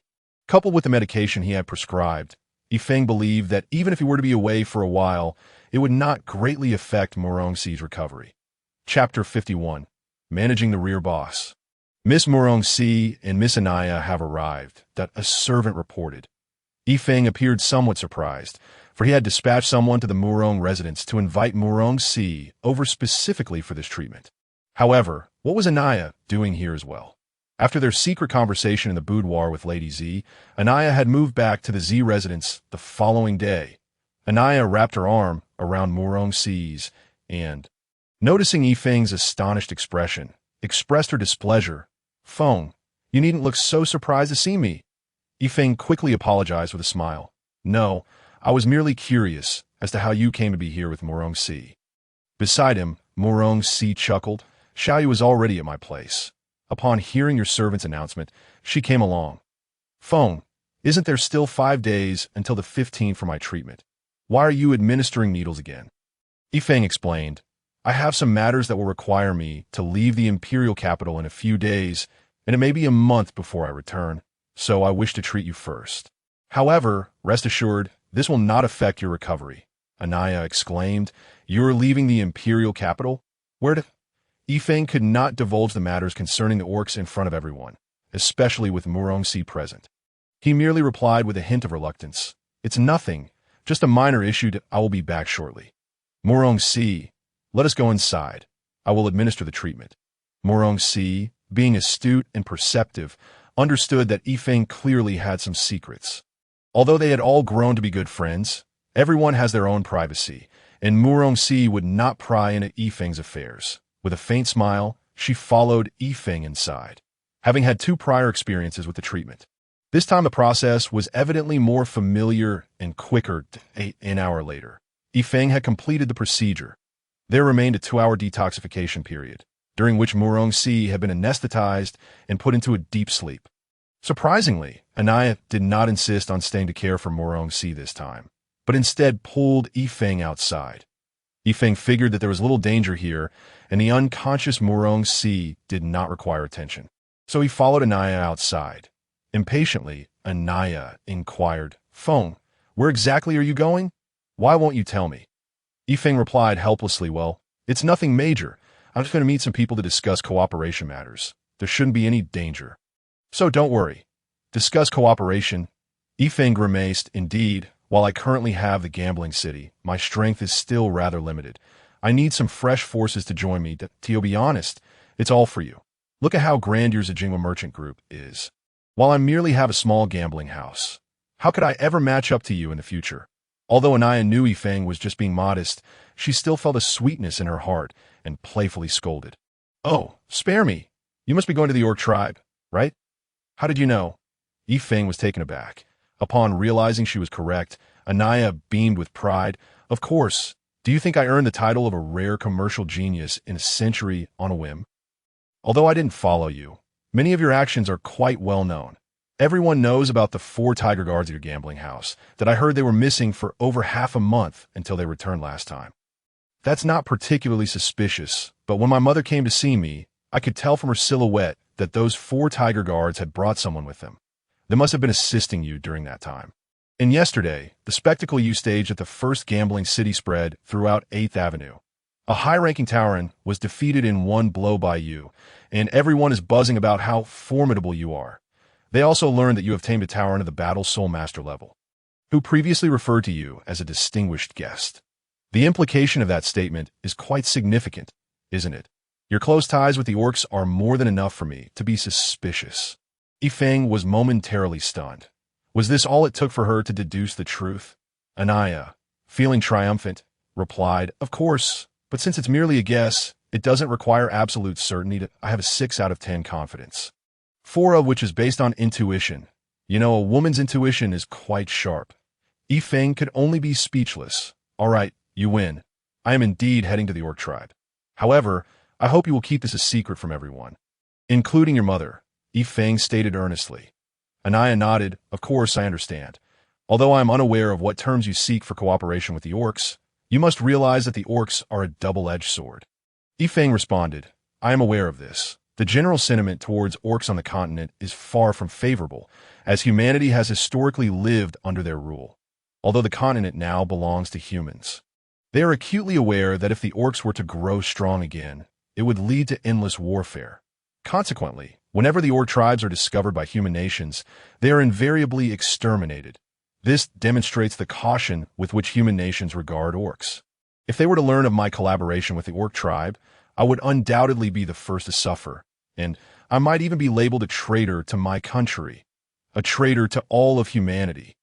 Chapter 52. Departure. Anaya remarked, "It's good that you understand this, but you still..." Yifeng smiled slightly. "Rest assured, I know what I'm doing. To be honest, fortune favors the bold. The greater the danger, the greater the potential rewards, and the more challenging the endeavor. While others shy away from collaborating with the orcs, I am determined to give it a try. You should also know that if this matter remains undisclosed, the formidable combat power of the orcs could bring us numerous advantages. Honestly, without my own fighting force, I feel quite insecure. Moreover, I relish the sense of control that comes with having my own power." Anaya nodded. "I understand you, Feng. You are a dragon, and a dragon must soar. From the moment I first met you, I never viewed you as an ordinary person, and it seems my initial impression was once again correct." Dante attempted to argue. The fact that you could defeat a battle soul master with a single punch speaks volumes. Yifeng chuckled helplessly. Am I truly that impressive? I strive to be quite low-key. Yes, you're a very low-key person, but when you do stand out, it's extraordinary. Who would have thought that the owner of the first gambling city could defeat a high-ranking tyrant in one blow? You know, the outside world has generally recognized your saint-level prowess, Anaya teased, gazing at Yifeng with mischief. All right, enough of that. However, Feng, I wish to accompany you to the orc tribe. Absolutely not. Yifeng instinctively exclaimed. Anaya pouted. Why not? I can be of great assistance to you. Yifeng shook his head vigorously. No, absolutely not. The journey to the orcs is far too perilous, and yet you still plan to go? Anaya glared at him. Anaya nestled into Yifeng's embrace and softly said, Feng, have you forgotten that you promised to do something for me? I didn't think of it last time, but this time I want you to take me to the orc tribe for a visit. I've never been there before. Would you? Isn't it true that you are here to protect me? What danger could there possibly be? Last time, I was tricked into making a promise by Anaya's tears. But now I shall bear my own hardships. However, Yifeng also thought about it. With my protection, what is there to fear? Am I to be afraid of that group of savage orcs? Besides, with Anaya accompanying me. The journey will not be so dull, he said. Very well, you may accompany me. But will your mother agree? You need not worry about that. I often venture out, and my mother has grown accustomed to it. She might, however, insist on sending a whole troop of guards with me. Anaya pouted. Yifeng replied, That won't do. Our expedition among the orcs must remain a secret from any third party. Anaya laughed. I understand. Rest assured. I will definitely shake off those annoying guards. Suddenly, Yifeng grinned and said, How about you come over to my place tomorrow, and then do not return home that night? We can set off early the day after tomorrow. By noon, I will have someone from my household inform your mother that we went out to have some fun. So by then, even if she wishes to find us, she will be unable to. All right, Anaya exclaimed joyfully. On the third day, just as dawn broke and the city gates had yet to open, Yifeng took Anaya over the city wall. Accompanying them were Pan and Bangu, both skilled battle soul masters, making the 10-meter-high wall a trivial obstacle for them. Once the four of them exited the city, they headed southwest. Orc friend, can you now tell me where your tribe is located? Yifeng asked, cradling Anaya in his arms as he spoke to Bangu. Bangu cast a wary glance at Anaya before Yifeng reassured, Do not worry, she is my girlfriend. Bangu nodded. Indeed, our tribe is called the Robali tribe, located within the Robali mountain range in the southwestern part of the Dragon Empire. As they raced onward, Anaya found it impossible to speak, her face pressed against Yifeng's chest. Upon hearing Bangu's words, she inquired, Robali mountain range? You live there, but that is the most desolate region of the Dragon Empire. Just as she spoke, a gust of wind choked her. Yifeng quickly shielded Anaya's head with his hand and turned to Bangu, puzzled. Why would your orcs choose such a barren place? Bangu sighed. If we had a choice. Who wouldn't prefer more fertile land? However, those fertile lands have all been seized by your kind.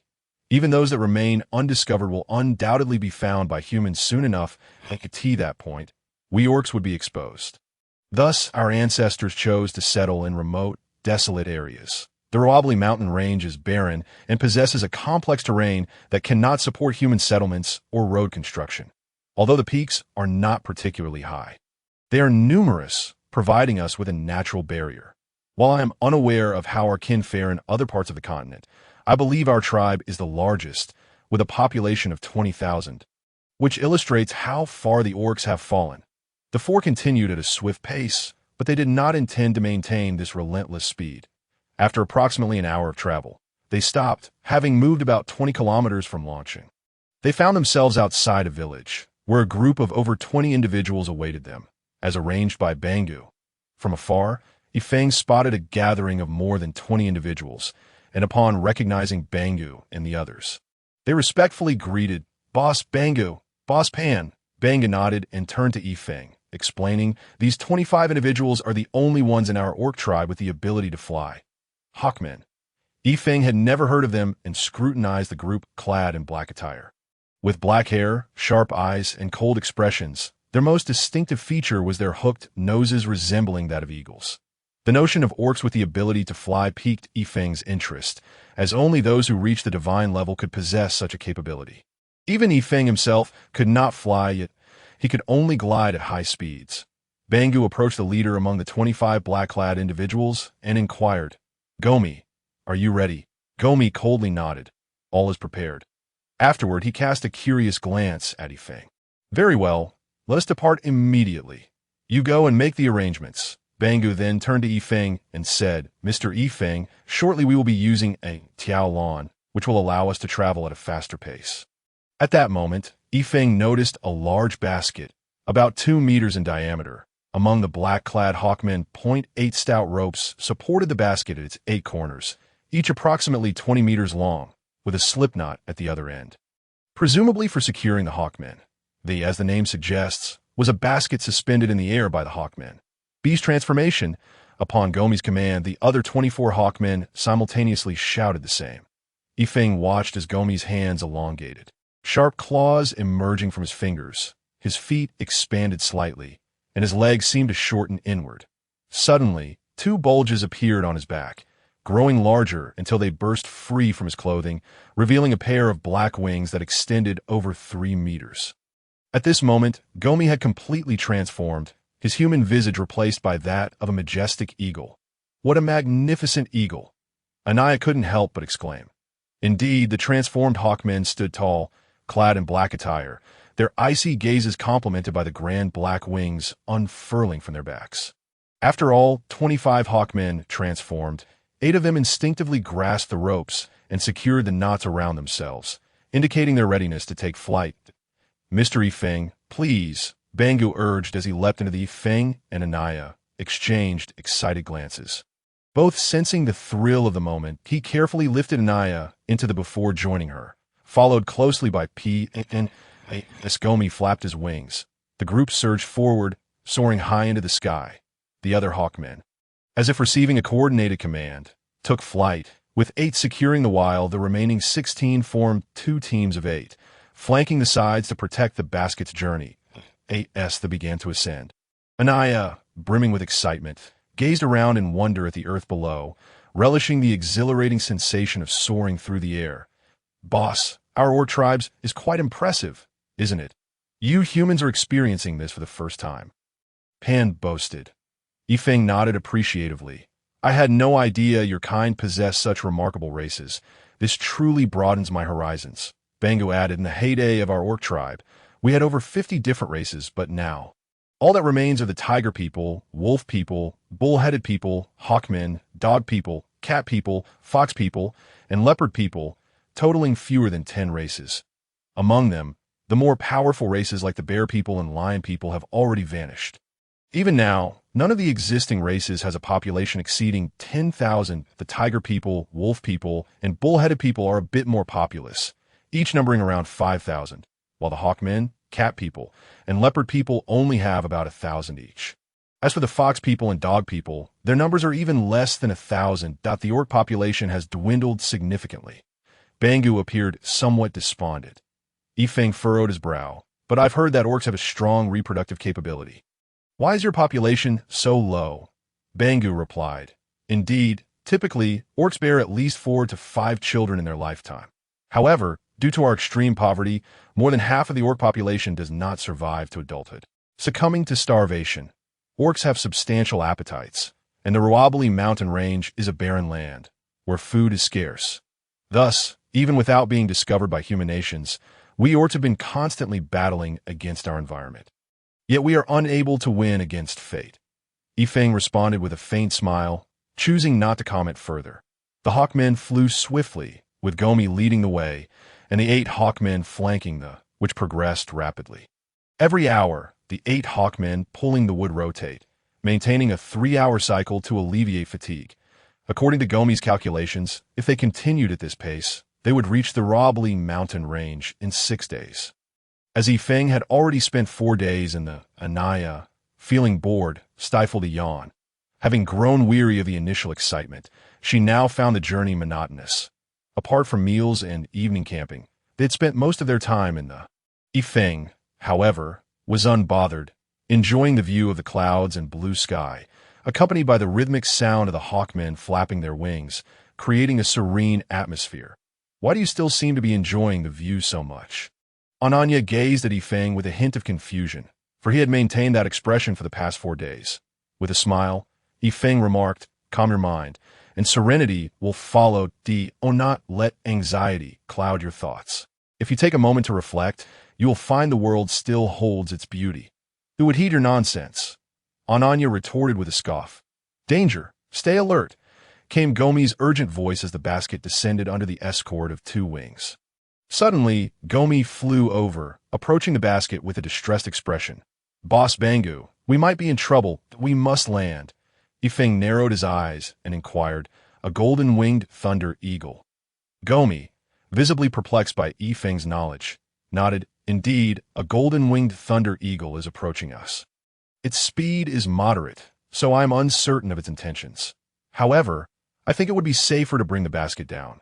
The golden-winged thunder eagle, an 8th-tier superior flying beast, was renowned for its swiftness. Even a 9th-tier wind dragon could not surpass it in speed. With attributes of wind and thunder, its offensive power was formidable, especially with its hurricane slash and lightning strike, which should not be underestimated. Yifeng recounted the characteristics of the golden-winged thunder eagle as if he were sharing treasured knowledge. A thorough understanding of various magical beasts was a fundamental requirement for a successful summoner. However, the golden-winged thunder eagle was exceedingly rare. Even Yifeng's grandfather, Duan Li, had never encountered one. Yifeng had recognized it from afar solely based on what he had read, and he could hardly believe that one had appeared today. Gomi nodded gravely, affirming, "Indeed, the golden-winged thunder eagle is exceptionally powerful. Even ordinary 9th-tier magical beasts dare not provoke it due to its incredible speed." The eagle people, being the pride of the skies, were well acquainted with the magical beasts that inhabited the heavens. The basket had begun its descent, but they were still over 1,000 meters high, and it would take time to reach the ground. Meanwhile, the golden-winged thunder eagle had already come into view. Its wingspan exceeded 5 meters, and it measured 4 meters in length, adorned with striking golden feathers. Its massive claws shimmered with a cold glint, leaving no doubt about its crushing power. Its piercing gaze was fixed on Yifeng and his companions, clearly on high alert. At this moment, the golden-winged thunder eagle was less than 500 meters away from them. In the face of the eagle, 500 meters was hardly a distance at all. Gomi had returned to the front of the group. Although Yifeng, Bangu, and the others possessed considerable strength, aerial combat was clearly beyond the reach of those who could not fly. The basket continued its gradual descent. Having dropped 500 meters, the golden-winged thunder eagle suddenly accelerated. "This is bad. Increase the descent speed. Left wing, protect the basket. Right wing, block with me," Gomi shouted, his sharp voice echoing in everyone's ears. Unbeknownst to them, he had drawn a 1.5-meter bow, nocking an arrow and eyeing the golden-winged thunder eagle with vigilance. The others hastily retrieved their bows, and it was then that Yifeng realized the falconers wielded longbows. Seemingly enraged by the insolence of these lesser beings, the golden-winged thunder eagle let out a piercing cry, its shrill sound momentarily disorienting Ananya, who had no means of self-defense. Fortunately, Yifeng was quick to shield her ears. After the eagle's deafening call, it suddenly halted in mid-flight, folding its wings forward. With a powerful flap, a swirling tornado began to form before it, growing larger by the second. When it reached a height of 3 meters, the eagle released the rapidly spinning tornado, which was imbued with a voracious force. It was a 7th-tier spell known as the Devouring Tornado. Observing the increasingly potent tornado, Gomi decisively commanded, "Spread out," at his command. The 8 falconers tasked with blocking immediately dispersed in all directions. The falconers' strength did not lie in their load-bearing capabilities. In fact, they were not particularly strong in that regard, as they took turns pulling the basket every hour. Their true advantage lay in their speed, the swiftness of eagles. The tornado expanded relentlessly, and while Gomi, as a novice soul warrior, was not greatly affected, the ordinary falconers behind him, whose overall strength ranged from great swordsman to swordsman, risked being swept away by the vortex. Furthermore, the basket had yet to land successfully. If it were attacked, the consequences of falling from such a height were dire, He had no way of gauging Yifeng and Ananya's true strength. Drawing back his bow, Gomi knocked 3 arrows simultaneously, the tips glowing with a purple light. Charged with the energy of thunder attributes, the arrow's offensive power surged significantly. With a mighty shout, Gomi released the arrows, each flying towards the same target along different trajectories. The innate attributes of orcs were specific.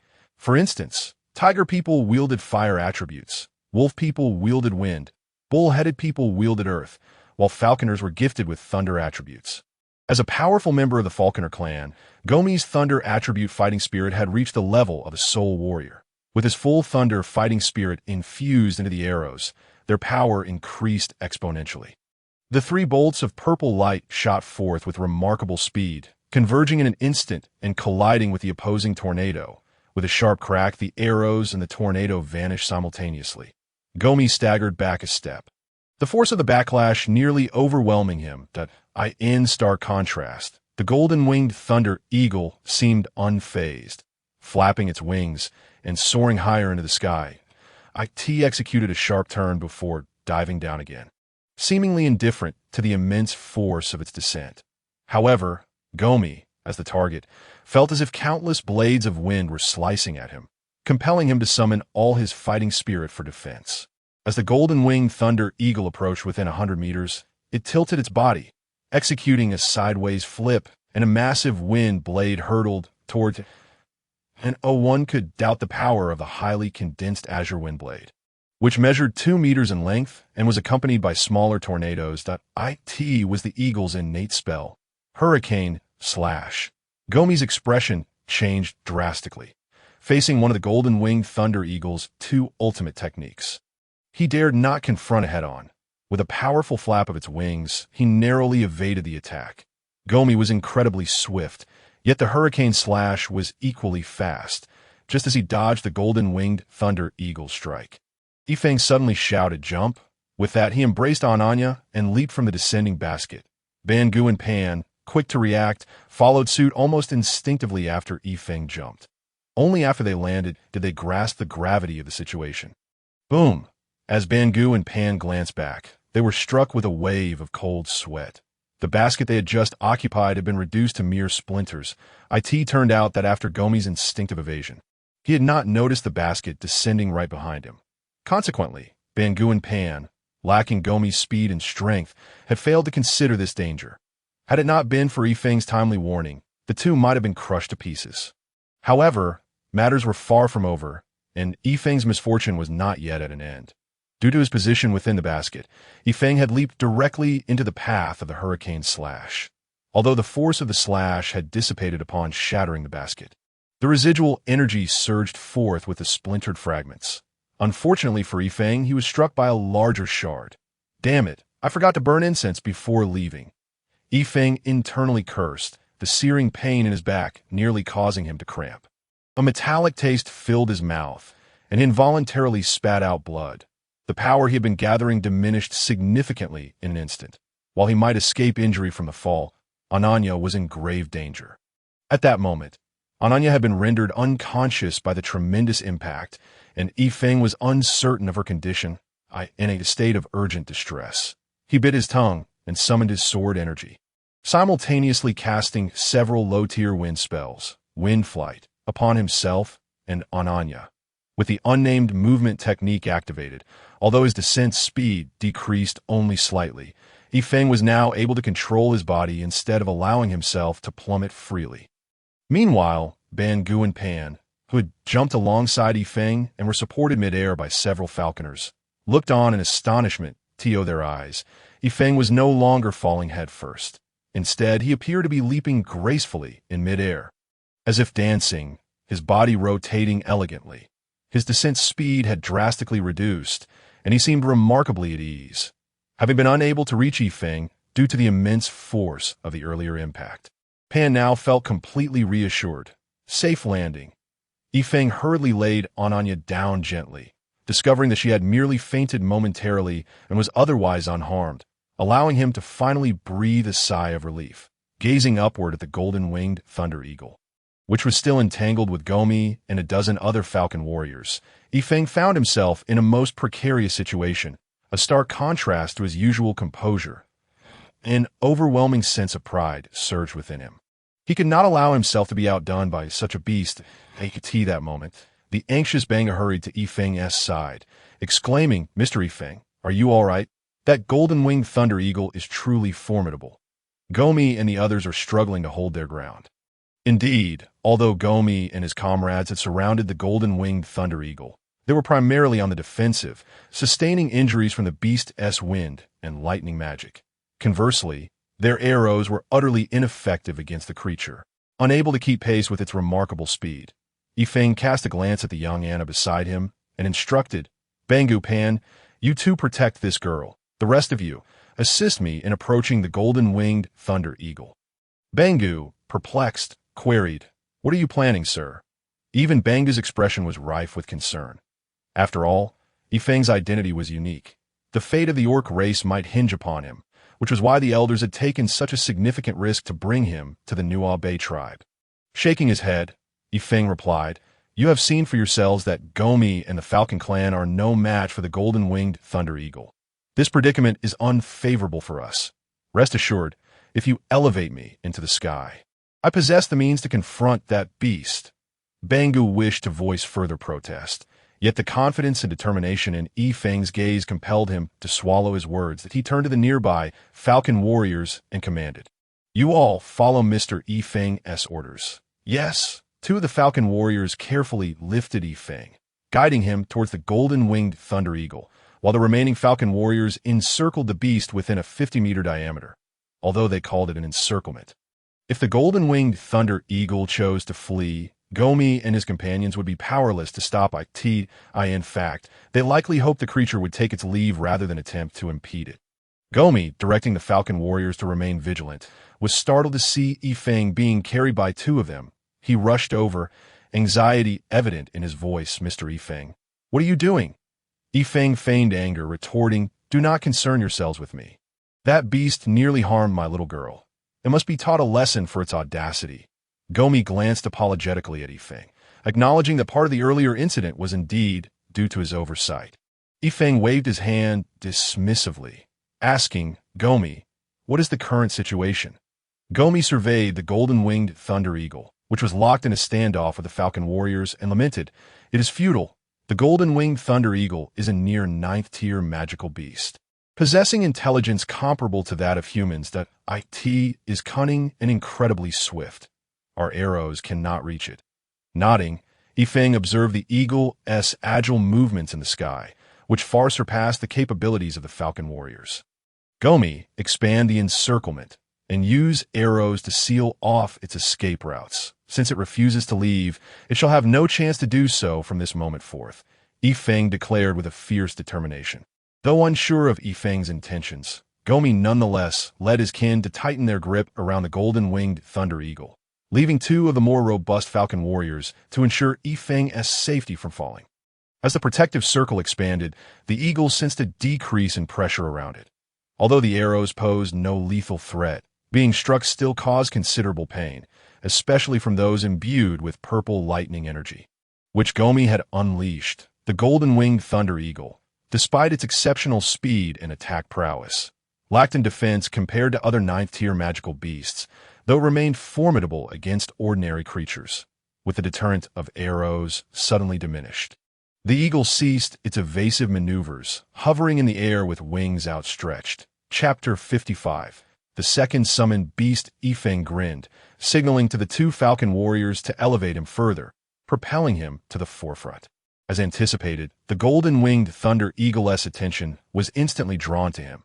The creature regarded this wingless human with curiosity, sensing an unsettling aura that arose from the life-or-death struggle. It emitted a low growl. Feeling an inexplicable chill from Yifeng's seemingly radiant smile, which hinted at danger, Yifeng chuckled, then called out loudly, "Release your arrows." Instantly, apart from the two Falcon warriors supporting him, the other 23 Falcon warriors unleashed a barrage of arrows at the golden-winged thunder eagle. Their ferocity surpassing that of before. Forced to react, the eagle dodged with even greater speed than before. Initially, it remained wary of the perceived threat posed by Yifeng, but after a few minutes without further action from him, it relaxed its vigilance and focused on the incoming arrows. Indeed a beast, Yifeng thought to himself. Stifling a chuckle, he turned to the two falcon warriors and whispered something to their astonished expressions. He simply nodded with a smile. In that moment, the two warriors executed an unexpected maneuver, lifting Yifeng high and tossing him into the air, right into a storm of arrows. What on earth is happening? What does Gomi intend to do? Does he not realize the esteemed identity of our master? Pan exclaimed in shock. Bangu, equally bewildered, could only surmise that this was not the decision of the falcon warriors, but rather influenced by the enigmatic human. As Yifeng soared through the air, arms spread wide like a bird, he navigated the chaotic barrage of arrows with the grace of a fish in water. With several deft movements, he adjusted to the force of the throw and the advantage of his unnamed martial arts, defying the expected descent and drawing closer to the golden-winged thunder eagle. This was precisely Yifeng's intention. The unnamed sword materialized in his grasp, slicing through the arrows that obscured his vision, that eye in the air. Yifeng executed successive steps as if truly stepping upon solid ground, significantly increasing his speed. Silver sword energy shimmered around him, aimed directly at the evasive eagle. The golden-winged thunder eagle emitted a startled cry, ascending sharply to evade Yifeng's thrust. Although he could not fly, Yifeng's mastery of the unnamed martial arts allowed him to momentarily linger in the air, despite the awkward angle of his sword. The eagle's slight evasive maneuver thwarted Yifeng's surprise attack. Yet, Yifeng was not one to relent easily.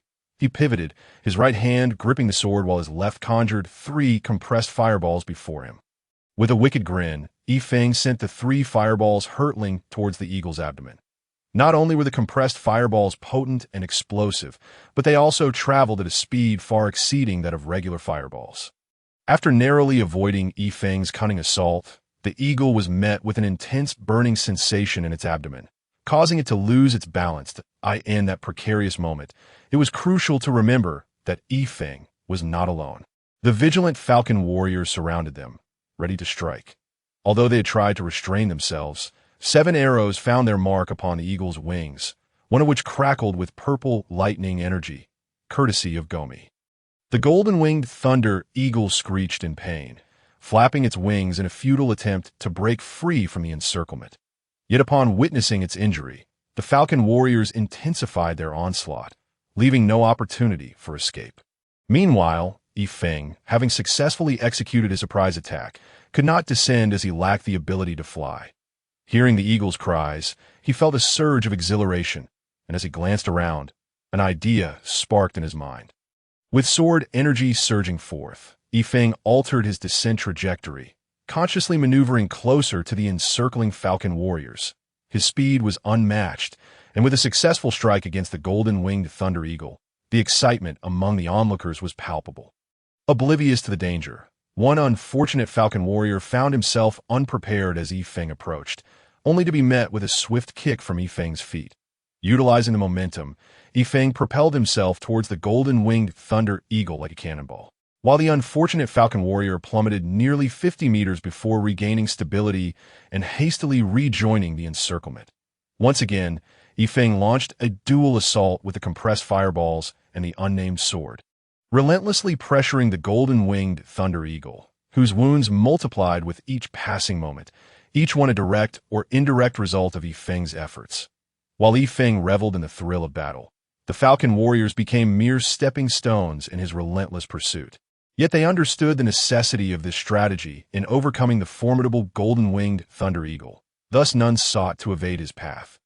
After all, the arrival of Yifeng completely transformed the earlier disadvantage of being besieged by so many foes. The golden-winged thunder eagle had already been struck by Yifeng's fireballs and arrows countless times. With a deep gash on its back from Yifeng's nameless sword, it could no longer move with the same agility as at the beginning. Its injured wing rendered it incapable of normal flight, forcing it to struggle merely to maintain its balance, relying entirely on its other wing. Once again, Yifeng soared over the golden-winged thunder eagle. This time, He did not employ his nameless sword for probing, nor did he conceal and compress a fireball for an attack. However, at the moment he passed over the eagle's back, Yifeng suddenly exerted both hands with great force, infusing the energy of sword qi entirely into a fist that struck down upon the eagle's back with a force that even the first warrior of the orc tribe could not withstand. Alas, the golden-winged thunder eagle could no longer endure, letting out a pained cry as its wings failed to support its heavy body, beginning to plummet like a creature stripped of its support.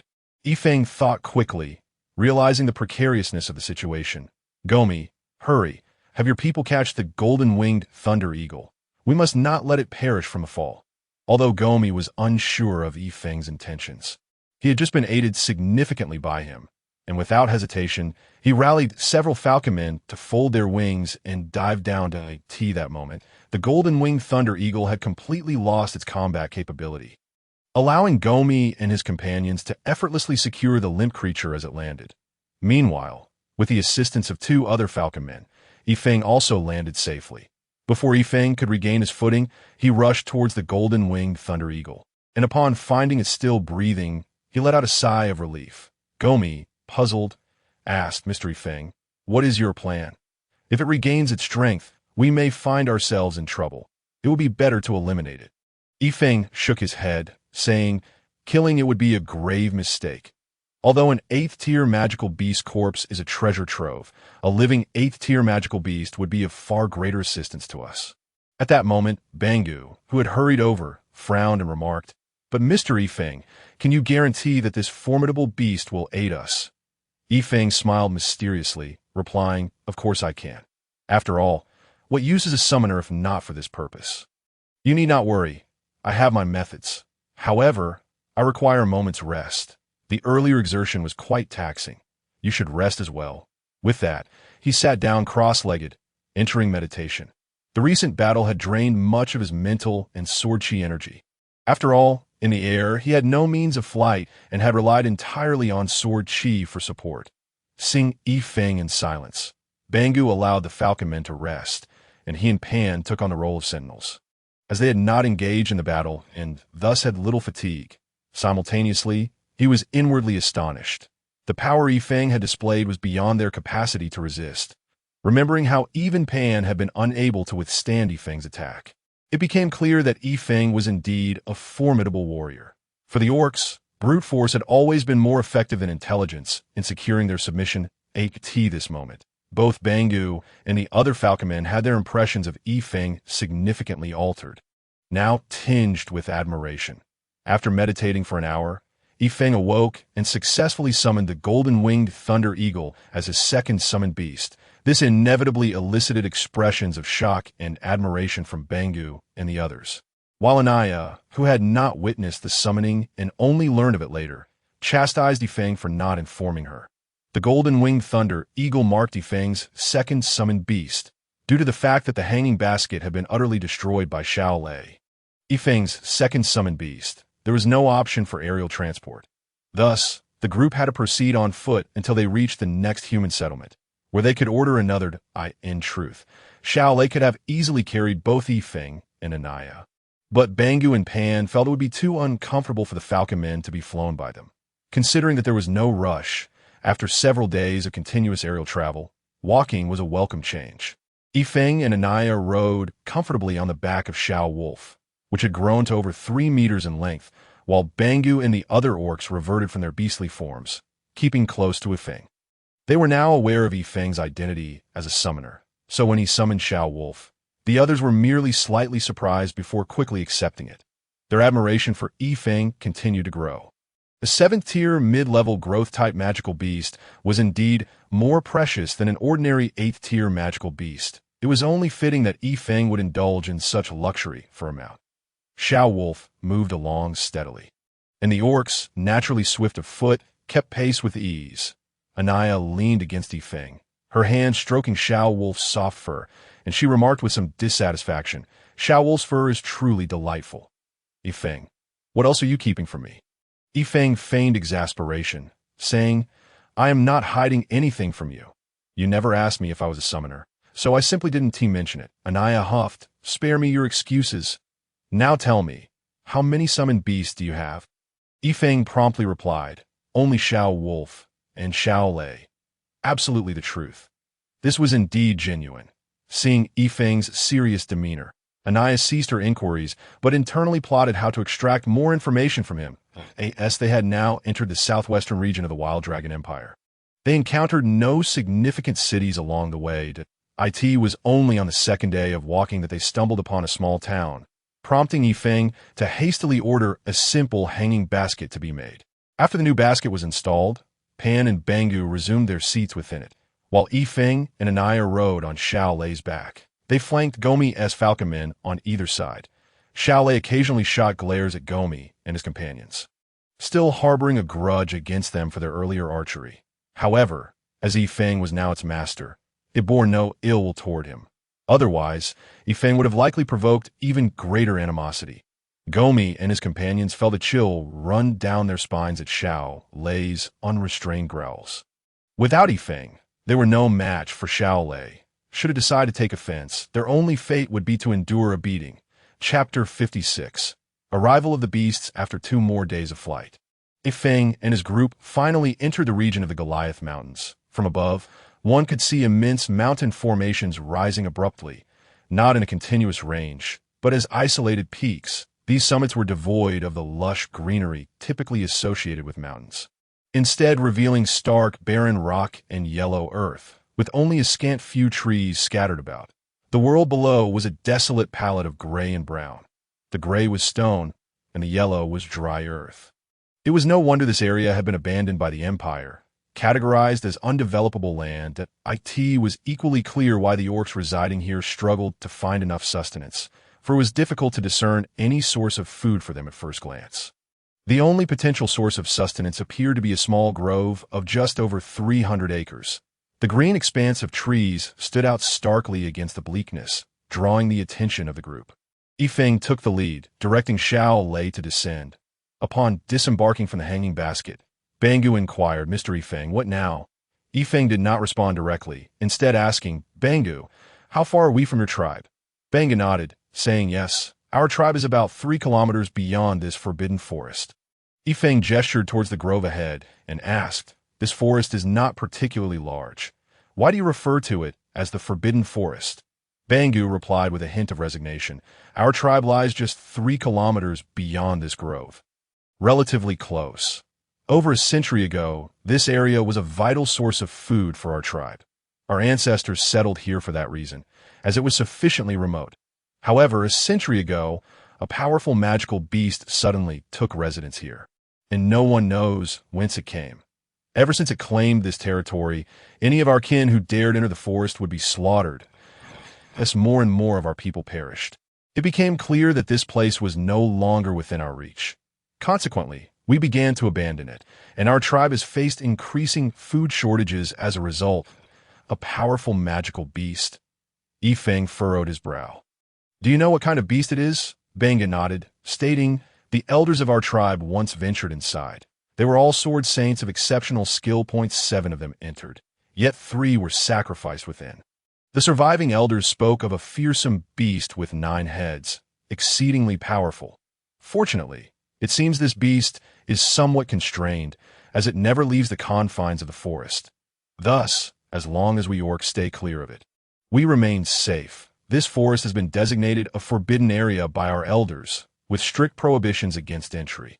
Yifeng pondered for a moment. From what Bangu had described, this 9-headed beast likely possessed at least 9th-tier strength. Otherwise, it would not have triumphed over 7 sword saints equivalent to 8th-tier warriors. While Yifeng was confident in his abilities, he was not arrogant. Even with his considerable strength, he could at most evade 2 sword saints. And against a lower-tier 9th-tier beast, he might manage to escape through speed. However, against a mid-tier beast, Yifeng knew that even 9 lives would not suffice for survival, since the other party can choose 7 sword saints and still leave a life behind. It is evident that they are not something I can contend with. However, should the opportunity arise, I would still like to see which divine beings are involved. Yifeng chuckled and said, since I have arrived at your esteemed tribe, I cannot afford to be too disrespectful. Let us walk in, for it is merely 3 kilometers, and we can also take in the surroundings of your tribe. This gesture was Yifeng's way of showing respect to the orcs, and Bangu naturally perceived this, which further increased his fondness for Yifeng. Aside from sending Gomi ahead to notify them, he led the others on the path. After navigating through the forest, a range of mountains came into view. The peaks were not particularly high, yet they intertwined and twisted. In the midst of this mountain range stood an exceptionally tall main peak, from which thick white smoke billowed. Indeed, it was an active volcano. As they approached, Yifeng could not help but marvel at how the orc ancestors had chosen such a location. The interlacing mountain bodies formed a natural entrance, creating a gate of mountains. Orc sentinels were stationed on either side of this mountain gate. Upon stepping through, the scene opened up magnificently. In stark contrast to the narrow entrance, the interior expanded many times over, with the mountains inside arranged in a staggered manner. Entering through these various passages revealed yet another expanse of flat land. Countless naturally formed corridors led to stretches of flat ground, some of which were interconnected. This flat terrain served as the living quarters for the orcs. The entire layout resembled tree branches, perpetually forking. Akin to a labyrinth, the constricted mountain gate made it easier to defend. It was a formidable barrier. Clearly, the orc ancestors had put considerable thought into finding sanctuary. Additionally, Yifeng noticed several agile figures darting between the mountain bodies. And in the sky, he spotted a few winged hawkkin soaring above. They likely served reconnaissance purposes, while the slender, agile figures belonged to the catfolk among the orcs. These were all part of the orc reconnaissance team. Yifeng believed that even without Gomi's report, news of his arrival would swiftly reach the orc elders. After a 7-day journey, Yifeng finally arrived at his destination, the Eradicating orc tribe. Yes, soon as Yifeng and his companions approached, a line of individuals awaited them. Judging by their presence, the 4 foremost figures were all of the saintly level. Notably, the relatively shorter elder in the middle, though somewhat aged with white beard, was unmistakably a formidable foxkin. With a gentle smile, he addressed Yifeng, saying, "Welcome, human friend from afar. I am Rizbin, the Grand Elder of the Eradicating orc tribe." Rizbin's voice was warm and kind, reminiscent of a neighborly grandfather. Rizbin was the only elder whose strength Yifeng could not ascertain, suggesting he was of a high saintly rank. Yifeng slightly bowed and replied, "Esteemed Elder Rizbin, greetings. My name is Yifeng." Rizbin smiled and took Yifeng's hand, saying, "Mr. Yifeng, we have been eagerly awaiting your arrival. Please do come in." Rizbin merely cast a fleeting glance at Anaya without elaborating further. "Grand Elder, please lead the way." The Beast God Hall, the highest authority of the orc tribe, was where all high-level meetings and receptions for foreign guests took place. At that moment, Yifeng found himself within its grand confines. The Beast God Hall was the largest and most opulent structure in the Beast God tribe, while it could not be compared to human palaces. Lacking the dazzling gold, it embodied the orcs' unique boldness and rugged charm, undeniably appealing. Inside the Beast God Hall, aside from Yifeng and Anaya, there were only 4 saintly elders, along with Bangu and Pan, 2 high-ranking battle soul masters, 8 individuals in total. Grand Elder Rizbin introduced the others to Yifeng, saying, "Mr. Yifeng, these are the other 3 elders of our orc tribe, and the 2 others, Pan and Bangu, I believe you're already acquainted with." Yifeng nodded. "Greetings, esteemed elders. This is my girlfriend, Anaya. I hope it will not be an issue for me to bring her along. Since it is Mr. Yifeng who brought her, there shall be no problem at all.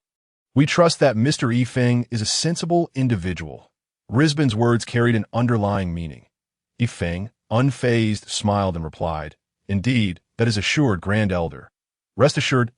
Grand Elder said, "Mr. Yifeng, Bangu has already briefed me on certain matters, including the dangers you faced on your journey. I sincerely apologize for the troubles you encountered. However, we did not anticipate that Mr. Yifeng possessed such formidable strength and was also a summoner." Chapter 57. The Bonfire Banquet. Yifeng smiled modestly. "It is merely a stroke of luck. To possess such remarkable power at such a young age is truly astonishing. Our Eradicating tribe is very eager to collaborate with a strong individual like yourself. Would you not agree?" Yifeng replied. "Indeed, Grand Elder, I am very much looking forward to collaborating with your esteemed tribe. You may trust in our sincerity." "Sincerity?" Rizbin remarked coolly. "However, Mr. Yifeng, Bangu mentioned you seem to have rebuffed our proposal." Feng did not shy away from the scrutinizing gazes of those present. Stating, indeed, bold, a tall minotaur elder rose, glaring at Feng.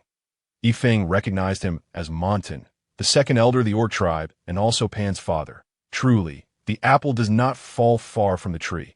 Upon seeing Feng's expression shift, Pan quickly recalled his past experiences. Although he knew the shadowy figure was not present, he could not dismiss the possibility of Feng having some hidden means. He hastily interjected, "Father, please refrain from interfering. The Grand Elder will make the decision." Bangu nodded in agreement. The others were puzzled by the expressions of Pan and Bangu, yet the second elder was quite protective of his precious son. Seeing the Grand Elder's reproachful demeanor, Montan begrudgingly took his seat. The Grand Elder remarked, "Mr. Feng, let us speak frankly. Your offer of 1 million bags of grain annually in exchange for the strength of 2,000 orc warriors seems somewhat harsh. On the continent, a bag of grain costs less than 2 gold coins, so 1 million bags would merely amount to 200,000 gold coins. Yet, our orc warriors, even on the slave market, are valued at over 10,000 gold coins. Each 2,000 orc warriors would be worth at least 20 million. Do you not think you are benefiting excessively?" Feng shook his head. "Not at all. Grand Elder, first and foremost, I must clarify that I seek the strength of your orc warriors to assist me, rather than demanding that they sell themselves to me. If you are willing, I have no objections. 20 million, you say? I can provide that immediately, but these 2,000 warriors will then belong to my personal forces, severing all ties with the orc tribe. That is impossible. We currently have only 20,000 orc warriors, each of whom is exceedingly precious. Grand Elder, please reconsider," Montan interjected once more. Noticing Risbin in contemplation, Feng continued, "Of course, considering that each warrior is extremely valuable, I have not proposed that the orc warriors sell their lives to me from the outset. To put it simply, I hope to hire 2,000 warriors from your tribe at an annual salary of 200,000 gold coins, with a minimum working period of at least 5 years, as I mentioned in my previous letter. Moreover, Grand Elder, if I provide you with 200,000 gold coins, would you be able to purchase 1 million bags of grain?" Although Risbin was reluctant to admit it, he shook his head. "That is impossible. Humans would never allow us orcs any opportunity for growth. If we orcs were to purchase such a large quantity of grain all at once, it would likely attract the attention of the continental nations. And I believe that is something we orcs cannot endure. Furthermore, when we buy grain, those damned grain merchants sell it to us at double or even triple the price. We always end up at a disadvantage." Feng chuckled. "Since you, Grand Elder, can recognize this, I am very pleased that in fact, you should understand that collaborating with me would yield far more benefits than drawbacks. I deeply empathize with the plight of the orcs. With the support of 1 million bags of grain each year, while I cannot claim that your living standards would soar, at the very least, it would help address your basic needs. Moreover, while 2,000 orc warriors may seem considerable to you, I suspect you send out at least 100 orc warriors from your tribe each year, do you not? And of those 100, how many can actually return? If you do the math, you will realize that in 20 years, you will have reaped the benefits of 1 million bags of grain each year, while the orcs will lose none. It is worth noting that even if hired, these 2,000 orc warriors will always belong to your tribe. They are merely leaving temporarily." Risbin took a deep breath and slowly replied, "Mr. Feng, your words are indeed very enticing. That I understand that in this regard, we have not suffered losses. Rather, we stand to gain significantly. However, 2,000 orc warriors represent 1/10 of our tribe. Furthermore, I believe you would not want those who are elderly, weak, or children among those 2,000, correct? 2,000 strong orcs would account for 1/7 of our able-bodied warriors. Under such arduous circumstances, the survival of our tribe hinges entirely on the presence of these able-bodied individuals. Therefore, I earnestly hope that Mr. Feng can elevate his offerings further, providing a safeguard for our elderly, weak, and infirm." After a moment of contemplation, Feng replied, "Great Elder, acquiring additional provisions is fundamentally unfeasible. However, I believe we can explore alternative avenues of collaboration to enhance the living conditions of your esteemed tribe." "Oh, what sage recommendations does Mr. Feng propose?" inquired the Great Elder. Feng continued, "Esteemed Great Elder, It is evident that the orcs are enduring significant hardships. Beyond environmental factors, it seems there is a lack of communication with the outside world. The terrain here is intricate, with numerous mountains, and I am convinced there must be unique local specialties or ores. Should such resources exist, I would be willing to assist you in their management.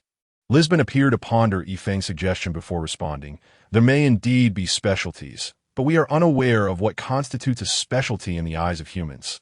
The land here is arid, and the flora is rather limited. We have discovered a fair amount of ore, yet our refining techniques are woefully inadequate, yielding low purity and scant quantities. Moreover, these ores are rather commonplace. Should we seek assistance in refining them? The profits may scarcely cover the refining costs. Pointing to Anaya beside him, Yifeng remarked, "Esteemed Great Elder, Anaya is the young master of the third-ranked Zijingwa merchant group among the 5 major merchant groups of our human realm. I believe she possesses the keenest insight into which items hold the greatest potential for appreciation, that if it would not be too much trouble, I would like to suggest that she assist you in this matter." "The Zijingwa merchant group?" the Great Elder exclaimed. Although he had not ventured beyond the tribe for many years, he was still aware of the fundamental happenings across the continent. After all, every year, wandering orcs returned, often bringing news of various matters from the mainland, including the legendary entrepreneurial tales of the Zijingwa merchant group. "Then I must trouble Miss Anaya." Anaya smiled, saying, "That is no issue, but I will need to personally assess the situation." Lisbon replied, "That is acceptable. Bongu, for the next few days, you shall lead Miss Anaya on an expedition through the mountains. Remember to prioritize safety." "Yes, Great Elder," Bongu responded respectfully. Given Bongu's prowess and the fact that this was the orc tribe's homeland, it was indeed fitting for him to take the lead. "Let us defer discussions regarding cooperation for another day," Yifeng proposed. The Great Elder maintained his amicable smile, stating, "No worries. We can negotiate the terms gradually. I surmise that Mr. Yifeng has endured a taxing journey and should rest. Meanwhile, I invite you to explore the environment of our orc tribe. In 3 days, we shall reconvene to discuss the cooperation in detail." "Does Mr. Yifeng have any objections?" "Very well." Lisbon stood, pulling Yifeng along. "Mr. Yifeng, please take a moment to rest. This evening, we will host a bonfire welcome party unique to our orc tribe, and we hope you will grace us with your presence." Yifeng laughed heartily. "I have long heard tales of the exuberance of orc bonfire parties. I never anticipated having the opportunity to witness one today. It is indeed an honor. I shall certainly arrive on time." "Then, Pan, please escort Mr. Yifeng back to rest," Lisbon instructed Pan. "Yes, Great Elder." The orc bonfire parties manifest in 2 forms. One occurs solely during the annual beast god sacrifice in March, while the other is reserved for significant events, such as the arrival of esteemed guests or the ascension of a Great Elder. Due to Yifeng's arrival, the Great Elder opted to hold a bonfire party. The bonfire celebration is arguably the most anticipated festival among the orcs, allowing everyone to revel and indulge. Most importantly, during the bonfire festivities, if one finds themselves enamored with a particular maiden, they can win her heart by triumphing over other challengers. Hence, the day following each bonfire party is often marked by numerous orc marriages. Tonight, under the brilliant moonlight, the round moon hung high, casting its glow upon the blazing bonfire below. The air resonated with the jubilant shouts of ecstatic orcs as Yifeng, Pan, and Bongu sat by the bonfire, watching the orc maidens perform their dances while engaging in conversation with Pan. Anaya nestled her head against Yifeng's arm, her face alight with wonder as she exclaimed, "The orcs are so genuine." Yifeng replied with a smile, "Indeed, their impoverished circumstances have not diminished their innate nature, which is truly hard to believe." Pan, however, scoffed, "This is merely due to the orcs' relatively lower intellect. They do not contemplate long-term issues. As long as their immediate needs are met, they do not concern themselves with whether there will be food tomorrow." Bongu nodded in agreement. It is true that orc intelligence is generally lacking, with only higher-ranking orcs like Pan possessing a slightly greater intellectual capacity. Anaya retorted, "If the orcs were too clever, they might have perished long ago." Pan's eyes brightened as he remarked, "Exactly. While low intelligence may appear to be a weakness, it can currently serve as the orcs' advantage. Only in this way can they maintain their territory. Otherwise, with their current strength, they would have long been obliterated from the continent. Pan opposed, yet if we orcs had been sufficiently intelligent, we would not have fallen to humans over 1,000 years ago, leading to our collective decline. Yifeng shook his head, stating, "No nation or race can remain at the pinnacle forever, even if humans had not risen. Perhaps a mightier race would have emerged later, leading to an even more thorough defeat for the orcs. Gains come with losses. This world is fundamentally balanced." Anaya nodded in agreement. "Indeed, it's akin to commerce. If you wish to acquire another's goods, you must pay a price." Yifeng gently tapped Anaya on the head, saying, "Little one, do not dwell too much on your business. It seems you will spend your life amidst the competition of buying and selling." "Hey, you big jerk, I'm going to kill you," Anaya exclaimed, raising her small fist to strike at Yifeng, when suddenly a voice interrupted. "Beautiful lady, would you do me the honor of marrying me?" Both Yifeng and Anaya turned in surprise, only to find a muscular tiger man standing behind Anaya, holding a bouquet of wildflowers, gazing at her with what he believed to be deep affection. Unbeknownst to him, Anaya was left with goosebumps at his sudden declaration. Yifeng was the first to regain his composure. Addressing the tiger man, "I apologize, but she already has a boyfriend that I am her boyfriend, and oh problem." The tiger man retorted, still wearing a look of devotion, "And oh problem?" Yifeng was taken aback, incredulous at the audacity to, "I reiterate, she is my girlfriend, and I do not permit you to pursue her." "Why not?" Yifeng found himself bewildered by the tiger man's obstinacy. Pan, who found the situation amusing, seemed to know the tiger man. Chuckling, "Hit, you never change, do you? You see a beautiful woman and immediately profess your love. My brother, I admire your courage immensely." The tiger man, known as Hyut, turned to Pan, urgently saying, "Pan, you must help me persuade this lovely lady. I have never encountered such beauty before, that I swear. I will take no other." Pan and Hyut became entwined in banter, while Bongu began explaining the rules of the bonfire party to Yifeng. It was then that Yifeng realized that the tiger man had been waiting because Anaya had stood still in shock. Understanding the situation, a sinister smile crept onto Yifeng's face, causing Bongu to shiver in apprehension. "Pan, do you know this beautiful lady? You must help me," Hyut implored. Pan, feeling helpless, replied, "I'm sorry, my brother, as much as I would like to assist you. I am utterly powerless. That I do know her, but she is my boss's girlfriend. Unless I wish to lose my life, I cannot possibly assist you, boss." Hyut was perplexed. "That is to say, the big guy," Pan clarified. "What?" Hyut's voice rose an octave. "Who is it that commands such authority over you, Pan? It is known that both you and I are high-tier battle spirit masters. Have a renowned genius of our orc race." The mighty Pan recognized someone as his superior. Who on earth could wield such influence? "It is I." Hyut gazed at Yifeng in disbelief, turning to Pan. "Pan, this frail figure is your superior. It seems you've fallen from grace." "You are the one who has fallen from grace," Pan retorted, delivering a punch to Hyut's head. In terms of strength, he may not surpass Bongu, yet he was still superior to Hyut. Yifeng chuckled as he approached Hyut, saying, "What? Do you doubt me? I am indeed Hyut's superior. From this day forth, he shall follow my lead. Moreover, and most importantly, I am the boyfriend of that lovely lady." At this moment, Anaya had come to her senses and hurriedly approached Yifeng, explaining, "Indeed, I already have a boyfriend. Therefore, I cannot marry you." "What?" Hyut exclaimed in disbelief, dramatically flexing his muscles, incredulous as he said, "Beautiful lady, do you not think that this strong man before you surpasses that feeble human?" He continued, "Look at my muscles, and this fist can crush stone." Beside him, Bongu had fallen silent, softly remarking, "Hyut hasn't changed at all." He added, "And you, my friend, are utterly inept. How could you be swayed by this pretty boy? Have you truly developed affections for him? Oh, my beast god, how can I face anyone knowing I've been comrades with a glass for over 20 years? Hyut lamented dramatically. Bang's expression turned dark as he unleashed a massive fist that struck Hyut's cheek. Crack! Hyut's jaw dislocated, rendering him momentarily speechless. "Boss, let us leave. There's no need to engage with this lunatic." "Wait." Hyut gripped his head with both hands and twisted forcefully, producing a crack as his jaw returned to its place. "This pretty boy, Hyut, have taken a liking to this woman. Since you are a boyfriend, I challenge you that if you lose, you must relinquish this beauty to me." Anaya, in a panic, exclaimed, "No, we are not beastmen. We need not adhere to your bonfire gatherings rules.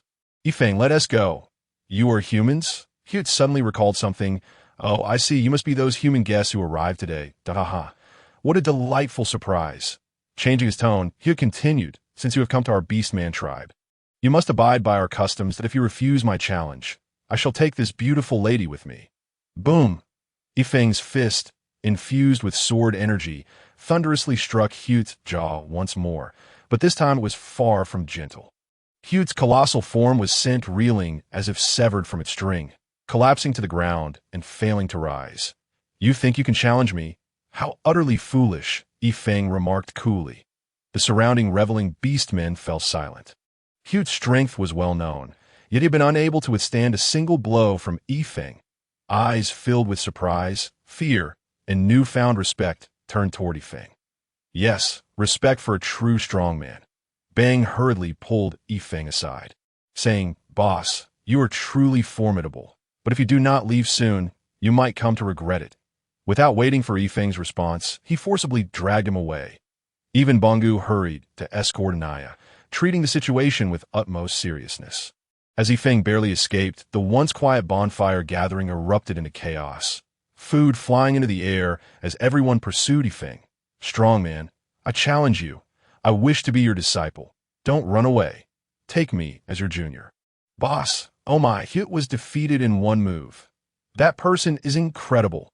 "Hey, wait, I want to interview you." Yifeng was speechless, perplexed by the absurdity of it all, as he felt the throng of people gathering behind him. He swiftly grabbed Anaya, lifted her into his arms, and darted away, disappearing from Bongu and Bang's sight in an instant. Bang and Bongu exchanged astonished glances, both shocked by Yifeng's speed and dumbfounded at how he had unceremoniously abandoned them. With no choice left, they turned to face the surging crowd, shouting, "Brothers, listen to me." Their voices were utterly drowned out. After several chaotic laps, Yifeng stealthily returned to his room. The Beastman tribe had plenty of vacant houses, as many beastmen were sent away from the tribe each year, leaving their residences intact.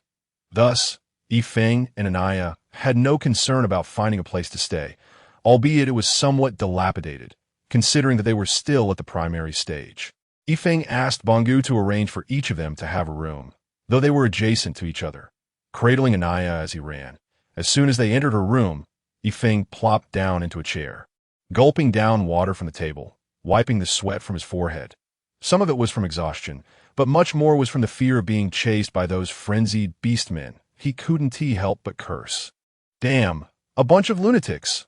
Anaya, who had been held tightly by Yifeng, felt the tension in the air, yet it was far better than Yifeng's experience. Gently massaging his shoulders, she laughed. "This is still your fault. Always talking about being low-key. Who told you not to be more cautious?" Yifeng replied with a wry smile. "I thought I was being low-key enough. How was I to know those lunatics would be so terrifying? Beastmen are utterly insane, absolutely insane." "All right, you're tired too, go rest," Anaya said with concern.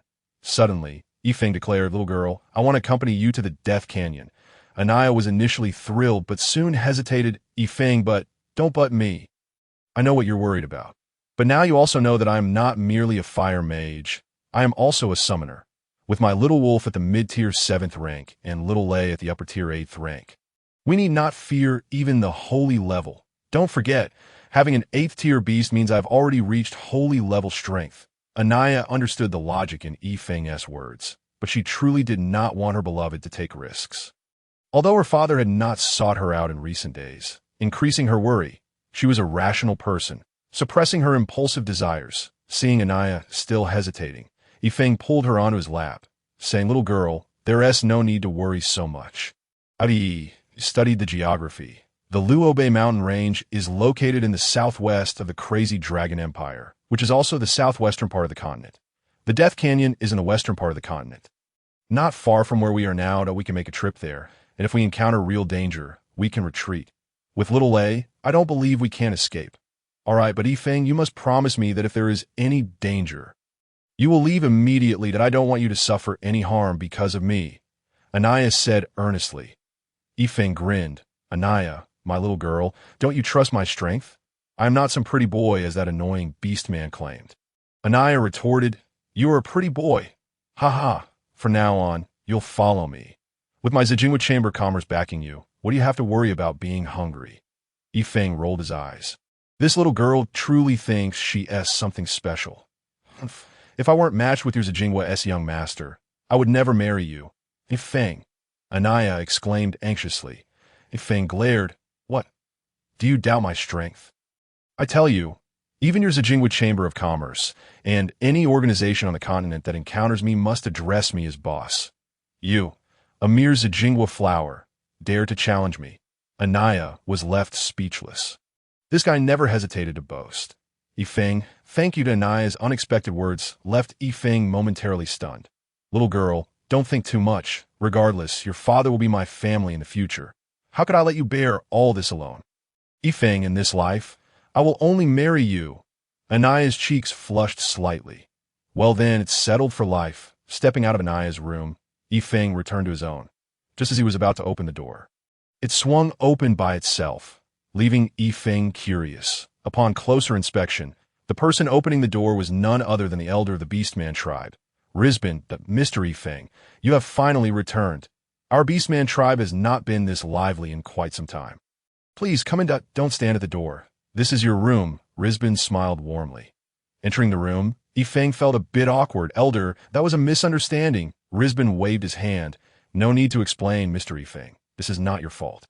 In fact, many Beastman warriors in our tribe greatly admire you, and it seems you have inadvertently gained a certain status among the Beastmen that I wonder if that is good or bad for us. Yifeng smiled slightly, not offering a reply. Rizbin continued, I apologize for intruding this evening. I did not come to discuss our collaboration. As we're to talk about that in 3 days, I should not disturb you further. Then what brings you here, Elder? Rizbin shook his head. Actually, it's nothing much that I simply wanted to come and sit with you. Surely, Mr. Yifeng would not mind my company. Yifeng smiled. Elder, you just out of course, you are welcome. Rizbin smiled faintly. Mr. Yifeng, what do you think of our Beastman tribe? Regarding the orcs, my impression is that they possess a simple and unrefined culture, immense strength, and a certain endearing quality as for their lives. I perceive that the existence of orcs is fraught with hardships. During the bonfire feast, I noticed that the food, though quite ordinary, brought them immense joy. Bangu once remarked that such commonplace sustenance is often beyond their reach, which starkly illustrates the tribulations of orcish life. The notion of orcs being adorable might be yours alone. However, you're correct in noting their simple ways, juxtaposed with the severe challenges they face, had it not been for the copious provisions and daily necessities you provided last time. I fear this bonfire celebration might not have taken place at all. I have come this time solely to express my gratitude to you.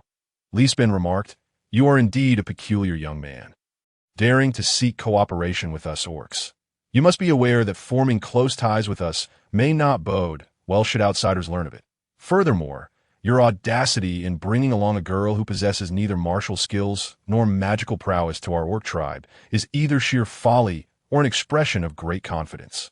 I am inclined to believe it is the latter, though I have yet to discern your true capabilities. With a gentle smile, Yifeng replied, there is nothing particularly strange about it. My cultivation is of a unique nature, thus eluding your perception of my abilities. Noticing Yifeng's reluctance to divulge further details, Lisbon dismissed it casually, producing a small tome from his pocket and handing it to Yifeng. As orcs, we never accept favors without reciprocity. Since you have generously bestowed upon us such an abundance of food supplies, we cannot be miserly in return. However, our tribe is impoverished and lacks anything of great value.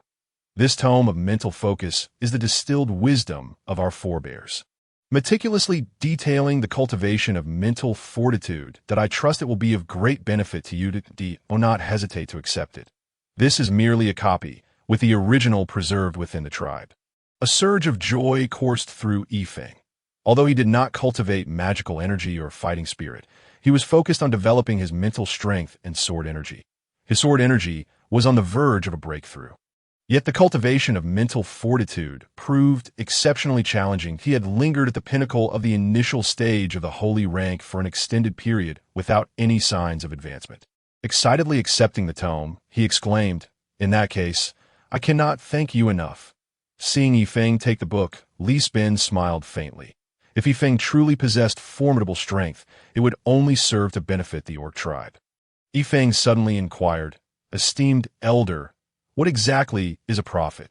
Lispin's expression turned wistful as he replied, "The great prophet serves as the spiritual leader and repository of wisdom for the entire orc nation.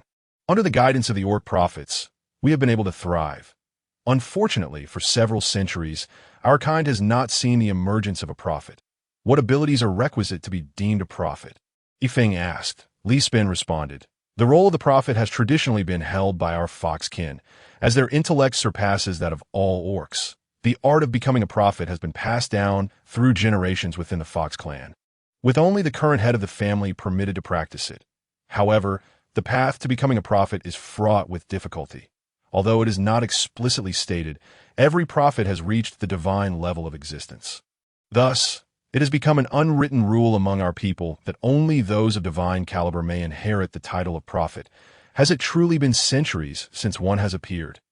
Yifeng pondered, realizing the rarity of such an occurrence. Given the continent's population of over 1 billion, fewer than 10 had achieved the divine level in the last 300 years. Li Spin sighed. "Indeed, while my talents are considered commendable among the foxkin, I have remained at the high holy level for over a century, unable to breach the final barrier. Were I to succeed, I could partake in the prophet inheritance ceremony and become a true prophet, granting our clan the hope of revival." Yifeng had not anticipated that Li Spin harbored the potential to become a prophet. Nonetheless, even without that title, his high holy level prowess could likely safeguard the orc tribe from extinction. With a sigh, Li Spin appeared to age considerably. Exhaling, "Very well, Mr. Yifeng, I shall not disturb your rest any longer. I bid you farewell. Safe travels, elder." After Li Spin departed, Yifeng eagerly retrieved the tome on mental focus. Although it was merely a copy, he did not linger on its appearance and swiftly opened it, immersing himself in the orc ancestors' research on mental fortitude. The tome, as a product of a former prophet's scholarly efforts, was undoubtedly profound. Each orc prophet was a beacon of wisdom, their lifetime of research continuously refined through subsequent generations. Such knowledge was beyond the grasp of a mere youth like Yifeng at that moment. Yifeng became fully engrossed in the text. Previously, his understanding of mental fortitude had been nebulous at best, causing him to stagnate after breaking through to the holy rank. Yet now, the insights gleaned from the tome nourished his intellect as if he were a sponge absorbing water. Although the content spanned only 30 pages, Yifeng spent an entire day engrossed in it until darkness fell. Despite being merely a single day, the impact on Yifeng was monumental. Upon completing the tome, Yifeng closed his eyes and took a deep breath, exclaiming, "What an exhilarating experience!" The veil of mystery surrounding mental fortitude had been lifted, and while he could not claim complete mastery, his comprehension was now several-fold clearer than before. In that moment of enlightenment, his mental strength, which had long stagnated at the initial stage of the holy rank, surged dramatically, propelling him to the intermediate stage. Mental strength is an intangible force, innate to each individual, varying only in degrees of strength. Typically, regardless of whether a magician practices elemental magic or summoning spells, the cultivation of mental fortitude is essential. Elemental magicians harness mental strength to manipulate the magical elements present in the air, drawing them into their being. This is the essence of magical cultivation. During the casting of spells, they utilize their own magical energy to attract ambient magical elements, which are then shaped into powerful spells through the control of mental strength. In this context, magical energy serves to alleviate the demands placed upon mental fortitude. Cultivating mental strength is notoriously arduous, while the cultivation of magical energy is relatively more accessible, thanks to his formidable mental strength. Yifeng, despite lacking any magical energy, could nonetheless manipulate sufficient magical elements to conjure low-level spells. The practice of summoning magic is even more straightforward. By enhancing one's mental fortitude, one can control summoned beasts and create stable spaces. This is the essence of spatial bags. Thus, the cultivation of mental strength has been pursued for centuries. Yet, how many have truly grasped its significance?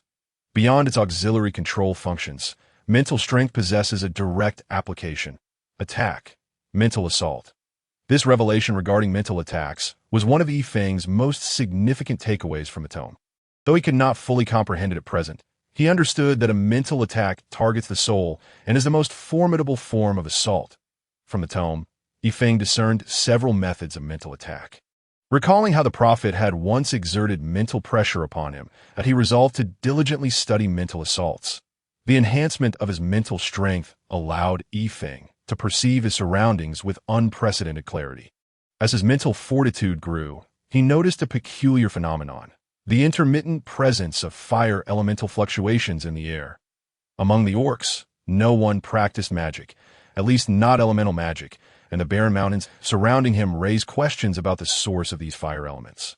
Suddenly, Yifeng entertained a wild thought. These fire elements seemed to possess a life of their own. Initially, he dismissed it as mere illusion, but upon further contemplation, he realized it was not a figment of his imagination. The source of this phenomenon appeared to be the solitary volcano nestled within the vast mountain range.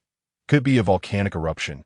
This was Yifeng's first hypothesis, but he quickly dismissed it. Even if the volcano were to erupt, the fire elements in the air would not fluctuate as if they were breathing, fluctuating in density like the rhythm of a heartbeat. Elemental pulsation suggests that rare treasures are in the process of formation. Without hesitation, Yifeng activated his movement technique and raced towards the volcano. As he drew closer, the sensation of breathing grew ever more pronounced. His heart raced as tangible fire elements enveloped him. Yet, this did not deter his advance. Using a nearby rock for leverage, Yifeng shot forth like an arrow. A faint glow flickered as sword energy enveloped his form. Minutes later, Yifeng arrived at the highest peak of the volcano within the Nuo Bay Li mountain range. Standing at the edge of the volcano, he gazed upon the bubbling magma not far away, waves of heat washing over him. Although he felt no fear of burns due to the protection of his sword energy, he could still sense the oppressive heat. He could distinctly feel the rhythmic pulsations of fire elemental fluctuations emanating from the magma below. Yifeng swiftly made a judgment. He found himself at a crossroads in Chapter 60. The Fire Phoenix, the legendary treasure, was situated amidst the molten lava. In the midst of his excitement, Yifeng faced a dilemma. Despite being shielded by the energy of sword chi, his defenses were not formidable enough to withstand the raging lava. After all, regardless of human strength, it pales in comparison to the forces of nature. Just as Yifeng hesitated in his indecision, a sudden tumult erupted from the lava, followed by a sharp cry that sent molten rock soaring into the air like a fountain. Yifeng, sensing the urgency, retreated 50 meters, keeping a cautious distance from the erupting lava. As the splashed lava fell back down, he inhaled deeply, for what he beheld was nothing short of extraordinary.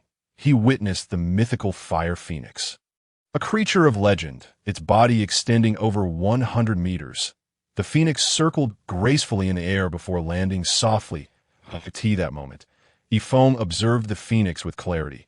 Its entire form was ablaze in fiery red, crowned by 3 golden feathers that resembled a royal diadem.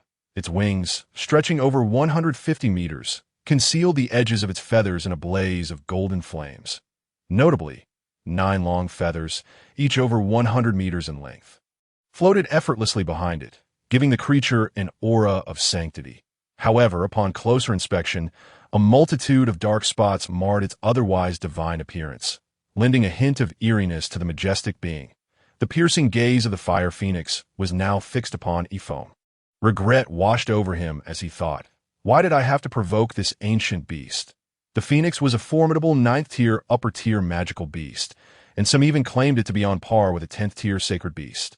Regardless of whether it was a 9th or 10th tier, it was beyond Yifeng's capacity to confront at this moment. His overall strength barely surpassed that of an initial stage sword god. But this 9th-tier, upper-tier beast was comparable to a high-tier divine existence. Though only 2 tiers separated them, the disparity between levels grows exponentially as one ascends this moment. Even if 5 or 8 of him were to confront the Phoenix, victory would not be assured.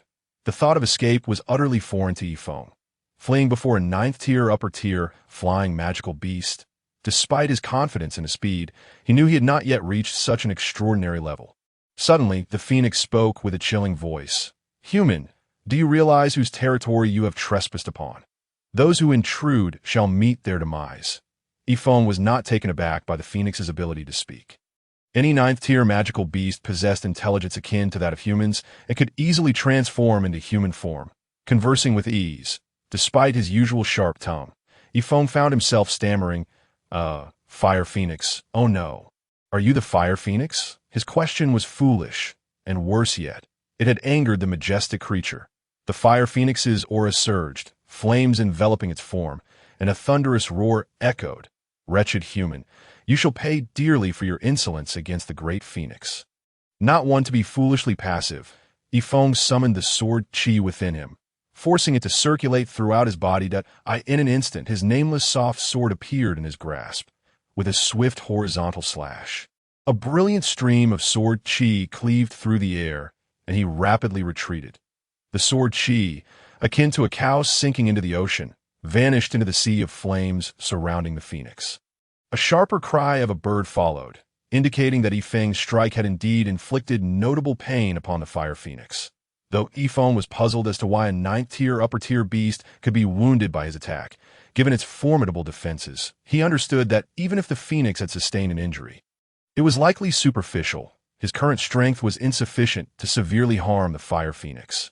Enraged, the colossal phoenix unfurled its wings, unleashing a massive crescent-shaped attack aimed directly at Yifeng.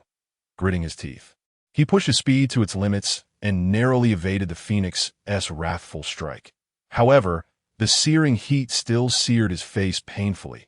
The fire phoenix had evidently underestimated Yifeng's ability to evade. With a powerful flap of its wings, a multitude of crescent-shaped fire blades descended upon him like a dark cloud. Although these fire blades were noticeably smaller than the previous attack, Yifeng did not doubt their lethality.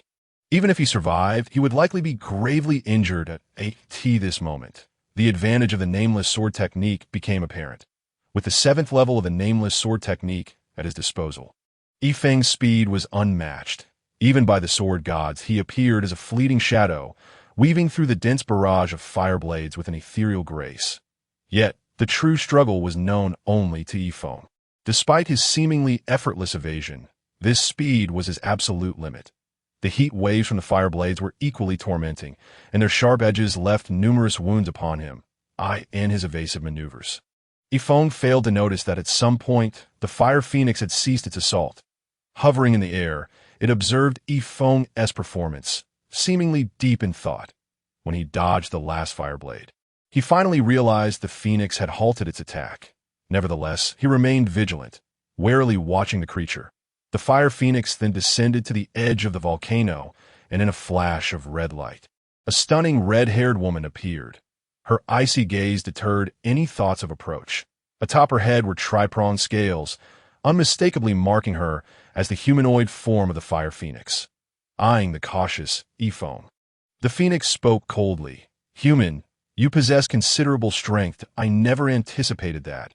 After my maturation, I would encounter an adversary capable of injuring me. For that alone, you should take pride." Following the preceding events, Yifeng had regained his composure.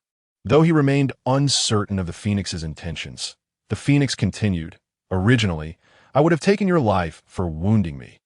However, I now require your assistance for a particular task. Upon its completion, I shall spare you." Yifeng scoffed, fully aware of the creature's might, yet the phoenix's demeanor irked him, igniting his own stubbornness. "I acknowledge your identity as the fire phoenix, but what of it? You were the one to attack me first. Am I to stand idly by and let you strike? Am I to blame for wounding you? Absurd. Why not mention how you have injured me? My life is mine to dictate, not yours." The phoenix, transformed into a woman, glared in disbelief, taken aback by the audacity of a human she had not encountered in centuries. How delightful! Unfazed by the phoenix's threats, Yifeng retorted with a cold smile. "I am aware that your strength surpasses mine. If you were indeed a top-tier 9th-level beast, I would have no means to retaliate. However, if I am not mistaken, your current power falls short of its pinnacle." His words seemed to strike a nerve within the phoenix, as flames surged around her and an immense pressure bore down upon Yifeng. Yet he remained unperturbed, maintaining a steely gaze upon her. Once the fire phoenix regained her composure, she muttered with bitterness, "How did you come to know this?" Yifeng's heart leaped with joy. His suspicions had proven correct. "Initially, I did not speculate much. However, when my blade struck you, despite being my full-strength assault, it seemed unlikely to inflict harm. Yet your cry indicated that my attack had indeed caused you injury, thus revealing that your strength was not at its peak. Moreover, you sought to spare me. My understanding of the fire phoenix is that it is notoriously irritable and indifferent to human life, which suggests you are in need of my assistance. This only confirms your predicament, does it not, esteemed fire phoenix?" The phoenix was taken aback by her inadvertent revelation, surprised by the human's keen observation. She decided to drop her pretense, admitting, "You are correct. Due to certain circumstances, my power has diminished to that of a mid-tier 9th-level beast. However, you must understand that even so, I could easily eliminate you." Yifeng's smile broadened as he replied, "I believe that, but I also trust that sparing my life would benefit you more. Do you not think to command me? If we are to collaborate, I may consider it." Yifeng was not without fear of the fire phoenix's wrath. Rather, he was gambling on the notion that the phoenix was encumbered by some burden. After all, she could have easily dispatched him without engaging in lengthy dialogue. Moreover, Yifeng sensed that her diminished power was linked to her need for his assistance. The phoenix's cold demeanor softened, and she laughed heartily. "Well, human, you possess remarkable courage, and your strength is quite commendable. Regardless of anything else, your speed alone warrants admiration. Very well, we shall collaborate. This is not a suitable place for discussion. Do not resist, and I shall take you to another location." Without awaiting Yifeng's response, the humanoid fire phoenix enveloped him in a shimmering red-yellow light emanating from her scales. Yifeng made no attempt to resist. If the phoenix truly intended to harm him, she could have done so without such theatrics. At this moment, Yifeng was filled with curiosity. He yearned to discern the intentions of the fiery phoenix and to understand the perplexing reasons behind the decline in the strength of such a formidable 9th-level magical beast. After the red and yellow luminescence faded, Yifeng, who had been present moments before, was now entirely absent. Without the slightest hesitation, the fiery phoenix transformed into a radiant red light and shot into the molten magma of the volcano. The seething lava continued to bubble and boil until it finally erupted in a violent rupture. Once again, tranquility returned to the surroundings. Chapter 61. Bargaining. Meanwhile, Yifeng found himself in a peculiar space where he discovered, to his astonishment, that his previously unassailable mental strength could not penetrate this realm. Upon closer inspection, he was taken aback to find that the surroundings were composed entirely of exceptionally pure fire crystals. Fire crystals, known for harboring the essence of fire elemental power, are relatively stable compared to magic cores and are challenging to absorb. Nevertheless, they are invaluable treasures for mages, particularly for crafting high-level magical artifacts, which are coveted weapons for any sorcerer. Consequently, fire crystals hold an invaluable status in human markets. To find such a vast expanse entirely made of fire crystals and of such unparalleled purity was astonishing. It was no wonder Yifeng's mental force could not penetrate this space. The almost tangible elemental energy effectively sealed it off, at least beyond Yifeng's current capabilities. However, in comparison to the 9th-level fiery phoenix, he believed it would not pose too great a challenge. Just as Yifeng marveled at the extraordinary purity and abundance of the fire crystals, the fiery phoenix unexpectedly appeared beside him, startling him. "Excuse me, could you at least announce your presence next time? My heart isn't in the best condition. That be by the way, where exactly is this place?" The fiery phoenix smiled and replied, "This is my training ground, situated 100 meters directly beneath the volcano. Only beneath this perpetually active volcano can such pure fire crystals be formed. By the way, my name is Ice Nimala. What is yours?" "Yifeng," he replied succinctly, then resumed observing his surroundings, lamenting and drooling in a rather unrefined manner. Noticing Yifeng's behavior, Ice Nimala furrowed her brow and lightly cleared her throat, stating, "Human, Yifeng, I believe we can discuss a potential collaboration now." Yifeng picked up a fire crystal, not sparing Ice Nimala a glance, and remarked, "Go ahead, I'm listening. These fire crystals are indeed impressive. He then casually tossed the fist-sized crystal into his spatial pouch without waiting for Ice Nimala. Having lived for over 1,000 years, Ice Nimala, despite her usual pride, exhibited patience at this moment. Turning her head away to avoid seeing Yi Feng, she said, I hope you can assist me in obtaining an item. Yi Feng's interest was piqued. With your strength. If you cannot acquire it, then I am even less likely to succeed. After all, there is a significant disparity between us. Ice Nimala shook her head, explaining, I could have retrieved it myself, but an unforeseen incident has arisen that requires my attention. The crucial aspect is timeliness. Once the moment passes, the opportunity will be lost, which is why I need your help. Still puzzled, Yi Feng inquired, but why me? The strongest presence around here is certainly not me. Please don't tell me you are unaware of the existence of the Elder of the Beastmen. He is a high-ranking saint-level powerhouse. Ice Nimala replied, the Elder of the Beastmen. Are you referring to the one in the nearby Beastman tribe who is close to becoming a god? He is indeed stronger than you, but he is not suitable for this task. As far as I know, he is a mage who does not practice natural magic. However, I can assure you, in terms of speed, he cannot compare to you, and that is precisely what I need. Yi Feng privately nodded, realizing that the elder trained in a unique technique to become a seer, thus not practicing natural magic. All right, then tell me, what exactly do you want me to retrieve, and where is it located? Ice Nimala pointed upward, indicating it is directly above us.as for what it is. I cannot disclose that for now. However, I can assure you that you possess the capability to retrieve it without incurring any harm. Above us? Yi Feng questioned, bewildered. Are you suggesting it's in the magma? Upon seeing Ice Nimala nod, Yi Feng felt a wave of despair wash over him as he lamented. I mean, come on. You want me to retrieve something from the magma? I'm not invulnerable like you. If I go down there, I assure you, nothing will remain of me. And you say I can accomplish this? Are you mocking me? Ice Nimala smiled. I did say the item is in the magma, but I never instructed you to dive into it. I've calculated that tomorrow night, the item will emerge from the molten lava on its own, and all you need to do is catch it at that moment. Yi Feng's heart relaxed slightly at this revelation, but then he pondered the implications. This item could withstand the searing magma and emerge autonomously, clearly indicating it was a treasure of celestial significance. Yet he dared not covet such a treasure in the presence of this formidable beauty. Ice Nimala, why not retrieve it yourself? Are you not concerned I might seize it and flee? Ice Nimala's gaze grew enigmatic as she replied. This item holds no value for you humans, but it possesses immense significance for us magical beasts. Though your speed is remarkable, I could still catch up to you if I wished. That I trust your intelligence will lead you to make the wisest choice. As for why I cannot retrieve it myself, it is because when the treasure manifests, magical beasts will come to claim it, and I must contend with them, which is why I require your assistance. Are there many magical beasts? Surely those bold enough to vie for it in front of you must be quite powerful. Yi Feng asked. Ice Nimala scoffed. There is only one magical beast, the 9-headed dragon lurking in the forest ahead.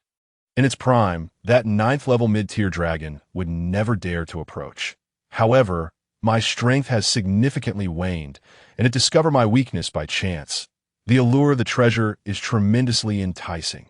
Thus, for the past century, it has been lying in wait within the forest, hoping to seize the opportunity when the treasure appears in 3 days. So, the 9-headed dragon had been lurking in the forbidden forest for a century, hoping to catch a glimpse of the treasure that would emerge tomorrow.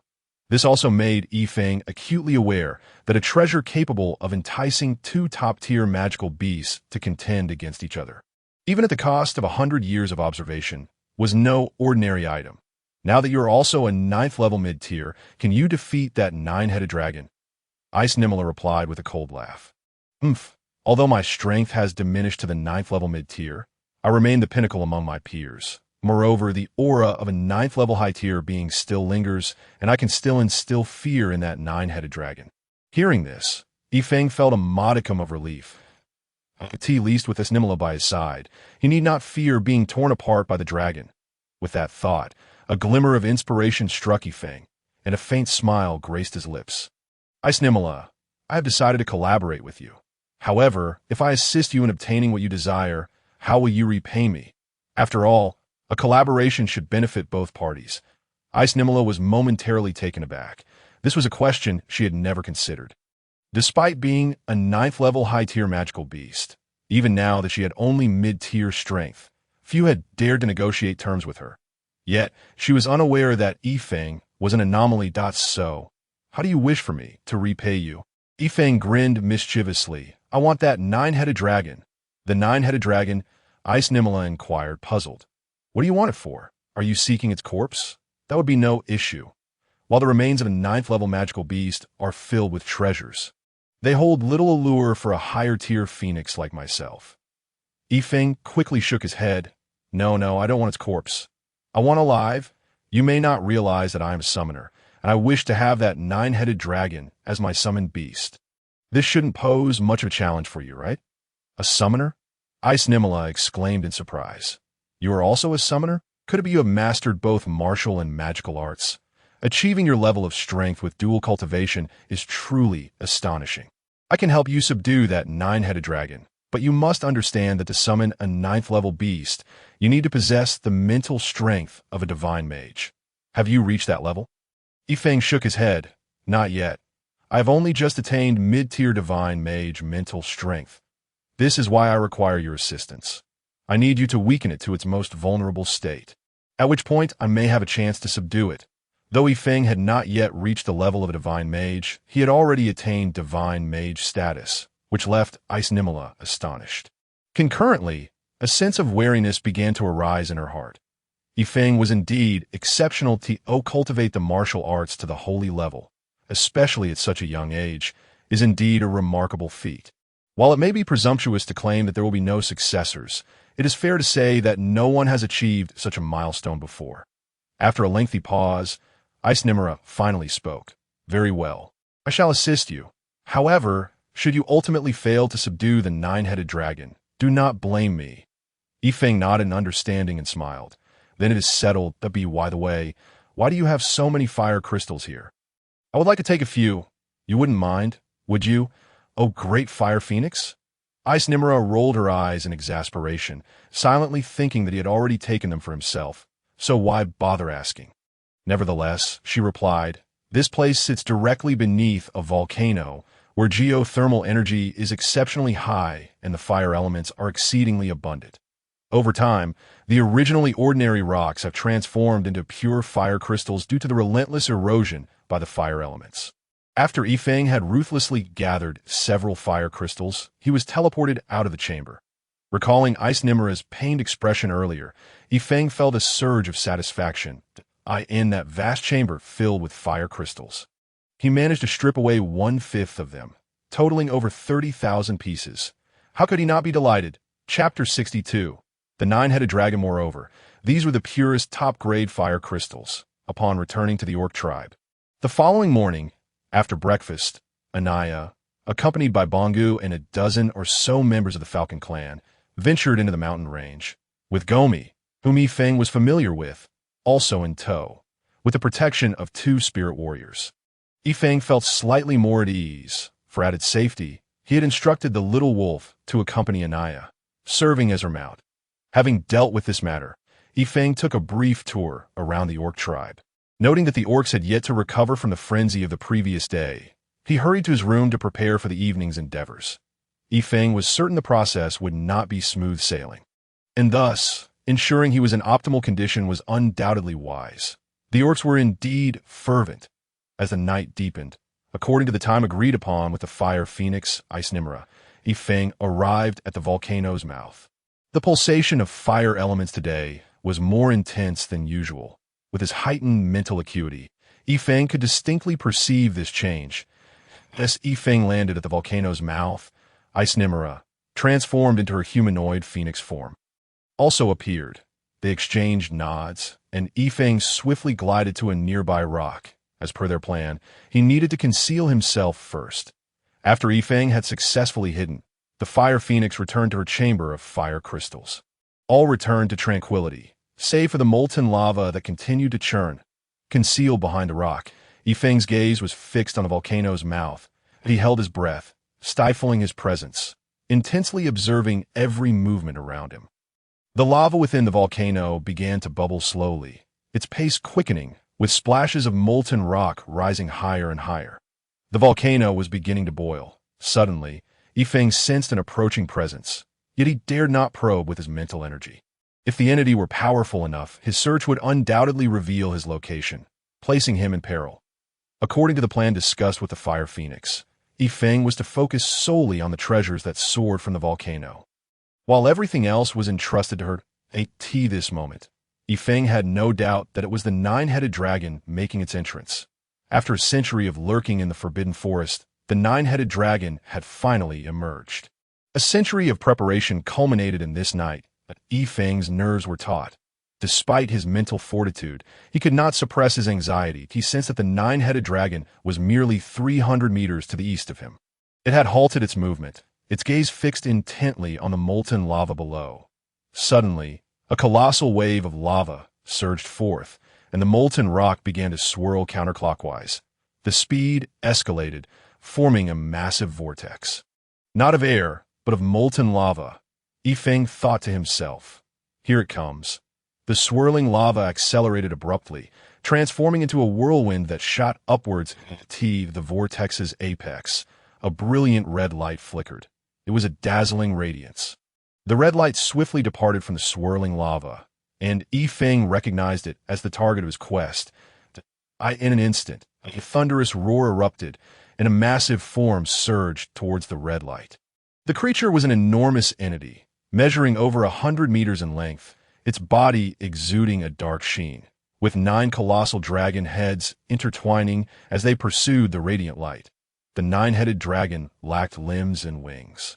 Yet it soared to great heights, its body shimmering with brilliance. Its speed was remarkable, and the azure light that flickered around it undoubtedly signified wind elemental energy in the blink of an eye. The nine-headed dragon had closed the distance to the red light. That moment.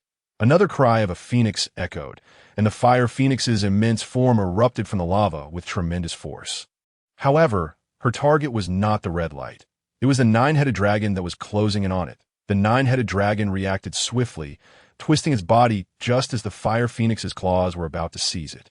Utilizing the force of its twist, it accelerated further, pressing onward towards the swiftly departing red light. The Fire Phoenix, unwilling to let the nine-headed dragon succeed, flapped her wings, and her speed surged. Flames enveloped her. And with a rocket-like thrust, she darted toward the nine-headed dragon. The nine-headed dragon was not adept at flight. The previous acceleration had reached its maximum velocity, just as it was about to capture the red light. It found itself pursued closely by the rapidly approaching Fire Phoenix. With a flurry of movements, the nine-headed dragon let out furious roars, and 7 of its massive heads began to emit multicolored lights. Yifeng understood that it was the heads preparing to cast spells. Recognizing that it was his moment to act, Yifeng saw the nine-headed dragon preoccupied with the Fire Phoenix, leaving it vulnerable. With a low growl, he propelled himself forth like a flash of red light, darting from behind the rock towards the radiant target, leaving only a silver afterimage. Perhaps it was sheer luck, but the red light veered away from the volcanic lava directly towards Yifeng. Thus, despite being the last to depart, he was the closest to the radiant prize. Though the nine-headed dragon was entangled with the Fire Phoenix, one of its heads remained fixated on the red light. Yifeng's sudden emergence did not escape its notice. Realizing that Yifeng's objective was also the red light, the nine-headed dragon roared in fury. "A mere speck of light dares to compete with me." With a furious bellow, the nine-headed dragon lunged toward Yifeng. However, in its rage, it had forgotten about the Fire Phoenix at its side. The Fire Phoenix, also observing the red light, felt a surge of joy as she saw Yifeng nearing it. In this tense moment, she could not allow the nine-headed dragon to thwart her plans. Without hesitation, she extended her claws, and a faint golden glow emerged from her purple talons. With a piercing shriek, her claws aimed directly at the nine-headed dragon's vital points. Though the nine-headed dragon was indeed a dragon, its body resembled that of a serpent. All reptiles harbor an intrinsic fear of avian creatures. Thus, the Fire Phoenix's piercing cry caused the nine-headed dragon to tremble, and coupled with the menacing purple claws, it realized it could not withstand the attack. Even if it endured, it would sustain grave injuries. The fire phoenix aimed for the serpent's crucial weak spot in an instant. Disregarding Feng and the radiant light, the nine-headed dragon coiled its body, releasing a torrent of earthy light from its form, which significantly slowed the fire phoenix's speed. Though it was only a slight reduction, it was enough for the nine-headed dragon. The nine massive heads of the nine-headed dragon emerged from its coiled body, unleashing a barrage of energy towards the fire phoenix. Wind, fire, water, earth, light, darkness, and thunder. 7 elemental magic spells filled the sky, showering the 9-tiered magical beast, the fire phoenix, with a dazzling display of energy. The fire phoenix dared not withstand the onslaught.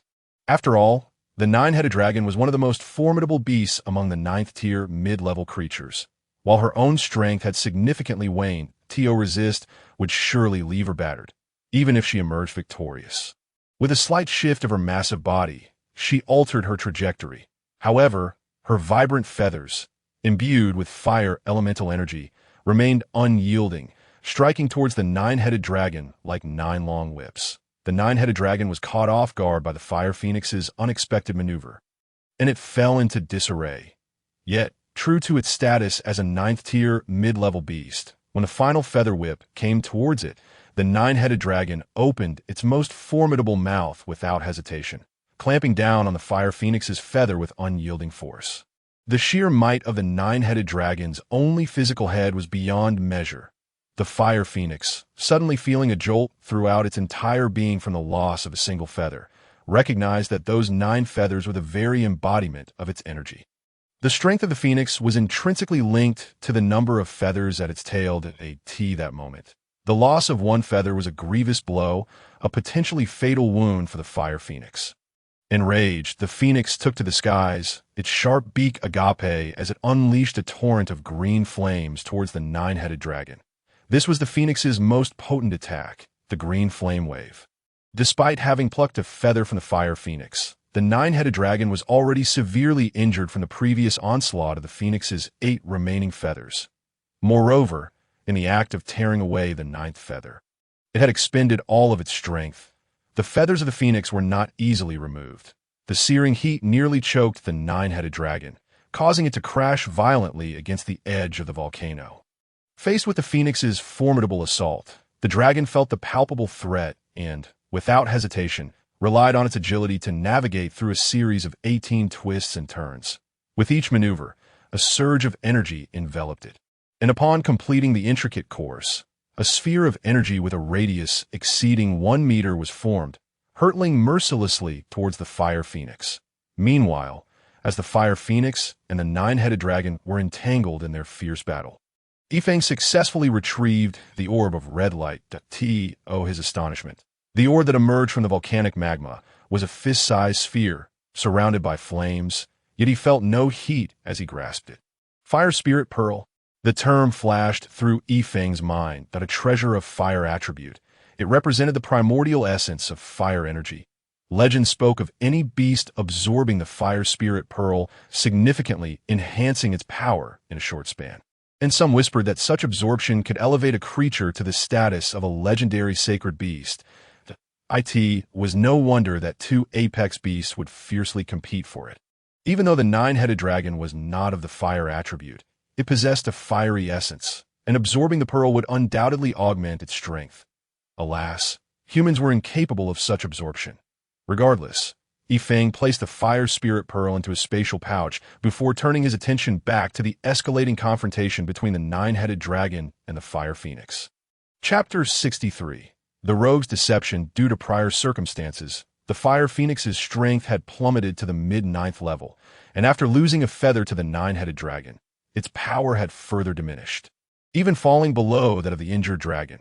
However, the nine-headed dragon was already severely wounded, and, as the avian monarch, the fire phoenix was an absolute nemesis to such a reptilian foe. Thus, in this context, the phoenix still held a slight advantage over the dragon that moment. The fire phoenix's formidable claws grasped the nine-headed dragon by its vital point, soaring high into the sky while relentlessly pecking at the dragon. Despite the dragon's frantic struggles, it could not break free. Its diminishing speed indicated to Feng that the dragon was nearing its limit. Feng had no doubt that if this continued, the nine-headed dragon would surely perish. He hurried towards the fire phoenix, deliberately brandishing the fire spirit pearl, and called out, Ice Nimala, do not forget our agreement. This nine-headed dragon is mine.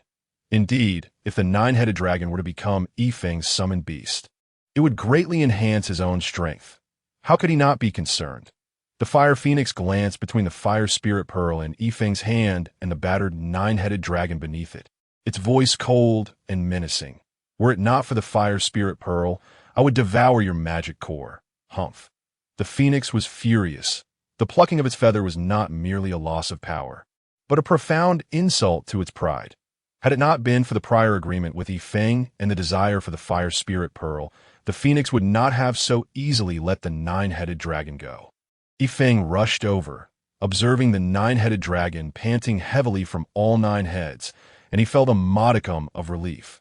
With a smile directed at the massive head of the dragon, which was over 1.5 meters in diameter, he said, Old brother with 9 heads, you see I saved you. Shouldn't you express your gratitude? How about this? I'm a great summoner, so why not become my summoned beast? It's a promising path. Indeed, though the nine-headed dragon was greatly weakened, upon seeing Yifeng, it recalled that he was the one who had snatched the fire spirit pearl. Its eyes blazed with fury as it retorted, You despicable human. If it weren't for you, I would have obtained a fire spirit pearl long ago. Daha. You think I would ever become your summoned beast? Not a chance. Yifeng was momentarily speechless, pointing at the fire spirit pearl in his hand. Are you referring to this? If you become my summoned beast, I shall give it to you. What do you say? Care to consider? Before Yifeng could finish, the furious voice of the fire phoenix interrupted.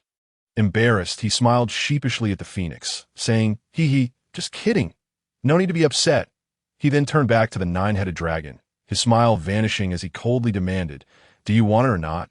The nine-headed dragon turned its head away, still intending to protest, but was suddenly struck by an overwhelming force, causing it to collapse onto the ground. At this point, the nine-headed dragon was exceedingly weak and could hardly retaliate before it could utter another word. It was met with another powerful blow that Yifeng's fists tightened, energy coursing through them as he unleashed a barrage of strikes upon the dragon's main head. Do you want it or not? He demanded amidst the flurry of attacks. After an hour of relentless assault, Yifeng stood panting before the main head of the nine-headed dragon, having targeted it with over 100 strikes. The dragon's head was a gruesome sight, bloodied and battered, even eliciting a shudder from the observing fire phoenix. This is your final chance to you want it or not. If you refuse again, I shall not hold back and will simply crush your skull with my fists. The nine-headed dragon could hardly utter a word. Utterly humiliated, a once-in transformed into a summoned beast, the creature is bound to its master with no room for rebellion or malice. Otherwise, it would suffer the direct searing of its soul. Thus, despite harboring some grievances towards Yifeng, the nine-headed dragon chose to remain discreetly rational. However, the higher the level of the summoned beast, the weaker the constraints upon this moment. Yifeng became aware that this young man was indeed his summoned beast. The nine-headed dragon, with a wicked smile, he remarked, I never expected you to take on human form and look so unremarkable. Quite impressive indeed. From now on, you shall appear as such. By the way, what is your name? The nine-headed dragon replied, I was once known as Diadamsi, but now I beseech my master to bestow upon me a new name. Yifeng waved his hand dismissively, saying, Do not call me master. Simply refer to me as boss. Since you possess 9 heads, I shall call you Xiaojio. How does that sound? Xiaojio. The nine-headed dragon felt utterly speechless, muttering softly, Boss, don't you think that name is a tad too trivial? Could we perhaps consider a different one? After pondering for a moment, Yifeng continued, Very well, since you are a 9-headed dragon, let us go with Xiao, that you may choose between the two. No need to be courteous. Xiao, then I shall stick with Xiaojio. Seeing that Yifeng had finally subdued the 9-headed dragon, the fire phoenix Esnamila finally spoke up. Human, I have fulfilled my promise to you. You should now return the fire spirit pearl to me. Correct? Following the recent fierce battle with the 9-headed dragon, the fire phoenix was now quite weakened, especially after losing its feathers, which inflicted even greater harm. Just moments ago, during the skirmish with the 9-headed dragon, It had not noticed its deteriorated state, but now, upon halting, it felt utterly drained. Yifeng ceased his conversation with Xiao Jiao and turned to regard the feeble fire phoenix sprawled on the ground. Suddenly perplexed, he asked, "Fire Spirit Pearl? What Fire Spirit Pearl are you referring to?" The atmosphere fell into a profound silence, a dreadful quietude. All that could be heard was the increasingly labored breathing of the fire phoenix and the astonished expression of the nine-headed dragon. To toy with a ninth-level magical beast was an affront, a blatant insult.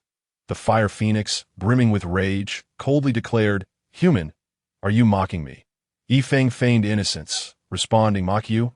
I would never dare to jest with someone as formidable as you. The fire phoenix, the being beside me, is merely a mid-tier, ninth-level magical beast. Though summoned, I doubt it could ever defeat you. Mock you? I value my life too much for such folly." Xiao Jiao, about to interject, was silenced by Yifeng's fierce gaze. Understanding the implication behind Yifeng's smile, Xiao Jiao realized it was a threat, a brazen threat. To dare threaten the fire phoenix. Xiao Jiao increasingly perceived the extraordinary nature of his devilish master.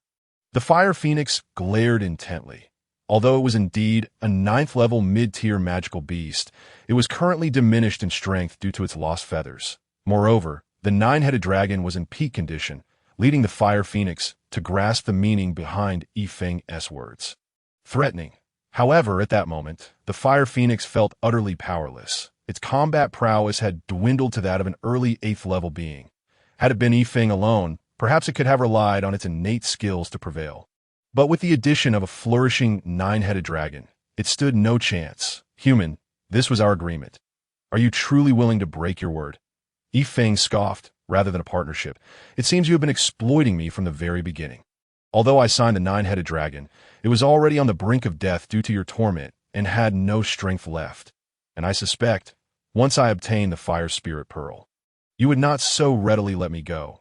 Yet, your meticulous plans failed to account for the fact that once a magical beast is summoned, all negative afflictions are eradicated. To plot against others, and yet fall into the trap oneself."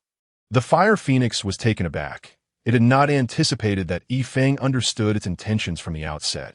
Had it obtained the Fire Spirit Pearl, it would indeed have sought to obliterate Yifeng. For by then, Yifeng would have served no purpose to safeguard its own interests. It would not hesitate to eliminate a human being. The fire phoenix relented. "What must I do to receive the Fire Spirit Pearl?" "If you wish, I could provide you with all the fire crystal from the Fire Crystal Cave." Yifeng shook his head, his expression rife with derision. While fire crystals were precious, they paled in comparison to the value of the Fire Spirit Pearl. "Let us not discuss anything else. If you wish to obtain the Fire Spirit Pearl, the condition is singular. Become my summoned beast, just as the nine-headed dragon has, though theoretically, a summoner could never possess a summoned beast of a higher tier.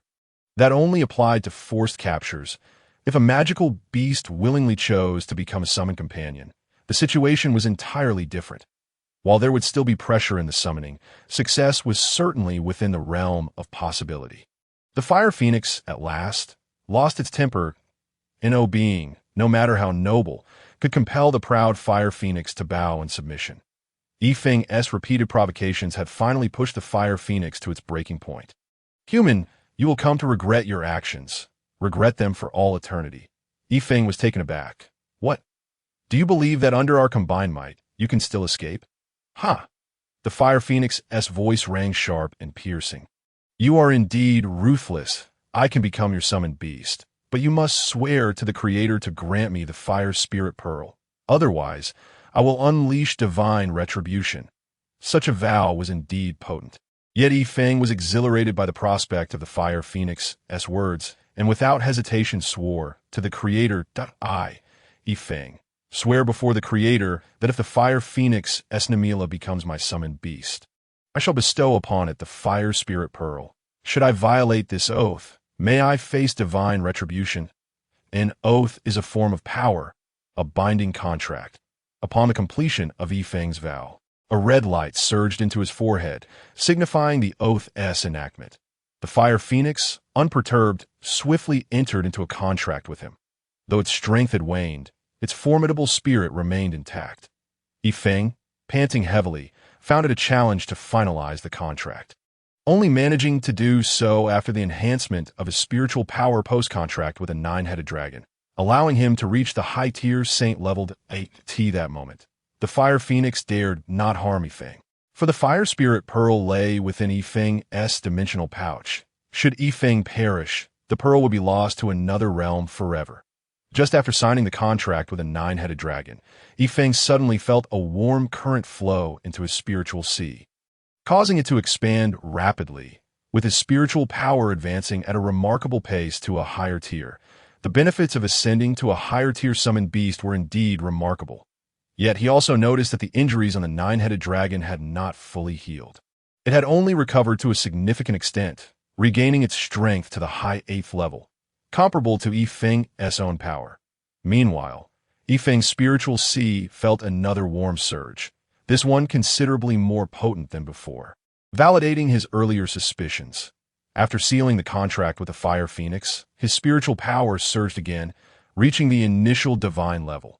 The Fire Phoenix, too, appeared restored, yet its true capabilities remained at the high 8th level. With its lost tail feathers irrecoverable through the contract's power, it would need to undergo training anew. In just 2 days, Yifeng had ascended 3 tiers of spiritual power, an astonishing pace indeed. Yet he understood that this was rooted in his solid foundation and recognized the inherent dangers of such rapid advancement, silently marveling at his extraordinary luck. After finalizing the contract, the Fire Phoenix transformed into human form, approaching Yifeng with an icy demeanor, seemingly indifferent to everything around it, which puzzled Yifeng. Logically, the Fire Phoenix should be furiously incensed. However, the chilling gaze it directed at Yifeng sent a shiver down his spine. The Fire Phoenix approached, extending its hand coldly, demanding, "Hand it over." Perhaps feeling a twinge of guilt, Yifeng hesitated not a moment and surrendered the Fire Spirit Pearl to her. Cradling the flame-imbued pearl, the Fire Phoenix suddenly wore a cold smirk, declaring, "Though I have become your summoned beast, do not summon me until the very last moment. I require time to absorb this Fire Spirit Pearl." With that, she vanished into the summoning space before Yifeng could respond.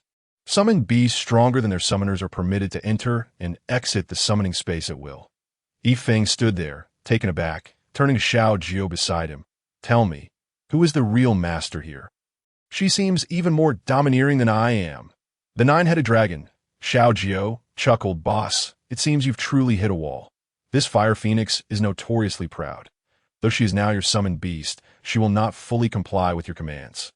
If you push her too far, she might even choose to extinguish her own soul. Then have I merely acquired a decorative vase, something to behold but not to touch." Yifeng felt a profound sense of frustration. However, contemplating the enhancement of his spiritual power, he soon found solace.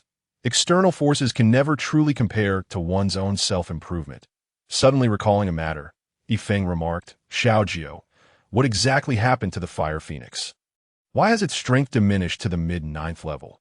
A regression in power is something I have never encountered before." Xiao Jiao smiled and replied, "In truth, this is not unusual. Many magical beasts experience a decline in strength after sustaining injuries that cannot be quickly healed. However, the duration of recovery varies, and those magical beasts often retreat to recuperate, making them difficult to observe at all. Are you implying that the Fire Phoenix has suffered significant injuries? Who could possibly injure such a top-tier magical beast? Could it be a divine beast?" Xiao Jiao shook his head and said, "It is not a divine beast, but rather a mid-9th level dark-type magical beast known as the Soul Spirit. The Soul Spirit was never a match for the Fire Phoenix in its prime. Thus, after several failed attempts to escape, it ultimately self-destructed, unleashing a forbidden curse. Even the formidable Fire Phoenix would find it challenging to evade the full-force assault of a mid-9th level magical beast. Consequently, it fell victim to that curse. Dark magic is the most insidious and enigmatic of elemental magics, and the curse from the Soul Spirit continuously drains the Fire Phoenix's essence, rendering it increasingly feeble. If this continues, I fear its fate will be extinction. This is why it desperately seeks the Fire Spirit Pearl, perhaps hoping to use the immense power within to dispel the curse." Yifeng nodded, clearly understanding that the Fire Phoenix had yet to rid itself of the curse. Today, He realized that while the power of summoning contracts could eliminate negative effects, there were still limitations for a being like the Fire Phoenix. Cursed by a forbidden spell, the contract energy was insufficient to cleanse it. At least not with Yifeng's current strength. To avoid unnecessary complications, Yifeng first summoned Xiao Jiao into the summoning space. He would only release it once they were out of the orc tribe's territory. Although others might not discern Xiao Jiao's true identity, it was prudent to exercise caution. Moreover, Yifeng was unable to disclose Xiao Jiao's origins at this time. He could hardly claim it was the infamous nine-headed dragon that had plagued the orc tribe for a century. Quietly returning to his room, Yifeng found no unusual occurrences and felt at ease as he lay down to sleep comfortably. It had been a tiring day, not only physically, but also mentally strained. He quickly slipped into slumber as he relaxed. Although meditation could restore mental energy, nothing compared to the comfort of a good night's sleep. Yifeng slept soundly, yet the entire orc tribe was in turmoil. The colossal sounds from the cataclysmic battle between the Fire Phoenix and the nine-headed dragon at the volcano had sent the orcs into a state of alarm.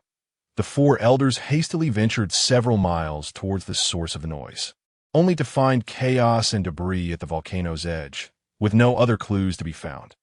However, the elders understood well that, judging by the signs of battle, it was certainly beyond what a divine-level combatant could achieve. Upon witnessing such a scene, the eldest elder decisively commanded the other three to retreat. A battle of divine beings was not something they could involve themselves in, should their reckless presence provoke the ire of a powerful entity. The entire orc tribe could suffer dire consequences at the same time. Despite the outward calm of the orc tribe, the eldest elder had already issued orders prohibiting any orc from leaving the area without permission. He quietly assembled the troops to prepare for any unforeseen events. The entire orc tribe was now on high alert due to the events at the volcano. When Yifeng awoke the following morning, he discovered the situation. He chuckled inwardly while feigning ignorance on his face. "Boss, the elder requests your presence." Pan had arrived early. Considering there was still a day left until the 3-day deadline, Yifeng surmised it was likely due to last night's events. Fortunately, he was well prepared. "All right, lead the way," he said. Upon encountering Li Spin, Yifeng noticed a look of surprise on his face. "Mr. Yifeng, it seems that in just one day, your cultivation has advanced further." Although it had always been difficult for Li Spin to discern Yifeng's strength, he now found it utterly inscrutable compared to the previous day. Previously, Yifeng had practiced sword energy, which Li Spin could not comprehend fully. Now that Yifeng's mental energy had reached the initial level of a mage, Li Spin could certainly not see through it. Yet, Yifeng could clearly perceive Li Spin's strength. High-level saint. With a smile, Yifeng responded, "Indeed, I owe my gratitude to the elder. My mental focus has allowed my strength to rise again. A full day of profound cultivation unexpectedly elevated my mental energy to a new plane. Have you reached the divine level?" Li Spin was astonished. Yifeng merely smiled, neither confirming nor denying it. However, to Li Spin, this was tantamount to affirmation. The notion of the divine level was a distant and almost sacred concept, even for those of high-level saint rank. It represented an entirely unfamiliar domain. Yet Li Spin had just witnessed the birth of a divine being. In his heart, Li Spin had already made a decision as a chief elder. He quickly regained his composure and remarked, "Congratulations, Mr. Yifeng. So, it seems you are unaware of what transpired last night." Deep levels of cultivation effectively sever one's awareness of the outside world. Li Spin had no doubt about Yifeng's words, for only through such profound training could one possibly break through to the divine level. Profound cultivation, also known as enlightenment, is a rare and serendipitous occurrence. Nevertheless, Li Spin could hardly fathom that Yifeng had formed summoning contracts with 2 9th-level magical beasts overnight, thereby gaining immense benefits to achieve a breakthrough to the divine level. Yifeng smiled and said, "Yes, I only learned of the tremendous commotion from Pan this morning. Has the elder discovered the cause?" Li Spin glanced at Yifeng and replied, "Not yet, but the canine elder detected the scent of magical beasts, suggesting it was a conflict between them. The scent of magical beasts was overwhelming, allowing the canine elder to discern it. Although Yifeng was formidable, he still fell considerably short compared to 9th-level magical beasts. Moreover, the scent of beasts was far more potent than that of humans, and the fierce battle had long since dispersed Yifeng's trivial aura. Feigning surprise, Yifeng exclaimed, "Oh, are there powerful magical beasts lurking in the Ropiri mountain range?" Li Spin nodded, saying, "The Ropiri mountain range is vast, and even we orcs have yet to fully explore it. However, it is hard to believe that such a large mountain range would not harbor powerful magical beasts." Yifeng understood this point. It was likely that beasts like the fire phoenix were hiding away to cultivate. However, their numbers were certainly limited. While strong, they could not surpass Xiaojiao. Otherwise, they would have come to seize the fire spirit pearl yesterday. Of course, Yifeng had no intention of revealing this to Li Spin. Just as Yifeng exited Li Spin's presence, someone suddenly seized his hand. Turning to see who it was, he inwardly groaned. "Boss, you're out. Did you sleep well last night? Have you eaten breakfast? What would you like for lunch? How about some venison? I can prepare it for you." Towering over 2 meters tall, with a muscular physique clad in a snug gray tank top. The figure before him was a tiger man named Hewitt, known for his imposing presence. The faint king character on his forehead indicated his lineage. "Who are you calling, boss? I don't believe I know you," Yifeng said, glancing around. Panicked, Hewitt insisted, "Boss, of course you are my boss. Pan said you dislike being called Big Boss and prefer boss. I also think Big Boss is too commonplace. You're truly clever to come up with such a title." Yifeng felt a headache coming on. This rogue tiger man was indeed not calling out randomly. Who exactly are you? Do I know you? Oh, I see. You must be planning to rob me. Please spare me. I have family to support." Yifeng's face was filled with feigned terror. Still better to call you boss." Hewitt corrected himself. Yifeng's expression grew serious as he said, "I recognize you now. Were you the one who had ideas about my girlfriend the other night?" Hewitt hurriedly explained, "Boss, that's a misunderstanding. Besides, I am nearsighted and didn't realize she was the boss's lady." "Please, boss." Look at Hewitt's aggrieved face. "Nearsighted? Boss's lady? Quite creative indeed. Do you truly wish to follow me?" "Yes, boss. Please accept me as your subordinate," Hewitt exclaimed, his joy evident at Yifeng's slight concession. "Why?" "Because you are very strong, boss," Hewitt replied straightforwardly. Yifeng appeared somewhat surprised and asked, "Is it really that simple?" Hewitt earnestly replied, "What is simple about it? We orcs revere strength above all, especially someone as extraordinary as you. Even Pan cannot match you in a direct confrontation. In terms of sheer power, even the Second Elder could not defeat you." The Second Elder, a minotaur named Huadun, was indeed formidable. Yifeng stroked his bare chin, narrowing his eyes. "But I am human." "What of that?" Hute remarked. "If even Pan can follow you, why can't I?" "Well, since you are so persistent, I cannot let you feel disheartened." Yifeng clapped his hands and said, "However, recruiting a subordinate is not a simple task. IT will depend on your abilities. Tell me, how do you measure up against Pan?" Hute replied somewhat bashfully.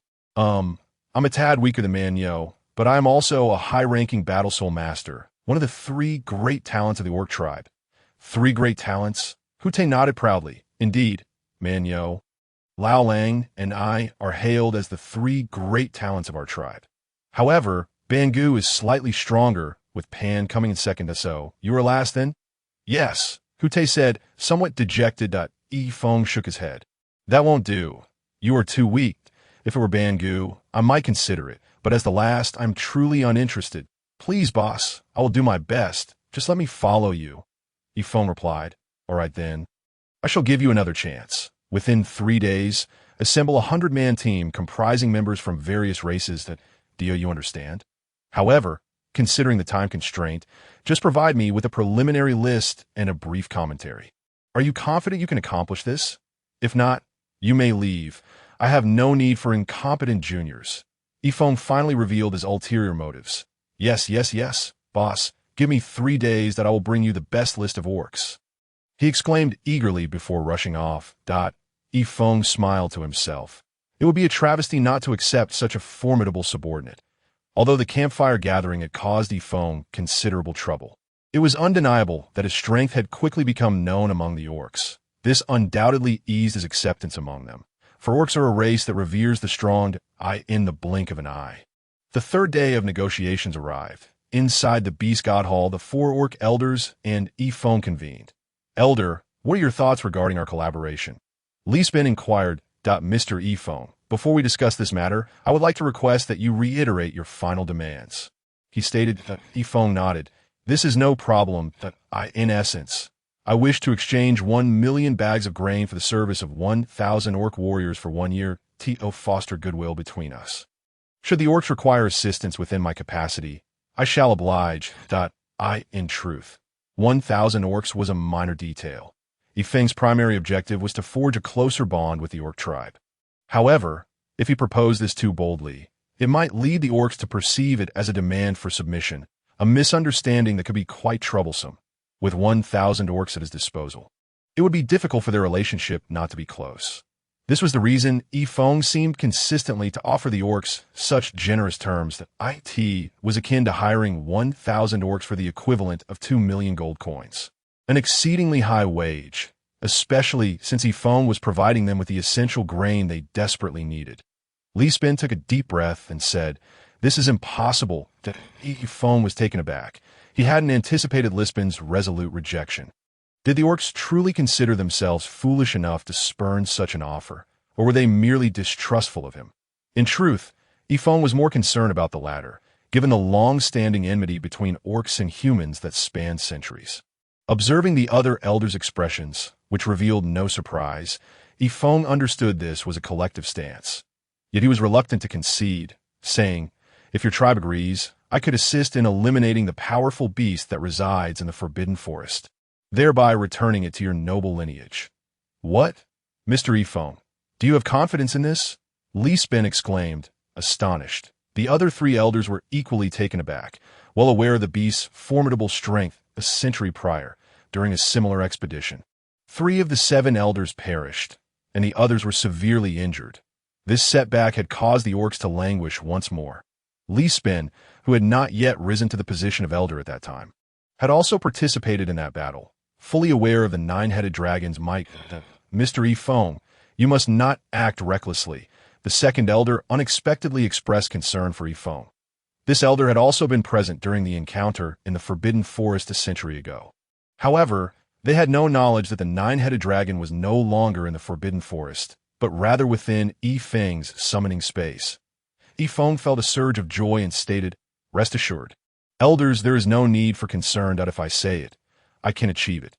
Yet, to Ifeng's surprise, Lisbon shook his head, although his gaze remained fixed intently on Ifong, seemingly with a hint of fervor. Ifong was perplexed about what had prompted such a sudden and unwavering change in the elder's attitude. With a resigned sigh, he declared, "If that is the case, then I shall take my leave." "Farewell, Mr. Ifong. Please wait." Lisbon called out, "Is there anything else?" Ifong inquired. "Rest assured, even if we cannot collaborate, I am still grateful for the opportunity to visit your tribe. For any information regarding your tribe, I will not disclose a single detail. The elders can rest easy." Lisbon smiled. "Mr. Ifong, please do not misunderstand.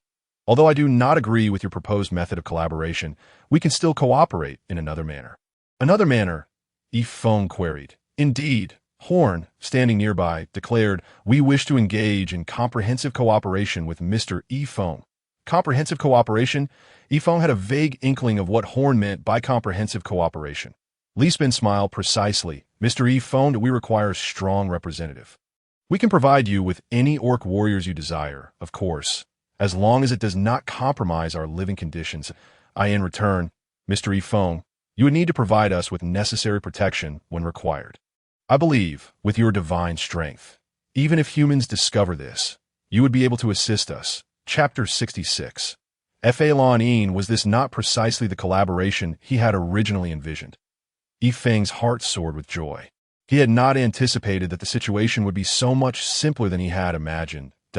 In essence, it meant that one party must unconditionally assist the other within the bounds of what they could sustain. Ifong smirked and suddenly said, "Are you playing me for a fool?" Lisbon was momentarily taken aback that Ifong grabbed a nearby chair and hurled it to the ground, laughing. "You all had such serious expressions earlier, scaring me half to death, and now I refuse to cooperate." "What?" Lisbon exclaimed, alarmed. Montin too, panicked Mr. Yifeng. While this does bind you to our orc tribe, wouldn't it allow you to acquire more orc warriors? Yifeng grinned mischievously at the flustered elders and said, "Let me share a secret with you. I wonder if you'd be interested." "What?" "I was deceiving you. Not cooperating is the real folly." "Ha ha." Yifeng laughed heartily. Li Spin was stunned, finally realizing he had been played by Yifeng. Mr. Yifeng, what is this?" Li Spin asked, somewhat bewildered. Yifeng's expression turned serious as he replied, "All right, Elder Li Spin, the jest ends here. I am honored to establish a friendly relationship with your noble lineage. However, I am curious about what prompted this sudden change of heart."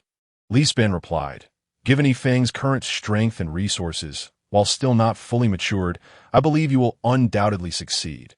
Furthermore, your close ties with the Zijingwa trading group have greatly facilitated our orc tribe's procurement of grain and other necessities.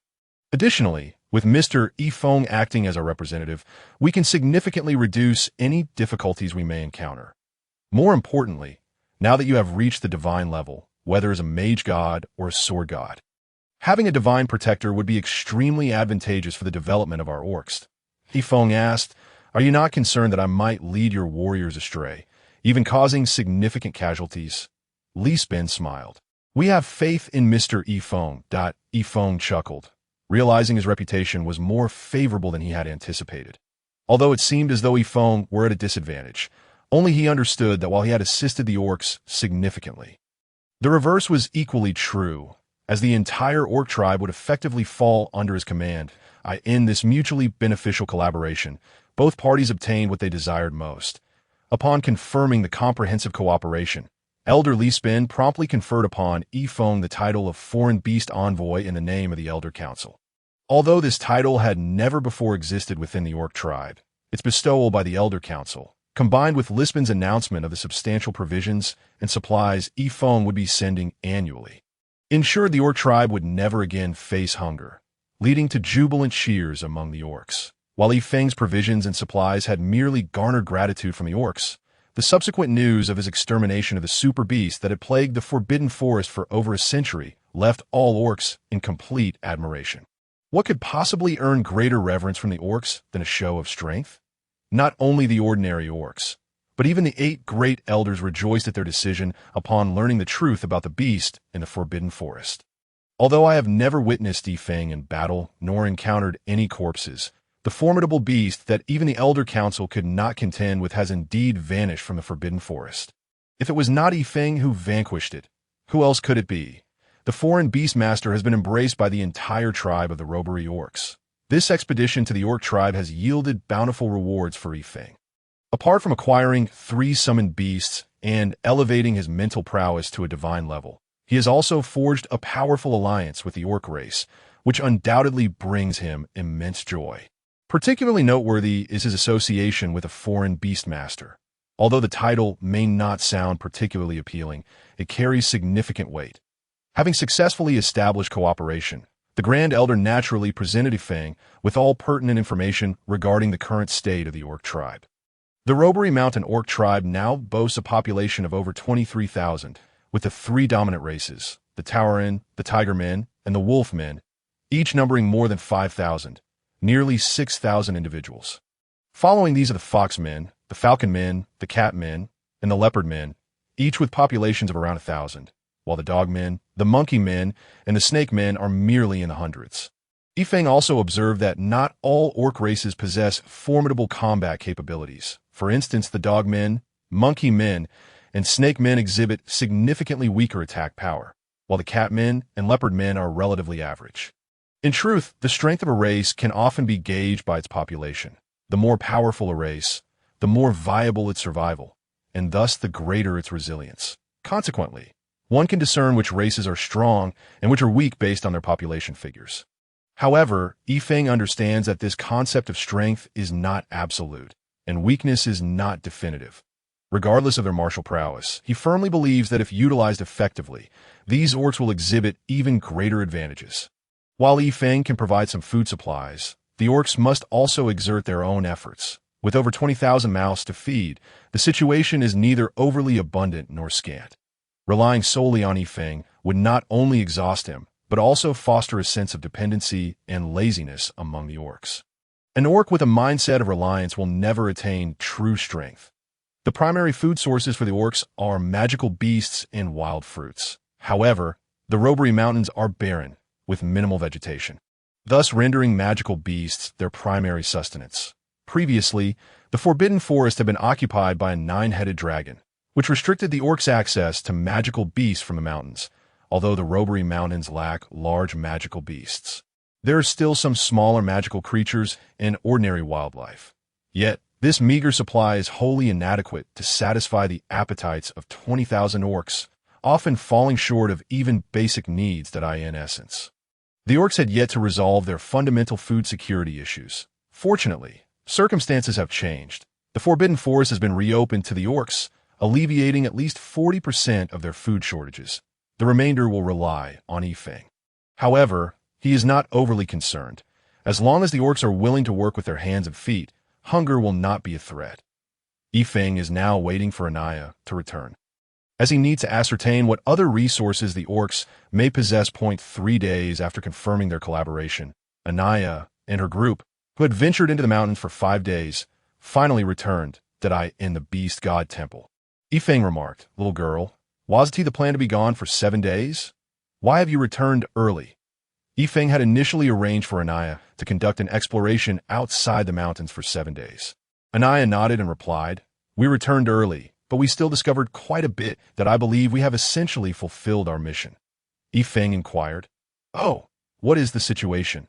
Seeing Anaya's signal, Bongu retrieved a stone from a nearby bag and handed it to Yifeng. Yifeng instinctively caught it and examined it closely.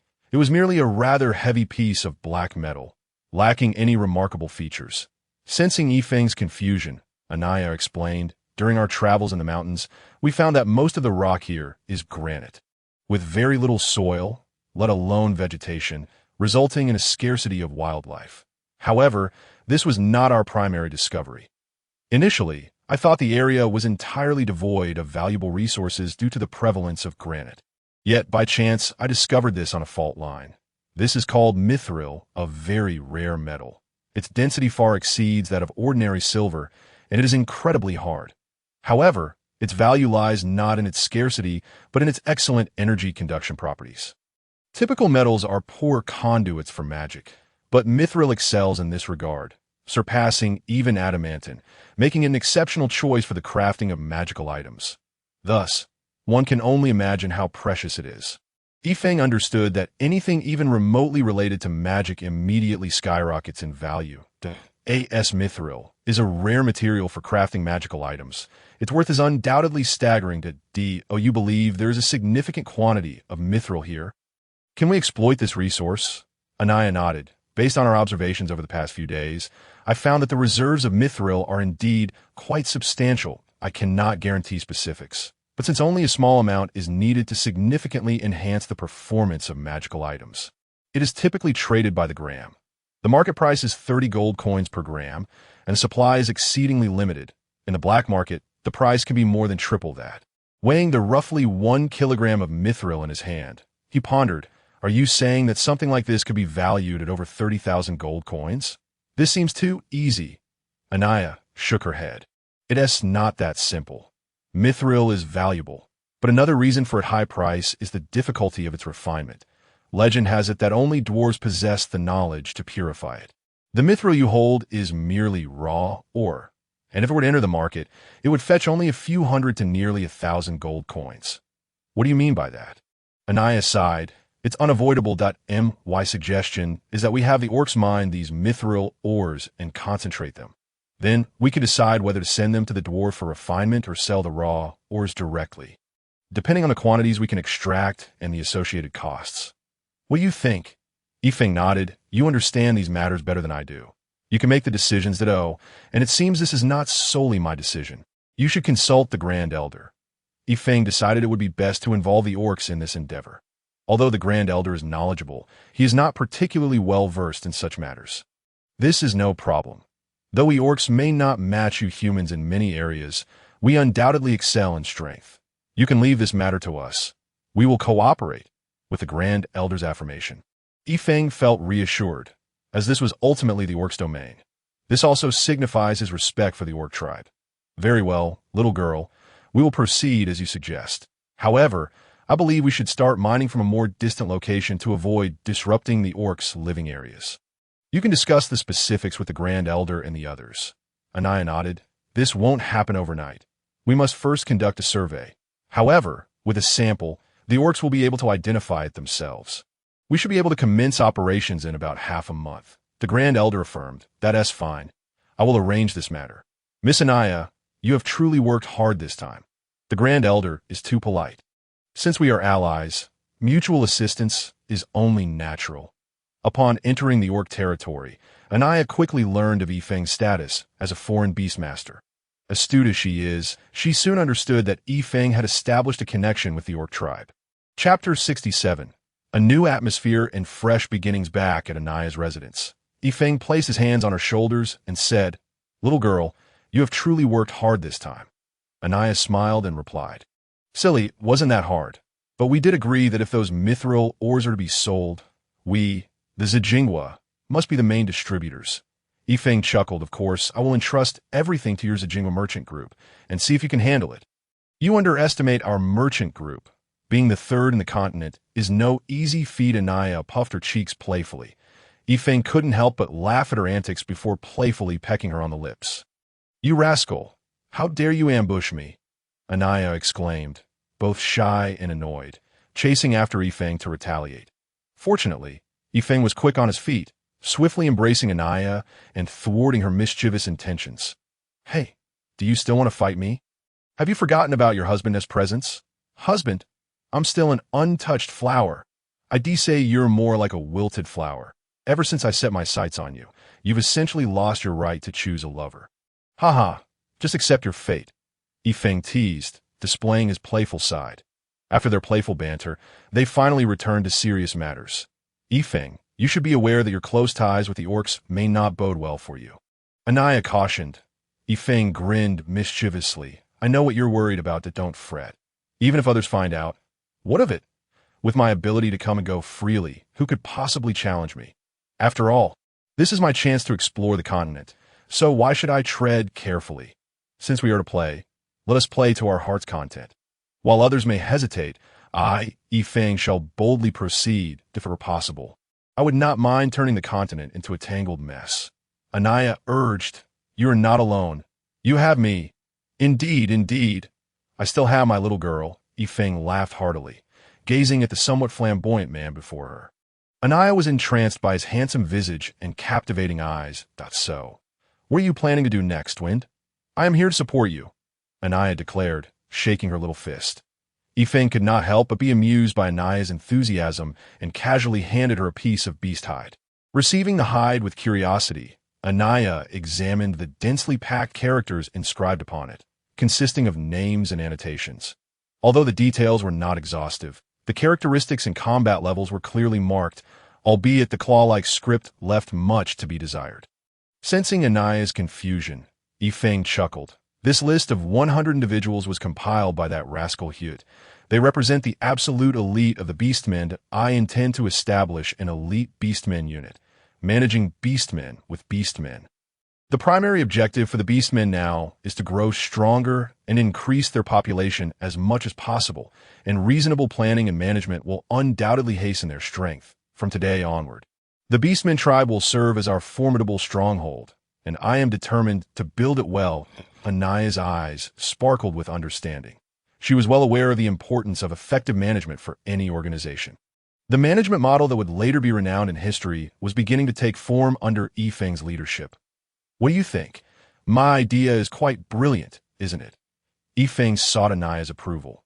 With a dismissive tone, Anaya retorted, "Oh please, you are merely having the Beastmen manage themselves while you remain a carefree overseer. I see right through you. So you know that too?" With Anaya's example in hand, the exploration of the Phelan Silver was significantly simplified. Following the resounding eruption from the volcano that night, no further unusual phenomena occurred, allowing the Grand Elder Leespan to lift the restrictions. Teams for exploration were dispatched, primarily consisting of adept rock-climbing ape folk and leopards. With guidance from the falcon folk above, The exploration proceeded as scheduled, with over 100 teams setting out in various directions from the tribal base. After nearly half a month of surveying 1/5 of the Eradicating mountain range, they discovered more than 10 Phelan silver mines, indicating a substantial reserve within the mountains. While the exploration teams were busy, Yifeng was not idle. He sent Gomi, the Falcon Folk, to the imperial capital to find Galecoke, delivering the space rings containing 100,000 cubic capacity, which he had looted from the Northern Mercenary King, along with another 2,000 cubic meter space ring obtained from Sada's corpse.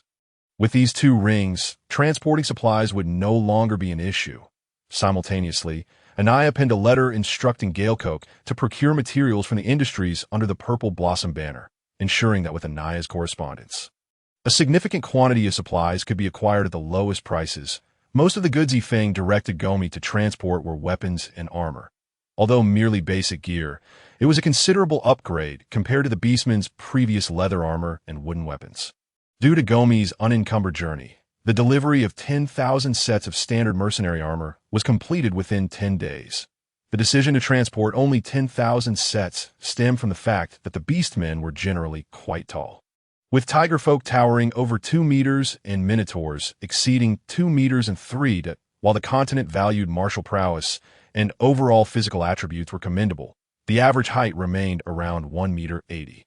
Though the tiger folk could make do, the minotaurs would require custom armor. Thus, the majority of the armor was designated for the wolfkin and leopard folk, with a smaller portion reserved for the tiger folk. As for the minotaurs, that would have to wait until later. Upon returning to the imperial capital, Yifeng would commence the crafting of armor for the minotaurs. Armor is not like food. Each standard set costs over 50 gold coins, resulting in an expenditure of 500,000 gold coins for Yifeng. Additionally, there were weapons: the curved blades for the wolfkin, the spike clubs for the minotaurs, and the dual axes for the tiger folk. While weapons were slightly less expensive than armor, the combined cost for just these three primary combat races exceeded 600,000 gold coins at this stage. Yifeng's enterprise was just beginning, and funds were required in numerous areas, particularly for future provisions for the beastmen. Although no battles had occurred yet, the acquisition of armor significantly increased the safety of the beastmen during hunts. Coupled with the new weaponry, the success rate of hunts would undoubtedly rise, alleviating some of Yifeng's food supply pressures. Furthermore, with the added armor, the combat effectiveness of the beastmen improved significantly. Subconsciously, Yifeng aspired to forge a formidable fighting force. The beastmen who received weapons and armor were filled with exuberance, expressing heartfelt gratitude towards Yifeng, their foreign beastmaster. Conversely, those who were left without weapons and armor appeared pitiable, frequently pestering Yifeng, causing him considerable annoyance. Ultimately, he had no choice but to send all the bothersome beastmen away with a thorough beating. And indeed, 3 days later, none dared to trouble him again. Nevertheless, Yifeng understood that for the beastmen to grow stronger quickly, armor and weapons were indispensable. However, these provisions could not be dispensed all at once, as it might lead the beastmen to undervalue their weapons and fail to cherish them. With a firm command, Yifeng decreed that all beastmen who received weapons and armor must go hunting. A minimum of 1 prey per day was mandatory. Otherwise, there would be penalties. Should they fail to catch any prey for 3 consecutive days, their armor and weapons would be reclaimed. Of course, refusal would necessitate surrendering their weapons. Good steel must be put to good use. Consequently, the beastmen became even more fervent. Each day, one could witness the newly armored beastmen hastily rushing into the mountains, their expressions not reflecting discontent, but rather pride and satisfaction. Yifeng had underestimated the beastmen's affection for armor and weaponry. Their enthusiasm reached unprecedented heights, a fact that Yifeng had not anticipated. In addition, the beastmen officially established the Beastmaster Elite Unit under the leadership of Hyut. The Beastmaster Elite Unit was founded in Yifeng's name, gathering 100 skilled individuals from the various beastmen tribes, all of whom were the CR-Me, the La CR-Me of the elite.